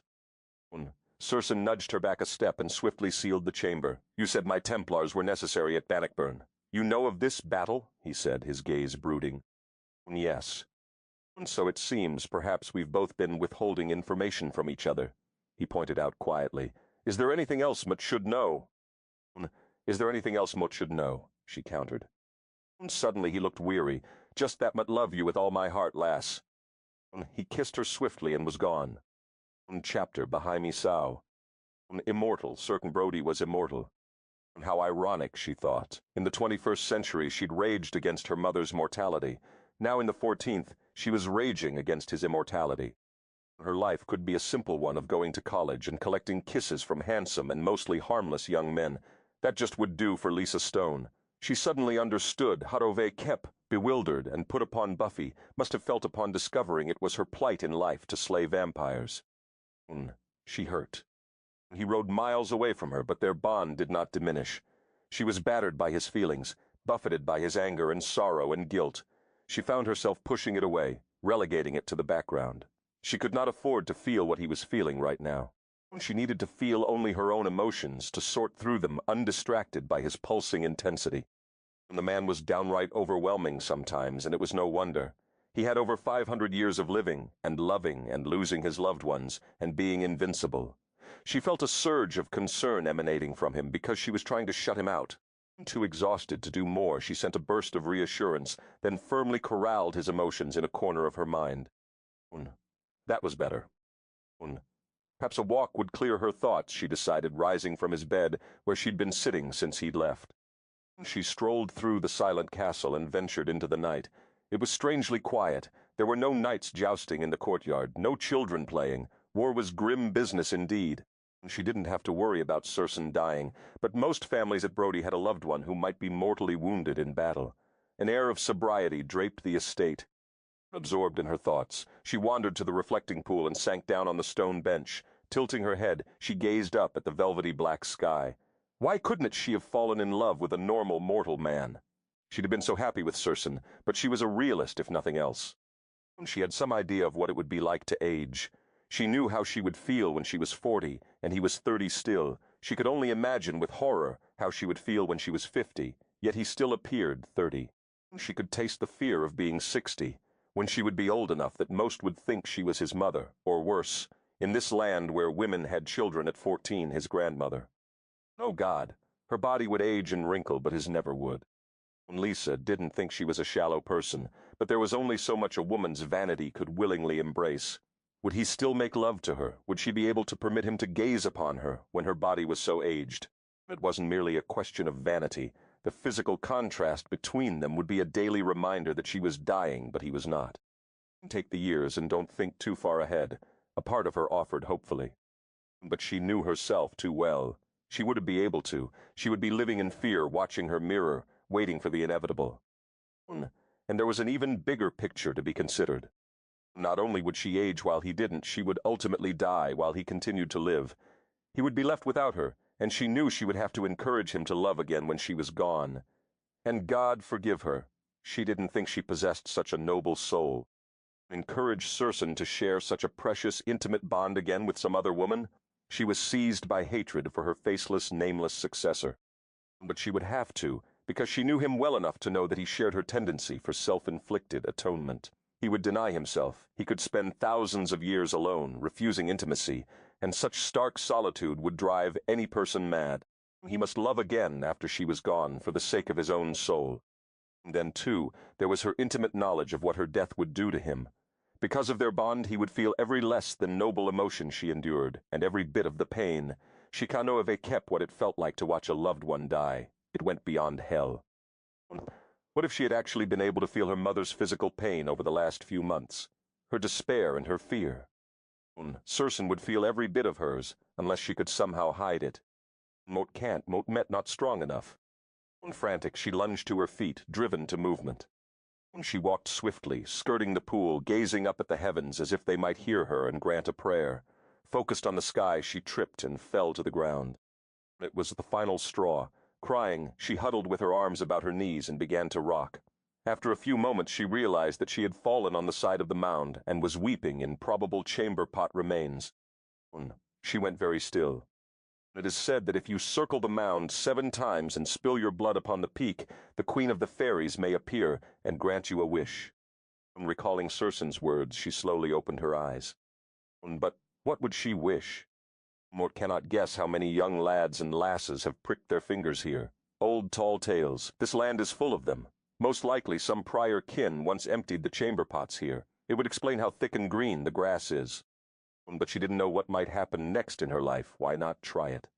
She could decide upon a wish later if it worked. Numbly she stood and began circling the Sheehan, slowly at first, then picking up speed and determination as she progressed around the mound. 1 time, 3 times, 5, then 7. She stopped. She realized she didn't have anything to cut herself with. With a peculiar detachment, she pierced the heel of her palm with her teeth, drawing blood. She ascended to the peak of the Sheehan, and applying pressure with her fingers, forced the droplets to fall on the center of the mound. She waited. She had no idea what she expected, if anything, but considering how strange her life had been for the past few months, it would not surprise her overmuch if a fairy sprang from the earth, waving a magic wand. She held her breath. The night was eerily still, even the night creatures strangely mute. Nothing happened. No, Lisa, no fairy queen will spring from this mound, and you will simply have to deal with the fact that you are in love avec Tehat, an immortal man. She closed her eyes and shook her head, amused by her foolish fancy. After a moment more, she descended the unusually symmetric pile of sod. This land had definitely done something to her blood. She'd nearly believed that a mythical creature would appear. Magic pervaded Scotland's air as thick and frequent as the mist, and she'd discovered little that seemed beyond the realm of possibility. Circenn was immortal. She had traveled through time, making a wish seemed very reasonable in comparison. She turned her back on the mound, tilted her head, and gazed at the moon, admitting that despite her hurt and fear, she was more than a little relieved. Too many choices could be overwhelming. Now she had none. She had no choice but to stay there and love Circenn Brodie. And perhaps she would learn to view aging, while he remained ageless, as a small price for the kind of love they shared. She felt for him with her inner senses, slowly removing her earlier barricades. From their bond, she knew he was hurt, angry, and deeply worried. He was also consumed with fear that she would somehow try to leave him. Well, he needn't worry about that, she couldn't. What shall you wish, human? A voice that held 1,000 cool shades of snow shattered her reverie, chilling her blood. Lisa froze. Chapter Jaime Bay. The voice had come from behind her where the fairy mound lay. You were watching the moon as one entranced. Do you wish to fly to it, to count the stars as you touch them? Or something more earthy? Lisa drew a deep breath as the voice shivered through her. Not a mortal voice. She could never mistake such a sound for a mortal voice. It resonated with tune and with passionless observation. It frightened her. She turned slowly on her heel. The sight that greeted her was frightening only in the magnitude of its beauty. The air caught in her windpipe, forcing her to draw rapid, shallow breaths. Lovely, she whispered. Oh, God, she suddenly understood the lure of fairy tales, of creatures who were so blindingly beautiful that it nearly hurt to look at them. This creature overwhelmed her senses. The vision inclined her head regally. We are, lovely that is, but not gods. Most call us children of the goddess Danu. Lisa stared, lips parted on a sigh, mesmerized. The woman had silver hair. Moonbeams had brushed her delicate head, loath to depart. The night air shimmered around her as if lit by 1,000 tiny suns. Her brows arched above exotic almond-shaped eyes in a pale face. And her eyes, they were of no color known to man, but conjured images of the iridescent hues of a mermaid's wet tail gleaming in the sun. Her cheekbones were so high that they lent her face a feline cant, and her lips were full, blood-red, and up-tilted at the corners as if caught in a perpetual smile. Her skin was dusted vekepate gold. A sheer gown of white clothed her without covering a thing, and the body that was clearly visible beneath the shimmering fabric sparkled gilded pearl and rose, and made Lisa feel like she was 12 years old. Perfection. What shall you wish, human? Remote eyes held hers, widened by the barest hint of curiosity. You made this door with your own blood. Now wish before mote weary of you. Lisa swallowed. Here was her chance. All she had to say was, mote want to go home to my mother. But could she leave Circenn, and how could she know whether her mother was still alive? Yes, the fairy queen said, tucking a strand of moonbeam behind her ear. What? Lisa gasped. Your mother lives, if you call that living. Her lips shaped a moue of distaste, a mortal bane the body. She is dying. How did you know what Mort was thinking? Lisa whispered. The fairy laughed, and the sound slithered around Lisa.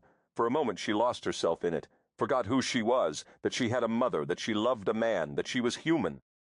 For an instant she wanted nothing more than to linger as close to this creature as she would permit, to kiss the hem of her fairy skein, to breathe her exhales, to dance barefoot upon a mound of green. She recognized it for an enchanted madness, when the compulsion eased as the laughter faded.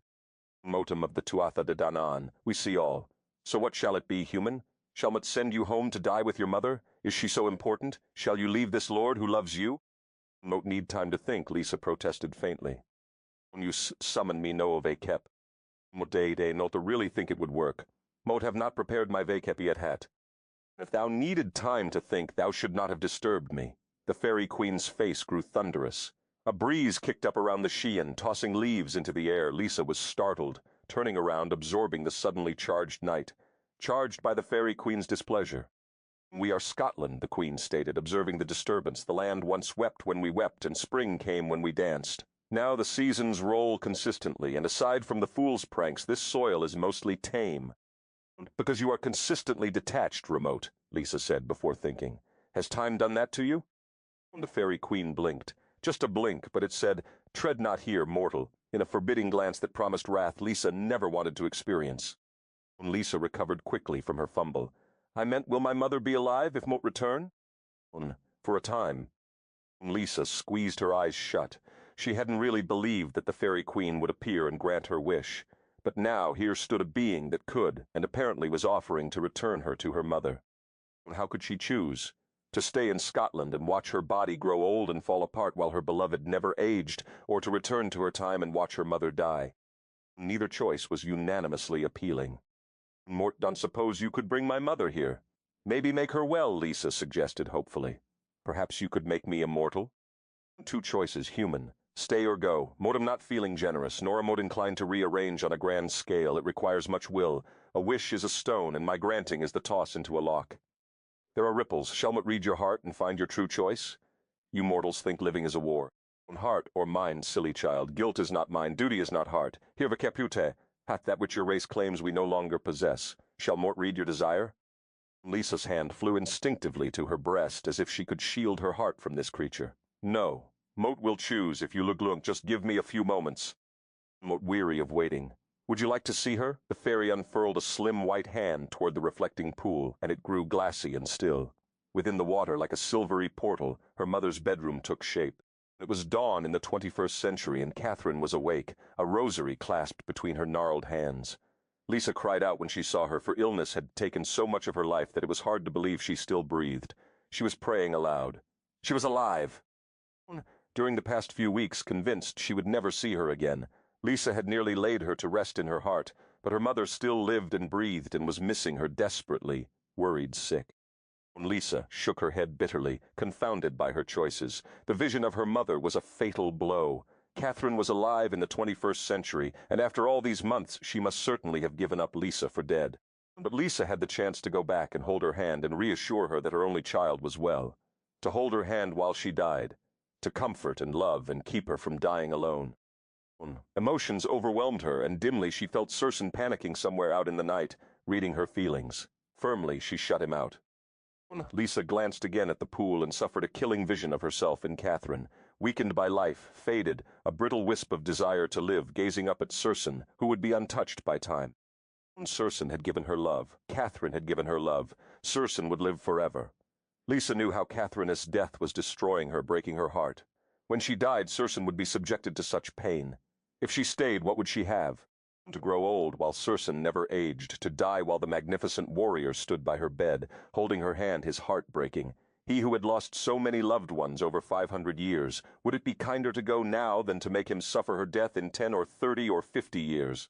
She knew intimately the pain of losing someone so deeply loved. Her head hurt, and the back of her throat burned with the effort of suppressing tears. Lisa turned in a slow circle, taking a long look at Castle Brodie, the enchanted knight, the beauty that was the Scottish Highlands. "Mote love you with all my heart, Circenn." She willed into the night, but mote fear mote am a coward and have little stamina. The years would destroy me. "Well," the fairy queen demanded. Oh, she gasped around a swift intake of air, jarred from her thoughts. Now, the queen pushed. "Mut oh home," she said so softly that the wind snatched it from her lips and it was nearly lost. But the fairy queen heard. "What of the Lord? Do you not wish to say farewell?" "He is gone," she said, tears slipping down her cheeks. "He's on his way to Bannockburn." Bannockburn. The fairy stiffened and looked nearly alarmed, although it was difficult to tell in such a face. She clapped her hands, spoke in a language Lisa could understand, and suddenly the night went mad around her. From the Cheyenne glowed, light rushed from within it, and Lisa was treated to a sight few humans ever glimpsed, or lived to tell of. When fairies by the dozens poured from the Shan, bursting into the night, mounted on mighty horses. A tempest blew up around her, tossing leaves and limbs, and the very earth seemed to strain as it loosed its strange cargo, the wild hunt. "To Bannockburn," they cried. She had no idea how long it lasted, the mad surge of exotic creatures rushing by. The ground trembled, the moon hid nervously behind a cloud, even the trees seemed to draw back from the Sheehan. Lisa couldn't help it. Near the end she had to close her eyes. At last the night was silent, and she cautiously peeped at the Shin. A man stood there, tall, powerful, with silky dark hair, regarding her. "They forget the time," he said dryly. "Edward has more than triple the Scots troops, and my people have a vested interest in this battle. Circenn and his men will arrive in time to save the day. My people love to observe mortal triumphs and casualties." "Who are you?" Lisa gasped, praying he wouldn't laugh. Sensuality dripped from the man, a sensuality that nearly competed with the effect Circenn had upon her. If he laughed as the fairy queen had, she feared she might lose herself in his seductive madness. "Send her," came the fairy queen's bodiless command, "and then you are free to leave my side." "What of my sifting time and weaving worlds?" he demanded. "Mote withhold them still. You are restrained until mote otherwise decree, Adam." Adam made a furious gesture, then returned his attention to Lisa. "It seems your wish has been granted." The corner of his mouth curved into a mocking expression of displeasure. "And they call me a fool." "What right do you have to gaze at me with such disappointment?" she thought, bewildered, almost as if he cared, as if he felt she'd made a terrible decision. Then the fairy queen's words sank in. "Adam, but wait," Lisa began. She never got to finish her sentence. "Are you the Adam Black?" she yelled, flooded with murderous rage. But it was too late. She was falling again.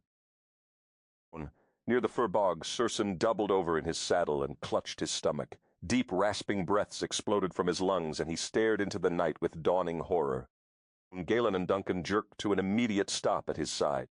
"What is it? What is it, Circenn? Talk to me!" Duncan yelled. He'd never seen Circenn Brodie's face so anguished.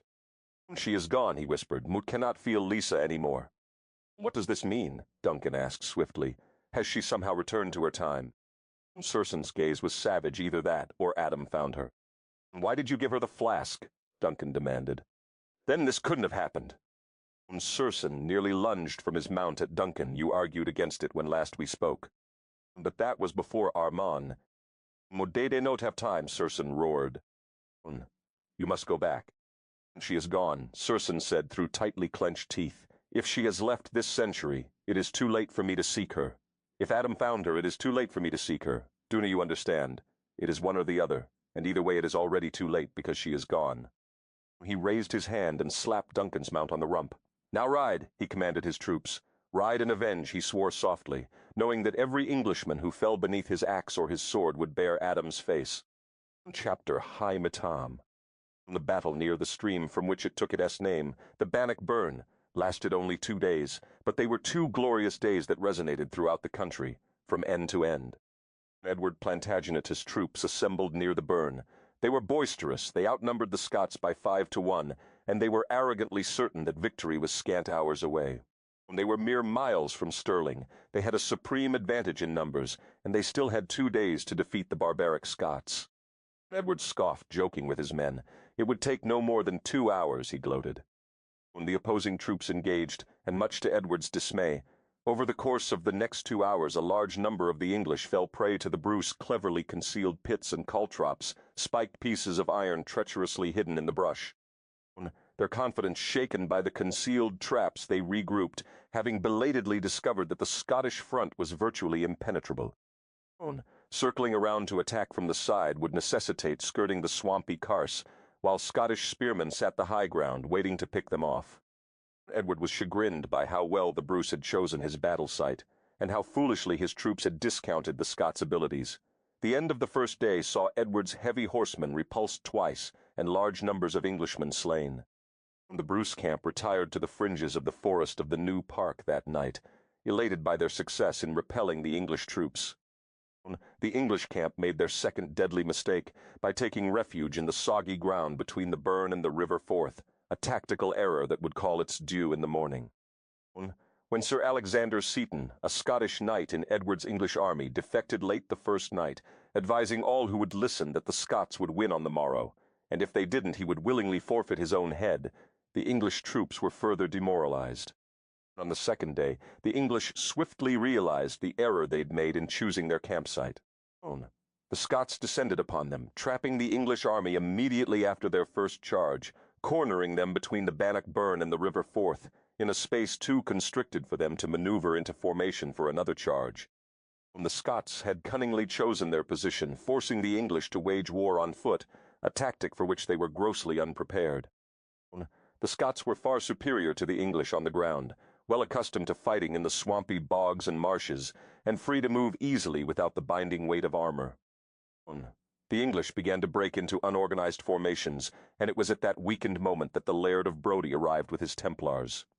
Into the fray they galloped as one, the holy knights ripping off their plaids, revealing the stark white robes and blood-red crosses of their order. Across the field of mud and broken bodies, the wave of brilliant white knights cut like a scythe of death. Many of the battle-weary, discouraged Englishmen simply turned and fled upon glimpsing the robes. The Templars were legendary for their invincibility in battle. Few encountered a warrior Templar and lived to tell of it.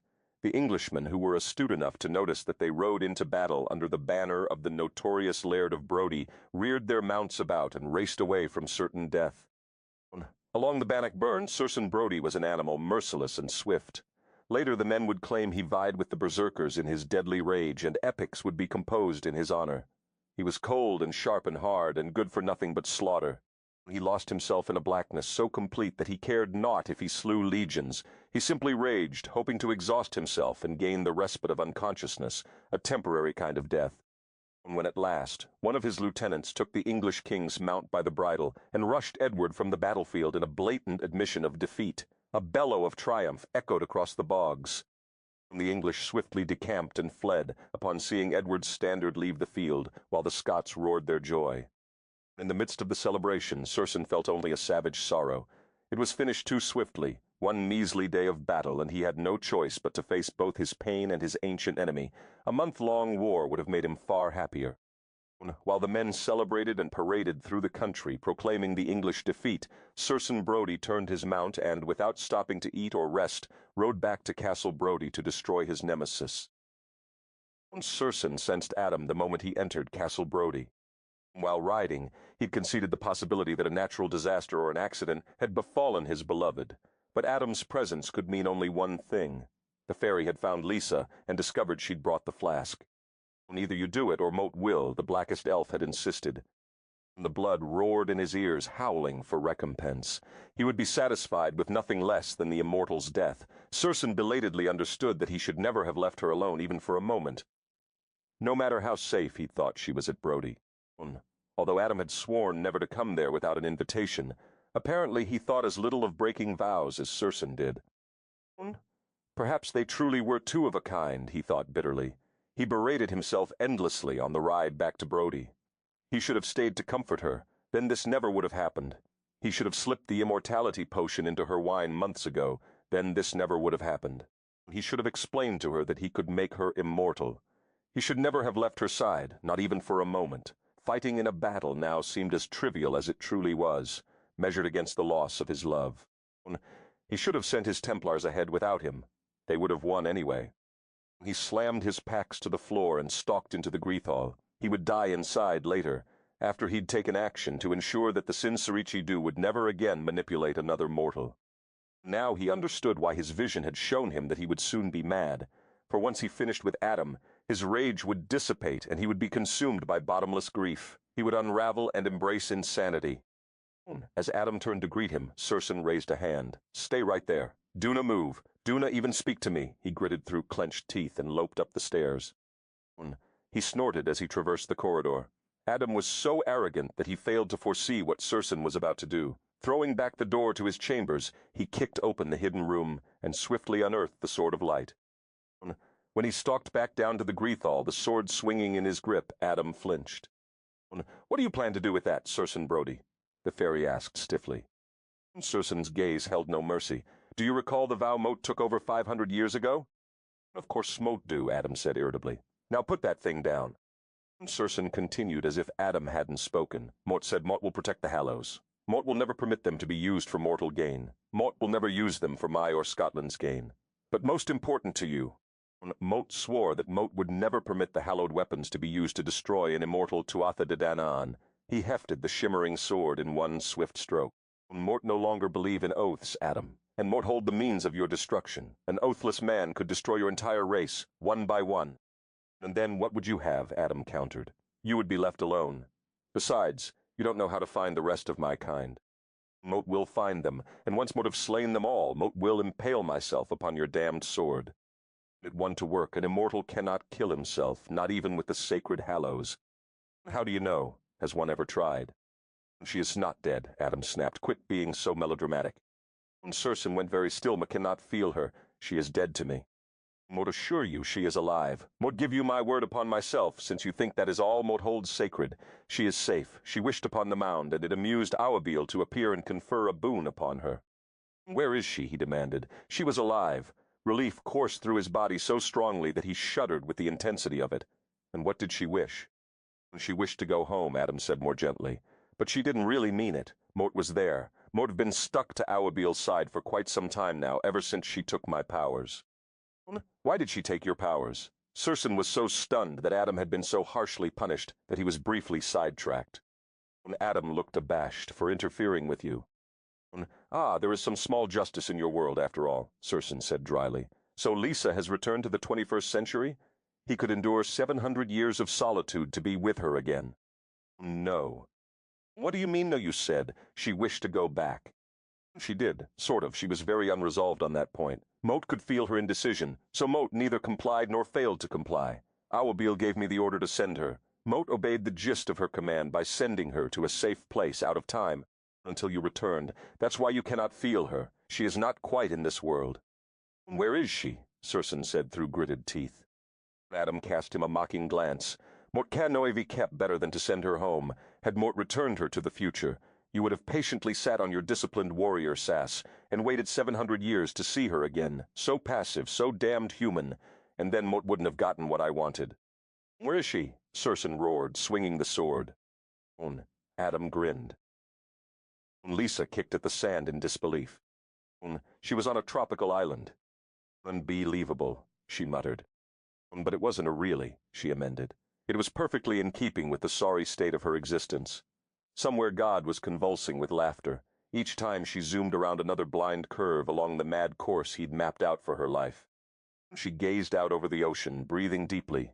Despite her irritation, she adored the beach, had never gotten to spend much time at it, and couldn't help but greedily inhale the salt air.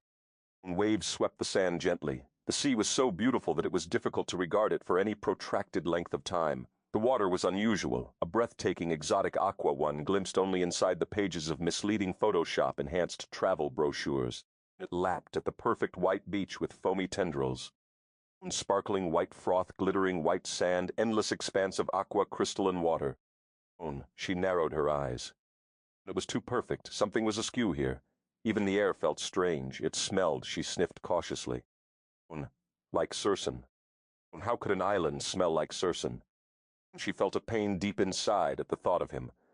First she'd had her mother but no life. Then she'd had Circenn but no mother. Now she had neither, and missed them both with the whole of her heart. What did Mort do to deserve this, she demanded of the cloudless sky. As if there is anyone up there who cares, she heard someone say dryly. Why do they always look up when they wax rhetoric? Better the creature should tithe to us. She pivoted on the sand. Two utterly beautiful men stood on the beach, dressed in simple white robes. One was as dark as the other was fair, and both were regarding her with disdain. The blonde Adonis gestured to his companion. How strange for a moment, but almost thought it heard me. It appears to be looking at us. Not possible. It can neither see nor hear us unless we permit it. Mort, hate to burst your smug bubble, but Mort do see you and Mort immortal. Are you more of those pernicious fairy things? She asked irritably. The hell with them. They were not going to manipulate her. Besides, how much worse could her life get? Fairy things. The blonde one's eyes widened. It called us a fairy thing, he informed his companion. It sees us. Do you think it may be one of those meddling mortals who see both worlds?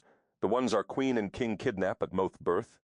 The dark one arched a brow. Then where has it been since then? For it appears fully grown to me. Motem not an it, and Motem fully grown, and Mote was not kidnapped at birth, and Mote would appreciate it if you did not speak of me as if Mote didn't exist. Then how did you come to be here? Where is here? Lisa asked swiftly. She was going to assume control of events from moment one in this strange place. Morar. It is where the Tuatha Danann repaired after the compact, the Adonis said.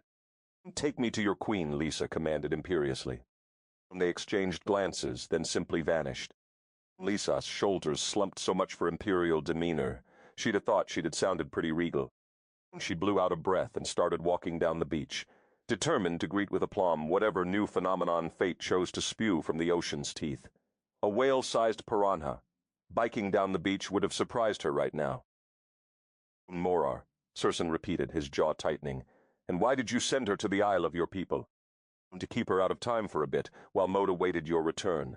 To buy you time to make up your mind. Make up my mind about what? Circenn asked icily. About what you wish to do with her. Mot duna need time to decide that. Mot ve kepanote to marry her. Mot want her here, and Mot want her immortal. But Mot duna understand your motives. Mot thought you wanted her dead, Adam. Did you not force an oath from me? Never take anything Mot say or do at face value, Circenn. It was never about that. You needed to break some of your ridiculous rules. Mot merely put you in a position where you would be forced to question them. Had you truly killed her, Mort would have been vastly disappointed. You never understood what Mort was really after.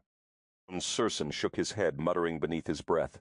All his angst about breaking the vow had been for naught, because Adam had never wished it fulfilled to begin with, and Mort duna understand now, so why not explain it to me? Adam circled around him, studying him. Why don't you put down that sword? He shuddered. We gave it to you so we would be tempted to fight among our own kind. We trusted you. You coerced me into the guardianship, and well you know it, he said bitterly. Still, he let the tip dip toward the floor, although he kept his hand firmly on the hilt. Adam relaxed. The way I see it, you have several choices. You can go join her where she is.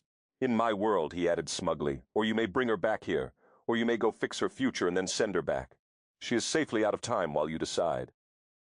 Why do you mock me, Adam? You no Mot duna know how to accomplish any of those things. Are you offering to perform such magic for me? Adam looked pained. Mort cannot, Oebielus clipped my wings, so to speak. And then exactly how do you expect me to dart about through time? Morar is not accessible by mortal means. You have trapped my woman on a fairy isle to which Mort have no means of traveling, he said, growing angry again. Adam eyed Circenn challengingly. Yes, you do. Circenn flung a hand up in the air. Mot cannot sift time. If Mot could, Mot would have offered to return her when Mot discovered what she'd lost and how much it pained her. You can sift time, you know that. You kano ovekep also that there was a time recently when you would have given anything to have long ago accepted my lessons. You refused to let me teach you. But you know you have the power. It seethes within you. It begs to be freed. You would learn quickly. It would take me mere days to teach you how to sift time. We can practice with short jaunts. Circenn regarded him, saying nothing. A muscle in his jaw twitched. Circenn, Mot have been telling you for 500 years that Mot can teach you how to move through time and place. You have always sneered and walked away. Now Mot offer again. Mot can teach you how to sift time, weave worlds, how to change her future so her parents done to die. Mort can teach you enough that you can prevent the car wreck, perhaps even prevent the cancer, and return her to her future. Vikepai to had her memory of you intact. When it is done, you may join her there, or bring her back, or split your lives between the two places. You can do anything you want, Circenn Brodie. Mo have always told you this. And what price is for such knowledge, Adam? What price for my woman back? Oh, it's so simple, Adam said gently. It's all Mot have ever wanted all along. He nodded encouragingly. You know what Mot want? Mot offer you a trade. Let me teach you. Let me take you where you belong. Let me show you my world. It is not evil. Circenn grunted and rubbed his eyes. 500 years ago he'd sworn to avoid this moment at all costs. Throughout the centuries, Adam had tempted him repeatedly with anything he could think of, and failed each time. Apparently Adam had realized that the trap would have to be more cunningly laid, and this one had succeeded brilliantly. That which Circenn had refused for 5 centuries had now become inevitable. The 9th century man within him shrugged, stepped down, and ceded defeat. Was it evil? Were Adam and his race evil, or had Circenn simply never forgiven Adam for slights inflicted long ago? His choices were painfully simple: be with Lisa or not be with Lisa. The latter was unacceptable, and Adam knew that. Circenn felt bitterly manipulated by Adam, and anger burned within him. This situation had been designed and orchestrated by Adam Black from the onset. But then he thought of Lisa. What existed between them had nothing to do with Adam. Adam may have cleverly manipulated events, but Circenn alone had fallen in love with Lisa. He would have loved her no matter where he'd have found her. His anger melted away. If he accepted what Adam was offering, he could change her life. He could slip to the future and save her parents, and return to her everything she'd ever wanted, and be with her again in Haddon. He'd been toying Vakep. Tay had that idea for some time now, when he'd asked her to tell him everything about her life. When he'd listened and taken mental notes, even then he'd have been analyzing possibilities in the back of his mind.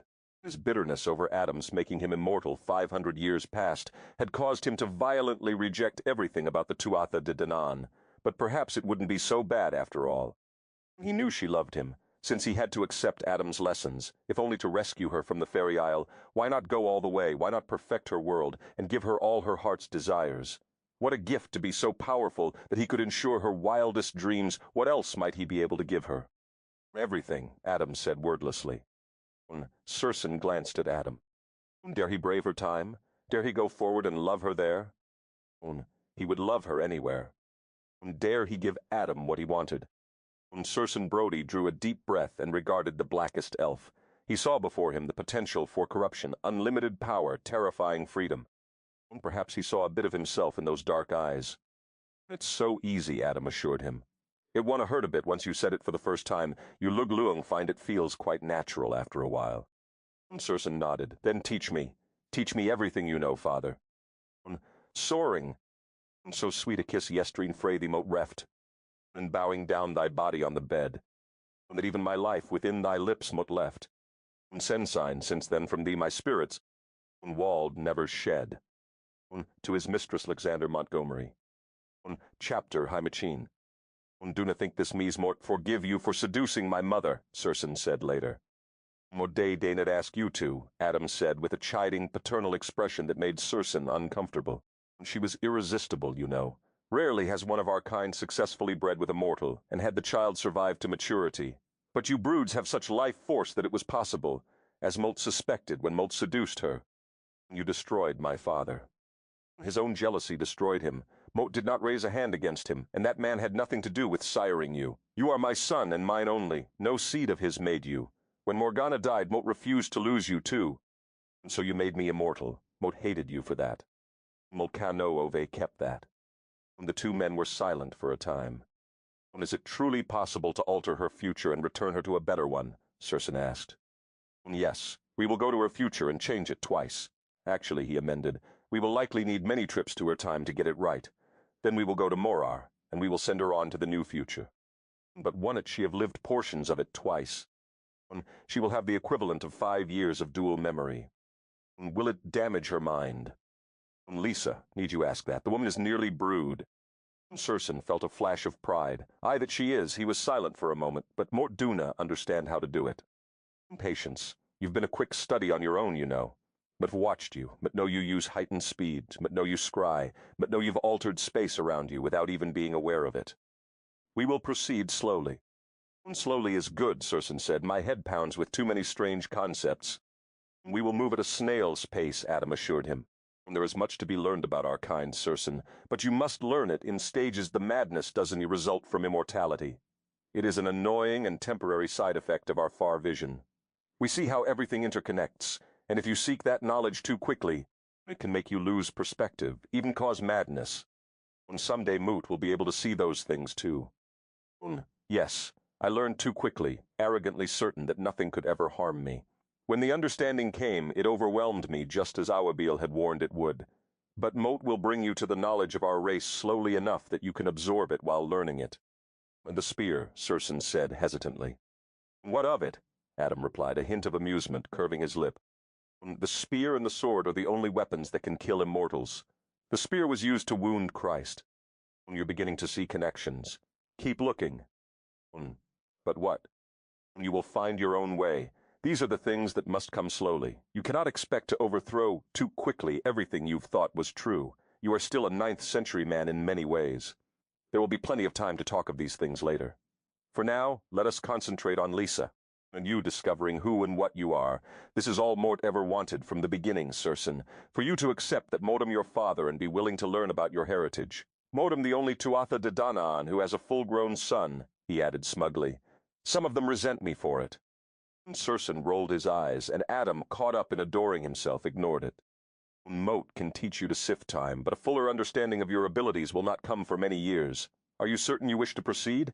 Moat will not have you later cry foul and be angry with me again. 500 years of your bad temper is all Moat can stand. Mortem certain. Teach me. Come, Adam extended his hand. Let us begin and regain your mate. Welcome to my world, son. Circenn's instruction at Adam's hands commenced the next morning, and the Laird of Brodie began slowly to understand what he'd always sensed within him, and feared the potential for unlimited power. He began to see why it had frightened him, a warrior who feared nothing. Such power was terrifying because the ability to use it carried immense responsibilities. What had once seemed a vast unexplored wilderness, his country, Scotland, was now put into astonishing perspective. There were other worlds, far beyond the one they inhabited. He realized why the Tuatha De Danann seemed attached to mortals. The tiny bit of land called Scotland and their tiny war for independence was one of millions in the universe. Over the next few days of learning just a tiny bit about himself, he began to develop, loath though he was to admit it, some respect for the man who had sired him.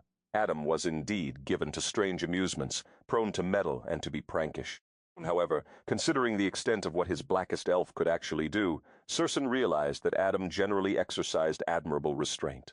He also began to realize how mortals who had no such magic could so gravely misunderstand those who wielded it. He eyed his father, who was bent over an ancient tome from which he'd been reading aloud, giving Circenn more background on his race. It was difficult to conceive of the exotic man as his father, for Adam wore his customary glamour that made him seem even younger than Circenn. Adam, what of this bond Mort have with her? What happened that night when she and Mort made love? Tupped, as Duncan would say. Adam raised his head from the book. What did Morgana tell you when you were a lad? About what? She told me many things. Circenn shrugged. What did she tell you about spilling your seed in a woman? Adam asked, trying not to laugh. Oh, that. She told me it would fall off, Circenn muttered darkly. Adam tossed back his head, shaking with mirth. That is exactly something Morgana would have said. She knew better than to reason with the stubborn boy you were. And did you ever spill in a woman? Nay, at first. Mort believed her and feared it would indeed fall off. Then when Mort was old enough to realize she'd have been jesting vekepte hat me, Mort dade know because Mort didn't wish to scatter my bastards across the land. Finally, when Mort wed Naya and was ready to have a family, Mort discovered what you had done. Mort told you the same day, didn't Mort? Mort knew you had planned children. You told me to prevent me, Circenn said, startled. And of course, Mort cano eve cape what would happen if you did. You would have been bound to a woman you did not love, and that is the purest hell for us. And so spilling my seed in a woman links us. It seems to be a side effect of our immortality. Our life force is so strong, so potent, that when we find our release inside a mortal woman, the union that is forged connects us, and that link will soon include your child. Lisa's not pregnant, Circenn said quickly. Adam glanced at him mockingly. Of course she is. You, half fey and half mortal, are much more virile than we are. You might be our hope for the future. Lisa is carrying my child, Circenn roared. Yes, from the moment you spent your seed, the first time you made love to her. Circenn was stuck silent. The first 7 months are splendid. It's amazing when the child's force starts to mingle with yours and hers. You feel the babe awakening its excitement and burgeoning life. You marvel at what you have created. You hunger to see it arrive. Then the last 2 months become hellish, you Circenn. Were a pain in the ass. You wanted out, you kicked and brooded and argued, and suddenly I developed cravings for ridiculous foods Mot never wanted before. And the birth, sweet Dagda. Mot suffered her labor. Mot felt the pain, and Mot felt the creation, and the wonder. By the time you birth your first child, you and Lisa will be so deeply bound, you won't be able to imagine breathing without her. Circenn was silent, awed by the thought of Lisa's pregnancy and what was to come. Then the enormity of what Adam had just admitted struck him. You had such a bond with my mother. Mot am not without emotion, Circenn, Adam replied stiffly. Mot endeavor to keep it still. But she died. Yes, Adam said, and Mot ran to the farthest ends of the earth, trying not to feel her death, but Mot couldn't escape it. Even on Morar, even on other worlds, Mot felt her dying. Why did you let her? Adam gave him a black look. At least now that you understand that what Mot had with Morgana is what you have with Lisa, imagine what Mot endured permitting her to die.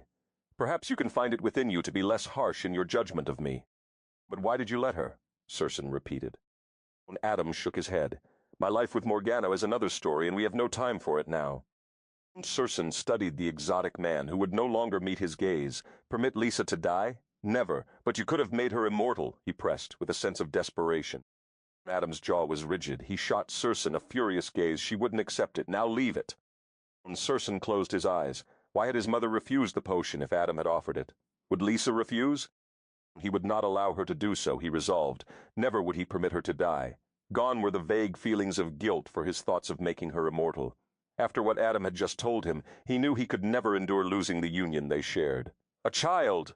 She carried his babe, and the bond would swell to include their son or daughter.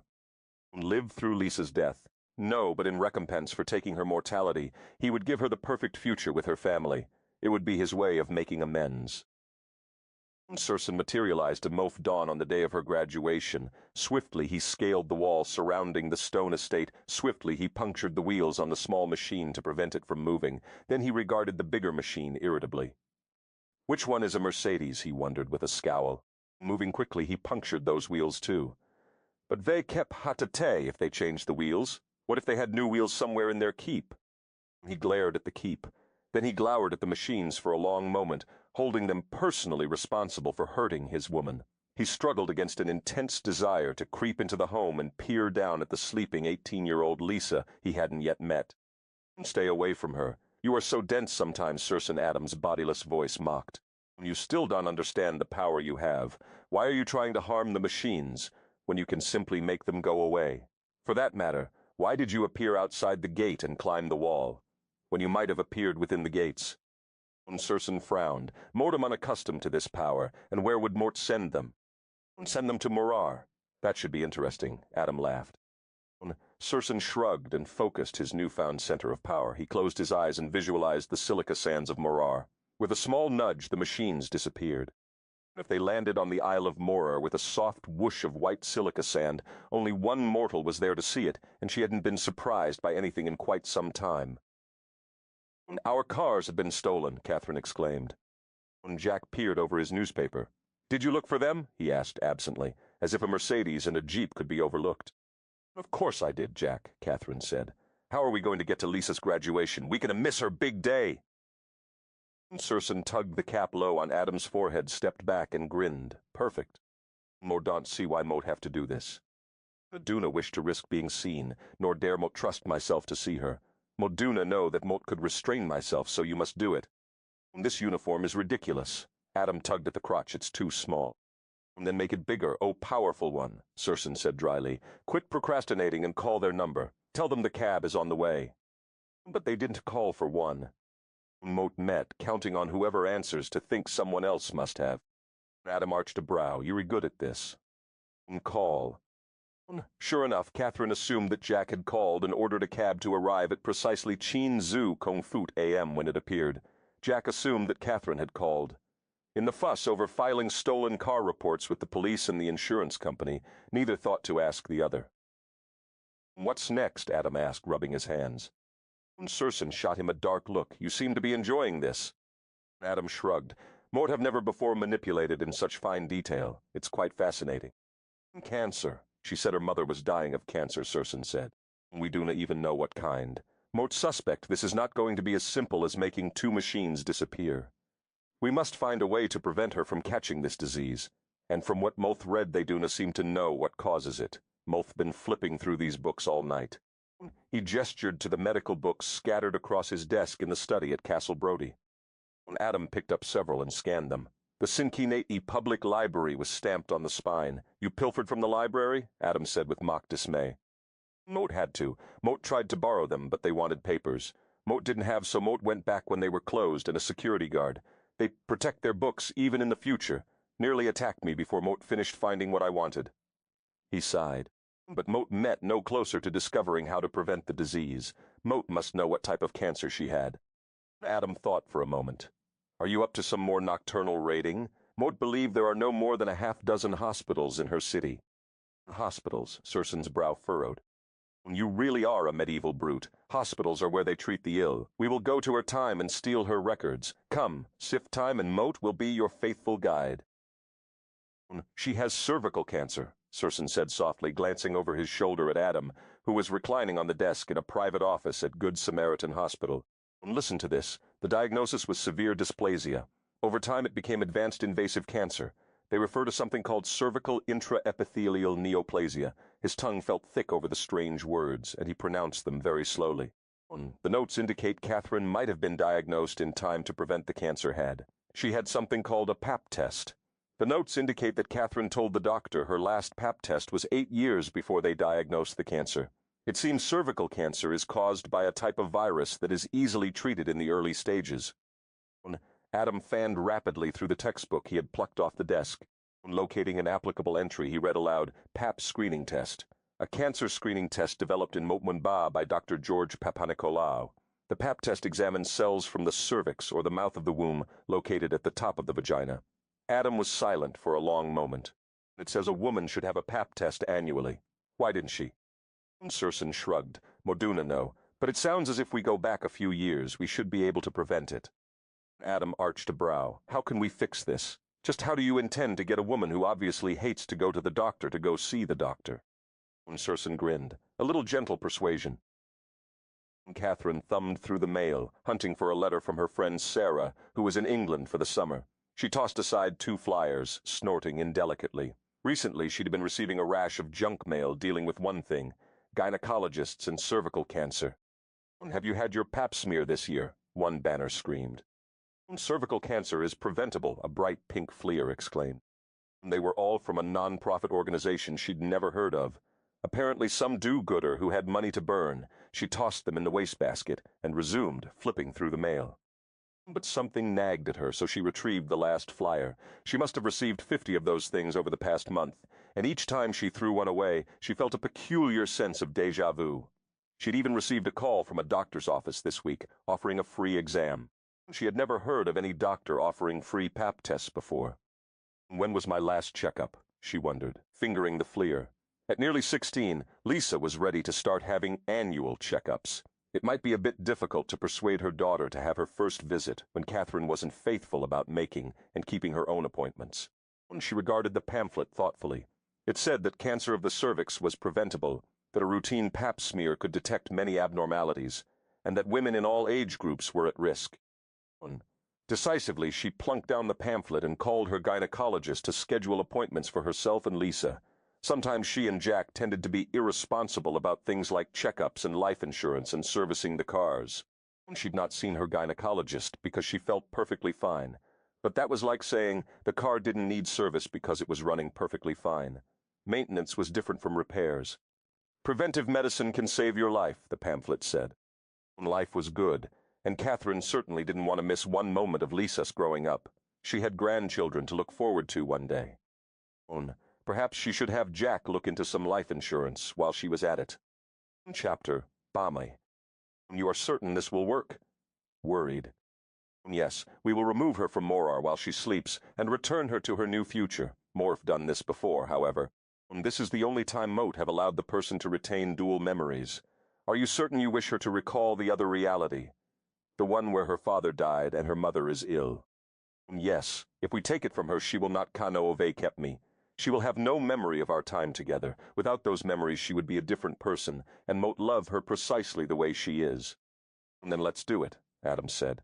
She will be very confused at first. You will need to get to her quickly to help her understand. Once she has been returned, race to her side. She look need you. Lisa was drifting when she heard the voices. You must do it now, Circenn. Circenn, my love, her dreaming mind purred. Mote met coming, Lisa. Lisa woke from a sleep that felt drugged. Her pillow smelled funny. She sniffed it, jasmine and sandalwood. The scent brought tears to her eyes. It reminded her of Circenn, the way the faint smell had always seemed part of his skins. Another scent overpowered it swiftly, frying bacon. She kept her eyes closed and puzzled over that thought. Where was she? Had she stumbled down the beach and in her delirium found a house and a bed? She opened her eyes cautiously. She looked about the room, seeking traces of the 14th century. Her first thought was that she blessedly traveled back to Circenn, but as her gaze skimmed again over the pale blue walls, her heart thudded painfully. She recognized this room and had thought to never see it again. She dropped her disbelieving gaze to the bed in which she lay, a four-poster of blonde wood with a frothy white canopy. She'd adored this bed in their home in Indian Hill a lifetime ago. She shot straight up in bed, trembling violently. Had she finally irrevocably lost her mind? Miss Mom, she called, knowing full well no one was going to answer her, and because no one would answer her, she felt safe, tossing her head back and wailing it. Mom. She heard the rush of feet on the stairs and held her breath as the door opened. It seemed to inch inward in slow motion, as if she were watching a movie and the door opened frame by frame. Her heart tightened painfully when Catherine stepped in, a spatula in her hand, her brows drawn together in an expression of concern. What is it, Lisa? Did you have a bad dream, darling? Lisa swallowed, unable to speak. Her mother looked precisely as she would have looked had the car accident never happened, had the cancer never taken her. Eyes wide, she feasted on the impossible vision. Mom, she croaked. Catherine looked at her expectantly. Is the daddy here? Lisa asked faintly, struggling to comprehend this new reality. Of course not, sleepyhead. You know he leaves for work at 7. Are you hungry? Lisa stared. Of course not, sleepyhead. So normal, so routine, as if Catherine and Lisa had never been separated, as if Daddy had always been alive and the tragic past that had torn their family apart had never happened. What year is it? She managed. Her mother laughed. Lisa! She reached out a hand and tousled her hair. It muete have been quite a dream. Lisa narrowed her eyes, thinking hard. Downstairs the doorbell chimed and Catherine turned toward the sound. Who could that be this early? She glanced back at Lisa. Come down for breakfast, darling. Mote made your favorite. Poached eggs, bacon, and toast. Lisa watched her mom leave the room. Stunned, she fought the urge to leap from her bed, ve kepro epee, her arms around her mother's departing knees, and hang on for dear life. Her mother's knees were unscarred and strong. Joy flooded her. She must have died, she decided, on that strange beach in the stranger land. Was this heaven? She'd take it, whatever it was. Snatches of conversation floated up from the foyer. She tuned them out, studying her room. She kept a calendar on her desk and was itching to know when she was now. But before she could move, her mother called up. Lisa, darling, come down. You have a guest. He says he's a friend of yours from the university. Her mother's voice sounded excited and oh so approving. University. She was in college? Oh, this was heaven. Now all she needed was Circenn to make it complete. Lisa leaped from the bed, tugged on her favorite white fluffy robe, astonishing that it was hanging right on her bedpost, where she'd always hung it, and hurried down the stairs, wondering who could possibly be calling for her. As she rounded the curved staircase, her heart thumped hard in her chest. Circenn Brodie arched a brow and smiled. Simultaneously, a wave of love hit her, sent along their special bond. Lisa nearly whimpered, overwhelmed with pleasure, disbelief, and confusion. He was wearing charcoal trousers and a black silk polo shirt that rippled across his muscular chest, from which he was dusting a light misting of rain. His hair had been trimmed and was pulled back in a leather thong. Expensive Italian boots made her blink and shake her head. She'd never seen him in such fitted clothing and could only imagine the stir he must have caused strolling around in the 21st century. Clothing did make this man. He made the clothing, molding it with his powerful body, 6 feet 7 inches of rippling brawn. She briefly envisioned him in a pair of faded jeans and nearly swooned. Mrs. Stone, would you mind terribly if Moot took your daughter out to breakfast? We have some catching up to do. Catherine eyed the magnificent man standing in the doorway. No, not at all. Why don't just come in and have some coffee while Lisa gets dressed? She invited graciously. Wear jeans, lass, Circenn said, his gaze intense, and your you-knows, he added in a voice roughened by desire. When Catherine glanced back and forth between them, taking in the tender, passionate look from the tall, elegant man in the doorway and the startled yet dreamy expression on Lisa's face, she wondered why Lisa had hidden the fact that she was in love, and from her own mother at that. Not once had Lisa mentioned a boyfriend, but Catherine decided that perhaps she hadn't spoken of it because it was the real thing. When Catherine had first met Jack, she'd have told no one about him. She'd have felt that talking about it might somehow debase the private sanctity of their bond. When Lisa still hadn't moved from the base of the steps, she could breathe, she was riveted by him. How had this come to pass? And how was Circenn Brodie standing in the doorway of her Indian Hill home, talking to her living healthy mother, while her living healthy father was at work, when she left him 700 years in the past? When the dream flooded back over her, we must do it now. What did you do? She asked weakly. What did he do about what, Lisa? Catherine asked curiously. We have much to discuss, lass, he said tenderly. Is that a brogue mut detect? Catherine exclaimed. Mut have always thought Scotland was such a romantic country. Jack and Mut have been discussing going for summer vacation this year. Circenn moved to Catherine, raised her hand to his lips, and brushed her knuckles with a kiss. Perhaps you could visit my home when you come, he said. Moat would be pleased to welcome Lisa's parents into my keep. Lisa had never seen Catherine so flustered. Keep, she exclaimed. Dot to tell me you have a castle. Oh, Moat Luglung, just get that coffee, she said with a breathless laugh. As she turned toward the kitchen, she glanced back at her daughter, who was still standing frozen at the foot of the stairs. Lisa, did you hear him? He wants to take you to breakfast, although the way he has dressed. Moat met not certain jeans would be appropriate, darling. Perhaps the beige dress with those strappy sandals Moat likes so much. Lisa nodded stupidly, just to get her mother out of the room. Then she realized that she was encouraging her healthy mother to leave the room. She flung a startled look at Circenn and mouthed, Just a minute, don't move, then flew across the foyer, catching up with her mother as she entered the hall. Wait, she cried. Catherine turned around and looked at her quizzically. You're acting very odd today, Lisa. She smiled, leaned near to Lisa's ear and whispered Moat like him. Oh my! Why did you tell me about him? Lisa threw her arms around Catherine. Moat love you, Mom, she said fiercely. Catherine gave a startled and pleased little laugh, just the kind of half-breathless sound of joy Lisa remembered from before Jack had died in the other reality. Moat know what this is all about, Lisa. But Moat love you too, darling. Only tell me your next words on going to be, and Moat met sorry, but Moat met pregnant and running off to get married, she teased. Moat met not ready for an empty nest. Lisa's hand flew to her abdomen and her eyes widened. Moat should get dressed, leaving her mother vacapite hot raised brows and a very intrigued expression on her face. Lisa fled the hallway before she could think Muuse hot harder about the possibility her mother had raised. Chapter Bamwi Moat. Lisa glanced around the suite, bewildered. After she had slipped on lacy you-knows jeans and a blouse, Circenn had efficiently navigated traffic and driven them downtown to the Cincinnatian, where he'd reserved a suite. She was stunned by how capable he was, how quickly he'd adapted to and taken control of her modern-day world. But then she remembered that the man was a born conqueror and warrior, and the 21st century, while overwhelming, was just one more challenge for him, and he would master it with the same aplomb as he'd mastered his own century. He explained a bit on the ride there, and gravely informed her that he forgave her for leaving him, although his lower lip had been set at such an angle that she'd known his feelings had been hurt. He'd also explained that they kept her on the Isle of Morar while he and Adam had changed her future and filled her in on how they'd prevented the car wreck and the cancer. But Mort thought you hated Adam. Circenn sighed as he popped open a bottle of champagne and poured 2 glasses.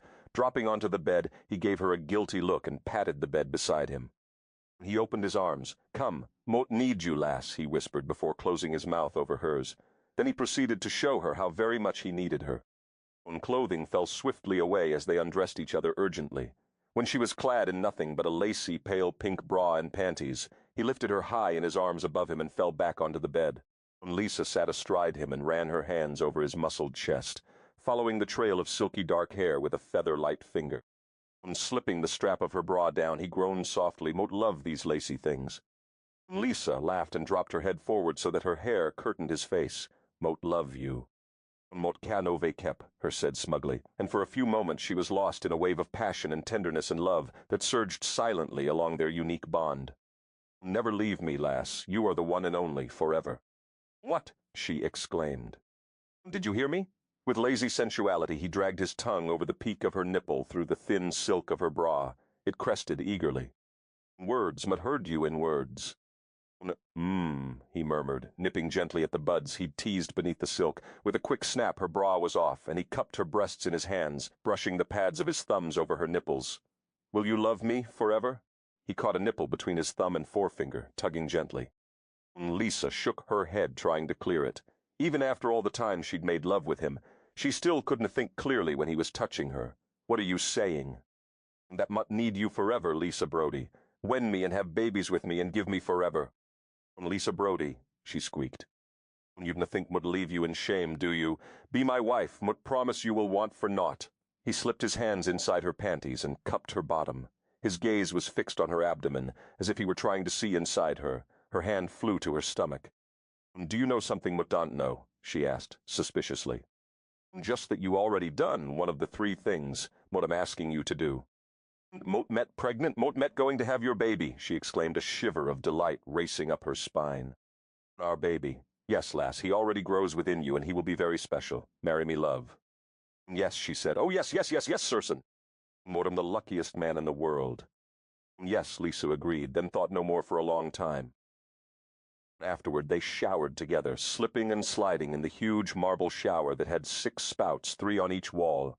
Circenn indulged with the unfettered pleasure of a 14th-century barbarian who'd never seen a shower before, standing in the streams of the water, shaking his head and spraying it everywhere. They made love on the marble floor, in the corner against the wall, and in the jacuzzi. Lisa, wrapped in a fluffy white robe, was toweling her hair dry when she heard Circenn yelling in the bedroom. Startled, she slipped from the bathroom only to discover Circenn standing nude in front of the Tuvian, roaring at it. William Wallace did not look like that. He gestured irritably at the Tuvian. Lisa laughed as she realized he was pointing at a blue-faced Mel Gibson, storming into battle in Braveheart. And Robert Duna looked like that, he complained. Perhaps you should try writing a script yourself, she teased. They never believe it. It is obvious your time has no idea what my time was really like. Speaking of your time and my time, where or should Mot say when? Will we live, Circenn? Circenn pressed the off button on the remote control like a pro and turned to her. Any place you wish, Lisa. We can spend 6 months in my time and 6 months here, or go week to week. But know you wish to be near your family. We could take them back too. Lisa's eyes grew wide. We could take my mom and dad to your time? How would you like to be married in a 14th-century ceremony with your mother and father in attendance? Your father may bequeath you to me, and Mot in turn will grant him a handsome manor, should your parents choose to retire there. Of course, Robert, Duncan, and Galen will insist upon being present as well. I'm afraid it may turn into quite a spectacle. Lisa couldn't stop smiling. I would love that, a fairy tale wedding. Provided. We are cautious not to change too many things. I see no problem arranging it. Mot met beginning to understand what Adam meant when he said if one looks down the timeline, one can discern which things are irrevocable and should not be manipulated, and which things will make little difference. Adam, Lisa said hesitantly. She hadn't forgotten for a moment that Circenn hadn't answered her earlier question. Yes, a voice said behind her as Adam materialized in their suite. He grinned at Circenn. So you finally got around to asking her to marry you. Mot was beginning to despair. Every time Mot tried to pop in, the two of you were... When she spun around, you... Adam grinned puckishly, turned into iron, then turned back into Adam. Lisa was speechless, but only for a moment. When she advanced on him, you saw me in my bath. What? Circenn thundered. He visited me the whole time Mot was in your century, she clarified. When Circenn glared at his father, did you? Adam shrugged. The cameo of innocence. Mot was concerned you might not be treating her well enough and checked in from time to time. You should be grateful that I decided upon full disclosure. I had considered just telling her that Iran had run off when she got around to asking about him, but Mulv decided to try to be a new person henceforth, at least around you and Lisa. Why do you put up with him? Lisa said, shaking her head. Lisa, it's all right, Circenn said, moving swiftly to her side. It's not what you think, he scowled at Adam. Duna think Morphe've forgotten you saw her in her bath. We will speak of it later, the 3 of us, and have the whole story out. But how did you come here by yourself? Has Awabil forgiven you? Adam preened, casting his silky dark hair over his shoulder. Of course, Motum once again all-powerful. Why are you being nice to him? Lisa snapped. Lassie helped me do all that Mauve done. He made you immortal. And if he had never would have met you, but would have died over 1,000 years before you were born. He helped save your mother and father, and Adam is my father. Your father. She gaped for a moment as the information sunk in heavens, but there was obviously a great deal she still didn't know about Circenn Brodie, but she was more than willing to learn. Circenn guided her to a chair and sat her down. Then the two men took turns filling in her gaps of knowledge regarding the man who would be her husband. And once she knew, it made perfect sense and explained everything. His unusual powers, his resentment toward Adam, Adam's unwillingness to let his son die. A few moments of silence passed while she pondered all they'd told her. Then she realized they were both watching her intently, and it seemed that they were waiting for something. Adam moved to her side and reached in his pocket, and Lisa watched curiously, wondering what new thing they were going to spring on her next. You know now that Motum half-fairy, Lisa, Circenn said gently. Can you accept that? Lisa stood on her tiptoes and kissed him full on the lips. Yes, she assured him. No regrets? No regrets.